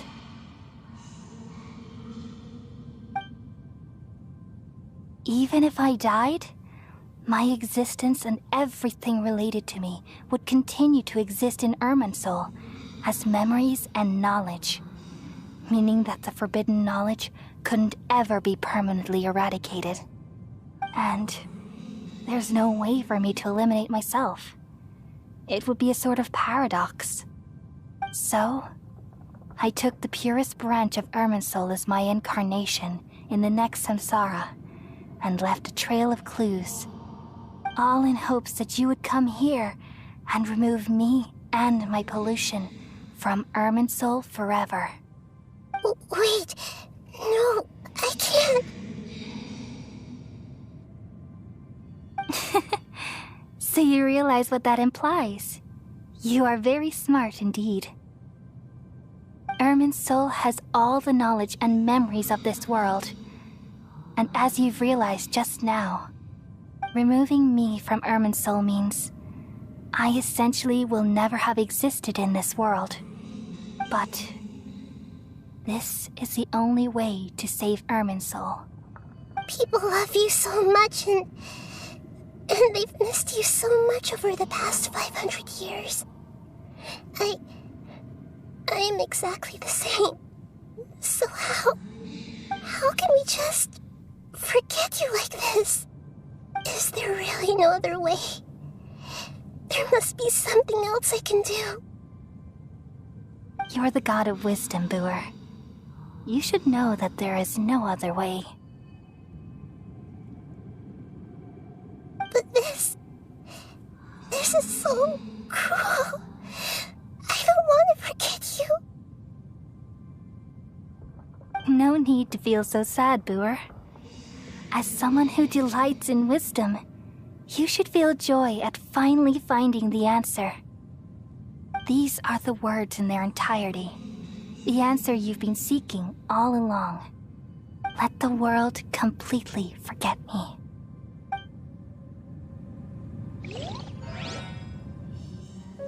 We all nestle under the great tree of wisdom, peering out to perceive the world.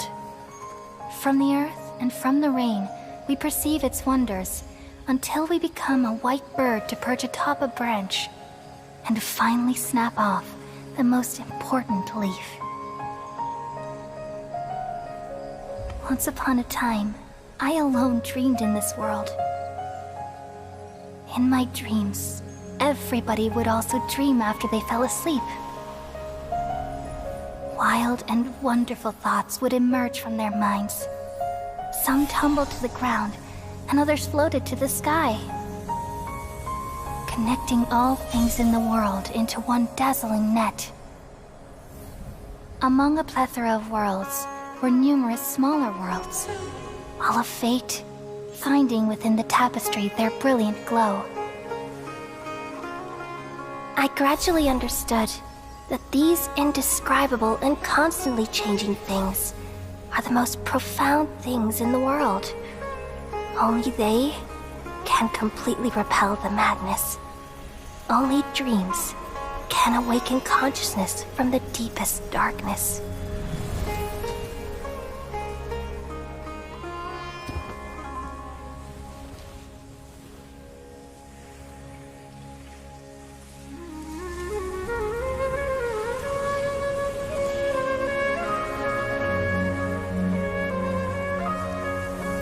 I'm the one who posed this question, yet also the one who sought a solution.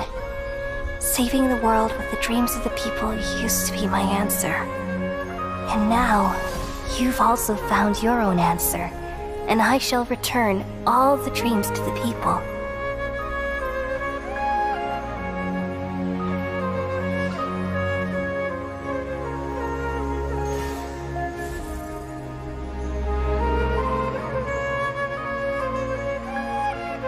Goodbye, people of Sumeru. May you be blessed tonight with the sweetest of dreams.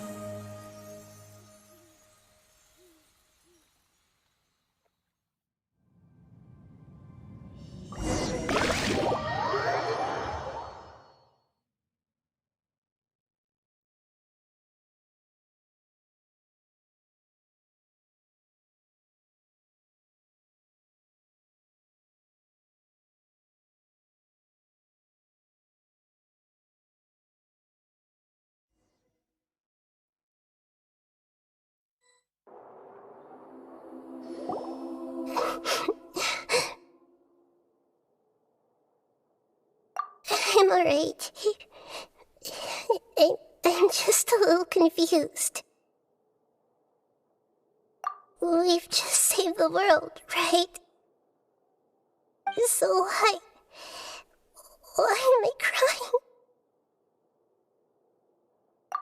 I don't know where this feeling inside of me is coming from, but I feel very sad. Just now, we used the power of two gnosis to successfully connect with the Irminsul consciousness from 500 years ago. Then, we removed the remaining pollution from Irminsul.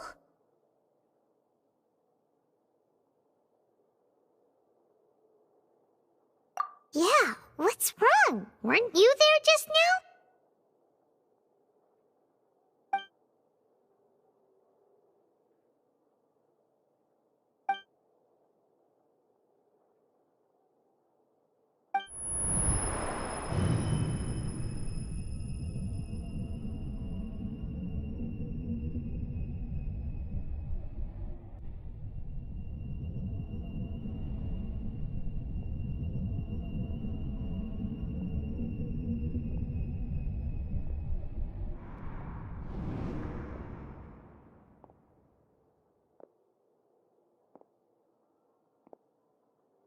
Huh?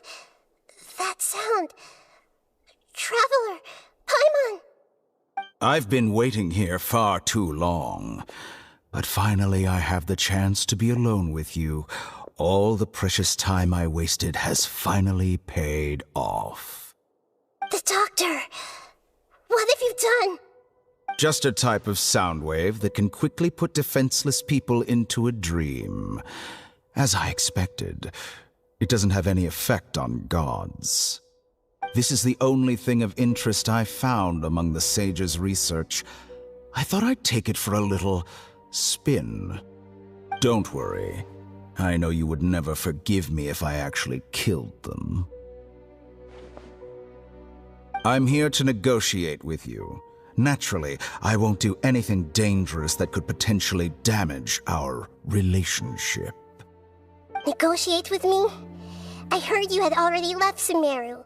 Why are you here again now? I left Sumeru, but I also stayed in Sumeru. Even the God of Wisdom is restricted by the habits of cognition. How disappointing. You mean there are many different versions of you in this world? An astute guess. Even the same individual will have different cognitions at different ages. A long time ago, I made a major decision in hopes of preserving all my perspectives of how I observed the world.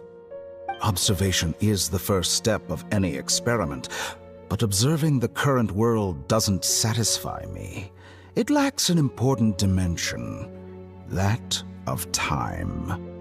So I saved segments of all my ages and made them into independent individuals. That's all there is to it. Indulge me. How does the God of Wisdom find my method of seeking knowledge? It's an insult to the very concept of life. Life inherently has many rules and restrictions, each with its own significance and reason to exist. They can't be broken on a whim. Good. Amazing, even. Indeed, it's difficult for humans to make peace with themselves, not to mention oneself from a different period. Since you were in the academia, why wait until now to show up? You could very well have stopped us and helped that fake god. Simple. Let me ask you this. Would any staff member ever help the subject in the middle of an experiment? It was my experiment. So why should I interfere with the results? The academia saw the plan to create a god as their ultimate goal, yet you only saw it as an ordinary experiment. You really are crazy. If the experiment succeeded, you would have had a new god on your hands. How would you have faced your own god then? Would you still take the same stance? would you still hold the same view of yourself? I'm first and foremost a scholar. These results should be left to the judgment of the hypothetical me confronted with that outcome. But you're right. And that's exactly why I'm disappointed with the conclusion of this experiment. As an individual, you don't have any sense of belonging. You seem to have even fewer convictions than a typical scholar. Oh no, I certainly have my own convictions. They just don't fit your standards, that's all. All right, that's enough conversation for today. The experiment is over, and it's time to tidy up the equipment and reclaim any useful materials.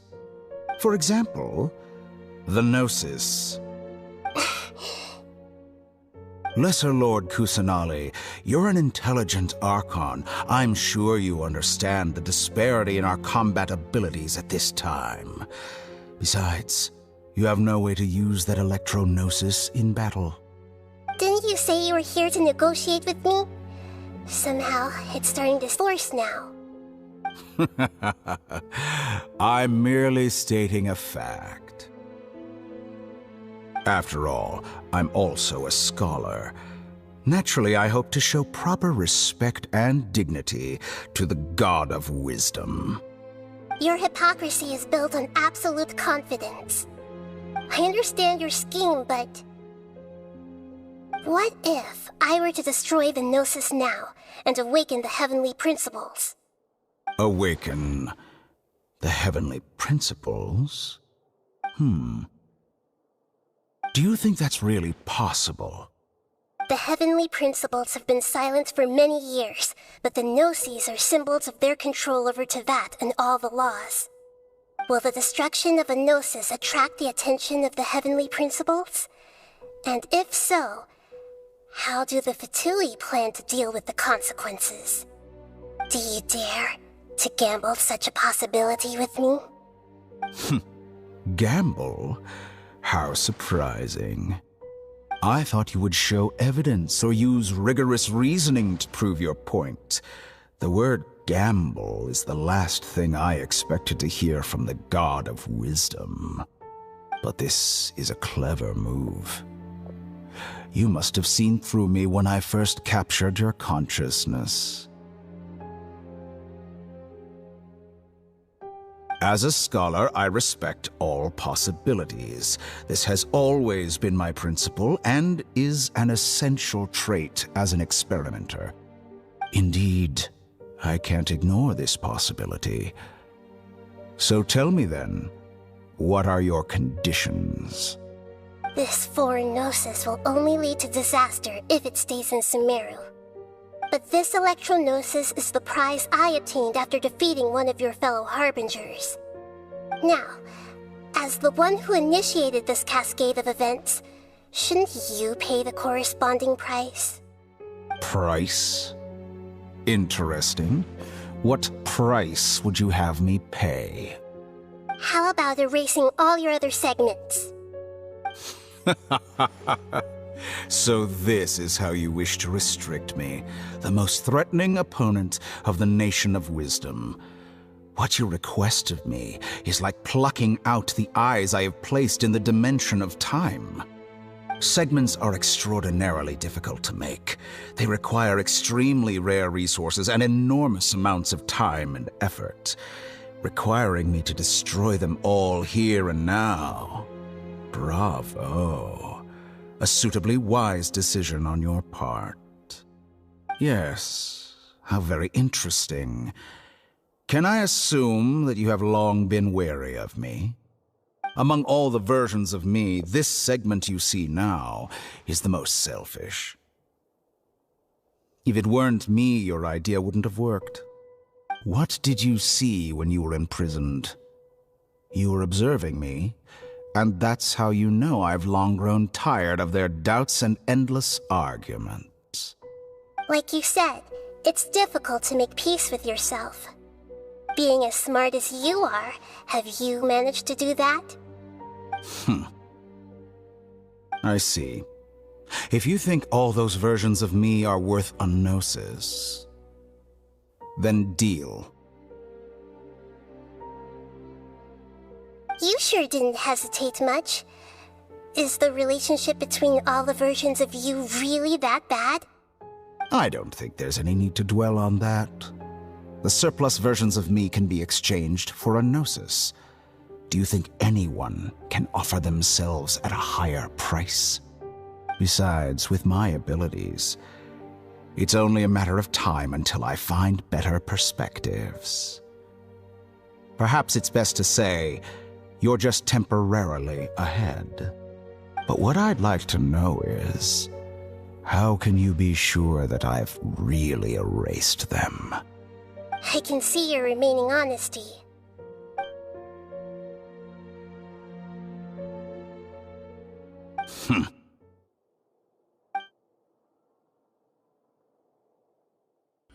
What a ridiculous decision! You can't be serious! How could I have been so short-sighted? You think this is the end? Wait, I'll have my revenge! You'll make this moment count. You will regret this! Well, have you confirmed that it's complete? Here, take it. The future of Sumeru City will be in my hands alone. I will shut down the Akasha and let curiosity and the thirst for knowledge drive the realm of academics once again. There won't be any further gaps for you to exploit. It truly pains me that my academic achievements have never been appreciated in my homeland. Of course, I have no interest in being rejected by this city for a third time. Another chess piece. And where is your dendronosis? Don't be greedy, Harbinger of Snezhnaya. No, this is a different transaction. If you intend to turn off the Akasha anyway, then there's no further use for the Gnosis of Sumeru, is there? Besides, isn't it the Archon's duty to deliver what's desired of the Seeker? Oh, judging from your expression, you don't seem to find the idea very agreeable. Then let's think of it this way. Since you're the god of wisdom, how about I exchange some knowledge with you? People exchanging knowledge with the god of wisdom is the stuff of legends. Yet here you wish to exchange knowledge for the god of wisdom's property. Arrogant as that is, it has piqued my interest. Let me ask you, have you in all your mighty knowledge ever heard the rumor that the skies of Tevat are fake? Huh? That's the secret hidden by Irminsul concerning the truth of this world.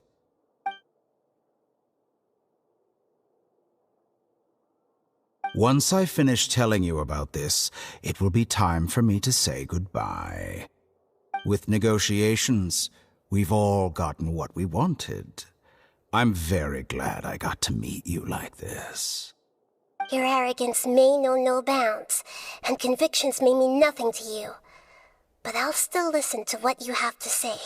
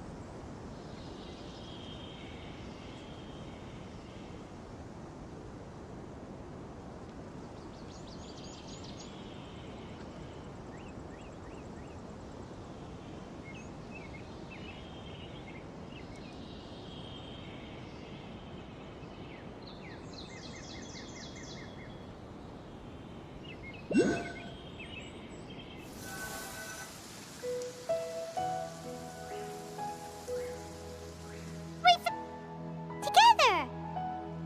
Okay, wake her up.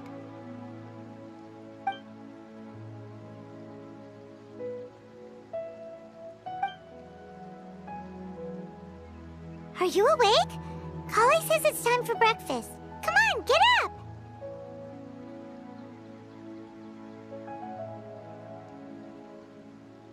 Good morning! How are you feeling today? Good to hear. It looks like we've recovered pretty well. Not even Tainari could stop us from going out now, right?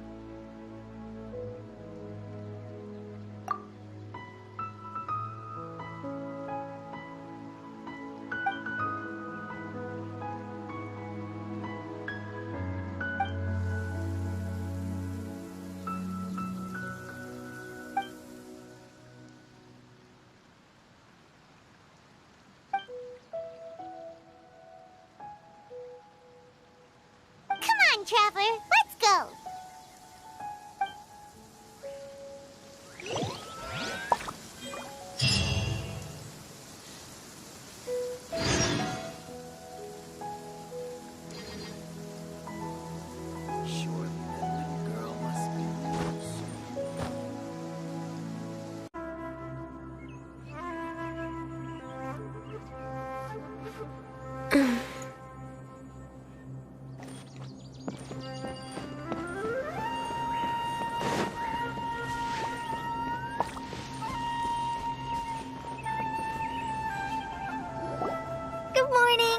Looks like you're awake. Yep. I prepared some breakfast today. Please have a taste. I hope you'll like it. It's nice to have you here so we can eat something yummy. Well, now that I've recovered from Elazar, I'm feeling better than ever. I can even prepare 4 or 5 meals a day now. And Paimon bets they're all delicious.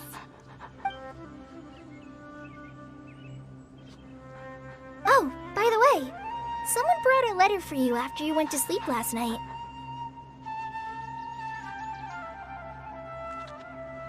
Nope, Paimon wanted to read the letter with you after you woke up, so Paimon didn't open it. All right, let's read it now.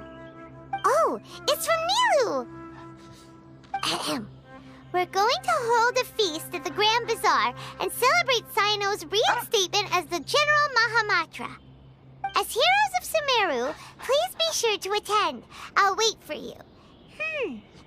The date of the banquet is written on the back. It's in 2 days. Oh, I've also heard that you've become heroes here as well. That's amazing.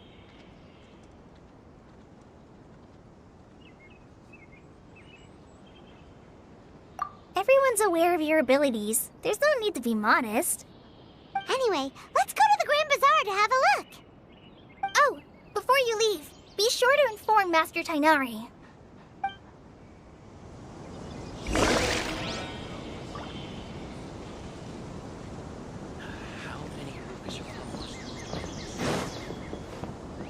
We're way behind schedule.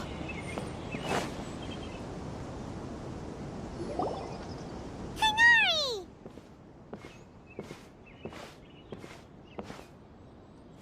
Good morning. How do you feel today?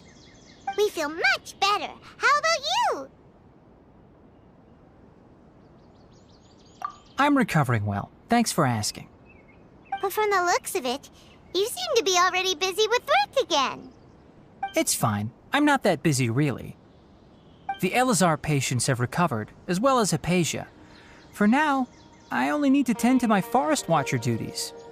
It seems once Irminsul started getting better, everything else started to recover too. Yes, but there are still some residual effects. The withering is one example.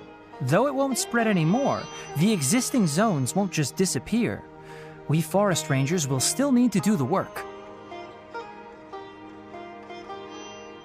By the way, we have some good news. Cyno got his position back. This news is hardly new.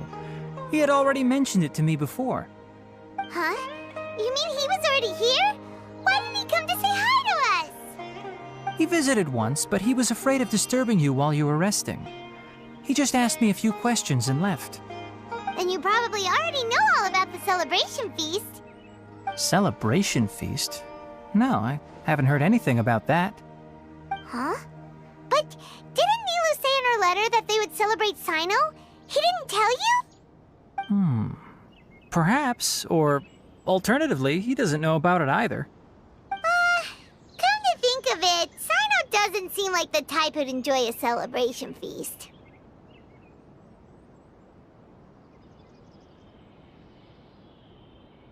You and Kale are both Sino's close friends. Why don't you come to the feast with us? Kala has taken over some of my tasks these days. I don't think she'll have time for it. Not to mention me.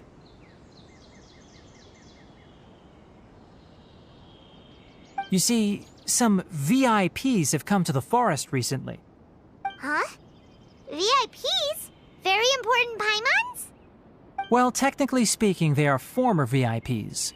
The sages involved in recent incidents have begun their training in the Avidya forest, and the people they had previously imprisoned have all been released. Huh?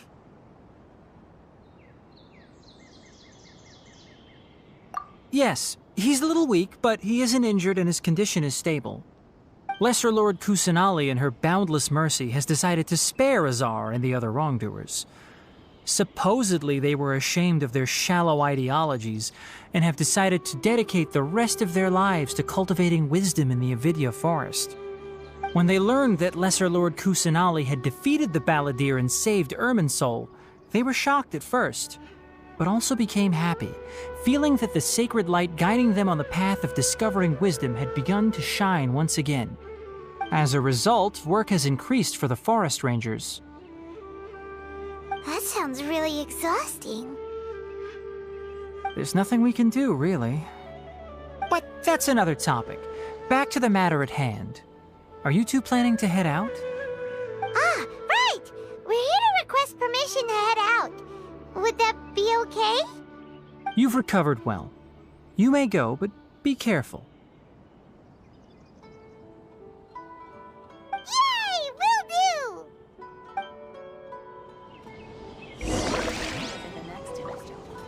I think I'll start with these questions.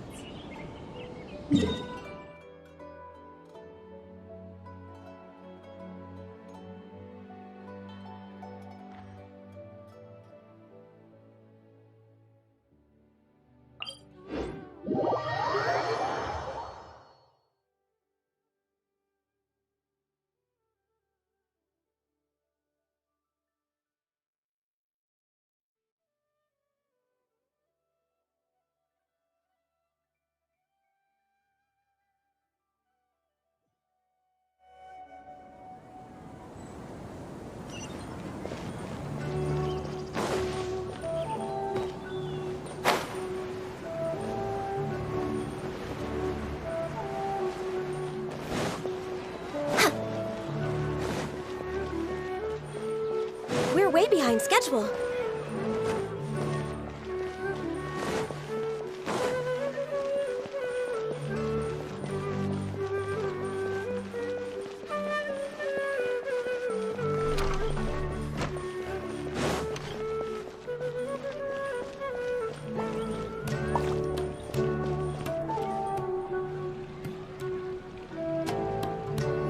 Well, there won't be any problems if the feast starts at that time.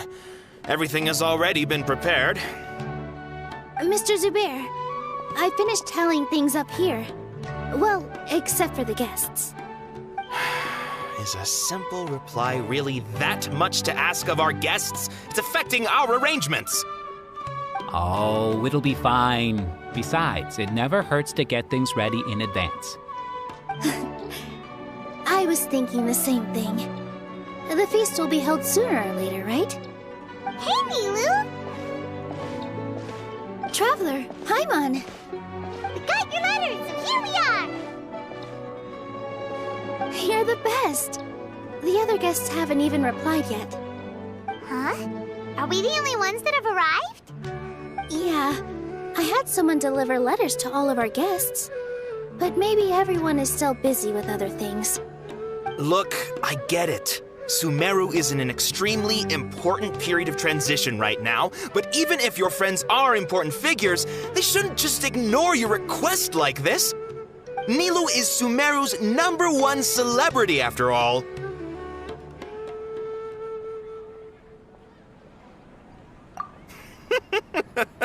You have no idea how happy I am to talk to people with good taste. If you consider enjoying Nilou's dances having good taste, then almost everybody has good taste. Because Paimon thinks everybody will love her performance. That's right. We all think she's amazing too. Nilou is an absolute favorite among those of us who frequent the Grand Bazaar. For Outlanders, you have a great eye. Master Zubair, let's have a vote for the most outstanding audience members next time. I think these two may win. Nonsense. It is not for us to determine the value of an audience. But indeed, we could try giving gifts to people with particularly good taste. I heard there's a device in Fontaine called a camera that can record people's appearances as pictures. Such pictures would make superb gifts. Ooh, good idea. I wonder where we can find one. I don't want you giving pictures of me to everyone. I'm satisfied just being able to perform here. There's always a lot going on at the Grand Bazaar. Yeah, and that's why I love it here.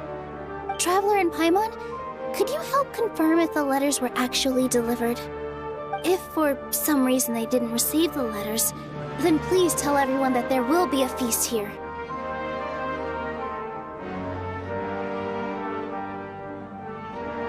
Yeah, we can also check out how everything in Sumeru is going now.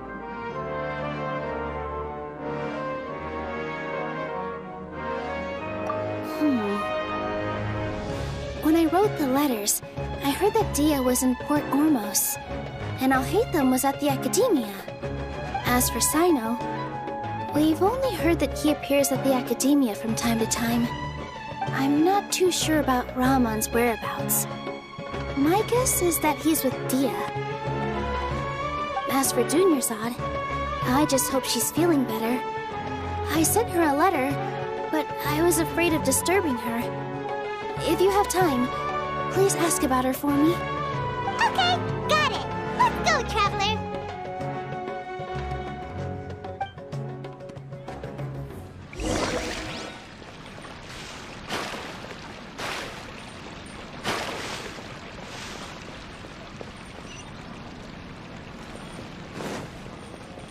I've got great food, great drinks,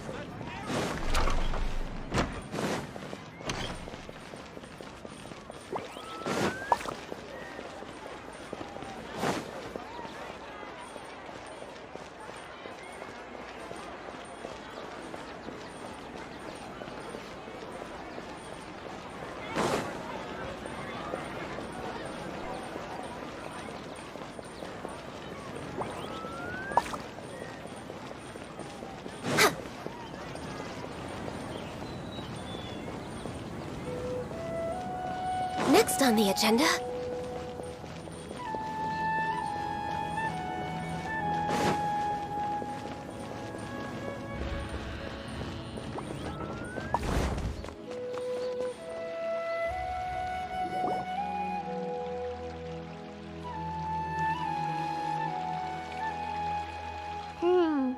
We haven't seen Alhaitham anywhere. Let's ask that person over there.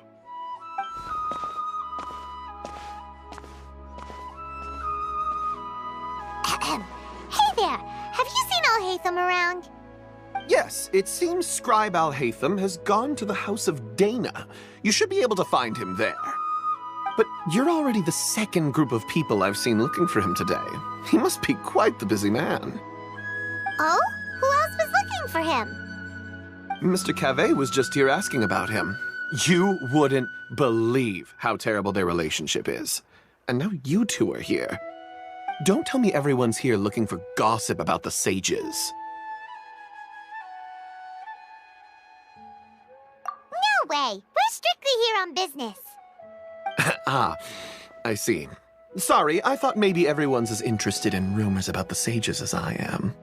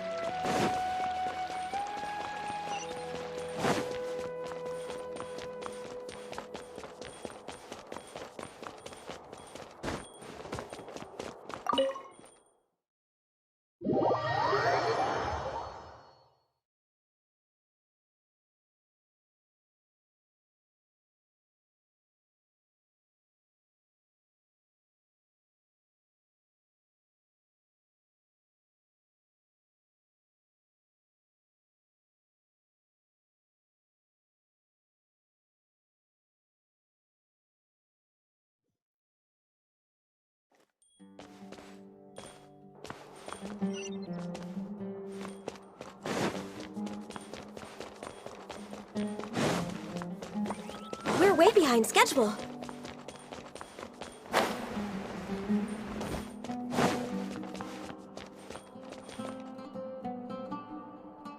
Oh, Hatham should be around here somewhere, right?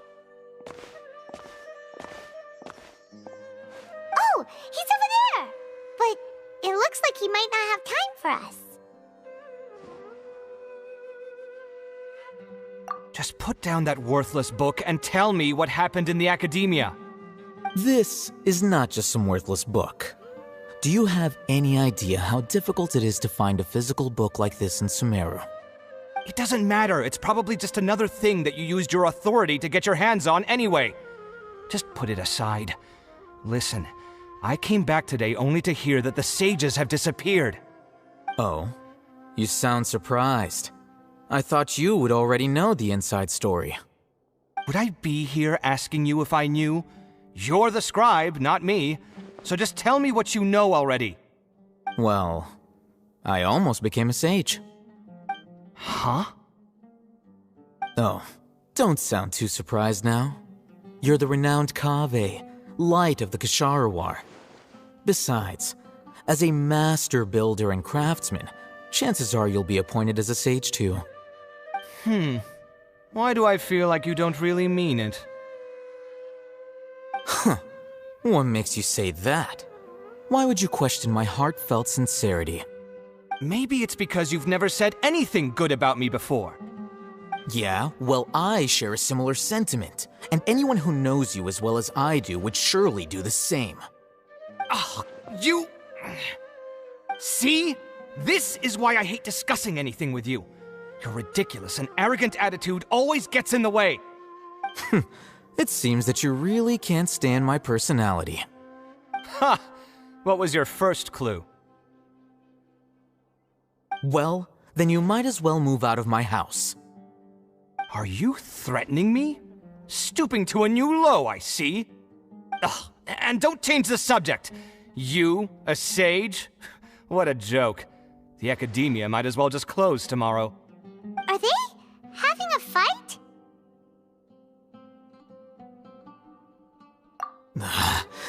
Forget what's going on with the academia.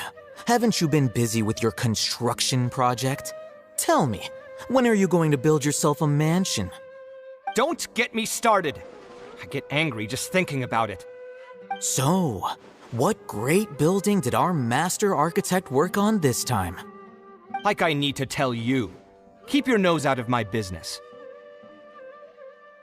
No, I think we deserve to know. Where were you when Sumeru needed you most? I was in the desert for a large project, but considering Haravatat's utter ignorance of architectural and aesthetic matters, you probably wouldn't understand. Which is truly unfortunate. I can only pity the man who doesn't understand the first thing about beauty and romance. Unlike a true... Hold on, wait a second. What do you mean by when Sumeru needed me most? Well, while you were out fiddling around in the desert, many people came together to save Sumeru from a crisis. Ha! And you think I'd believe that? Look, all you really need to know is that Azar and all his accomplices have all been overthrown. Huh? What nonsense are you talking about? It's no skin off my nose if you don't believe me. It's not like my Darshan was the one trying to apply for funding from the Grand Sage. Yours, though, on the other hand... You know what? I'll ask around. I'm sure someone knows what's going on here. You're dead if I find out you're lying to me.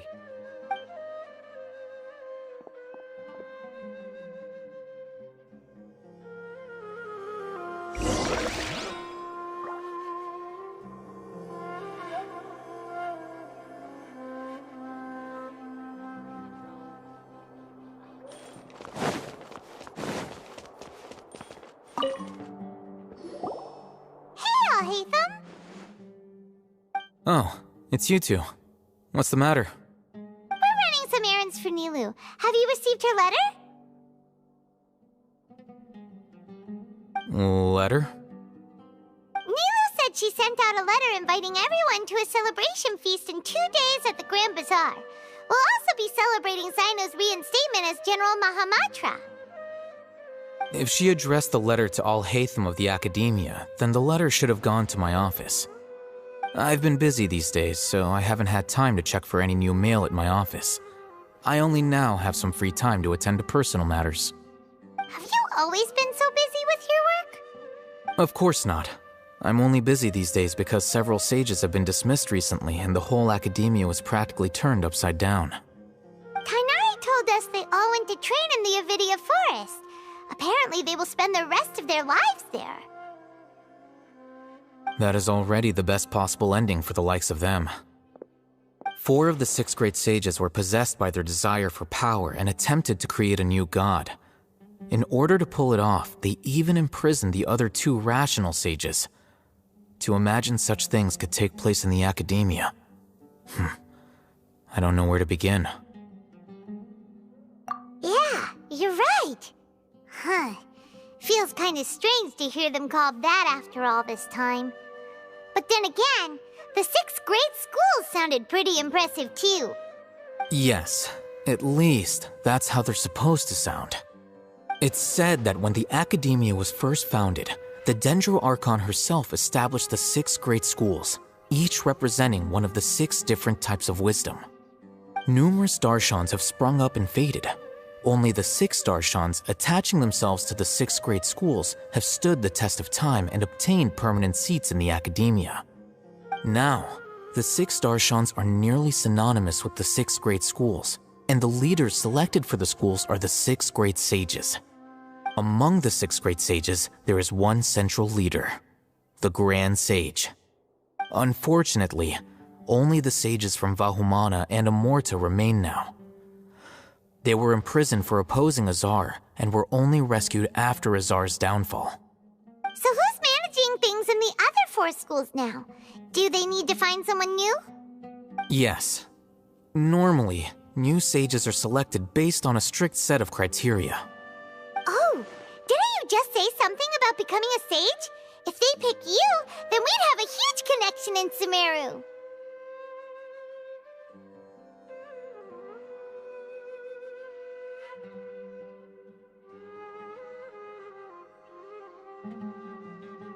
Yes, about that. You didn't let me finish my sentence. The person in charge of personnel affairs nominated me to be the Grand Sage in place of Azar and help Lesser Lord Kusanali manage the Academia. But I refused. Huh? But why? Can't you be a little more ambitious? I'm not even interested in being one of the 6 great sages. Like I said before, I don't like being a leader. Oh, all right. So are you busy these days trying to find others to take the job? That's not my job either. I'm only responsible for handling important affairs within the Academia before the new sages take office.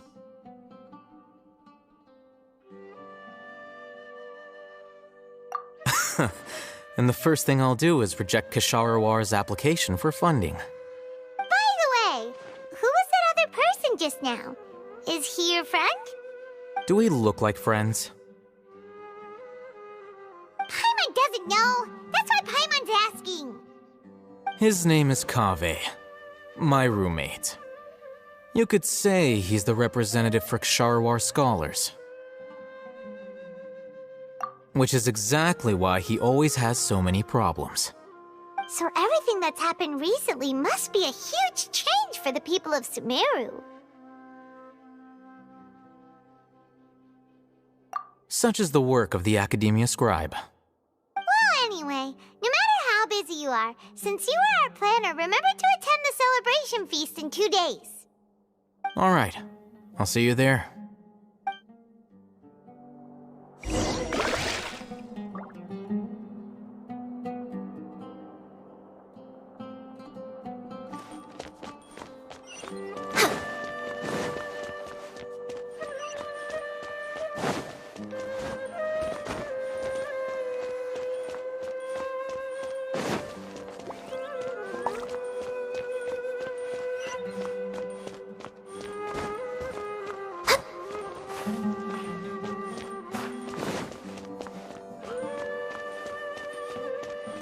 We're way behind schedule.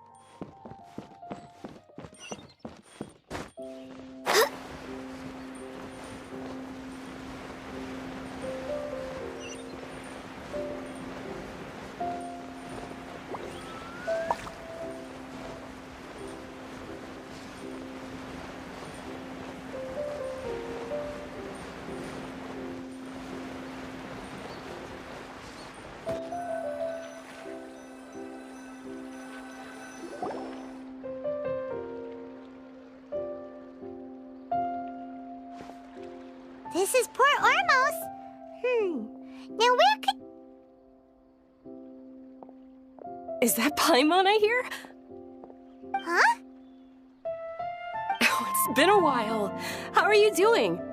Dunyarzad! It's been so long since we've seen you! I'm doing well. I can go as far as saying I have never been happier in my entire life. I don't know if you've heard, but Elazar has completely disappeared, and all the patients have recovered. You kidding? Knowing them and the connections they've got, I'm sure they've heard about it.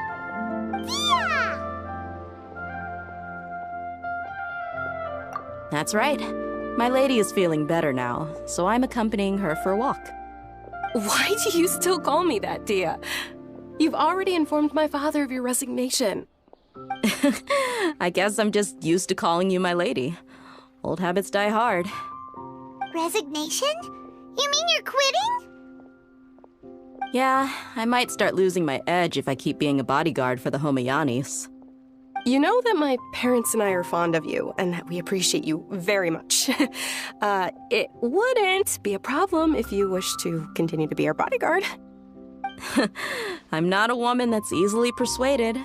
You should know that by now, my lady. When I took this job, I had already decided that I'd quit as soon as you'd recovered. It's time for me to get back out there and chase that horizon. So what are you gonna do now if you're not gonna be a bodyguard anymore? I want to take a risky job and put my body to the test again. Huh? But we literally just finished one of the most dangerous jobs ever! Are you getting bored already? I know. If I hadn't joined in that plan with you, I wouldn't have come up with this idea. I guess I still get fired up by that feeling of going all out in a fight. It made me realize that I'm still a mercenary through and through. Life is short, and I'm happy that I got to be a part of that operation.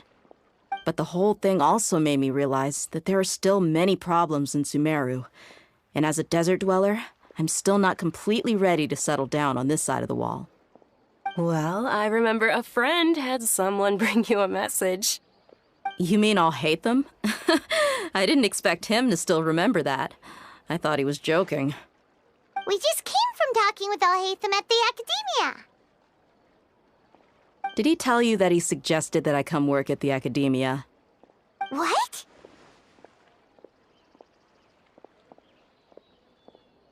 I heard that Azar and his cronies fell from power, and Alhaitham told me that now was a good time to find a job in the Academia, but only if I wanted to.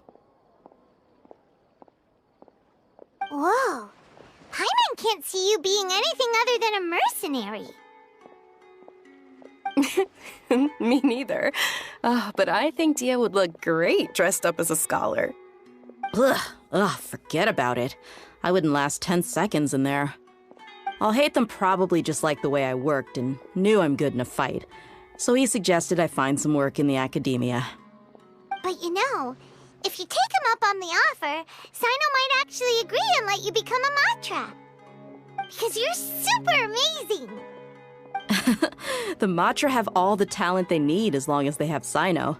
I prefer to be free to live however I choose. In fact, I chose this job from the very start because I knew it'd be right up my alley. Even if being a mercenary means facing all kinds of danger. A lion has to return to the wild sooner or later. If anything, being your bodyguard has been unfamiliar territory for me. I don't want to see you go, but I'll respect your decision. I'm glad to hear you say that. Come on, no need for the sad face. It's not like we'll never meet again. Once the whole Dendro Archon thing is settled, everything in Sumeru will take a turn for the better. That makes me happy too. But a peaceful society will probably mean less demand for mercenaries like me. Before long, we'll be a dying breed.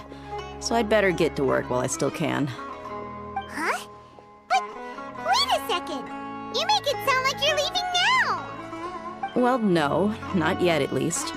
I promised my lady I'd stick around until next week. So, have you been in Port Ormos this entire time? We were wondering if you had received a letter from Nilu. Oh, did Nilu write to us? She heard that you were seen in Port Ormos, so she sent the letter here. Huh. It was probably sent to the inn that we're staying at. My lady has been very energetic lately and keeps taking me on hikes, staying out even into the night. By the time we get back, the receptionist is usually off napping on the job. Right, and we tend to leave quite early in the morning, so the old man on duty is also usually dozing off. So what it really sounds like is that the person on duty is always asleep. I bet the letter's at the reception desk. I'll go check later. No wonder there wasn't a reply. You never received the letter. Good thing Nilu asked us to come and check on that. Sorry to make you two come all the way out here. It must be something important for Nilu to specifically write to us like that. Yes, she said they were preparing a victory feast in the Grand Bazaar, and will also be celebrating Sino's reinstatement as General Mahamatra. She was hoping you could come. Great! I'll be sure to attend. Count me in too. But is there some sort of dress code or anything for the feast? Can I just show up looking like this? Since it's being organized by Nilu, I don't think she'll be too picky about that. If anything, I think she wants to see us as our most natural selves. All right, then this is how I'll show up. The feast will be held in 2 days, so don't forget. Sure. Thank you so much for letting us know. We'll see you there. Oh, by the way, do you happen to know where Sino and Raman are? The General Mahamatra always comes and goes without a trace. Normally no one knows his whereabouts. Oh. But last time we met, he mentioned that he had something to do in Aru village. You can try your luck there. As for Raman, your guess is as good as mine. I only remember he said that he had something to discuss with Sino. You can ask Sino when you meet him. Don't mention it. You'd better get going. All right, on to our next stop.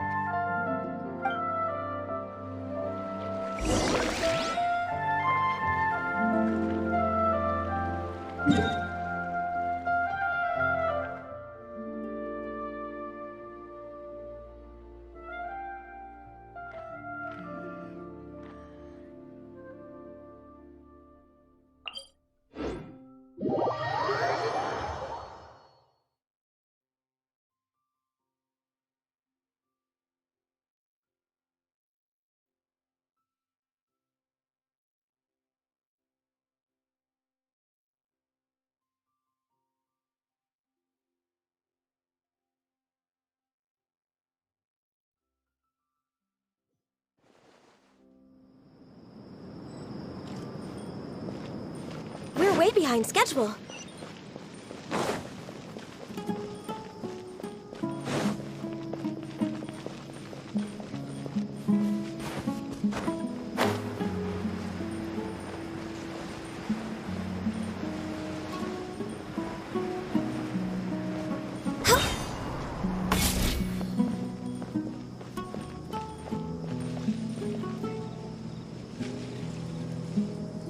It's been a while since we last visited Aru Village.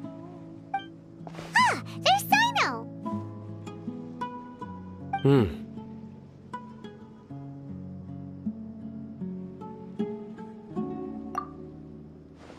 What brings you here? We recovered well, and Tanari agreed to let us leave, so now we're out and about again.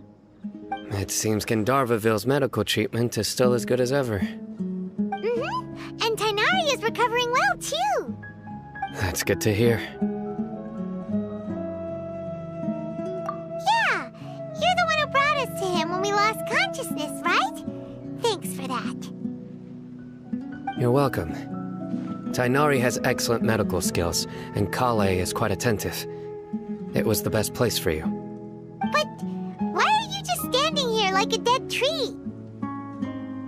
I'm meeting some people. Oh, you mean Candace? I've already talked with Candace and the village chief. They're still at the usual place. You can go there if you'd like to see them. But you know one of the people I'm meeting as well. Oh, by King Deshret's blessing, my friend suddenly appears in the desert. Don't tell me you've run into trouble and need us to help now. Roman! And... huh? Sataria? Oh, you know me? Oh, well, you're pretty famous in the academia. Don't worry, these are our friends. No need to be so guarded. I see. I'm doing well. Many good things have happened recently. Same here. Really, I feel that my whole life has started to shine after suddenly finding a new direction. Oh, tell us everything. Yeah, you go ahead. Alright, well, I suppose I should start by saying I've decided to leave the academia. What?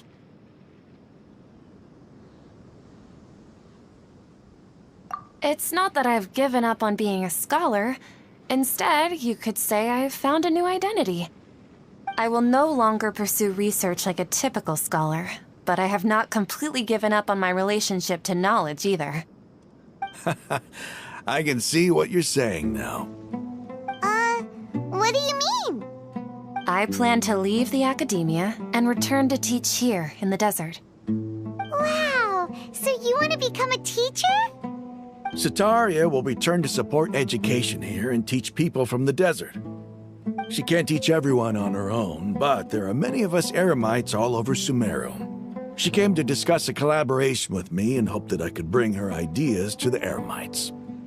Yes, it's my hope that the Eremites can help me select a group of smart people with the best aptitude for teaching.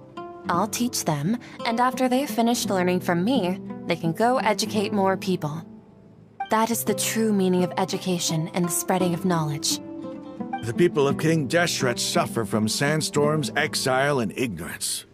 Miss Ataria is more than welcome to come teach here. Her arrival is like a star shining in the desert night. The stars have always guided caravans, thieves, soldiers, and travelers who get lost in the night. They lead those in the dark out of trouble and back to safety. Oh, please. Where's all of this coming from? I'm starting to feel a little embarrassed. You deserve these compliments.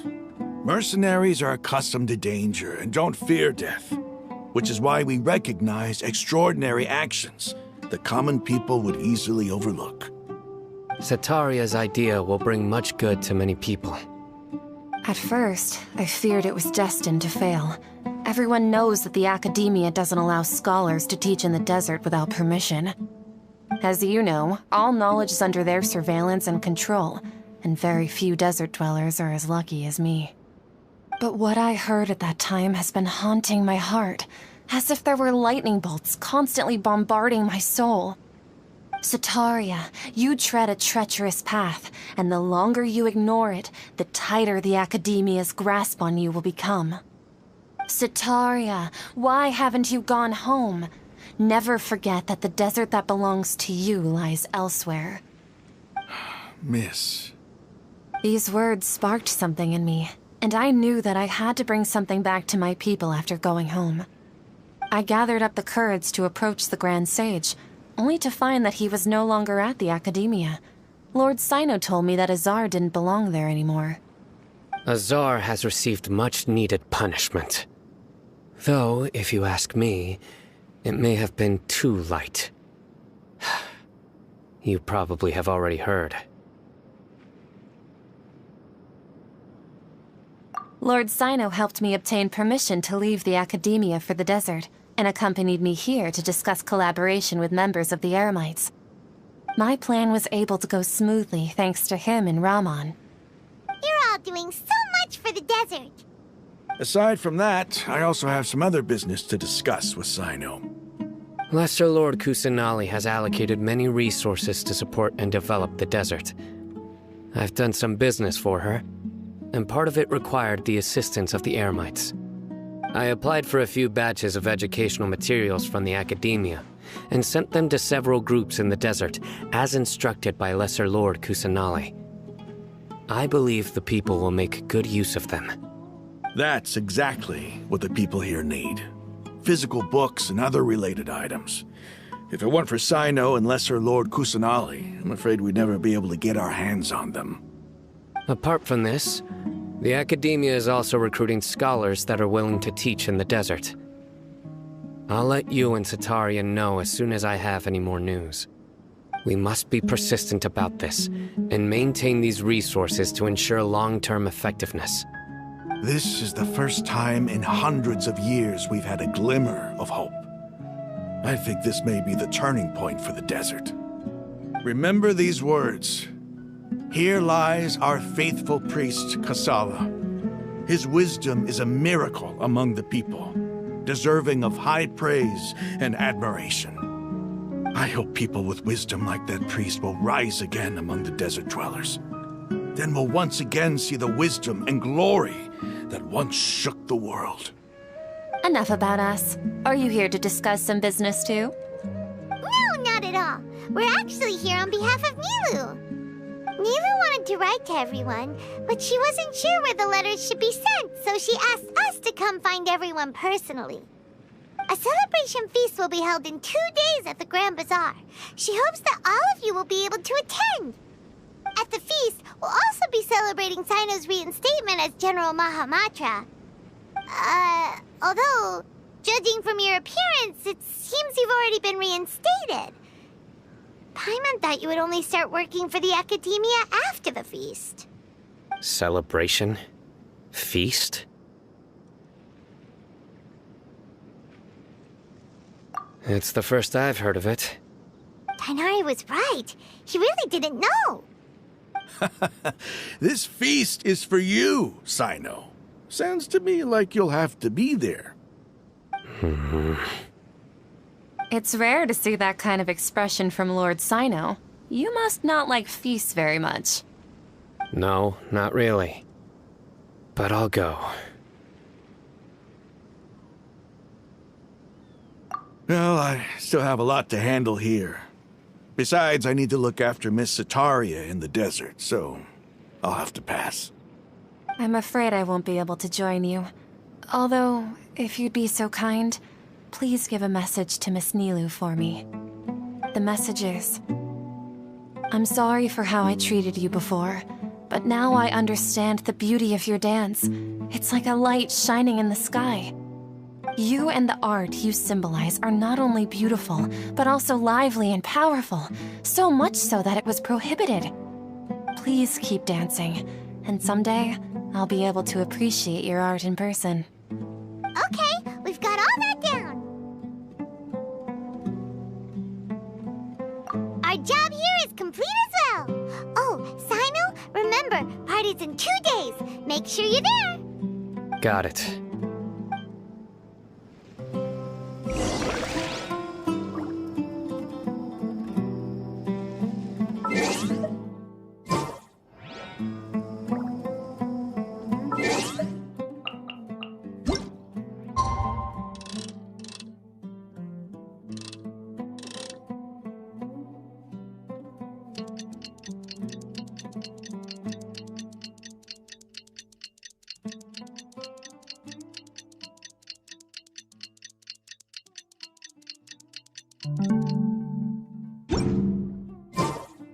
If you lie on the grass, you can feel the heartbeat of the world.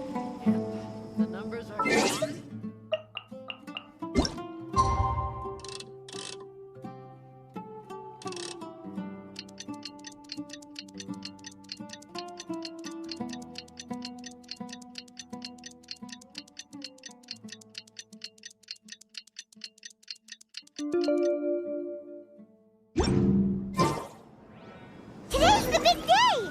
Let's go to the Grand Bazaar and see how the celebration's coming along.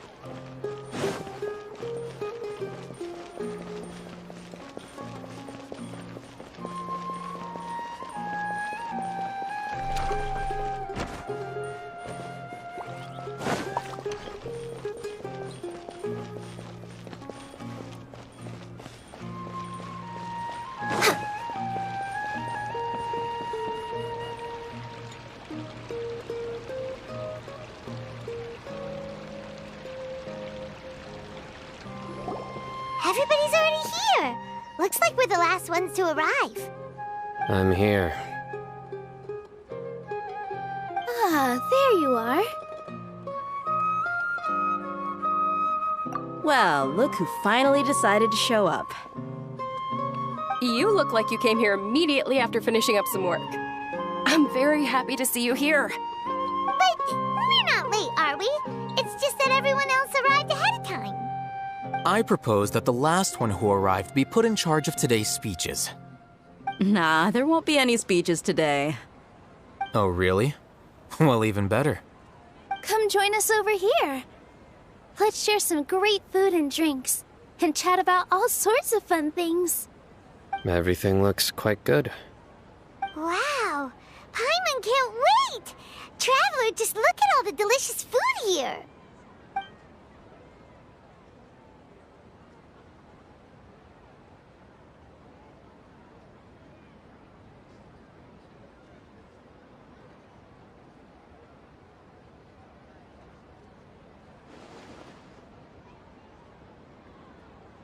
Whoa!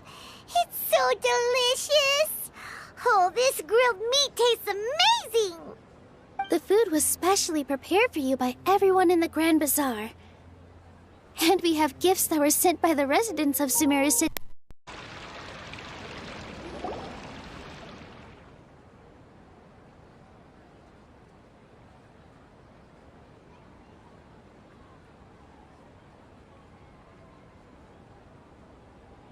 I'm here.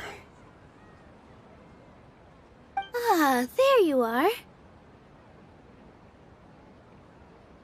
Well, look who finally decided to show up. You look like you came here immediately after finishing up some work. I'm very happy to see you here. But we're not late, are we? It's just that everyone else arrived ahead of time. I propose that the last one who arrived be put in charge of today's speeches. Nah, there won't be any speeches today. Oh, really? Well, even better. Come join us over here. Let's share some great food and drinks, and chat about all sorts of fun things. Everything looks quite good. Wow! Paimon can't wait! Traveler, just look at all the delicious food here!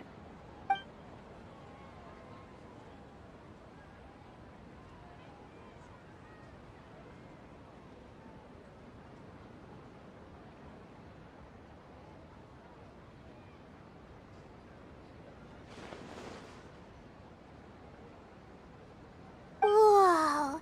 It's so delicious! Oh, this grilled meat tastes amazing! The food was specially prepared for you by everyone in the Grand Bazaar. And we have gifts that were sent by the residents of Sumeru City when they heard we were holding a feast. Everyone that came said that you saved Sumeru, and wanted me to thank you all on their behalf. Ah, feels kinda nice to be seen as a hero. I could get used to this. Being a bodyguard is also a hero's job. You've always been amazing, Dia. My lady sure has a way with words. Thanks. I'm glad to hear it. And I'm happy to meet everyone that participated in the great plan. Don't mention it. Come to think of it, we've really done something impressive together. It's unbelievable! We owe it to our abilities. And luck. Really? Why do I remember everybody thinking that luck was against us and feeling like we hardly had a chance of succeeding? That's how I remember it too. It's luck that brought us together, and it was luck that let us form a team. Then, it took even more luck for us to formulate a plan and implement it successfully. Moreover, judging from the results, everything worked out well. Yeah, everyone gave it their all when it mattered most. It was almost like a performance. We took the stage and put on our best show. Everyone played their part, and thanks to everyone's efforts, the performance was a great success. So, would you say we're good actors too? It's such a blessing that Lesser Lord Kusanali was able to return to power at the Academia. Yes! Even after being abandoned and neglected so many times, she's finally returned. Uh-huh. Lesser Lord Kusanali once used all her power in a great disaster, which resulted in her losing all her wisdom and memories of the past. The Academia basically abandoned her because of it. This should be something everybody should remember. Huh? You look surprised. I didn't say anything wrong, did I? No, everything you said is correct. That's good. Something wrong? Yeah, what's with that face? You knew all of this already.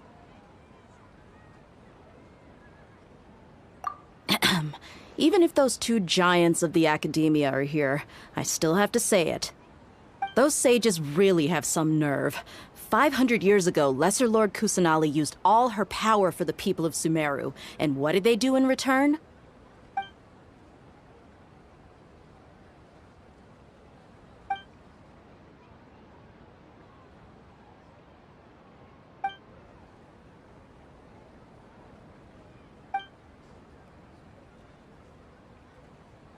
If you bite the hand that feeds you, don't act surprised when it turns into a knuckle sandwich, right, Sino? Perhaps I shouldn't say this, but their treatment of Lesser Lord Kusanali calls for a more severe punishment.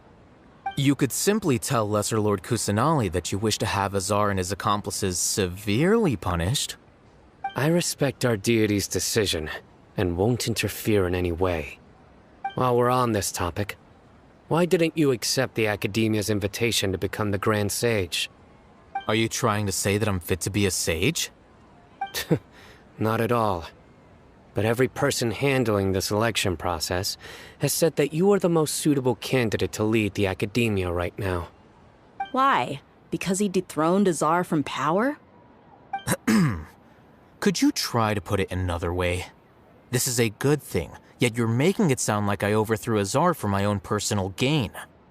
But seriously, though, I always wondered if you had some personal motives behind it. I did have my own motive, but it had nothing to do with being a sage. If the rules of our nation were suddenly cast by the wayside, then it wouldn't be long until chaos ensued. I had no intention of letting their dreams disrupt my life. By that, you mean your life working as the Academia's scribe.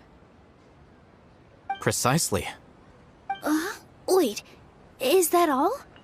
So, that's the only reason why you joined us and came up with all those plans? It's reason enough.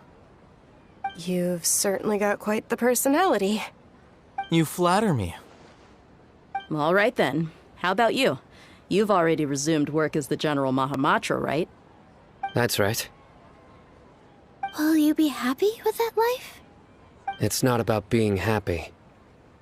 There are merely a lot of things that I must do. Even so, keep your spirits up and try to be happy, okay? And try to smile more every day, just like I'm doing now. Thank you. I'll keep that in mind.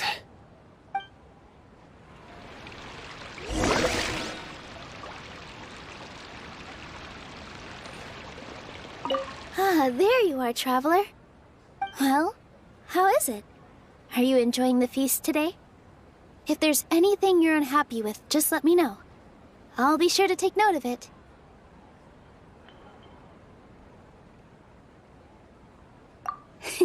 That's good.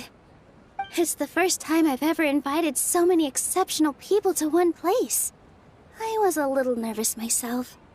You see, every guest here is quite extraordinary. It's unbelievable that we've got everyone together here.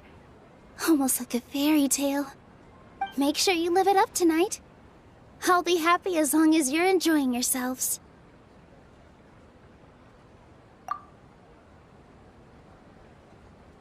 I'm honored to have her think of me this way. If I have a chance in the future, I would really like to invite her to one of my performances. I can't explain why, but I just feel elated right now. Thank you.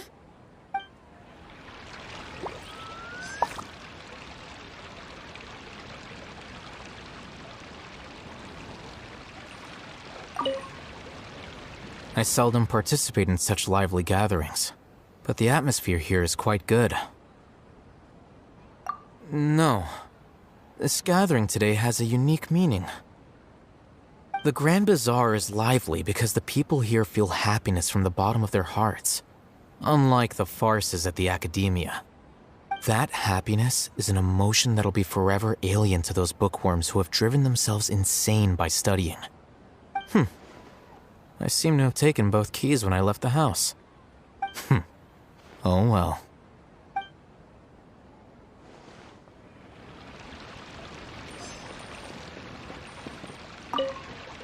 My lady, the grilled meat over there is delicious. Have you tried it? Yes, I also tried some fruit just now. Oh, they're very sweet. What an amazing place to relax. No wonder everybody likes to rest at the Grand Bazaar. You said it. Oh, look who else is here. Hello. Oh, I'm so happy Nilu invited everybody. Oh, now I have the chance to meet all the heroes. Hey, less of that polite chit-chat and more eating and drinking. The feast is about having fun, not stuffy formalities.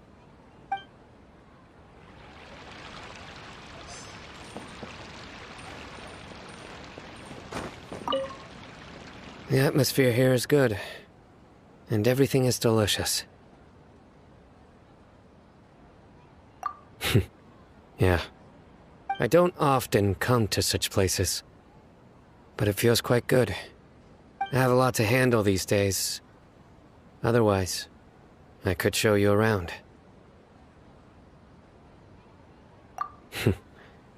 There's always next time. We're friends after all. This feast is pretty good. I like it.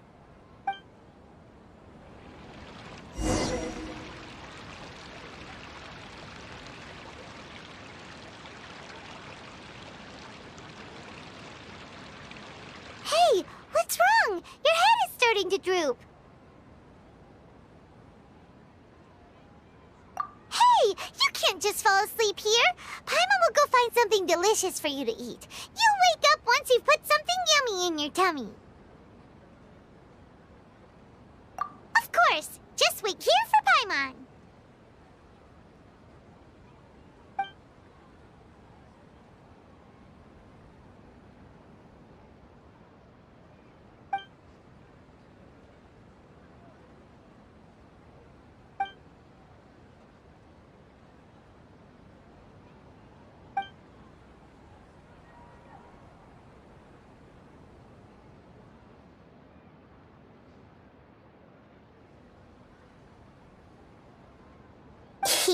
It's me.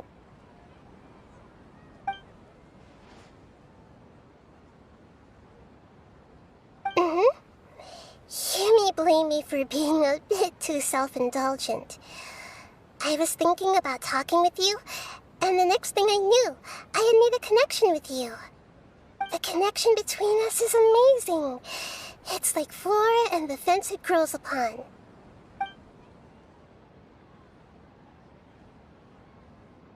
I heard there's an amazing celebration feast today at the Grand Bazaar. I wanted to have a look for myself, so I snuck in. Lately, I've been so busy dealing with all the fallout from recent events, so I really haven't had any free time. Although you've already helped me with a lot, there's still one more thing I hope you can help me with.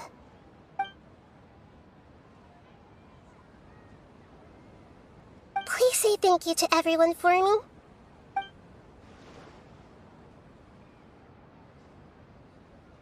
Oh, is it not convenient for you to do that for me?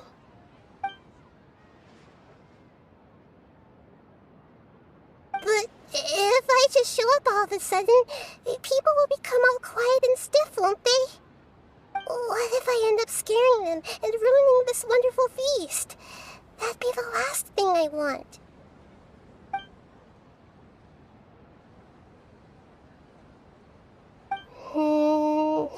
Let me think about it. Okay.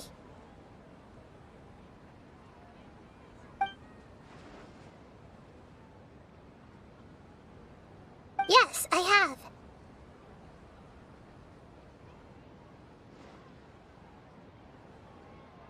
You said I should go thank everyone as myself, right? So... I've decided to borrow your body for the time being. Please don't blame me. The flora also climbs up to the fence to get closer to the sky.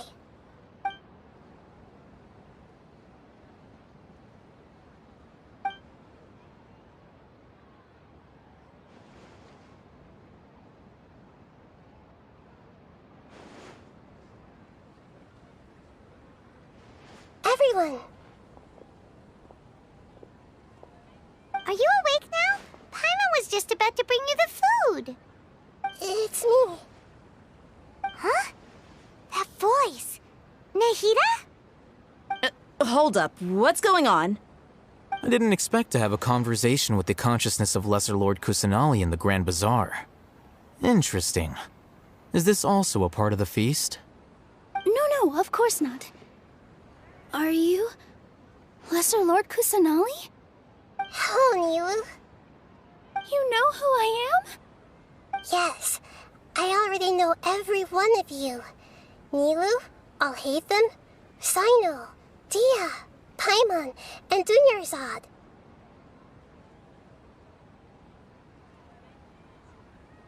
Lesser Lord Kusanali? I took the liberty of occupying the traveler's body so that I could thank all of you in person. Thank you so much for rescuing me, even if that meant placing your own safety in peril and taking the risk of becoming enemies with the academia, the sages, the doctor, the balladeer, and even the entirety of Sumeru. Without you, without any of you, I would have been in a much more difficult situation. Had you not helped me to resolve the crisis, not only I, but Sumeru and even the entirety of Tevat would have suffered great misfortune. People refer to you as the heroes who managed to rescue a god. I'm quite fond of this name. It not only explains your identities, but also bears witness to your relationship with me.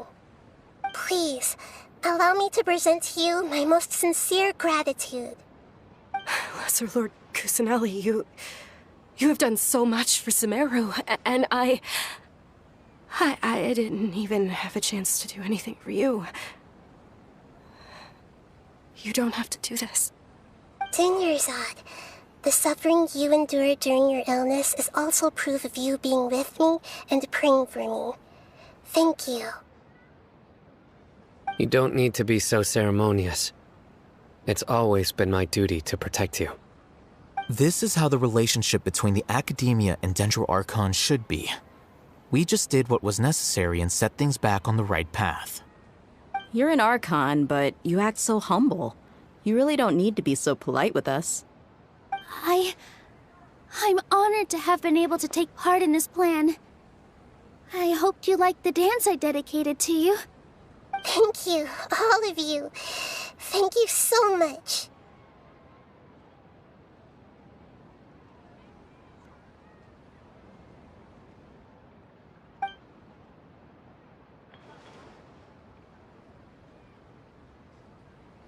Yeah.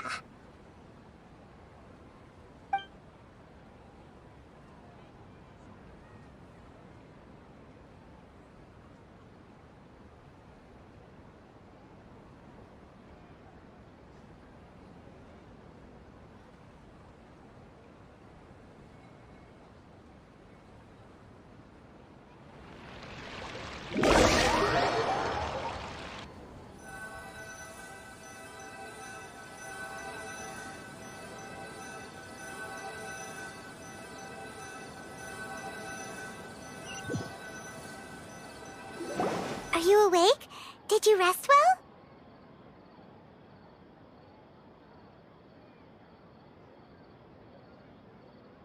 After Nahida left, you ate a lot of food. You've become a glutton. That just means you still have a lot to learn from Master Paimon, the Sage of Gluttony! Alright, since you're awake now, should we go and have a chat with Nahida? She should be in the Academia right about now. If you have any questions, now's your chance to ask.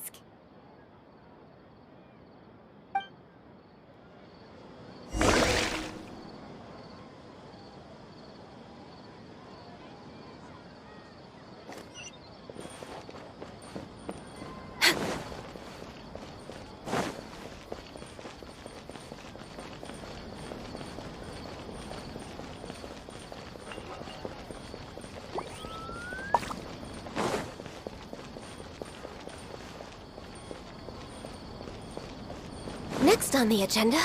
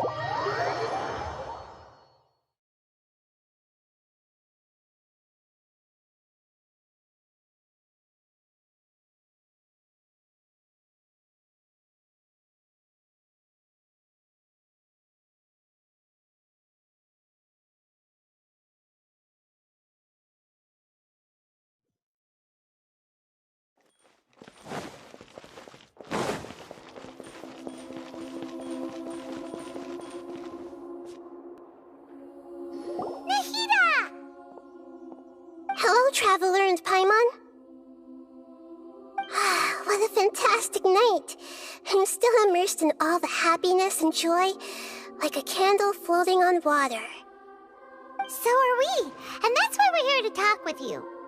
Is there anything you want to know?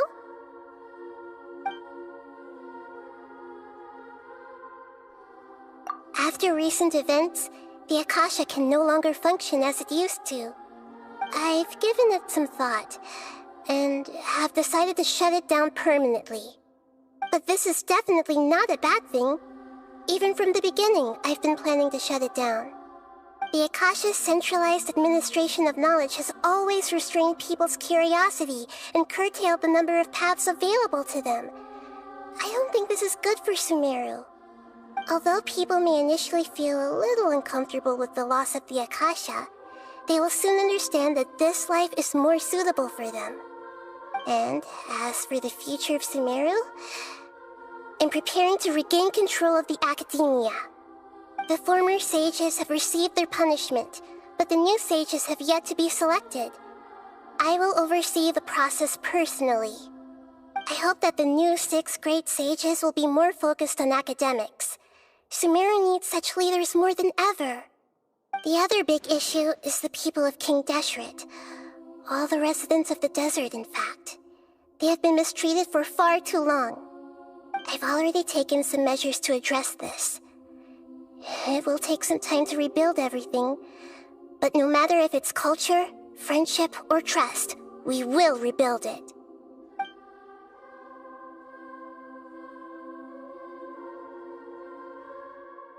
You mean, what happened after the doctor put you to sleep? Not exactly. The top-ranked Fatui Harbingers, up to number 3, possess power comparable to that of gods. I was no match for him in that kind of situation. However, in spite of the bad situation, I still managed to make a fair deal with the doctor. I'm sure you remember the entity that changed your fate, the Heavenly Principles. In fact, the Heavenly Principles has been quiet since the Conria disaster 500 years ago. I used this point as leverage against the doctor. I told him that the Heavenly Principles may be awakened if I destroy the Gnosis. Although it's just a bluff, he still fell for it. I assumed that the Heavenly Principles wouldn't just stand by and let such extensive damage to its laws take place. And as for what I exchanged for the Gnosis, the exchange served as both punishment for the doctor as well as a boon of new knowledge that I couldn't refuse as the God of Wisdom.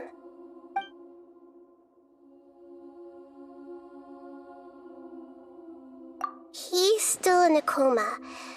I've hidden him like how one would hide a feather. I know you have many misgivings about him, but as someone who had become a god, he has retained a number of very useful features. Don't worry, I'll keep an eye on him and make sure he doesn't do any evil. In addition, there are still some mysteries left in him. Some things may be very clear from my perspective, but he has still yet to understand them himself. His future will be determined by fate.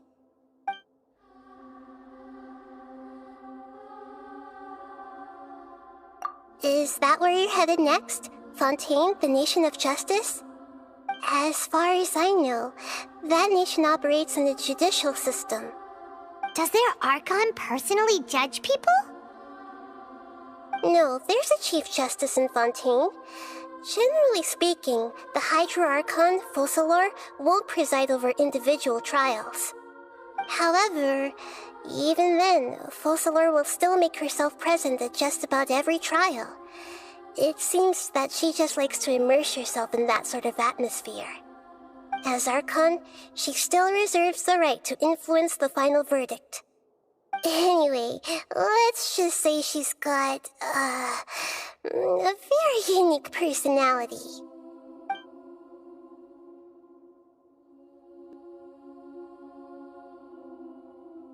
Are you sure?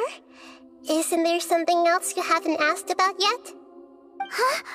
You mean... About your brother. While you were resting at Gandharvaville, I took some time to perform an Irminsul search for information on your brother.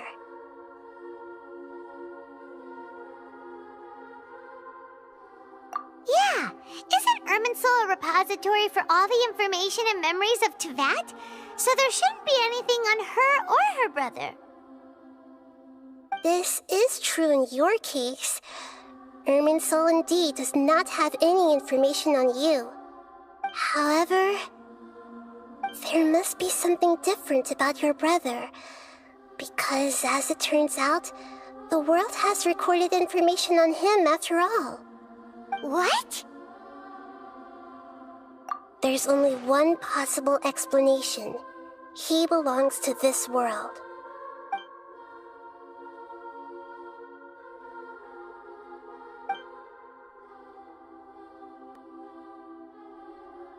But nothing about this makes any sense! Wasn't this your first trip to Teyvat? According to the records I was able to access, your sibling suddenly appeared in Conria. After the Conria disaster, he began his journey through the 7 nations of Teyvat. But just as his journey was about to reach its conclusion, the Irminsul records on him suddenly become fuzzy. What do you mean, fuzzy? Did something happen to him? All I know for sure is that somebody, for reasons only they can know, is deliberately obfuscating his fate. And whoever it is, if they can do that, who knows what else they're capable of. But even that wouldn't explain how he somehow comes from this world. Something else I noticed was that according to these records, the Fatui have not classified your sibling as one of the Descenders. What's a Descender? Paimon's never heard of it. Look, I'm sure you must be curious about the information I received from the Fatui in return for my gnosis, right? A very important part of the intel was about this world's Descenders. External beings, ones that don't belong to this world. Traveler, you are Teyvat's 4th Descender.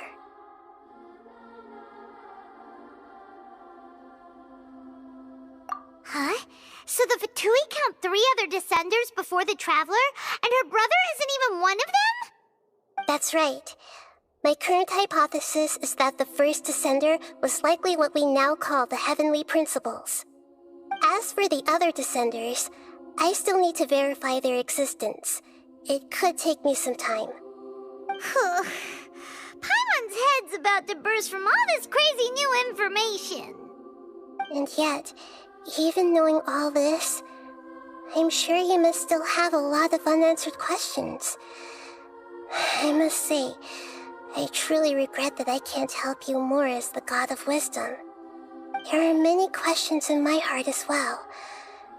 I will need some time to go through each one of them.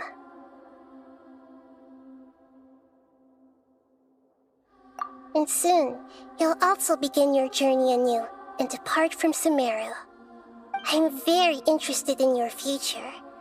It's a journey that can't be observed or recorded by this world. If fate is the ultimate knowledge, then your future will be the ultimate fate. Paimon's sure glad we got to meet you, Nahida. The pleasure is all mine. I can't thank you enough. Alright, that's enough talk for today. If you ever miss me, just close your eyes, and maybe I'll appear in your dreams.